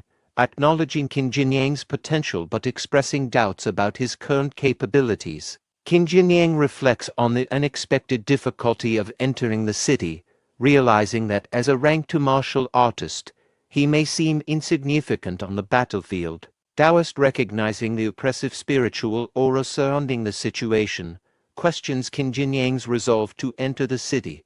Despite the dangers, Qin Jinyang affirms his decision. Qin Jinyang wonders about the old man's identity and intentions, intrigued by his sudden appearance and offer of assistance. A soldier attempts to intervene, but General Sujanan overrides him, respecting the Taoist's agreement to help Qin Jinyang enter the city. Jian Guangzhong emphasizes the danger ahead and the possibility of not even recovering Qin Jinyang's body if he falls in battle. Qin Jinyang responds confidently, asserting that it will be the Daduo fighters who face defeat, not him. Later, the Taoist sits at the center of the formation, preparing to teleport those gathered around him. He warns them that their arrival points inside the city are unpredictable, with the only certainty being the thin spiritual qi at their destinations. Qin Jinyang interprets the thin spiritual qi as an indication that there are no high-ranking martial masters nearby.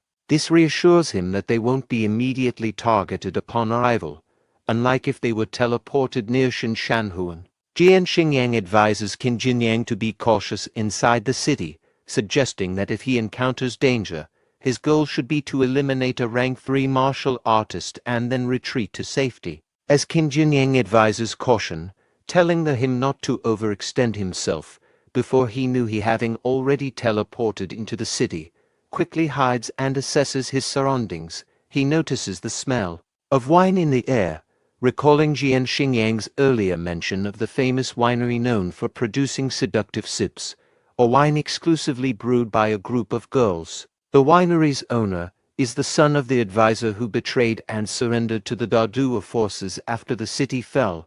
Understanding his location, Qin Jinyang realizes he's in the house of the betrayer. At that moment, the son of the advisor welcomes 2 soldiers from the Daduo army into the winery house, inviting them inside. One of the soldiers requests entertainment, specifically asking for girls to be brought to them. The other soldier acknowledges the presence of many girls in the winery and suggests taking some for themselves. The son of the advisor responds, stating that their primary duty is to continue brewing wine as ordered by General Shin, and any diversion would hinder their production. One soldier proposes taking some girls anyway for amusement, but the other soldier advises against it, emphasizing the importance of not delaying the brewing process. He suggests waiting until General Shin initiates a slaughter, implying they can then act freely. The soldier agrees, foreseeing the opportunity for enjoyment later. Suddenly, a girl attempts to kill the son of the advisor, calling him a shameless betrayer. The soldier identifies the assailant as an assassin from Zhongzhou State. Despite the son of the advisor's plea to spare her, the soldier swiftly kills her. The son of the advisor rushes to her side, lamenting her unnecessary sacrifice and remarking that he wouldn't have resisted if she had approached him differently. The soldier mocks her capabilities, noting her weakness as a rank 2 martial artist. Meanwhile, Qin Jinyang, who was observing nearby, regrets not intervening sooner to save her, considering her death a pity due to her perceived vulnerability. The Daoist soldiers were moving away, when one of them turned back to the son of advisor and told him to stop crying and focus on completing General Xian's orders, then firmly closed the door of the winery. Inside, Quan Yoshing, the son of an advisor, turned to his servant and asked him to buy a coffin for a woman who had recently passed away. However, the servant explained that all the coffin shops were closed, and even if they were open, the shop owners would likely refuse to sell to the Quan family because they had fallen out of favor in the city. Realizing this, Quan resigned himself to using a straw mat instead. As the servant left, Quan, who was sitting next to the woman's lifeless body, gently closed her eyes, which were still open from the moment she had died. Nearby, a group of girls watched him nervously, unsure of what to do. At that moment, Qin Jinyang appeared silently behind Quan and demanded, "How do you want to die?" Surprised by Qin's stealth despite being only a rank 2 cultivator, Quan remarked on Qin's extraordinary skill and strength for his rank. Qin, without hesitation, raised his sword and told Quan to cut the crap and not to be a betrayer in his next life. He moved to strike, but as he swung his sword, a girl suddenly threw herself in front of Quan, taking the blow intended for him. Blood sprayed as she was struck, collapsing to the ground severely injured. Qin Jinyang, surprised and frustrated, asked the injured girl if she was crazy for intervening in his attack on Quan. Despite her injury, She pleaded with him to spare Quan's life. Another girl, who had been watching earlier, knelt before Qin and also begged him to let Quan go, even offering her life in his place. Qin, baffled, pointed out that they would be free once Quan was dead. One of the girls then explained her loyalty. After her husband died, her mother-in-law sold her to an abusive gambler who eventually sold her to a brothel. She wanted to end her life due to the humiliation, but it was Quan who paid to free her. Without his intervention, she would have been lost. Another girl shared that her father had sold her to an elderly man as a concubine to fund his drinking. She ran away, but with nowhere to go, she would have starved if Quan hadn't given her work at his winery. Finally, the injured girl told Qin that Quan had always treated them as his own daughters. When the city fell, Quan went to great lengths to protect them from the occupying Dadwa forces. Qin Jinyang remained skeptical, asserting that Quan's good deeds couldn't erase the fact that he was a betrayer. Quan acknowledged this but suspected Jinyang had been sent by General Su Jiannan to save people.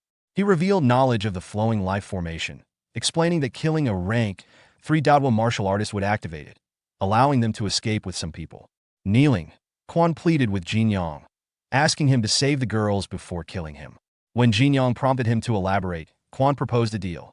He would eliminate the hardened battalion, 32 elite soldiers who served X in Shanhan, and included a rank for leader, stationed at the winery to oversee the production of a powerful liquor, seductive sips. In exchange, he asked that the girls be rescued. Jinyang dismissed the proposal, insisting a betrayer had no right to negotiate. Quan explained the harsh reality. Martial artists, offspring of officials, and wealthy families in Chimai City had protection, but these girls, without influence or wealth, had no hope. If the Dadwa forces began slaughtering civilians, Chimai City would descend into chaos, and he alone could not protect the girls in the impending carnage. A system window appeared before Qin Jinyang, asking if he was willing to save the girls and fulfill Quan's wish. Jinyang agreed, thinking he would have helped the girls even without the system prompt. With Quan's assistance, he believed their mission would be easier. Grateful, Quan laid out his plan. The hardened battalion soldiers guarded the winery, but could be lured into a courtyard banquet using the girls as bait. Since the soldiers were known to be lecherous, they'd likely fall for the trap. Quan would poison their wine, weakening the rank 3 soldiers, allowing them to be easily defeated. Quan suggested that Jinyang kill a rank 3 martial artist now to activate the teleportation formation, enabling him to return and request reinforcements and a protective artifact from General Su, which the girls would need for teleportation since they lacked chi. However, Jinyang confidently raised his hand, declaring that he didn't need additional helpers. He could handle the mission alone. Quan expressed doubt about Qin Jinyang's ability to carry out the mission alone, emphasizing that more helpers and a protective artifact were necessary for the girls' safe escape. In response, Jinyang commanded the girls to gather close, then activated the bell shield, creating a protective barrier around himself and the girls. To prove its strength, he invited Quan to strike the shield using the power of a rank 1 martial artist. Quan complied, surprised when his punch was completely blocked. Satisfied, Jinyang retracted the shield and asked if Quan now believed in his ability. Impressed, Quan acknowledged the power of Jinyang's artifact. At that moment, a system notification appeared, rewarding Jinyang with 200 potential points for gaining Quan's complete trust. Turning back to Quan, Jinyang questioned the effectiveness of poisoning the hardened battalion, suspecting that some of Xian Shanhan's elite guards might be too clever to fall for such a simple trap. Quan explained that his poison was unique, designed to mix seamlessly into the seductive sip's wine. Unlike traditional poisons, it wouldn't weaken the soldiers outright, allowing them to still use their chi and fight, but it would infiltrate their systems, creating lethal internal weaknesses. With Jinyang's speed, he could target these vulnerabilities to take down each rank 3 soldier with a single slash. Jinyang then asked about the rank 4 commander, and Quan revealed that his ancestors had established a secret formation in the courtyard that could immobilize someone at rank 4 temporarily. Satisfied, Jinyang complimented Quan on the plan's thoroughness.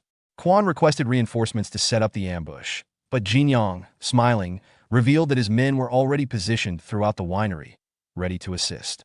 Shortly after, Quan prepared food and called in the hardened battalion soldiers, who were warmly welcomed by the girls into the courtyard for the planned banquet, setting the trap into motion. The hardened battalion soldiers, enticed by the girls' presence, displayed clear signs of lust. Quan assured the battalion's vice leader, promising him the company of the girls and good wine as long as General X in Shanhan's mission was fulfilled. The vice leader, pleased, claimed the short one for himself, and the girl embraced him, adding to the illusion of hospitality. As the battalion leader Xian Wenhe and the soldiers sat at the table with the girls, Quan, smiling, urged the leader to enjoy the food and drink. Sensing suspicion, Xian Wenhe instructed Quan to eat first. Understanding the leader's mistrust, Quan invited the girls to begin eating and drinking, knowing that the poison wouldn't affect them, as it only targeted martial artists using qi. Watching from a nearby rooftop, Qin Jinyang admired Quan's clever approach. He identified Xian Wenhe, a rank for leader and General Xian Shanhan's nephew, who was fiercely loyal due to his father's sacrifice for Xian Shanhan. Known for his valor and talent, Xian Wenhe had become a formidable warrior by his 30s, making him a challenging opponent for Jinyang and his allies. Qin Jinyang observed Xian Wenhe's cautious nature, realizing the need to stay vigilant. Meanwhile, the girls played their roles effectively. One toasted a soldier, saying, "To your health, sir," while another flirtatiously asked to be fed, prompting the soldier to comply, smiling. This calm demeanor among the girls led Xian Wenhe to think the food and wine were safe. Quan, seizing the opportunity, approached Xian Wenhe, addressing his suspicions directly. He assured him that the food was safe, explaining that his family's loyalty was bound to General Xian Shanhan, whose favor was essential for their survival. Satisfied, Xian Wenhe began to drink, remarking that Zhongzhou citizens often compromise their pride for survival. In the midst of the feast, one soldier, overcome with lust, placed a girl on the table, ready to act on his impulses. At that moment, Quan shouted to stop him, drawing the soldier's attention. He then grabbed a wine jar and smashed it onto the ground, signaling the operation's start, with Qin Jinyang poised and observing from nearby. As the girls fled, the hardened battalion soldiers looked around in confusion. Realizing something was wrong, Xian Wenhe stood up and demanded to know Quan Yoshing's intentions. Quan reveals his deadly plan, taunted and reminded him they drank the wine, which now seals their fate. With a sinister smile, he declares that they will perish that night. Suddenly, the wine pots on the table began to crack, and all exploded, sending wine spraying toward Xian Wenhe. Instinctively, he shielded his face, but when he lowered his arms, he was horrified when he finds himself bound by strange, swirling chains made from the very wine he had consumed. Confused and unnerved, he demands an explanation. Quan smugly reveals the truth. The wine chains are a deadly technique unique to the Quan family. They bind their victim's fate to the user, effectively creating a mirror effect between the two. Anything Quan does to himself, Xian Wenhe will experience as well. Xian Wenhe tried to move, but found himself paralyzed by the chains. Then, to his horror, Quan stabbed himself in the stomach, blood spurting from his wound, and Xian Wenhe felt the same wound appear on his body, coughing up blood. Undeterred, Xian Wenhe sneered. He is at rank 4. He can use his qi to stop the bleeding. A mere cut won't defeat him. However, Quan stabbed himself again, deepening his wound. Blood gushed from his body, and he taunts him, questioning if his confidence still holds after the latest attack. Xian Wenhe attempted to draw on his qi, but to his shock, nothing happened. The wine had exploited his hidden weakness, rendering him unable to use his power. As Xian Wenhe staggered, his loyal soldiers rushed toward him, shouting, "General, they will help him." Their cries echoed as they rushed forward, desperate to aid their fallen leader. Xian Wenhe orders his soldiers to stay back and focus on killing Quan Yoshing, knowing it's the only way to break his deadly hold. He ordered them to show no mercy, even ordering the death of the women who played a role in their capture. Meanwhile, Quan remains unfazed, summoning his rescue team to attack. His calm confidence rattles Xian Wenhe's battalion, sparking anxious whispers among them as they realize Quan may have called in significant reinforcements. Qin Jinyang stepped forward calmly, saying, "Stop looking around. It's just me. He can handle this alone." Quan is shocked and frustrated when he realizes Qin Jinyang has arrived alone, without any reinforcements. He questions Qin's decision, incredulous at his recklessness. Realizing Qin came alone, Quan is overcome with despair, unable to fathom Qin's reckless decision to face a group of rank 3 martial artists while being only rank 2. Frustrated, Quan reprimands Qin, warning that he stands no chance against such powerful foes. Feeling defeated and betrayed by this choice, Quan drops his dagger, sinking to the ground in resignation, and murmurs that his trust in Qin has led them to ruin. The soldiers initially mocked Qin Jinyang for his audacity to confront them alone as a rank 2 martial artist, deeming it an act of madness. However, Their laughter quickly turns to shock when Qin unleashes his supreme technique, dust darts. The wine in the pots he carries starts to swirl around him and morphs into a multitude of lethal darts in an instant, showcasing his unexpected strength. This surprising display leaves Xin Wenhe in disbelief, prompting him to reconsider Qin's true capabilities and the potential threat he poses to the hardened battalion. With a swift and precise attack, Qin Jinyang launched the darts at blinding speed, each dart targeting a soldier's weakness. The soldiers cried out as they were struck, writhing in pain. Faster, Qin Jinyang thought, pushing his technique to the limit. Sacrificing defense for speed and cutting power, he unleashed another volley of darts. The darts hit the soldiers with explosive force, sending them flying into the air, powerless against the relentless onslaught. As Qin Jinyang unleashed his dust darts technique, he reflected on the crucial advantage he held over the soldiers. He recognized that without the effects of poison, he wouldn't have been able to penetrate their body-protecting chi barriers, but he acknowledged that the situation was now in his favor. This realization boosted his confidence, driving him to continue his assault relentlessly. Meanwhile, kneeling on the ground, Xin Wenhe was filled with horror as he witnessed Qin decimating all his troops. Overwhelmed by disbelief, he struggled to grasp how the situation had turned so drastically against him. As the battle ended due to Qin Jinyang used his dust darts technique, he felt the weight of exhaustion settling in from the intense chi required. Despite the toll it took on him, he remained resolute and focused on his goal. From the sidelines, Quan Yoshing observed the battle with a blend of shock and relief.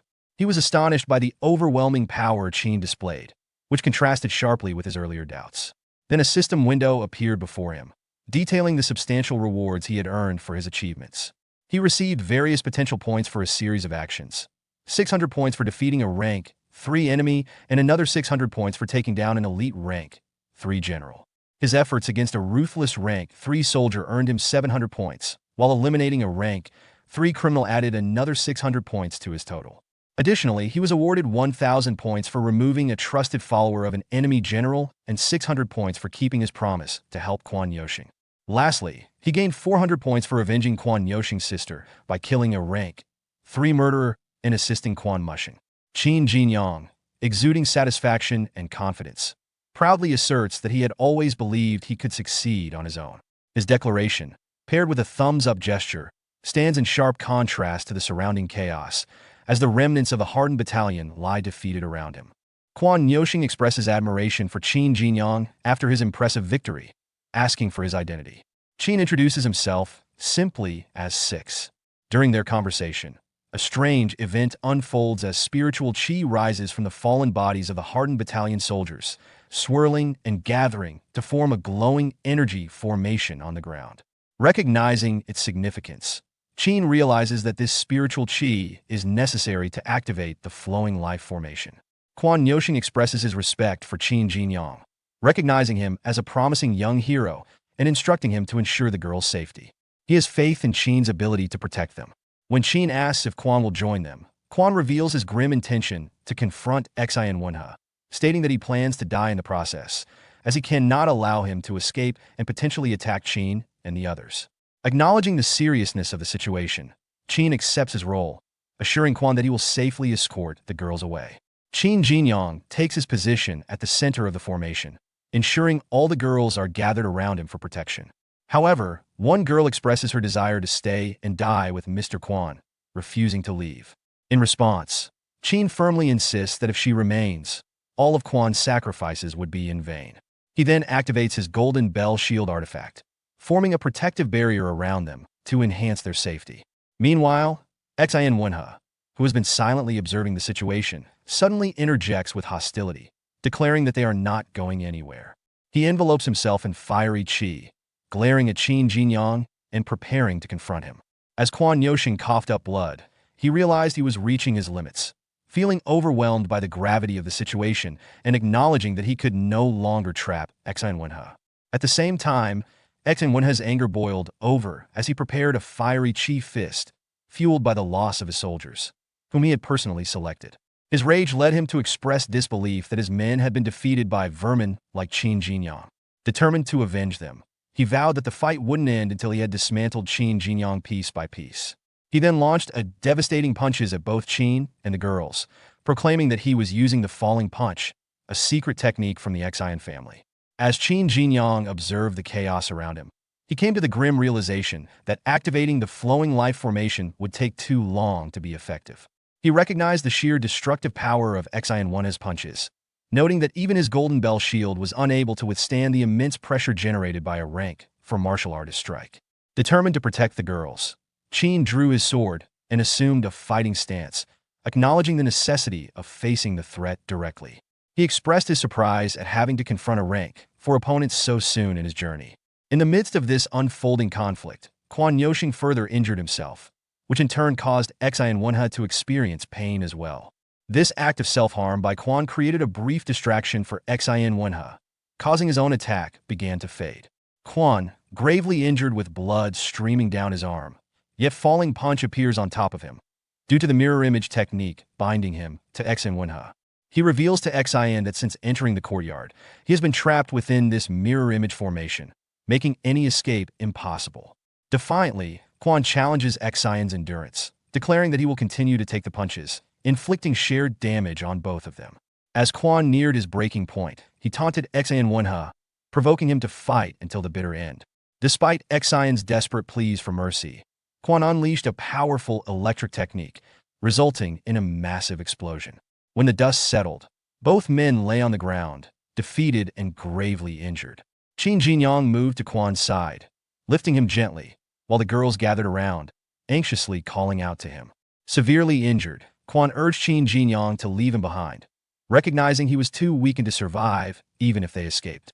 He emphasized the importance of capturing Xian Wenhe alive, reminding Qin that Xian would recover due to his rank 4 strength and that Xian Shan'an saw him as a son, making his capture invaluable. Qin respectfully agreed, honoring Quan's wish. He then lifted the unconscious Xian Wenhe onto his shoulders, carrying him back to the formation, ensuring the mission's objective was met despite the sacrifices made. As Quan observed Qin Jinyang's actions, he recognized a stark contrast between him and most martial artists, who would prioritize their own survival and flee from danger without hesitation. Qin's willingness to draw his sword and confront a rank 4 warrior, driven by a sense of duty to protect the weak and honor his promise, deeply impressed Quan. He noted that such compassion is rare in a world often dominated by self-interest. With his final strength, Quan expressed his admiration, calling Qin the martial arts saint. Outside the city, soldiers from the Zhongzhou army spotted someone coming out and started speculating about who it could be. Among them was Yan Xiaoyu, nursing an injured arm, who recognized the figure as Mr. Jan's nephew. A soldier remarked to Jan Guangzhong that it was impressive for a first attempt, as the young man had managed to kill a rank 3 martial artist and rescue 4 civilians. Jan Guangzhong expressed his gratitude for the acknowledgement. Meanwhile, Jan Xingyang approached his uncle with the support of 2 soldiers, inquiring about the whereabouts of Mr. Six. Jan Guangzhong's shaking head revealed his worry, indicating that Mr. Six had yet to return. The Taoist unexpectedly screamed in pain and began coughing up blood, alarming the nearby soldiers who rushed to assist him. He warned them not to approach, struggling to maintain control over his qi. Jan Xingyang, noticing the chaos, inquired about the Taoist's condition, prompting Jan Guangzhong to explain that the Taoist was experiencing severe strain from teleporting multiple people, which had led to him vomiting blood, a rare occurrence. Amidst their discussion, a flow life formation began to activate, generating a powerful energy wave that disrupted the soldiers nearby. This sudden surge of energy caught the attention of Yan Xiaoyu, who realized the intensity of the wave and wondered just how many individuals were being teleported. The vice general speculated to General Su Zhannan that Jiang Yuliang was likely responsible for the large-scale rescue, emphasizing his unique abilities. However, General Su Zhannan quickly urged caution, stressing the importance of keeping Zhang's true identity a secret and instructing that it should remain confidential among them. The vice general immediately recognized his oversight and apologized for not considering the implications of revealing such sensitive information. At that moment, the Taoist activated the formation link, allowing Qin Jinyang and the girls to emerge from it, drawing the attention of the onlooking soldiers. Jan Xingyang felt a surge of joy upon seeing Qin Jinyang. The crowd around them was filled with a mix of shock and confusion as they took in the sight of Qin Jinyang returning with a significant number of rescued civilians. The Taoist, watching from a distance, experienced a sense of satisfaction, convinced that he had made the right assessment of Qin's abilities and character, deeming him truly extraordinary. As the soldiers began to count the rescued individuals, The excitement in the atmosphere intensified. After a period of time, a soldier approached General Su Jiannan with a respectful bow to deliver important news. Mr. Six has rescued a total of 64 people. This revelation shocked the vice general, who noted that the previous highest number of rescues had only been 9, prompting him to question, who exactly is Mr. Six? In the midst of this exchange, General Su Jiannan pointed out Xian Wenhe, who was lying unconscious on the ground behind the soldier. He asked for clarification about the individual, to which the soldier replied, "That's the prisoner Mr. Six captured.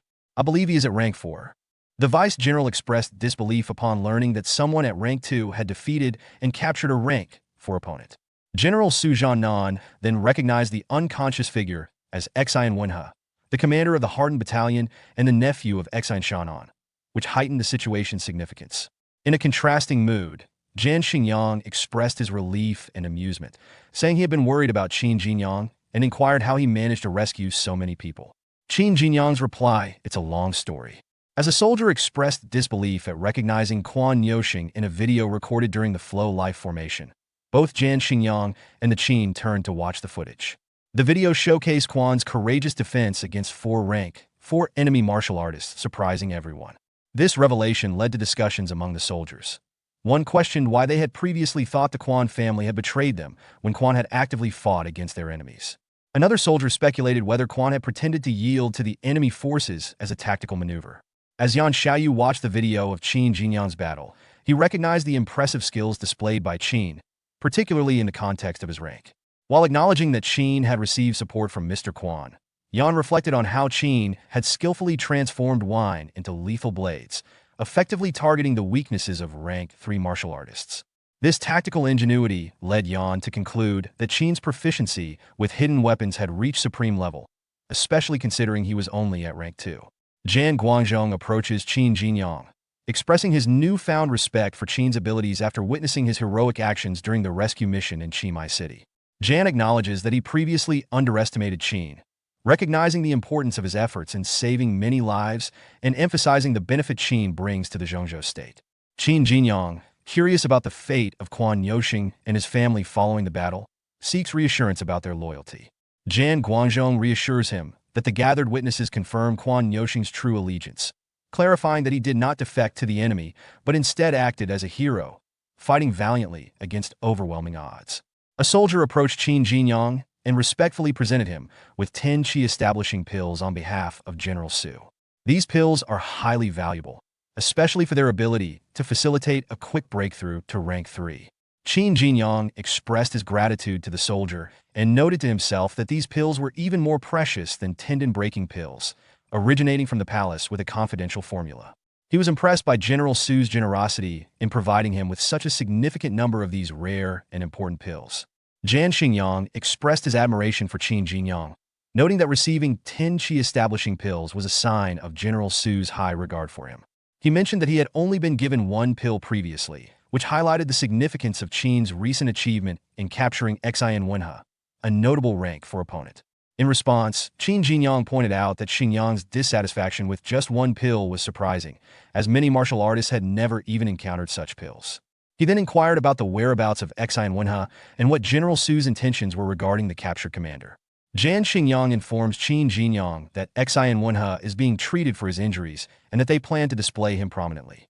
This prompts Qin Jinyang to ask for clarification, expressing confusion about the meaning of Xingyang's words. As they speak, Zhongzhou soldiers begin to hoist a large wooden pole, to which Xian Wenhe, the leader of the Hardened Battalion, is tied with ropes. Once the pole is raised, the soldiers celebrate Qin Jinyang's victory by lifting their weapons and chanting Mr. Six in unison, recognizing a significant achievement in capturing a formidable opponent.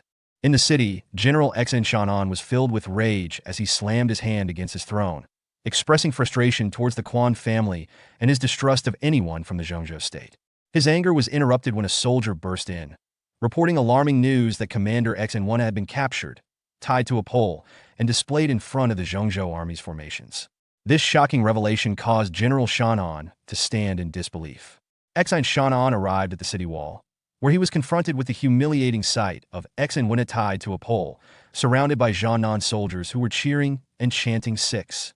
This scene fueled his rage, prompting him to vow vengeance with a fierce declaration to kill Qin Jinyang. At the same time, Jan Xingyang expressed concern for Qin Jinyang's well-being, noting that he had only rested for 4 hours and questioning whether he was physically capable of re-entering the fray. Qin Jinyang, however, reassured him by stretching his muscles and confidently asserting that he would be fine. He recognized that the Dadwa troops were likely still in disarray, and he saw an opportunity to capitalize on the chaos to rescue more civilians. Jan Xingyang initially supports Qin Jinyang's plan to re-enter the conflict, acknowledging the urgency of rescuing more people. However, Jan Guangzhong intervenes, firmly insisting that Jan Xingyang must wait until his injured arm is healed before taking any further action. At this moment, a girl who had previously been rescued by Qin Jinyang steps forward, indicating her desire to speak with him privately. Qin Jinyang agrees to her request. After a brief moment of privacy with Qin Jinyang, the girl revealed that Mr. Quan had secretly instructed her to deliver this, and she disclosed the whereabouts of an old man known as the scholar who drinks on credit, who was hiding in Qimai City. This scholar was a fugitive, having escaped during the chaos of the Dadwa army's attack. His significance stemmed from possessing knowledge of a secret profound technique, making him a sought-after figure amidst the ongoing turmoil. The girl revealed to Qin Jinyang that during the chaos of the Dadwa army's attack, an old man known as the scholar who drinks on credit had sought out Mr. Quan, asking for wine. After enjoying the drink, the scholar mysteriously vanished, leaving behind a message expressing that his last wish before dying was to have an ample supply of wine. Mr. Quan honored this wish, which established a bond of favor between him and the scholar. The girl then presented Qin Jinyang with an artifact that would help him locate the scholar, stating that whoever possesses it would be taught the secret profound technique. When Qin activates the artifact with his qi, it glows and floats, demonstrating its effectiveness and hinting at the connection to the scholar. After delivering the message, the girl prepares to leave, but Jinyang calls her back to affirm Mr. Quan's integrity. He states emphatically that Quan is a hero, not a traitor, and that others will support this claim. The girl's surprise at his revelation underscores the importance of Mr. Quan's reputation, and she expresses gratitude for his defense of the fallen hero. A little later, Qin Jinyang and Yan Xiaoyu approach the Taoist who greets them, asking if they are ready to proceed with their plans. However, before they can move forward, Yan interrupts, indicating he has something important to discuss with Qin. He hints at having a secret and seeks Qin's attention. Qin, open to hearing what Yan has to say, encourages him to share the information. Yan Xiaoyu reveals to Qin Jinyang the existence of a man referred to as the scholar who drinks on credit, who is currently residing in Qimai City and is practicing a profound technique. Yan claims that this technique is powerful enough to easily kill someone at rank 5, suggesting that it could significantly enhance Qin's abilities. He directly asks Qin if he would like to learn this technique. However, Qin Jinyang is cautious, sensing the competitive nature of the situation. He questions Yan, expressing concern that he might inadvertently take away Yan's opportunity to learn the technique for himself. Internally, he reflects that he initially thought he was the only one aware of the scholar's existence and the technique's potential.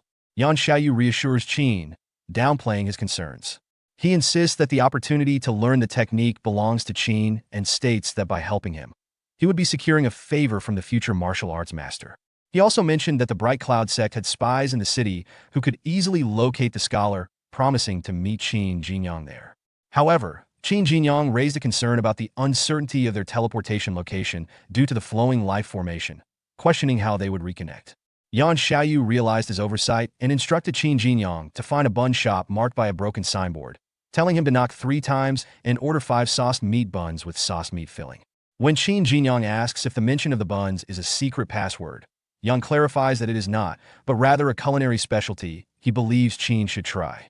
Yan requests that Qin save him 3 of the buns after he purchases them and gives him specific directions on how to find himself in the city, which involves following a path to a particular alley and making a series of turns. Meanwhile, Jan Xingyang, observing the exchange from a distance, becomes curious about the nature of their conversation, questioning whether Yan is trying to form a closer relationship with Qin Jinyang. After finalizing their plans, Qin Jinyang instructed the Taoist to commence the teleportation process. However, before they could proceed, Yan Xiaoyu reminded him to remember their designated meeting point. A little while later, a soldier rushed to General Exine Shan'an to report that Qin Jinyang, referred to as 6, had been teleported back into the city. This news elicited a sinister smile from Exine Shan'an, who seized the opportunity to command his troops. He ordered them to stay vigilant in their search for Qin Jinyang, expressing his intent to personally capture him once he was located. The scene shifted to Qin Jinyang indulges in a moment of gluttony and quick thinking. Having purchased buns from a shop recommended by Yan Xiaoyu, he finds himself savoring their delicious taste, commenting on their well-deserved reputation.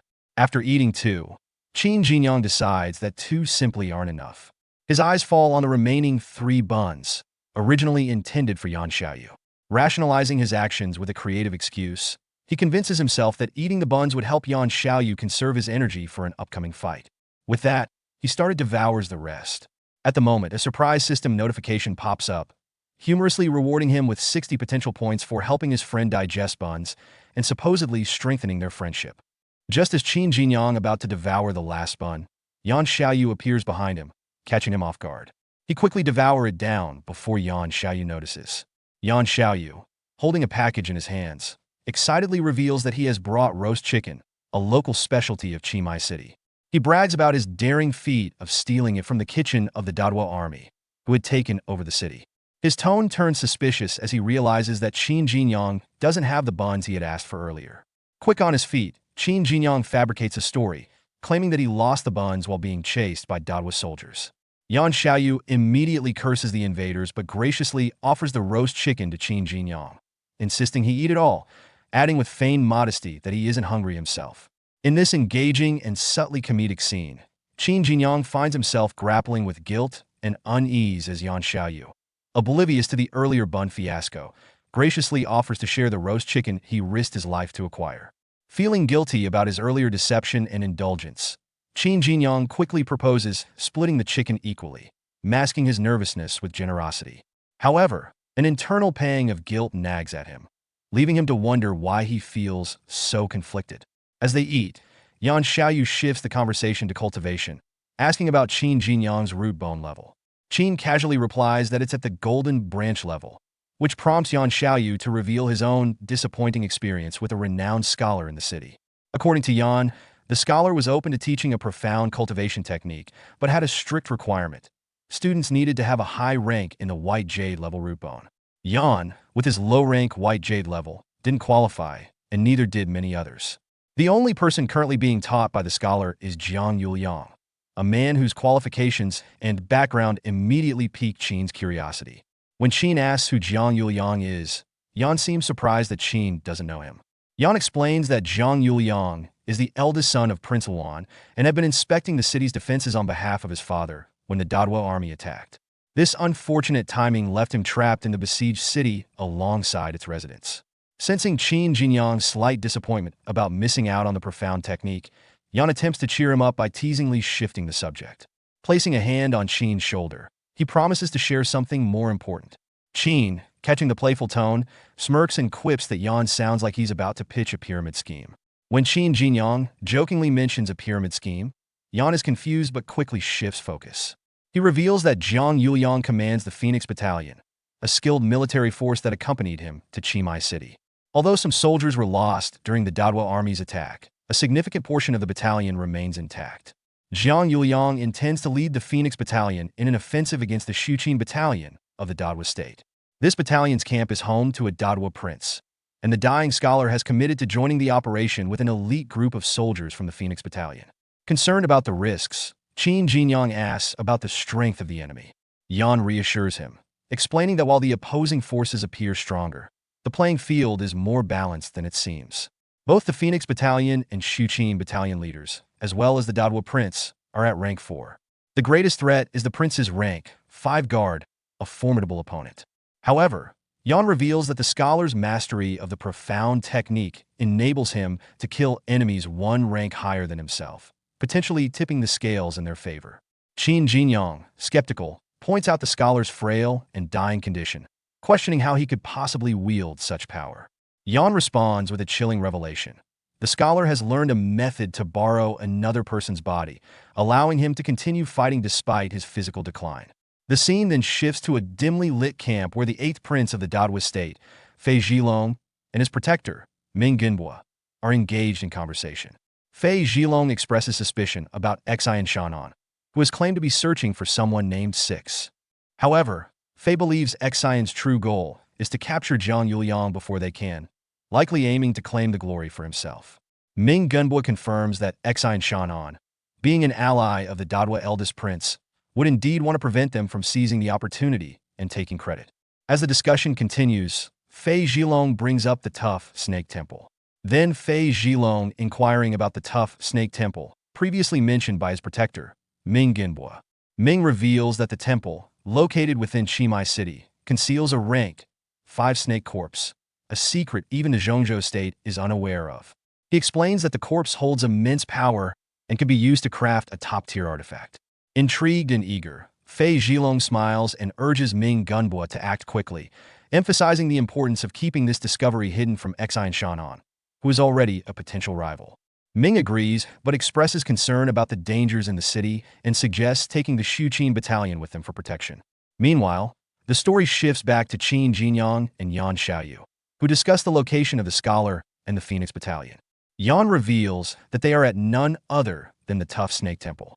He explains that the Scholar stumbled upon the rank 5 snake corpse within the temple and used the lingering spiritual qi in the area to create a secret formation that conceals the battalion.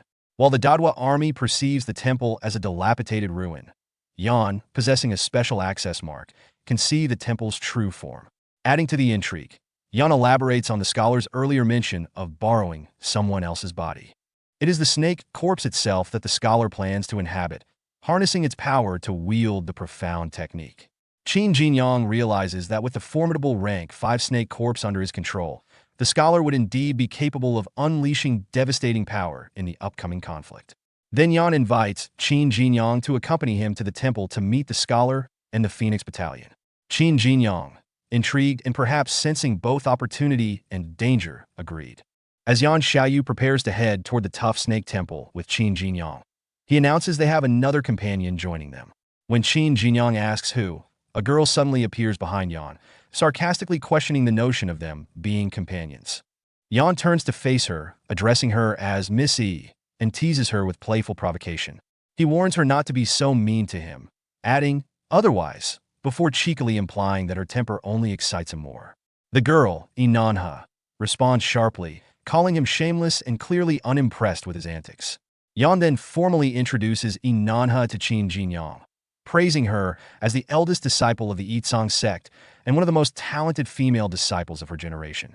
He adds that she and another prodigy, Su Wenqing from the Helan Grange, are the pride of Yundong province. Turning back to Inanha, Yan explains that Mr. Six is the hero who saved dozens of girls from the seductive winery, a place notorious for its ties to the Yitsong sect. Yan points out that her sect leader owes Qin Jinyang a favor because of his deeds. Inanha acknowledges this, revealing that she had already heard about the incident at the winery even while in the city. Now realizing Qin Jinyang's role, she expresses gratitude, though her demeanor remains reserved. With introductions complete, Yan declares that the group is ready to set off. As they move toward their destination, Inanha sternly tells Yan to keep his distance, stating that his presence disgusts her. Yan, ever unfazed, turns to Qin Jinyang with a wide grin and says, "Look at her, Mr. Six. She's so cute even when she's mad." The group arrives at the mysterious Tough Snake Temple. Yan Xiaoyu uses his access mark to activate the secret formation, allowing them to enter.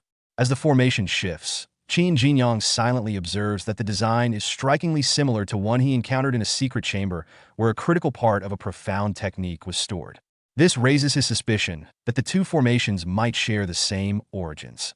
When the formation finally breaks, revealing the true temple, the group is shocked by what they see: soldiers lying motionless on the ground. Alarmed, Yan Xiaoyu demands to know what is happening. A chilling voice interrupts. Fei Zhilong, the 8th prince of the Dadwa state, is seated nearby.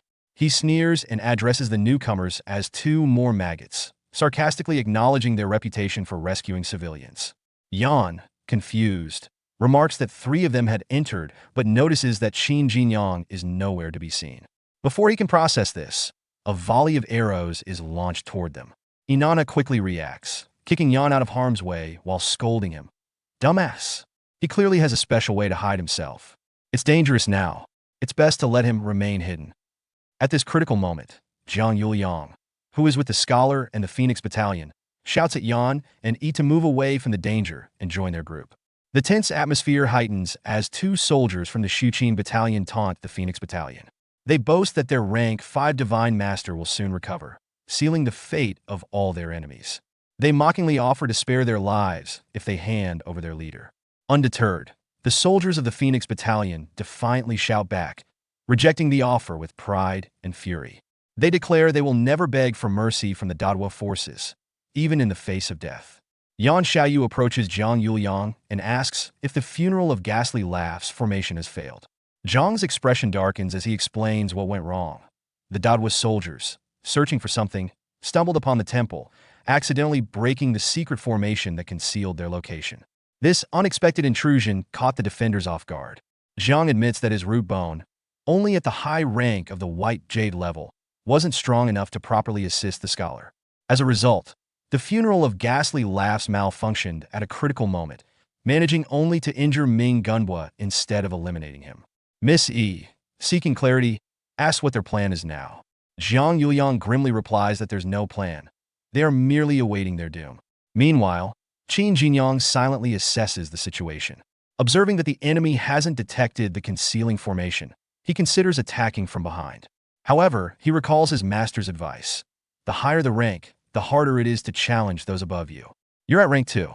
Beating someone at rank 3 is possible, but challenging rank 4? Don't even think about it. When Qin had once asked about facing a rank 5 opponent, his master had bluntly answered, "Then you have only one option, run." Now, faced with the dire scene before him, Qin wonders if even his master would flee in such a moment. Meanwhile, Ming Gunbua, recovering from his earlier injury, sneers confidently. Mocking the scholar, he reveals that he has long known about the snake corpse hidden in the temple. However, because this territory belonged to Zhongzhou, he could only observe the city from afar, unable to claim it, until now. The scholar counters, accusing Ming of attempting to use the snake corpse to kill him earlier, only failing because of Ming's weakened body. Ming, undeterred, declares their luck has run out. He boasts that they are about to witness the birth of a powerful artifact forged from the rank 5 snake corpse, and that their blood will be the first offering to his creation. Suddenly, the ground beneath Qin Jinyang begins to crack ominously. Realizing what's happening, the scholar shouts in alarm, "No, he's found the snake corpse." Ming Gunbua cackles triumphantly, proclaiming that this moment is the culmination of 10 years of preparation. As he finishes speaking, the ground erupts and an enormous snake emerges, its massive form exuding ancient power. In the chaos, Qin Jinyang is caught off guard and falls directly into the snake's gaping mouth, swallowed whole. As the massive snake corpse rises from the ground, roaring with an overwhelming presence. Miss E, observing this, notes in shock that the corpse is not decayed and still emanates the pressure of a rank 5 creature, indicating its immense power.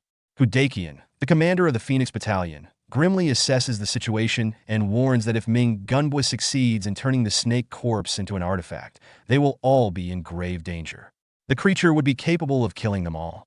He turns to Zhang Yuliang, asking if there is any way to escape, even if it means sacrificing his own life. Zhang Yuliang, resigned, admits that he has no escape plan. He says with sincerity that the only hope for survival now would be a miracle. As the group grapples with the dire situation, Ming Gunbua takes action. He forms 5 golden rings, which he directs toward the snake. The rings create a flower-like pattern just inches above the snake's head. The scholar, recognizing the technique, exclaims in disbelief, "The 5 rings of resentment." Ming Gunbua, how many graves of rank 5 martial artists did you dig to refine these rings in Dadwa? Yan Xiaoyu, confused, turns to the scholar and asks for an explanation.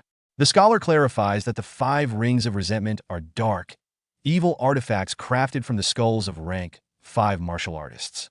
These rings can form a powerful defensive barrier capable of withstanding significant attacks. Fei Zhilong, taking advantage of the situation, leaps and lands on top of the ring formation.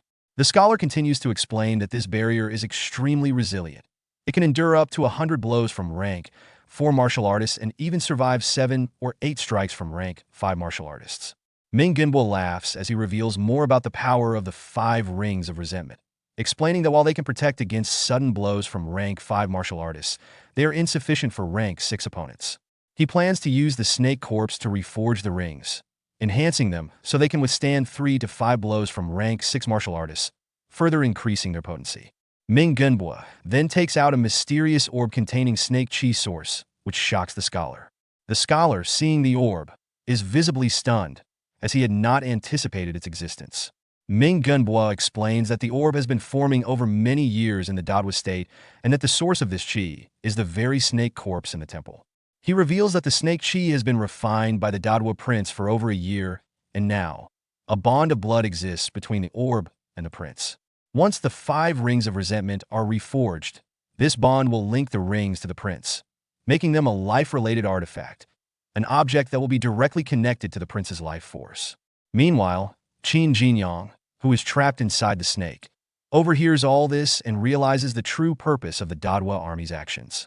As Qin Jinyang reflects on his master's teachings, he recalls a conversation about life-related artifacts. His master explained that unlike regular artifacts, life-related artifacts are deeply attuned to their owner, making them easier to use. A person using a life-related artifact would have an advantage over someone with a similar artifact, as they can suppress their opponent. Additionally, if the artifact is taken, its owner can destroy it by severing the bond between them and the artifact. At this moment, a system notification alerts Qin Jinyang that the snake source chi has been detected in the flesh of the snake, offering him the opportunity to refine it using his dantian. He decides to proceed, using his potential points to refine the chi. To his surprise, the process consumes more than 20,000 potential points, but the results are immediate and remarkable. Qin Jinyang not only breaks through to rank 3, but his root bone also reaches the white jade level. He realizes that Ming Gunbua's actions are inadvertently benefiting him. Meanwhile, Ming Gunbua, noticing a change in the orb's color, is shocked and exclaims that the color indicates Fei Zhilong's root bone is actually at the high rank of the white jade level. Upon hearing this, the soldiers of the Shuqin battalion celebrate, shouting "Long live Prince Zhilong!" in excitement, as they believe this indicates the prince's newfound strength. Meanwhile, Fei Zhilong thought he hadn't started to refine it yet. He had previously believed his root bone was at the golden branch level, but now it seems to have reached the high rank of the white jade level. Fei Zhilong starts to wonder if there was something wrong with the root bone test he took, suspecting that his brothers might have used underhanded tactics to hide the true nature of his root bone. He becomes convinced that his root bone's true strength was concealed out of jealousy. He laughs to himself, thinking that his scheming brothers will be unable to stop him and that the rise of the true heir to the throne will expose their plans. Qin Jinyang, overhearing this, finds Fei Zhilong's speech awkward but amusing. He considers this a positive development, as he initially feared that Fei Zhilong might discover him, but now realizes he does not have to worry about it. A system notification then appears, asking Qin Jinyang if he wants to continue enhancing his root bone and refining the life-related artifact, the 5 rings of resentment. Qin Jinyang agrees, instructing the system to proceed. As the orb changes color again, Fei Zhilong is once more startled, realizing that the orb has been upgraded again. Ming Gunbua is equally shocked, as he had already believed Fei Zhilong's root bone was at the top rank of the white jade level, and now it seems to have enhanced further. As Fei Zhilong's orb continued to refine, his initial shock turned into a sinister grin. Laughing triumphantly, he shouted, "See, this is destiny. God bless Prince Zhilong and the Dadwa state." To speed up the process, he hurled a 400-year-old golden blood Ganoderma at the orb, infusing it with immense energy. Yan Xiaoyu, observing this, thought to himself, "The Bright Cloud sect only has a 100-year-old golden blood Ganoderma, and we already treat it as a priceless treasure. Yet, here they're using a 400-year-old one like it's nothing."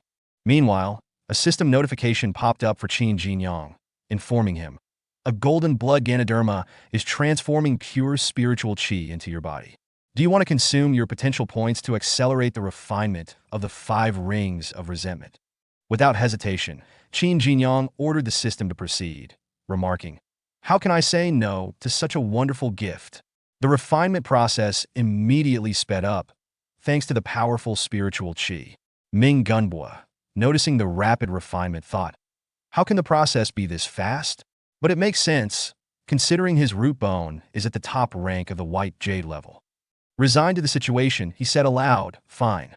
Since His Highness Fei Zhilong is so capable, I'll give you everything I have, Your Highness." Turning to his guards, he ordered, "Bring me my treasure bag." The guards quickly obeyed, handing over a large treasure bag. Ming Gunbu appeared inside and listed the priceless items within, Xingyan's bitter leaves, the real jade fruit, dragon scales. Every treasure I've gathered is here. I'll sacrifice anything for you, Your Highness. He then used all the treasures in the bag, channeling their power to further accelerate Fei Zhilong's refinement. As the immense energy gathered in the sky, forming an awe-inspiring display, the soldiers of the Phoenix Battalion were left bewildered. They looked up at the swirling qi and thought, what on earth is happening? Jiang Yuliang observed the extraordinary display of qi in the sky and remarked, the shadow of the essence drugged. Such a phenomenon rarely occurs when forging artifacts. The artifact is blessed by heaven, meaning it's likely to be perfectly forged. The scholar, visibly disheartened, muttered, even heaven is on the Daoist state's side? Meanwhile, Yan Xiaoyu, turning to Miss E with resignation, said, there's no way we'll survive this. Before we die, I have a small request. Miss E, unimpressed, snapped, piss off. Yan Xiaoyu chuckled sadly. You didn't even ask what my request was. But to be honest, I feel lucky to die here alongside you and Mr. Six. Then, realizing Qin Jinyang wasn't with them, he turned around in shock and asked, where is he? Inside the snake's body, Qin Jinyang was fully focused on refining the 5 rings of resentment. Several system windows appeared before him, displaying notifications. Xingyan's bitter leaves, real jade fruit, dragon scales, pure tall lotus, and dark bone root are transforming pure spiritual qi into your body.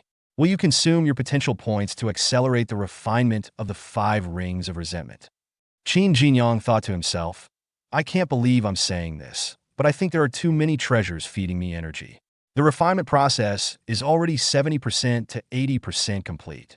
Once I obtain the 5 rings of resentment, even a rank 5 martial artist won't be a threat to me anymore. After that, I'll kill an enemy at rank 3 to activate the flowing life formation. If possible, I'll also try to save Yan Xiaoyu and the others. The scholar, deep in thought, asked Yan Xiaoyu, are you saying the person who saved the girls at the winery also came here, but disappeared the moment he landed? Yan Xiaoyu replied, yes, but I'm not sure if he's still alive. I was the one who convinced him to get involved. If he didn't make it out, I won't be able to rest in peace even if I die. The scholar gestured for him to lower his voice and said, don't mention this to anyone else for now. I know we can't judge someone's root bone by appearances or behavior, but my intuition tells me that Fei Zhilong's root bone isn't truly at the top rank of the white jade level. Normally, this suspicion might seem baseless. However, if there's another person here, someone who managed to remain unnoticed, then things might add up. Could it be? Especially if this person is the one who saved all those girls at the winery. The scholar's thoughts shifted to a memory of a past event. He remembered giving something important to the winery owner, Mr. Quan. In his memory, Mr. Quan had asked, what's this? The scholar had responded, thank you for your wine, Mr. Quan. I owe you one. Take this half of the jade calabash, or give it to someone else if you wish. Use it when you need to find me. In the present, the scholar took out his half of the jade calabash and sensed that the other half was nearby. He thought to himself, I knew that. Qin Jinyang must have gotten the other half from Mr. Quan after rescuing the girls. I can't let anyone else find out. I'll use ventriloquism to contact him discreetly. The other half of the jade calabash, which was with Qin Jinyang, began to shine. A voice came from it. The scholar said, Mr. Six, I'm the scholar who drinks on credit. If you can hear me, talk to the jade calabash, and I'll hear you too. Surprised, Qin Jinyang replied, I can hear you.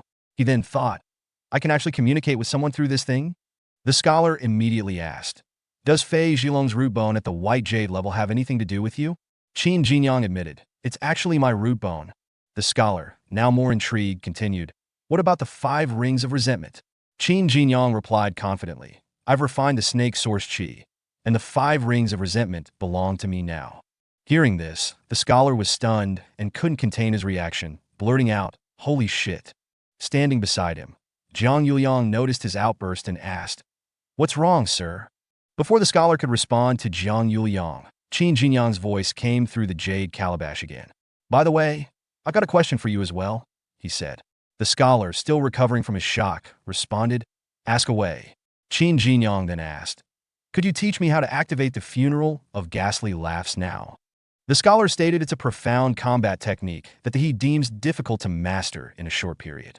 Despite this, Qin Jinyang confidently declares that he has his own method and promises to achieve mastery quickly. He proposes an ambitious plan. Once he masters the technique, the two of them can launch a pincer attack against their enemy, Ming Gunbua, potentially defeating him. He boldly asks if the scholar is willing to participate in this daring strategy. The scholar, after a moment of contemplation, acknowledges Qin Jinyang's boldness but expresses trust in him. Meanwhile, the narrative shifts to a dramatic moment as Fei Zhilong, a prominent figure, makes his entrance. Standing atop a mystical ring formation, he jumps down to the ground, causing a loud rumble and a dust cloud. The nearby Shuqin battalion initially reacts with tension but quickly shifts to excitement upon realizing it is Prince Fei Zhilong. They erupt in cheers, praising his prowess. One soldier loudly declares that the 5 rings of resentment have absorbed all spiritual qi, allowing the life-related artifact to be successfully crafted, a significant achievement. Their cries of "Long live Prince Zhilong" resonate as they celebrate his accomplishment. This display of power unsettles the Phoenix Battalion, who grows visibly nervous at the turn of events. However, the scholar quickly intervenes, shouting words of reassurance, claiming victory in the battle. Hu Daqian, the commander of the Phoenix Battalion, questions the scholar's seemingly cryptic confidence, but the scholar assures him that the reasoning will soon become clear. Then an eerie and overpowering laughter echoing through the air, incapacitating the Shuqin Battalion soldiers and Ming Gunbua as they clutch their ears in pain. Suddenly, dark blue chains materialize from Ming Gunbua's shadow, binding him tightly. Recognizing the technique, Ming Gunbua reacts with shock and horror, exclaiming, "This is the funeral of ghastly laughs. Impossible. How can the scholar have the energy to activate it?" The scholar, calm and composed, retorts that while he cannot activate the technique himself, someone else can. At this moment, Qin Jinyang dramatically emerges, seated atop a giant snake.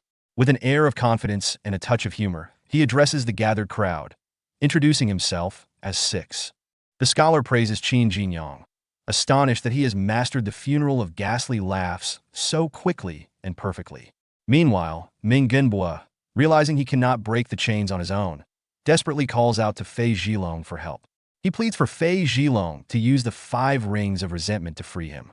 Fei Zhilong immediately attempts to activate the rings, but finds that they are unresponsive.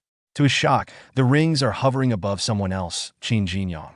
Qin Jinyang calmly reveals the truth, introducing the rings as his life-related artifact, the 5 rings of resentment.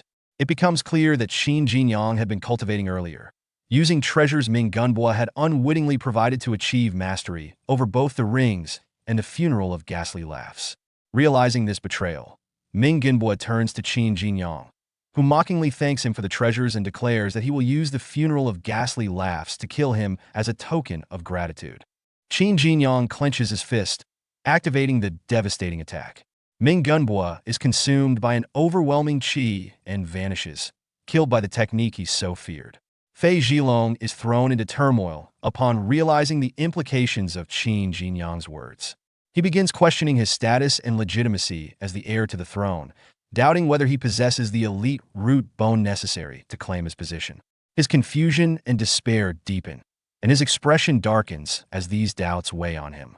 Amidst the chaos, a soldier from the Shuqin battalion desperately shouts for Fei Zhilong to flee. However, Qin Jinyang calmly intercepts their escape, stating that since they are already present, they might as well stay.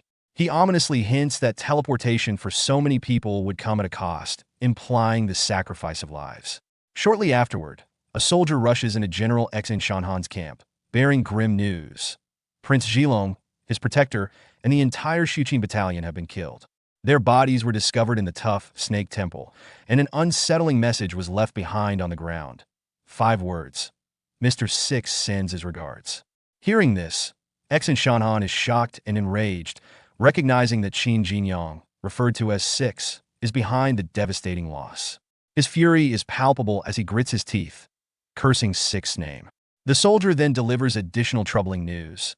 A scout's pigeon has reported that the eldest son of Prince Luan has escaped and is bringing an army to confront them. Realizing the precariousness of their situation, Xin Shanhan slams his fist on the table in frustration and reluctantly orders a retreat. He commands his forces to withdraw through the northern gate and return to Dadua, abandoning their hold on the city. As the Dadua army retreats, General Su Zhanan assumes control of the city. He acknowledges that the victory and their regained position are largely thanks to Qin Jinyang's efforts. Su Zhanan turns to Jiang Yuliang, a key figure who managed to escape and rally reinforcements, and praises Mr. Six for his genius. Jiang, however, laments that Qin Jinyang left without revealing his true identity. He expresses regret, wishing he could formally recommend someone as brilliant as Qin Jinyang to the imperial court. Finally, General Su Jianan shifts his focus and asks, "Where's Xingyang?" The scene shifts the focus back to Qin Jinyang, who is traveling back to Helan Grange on horseback. As he rides, he is approached by Yan Xiaoyu and Jan Xingyang, who call out to him from behind. They are both also on horses and seem eager to speak with him. When Qin Jinyang hears them, he stops his horse, and Yan Xiaoyu asks why he is in such a hurry to leave. He informs Qin Jinyang that General Su Jianan and Jiang Yuliang are searching for him, offering him a position in the court along with a noble title. However, Qin Jinyang politely declines, explaining that he feels he is not yet strong enough to accept such a position. He reveals that he intends to continue concealing his true identity and focus on strengthening himself in secret. Yan Xiaoyu is taken aback by Qin Jinyang's response and asks him what he means by not being strong enough. He then inquires if Qin Jinyang aims to become a legendary martial arts saint. Qin Jinyang replies ambiguously, suggesting that no one can predict the future, implying that he might have greater aspirations that he isn't revealing just yet. After this brief exchange, Qin Jinyang resumes his journey, and Yan Xiaoyu and Jan Xingyang bid him farewell. As Qin Jinyang moves away, the scholar, who had been observing from a distance and overhearing their conversation, reflects on the mention of a martial arts saint. The scholar is struck by the term, which hasn't been heard for some time, and begins to think that Qin Jinyang may hold the potential to bring hope for a new martial arts saint in their era. We got plenty more where that came from. Hit the subscribe button and stay tuned for even more amazing content.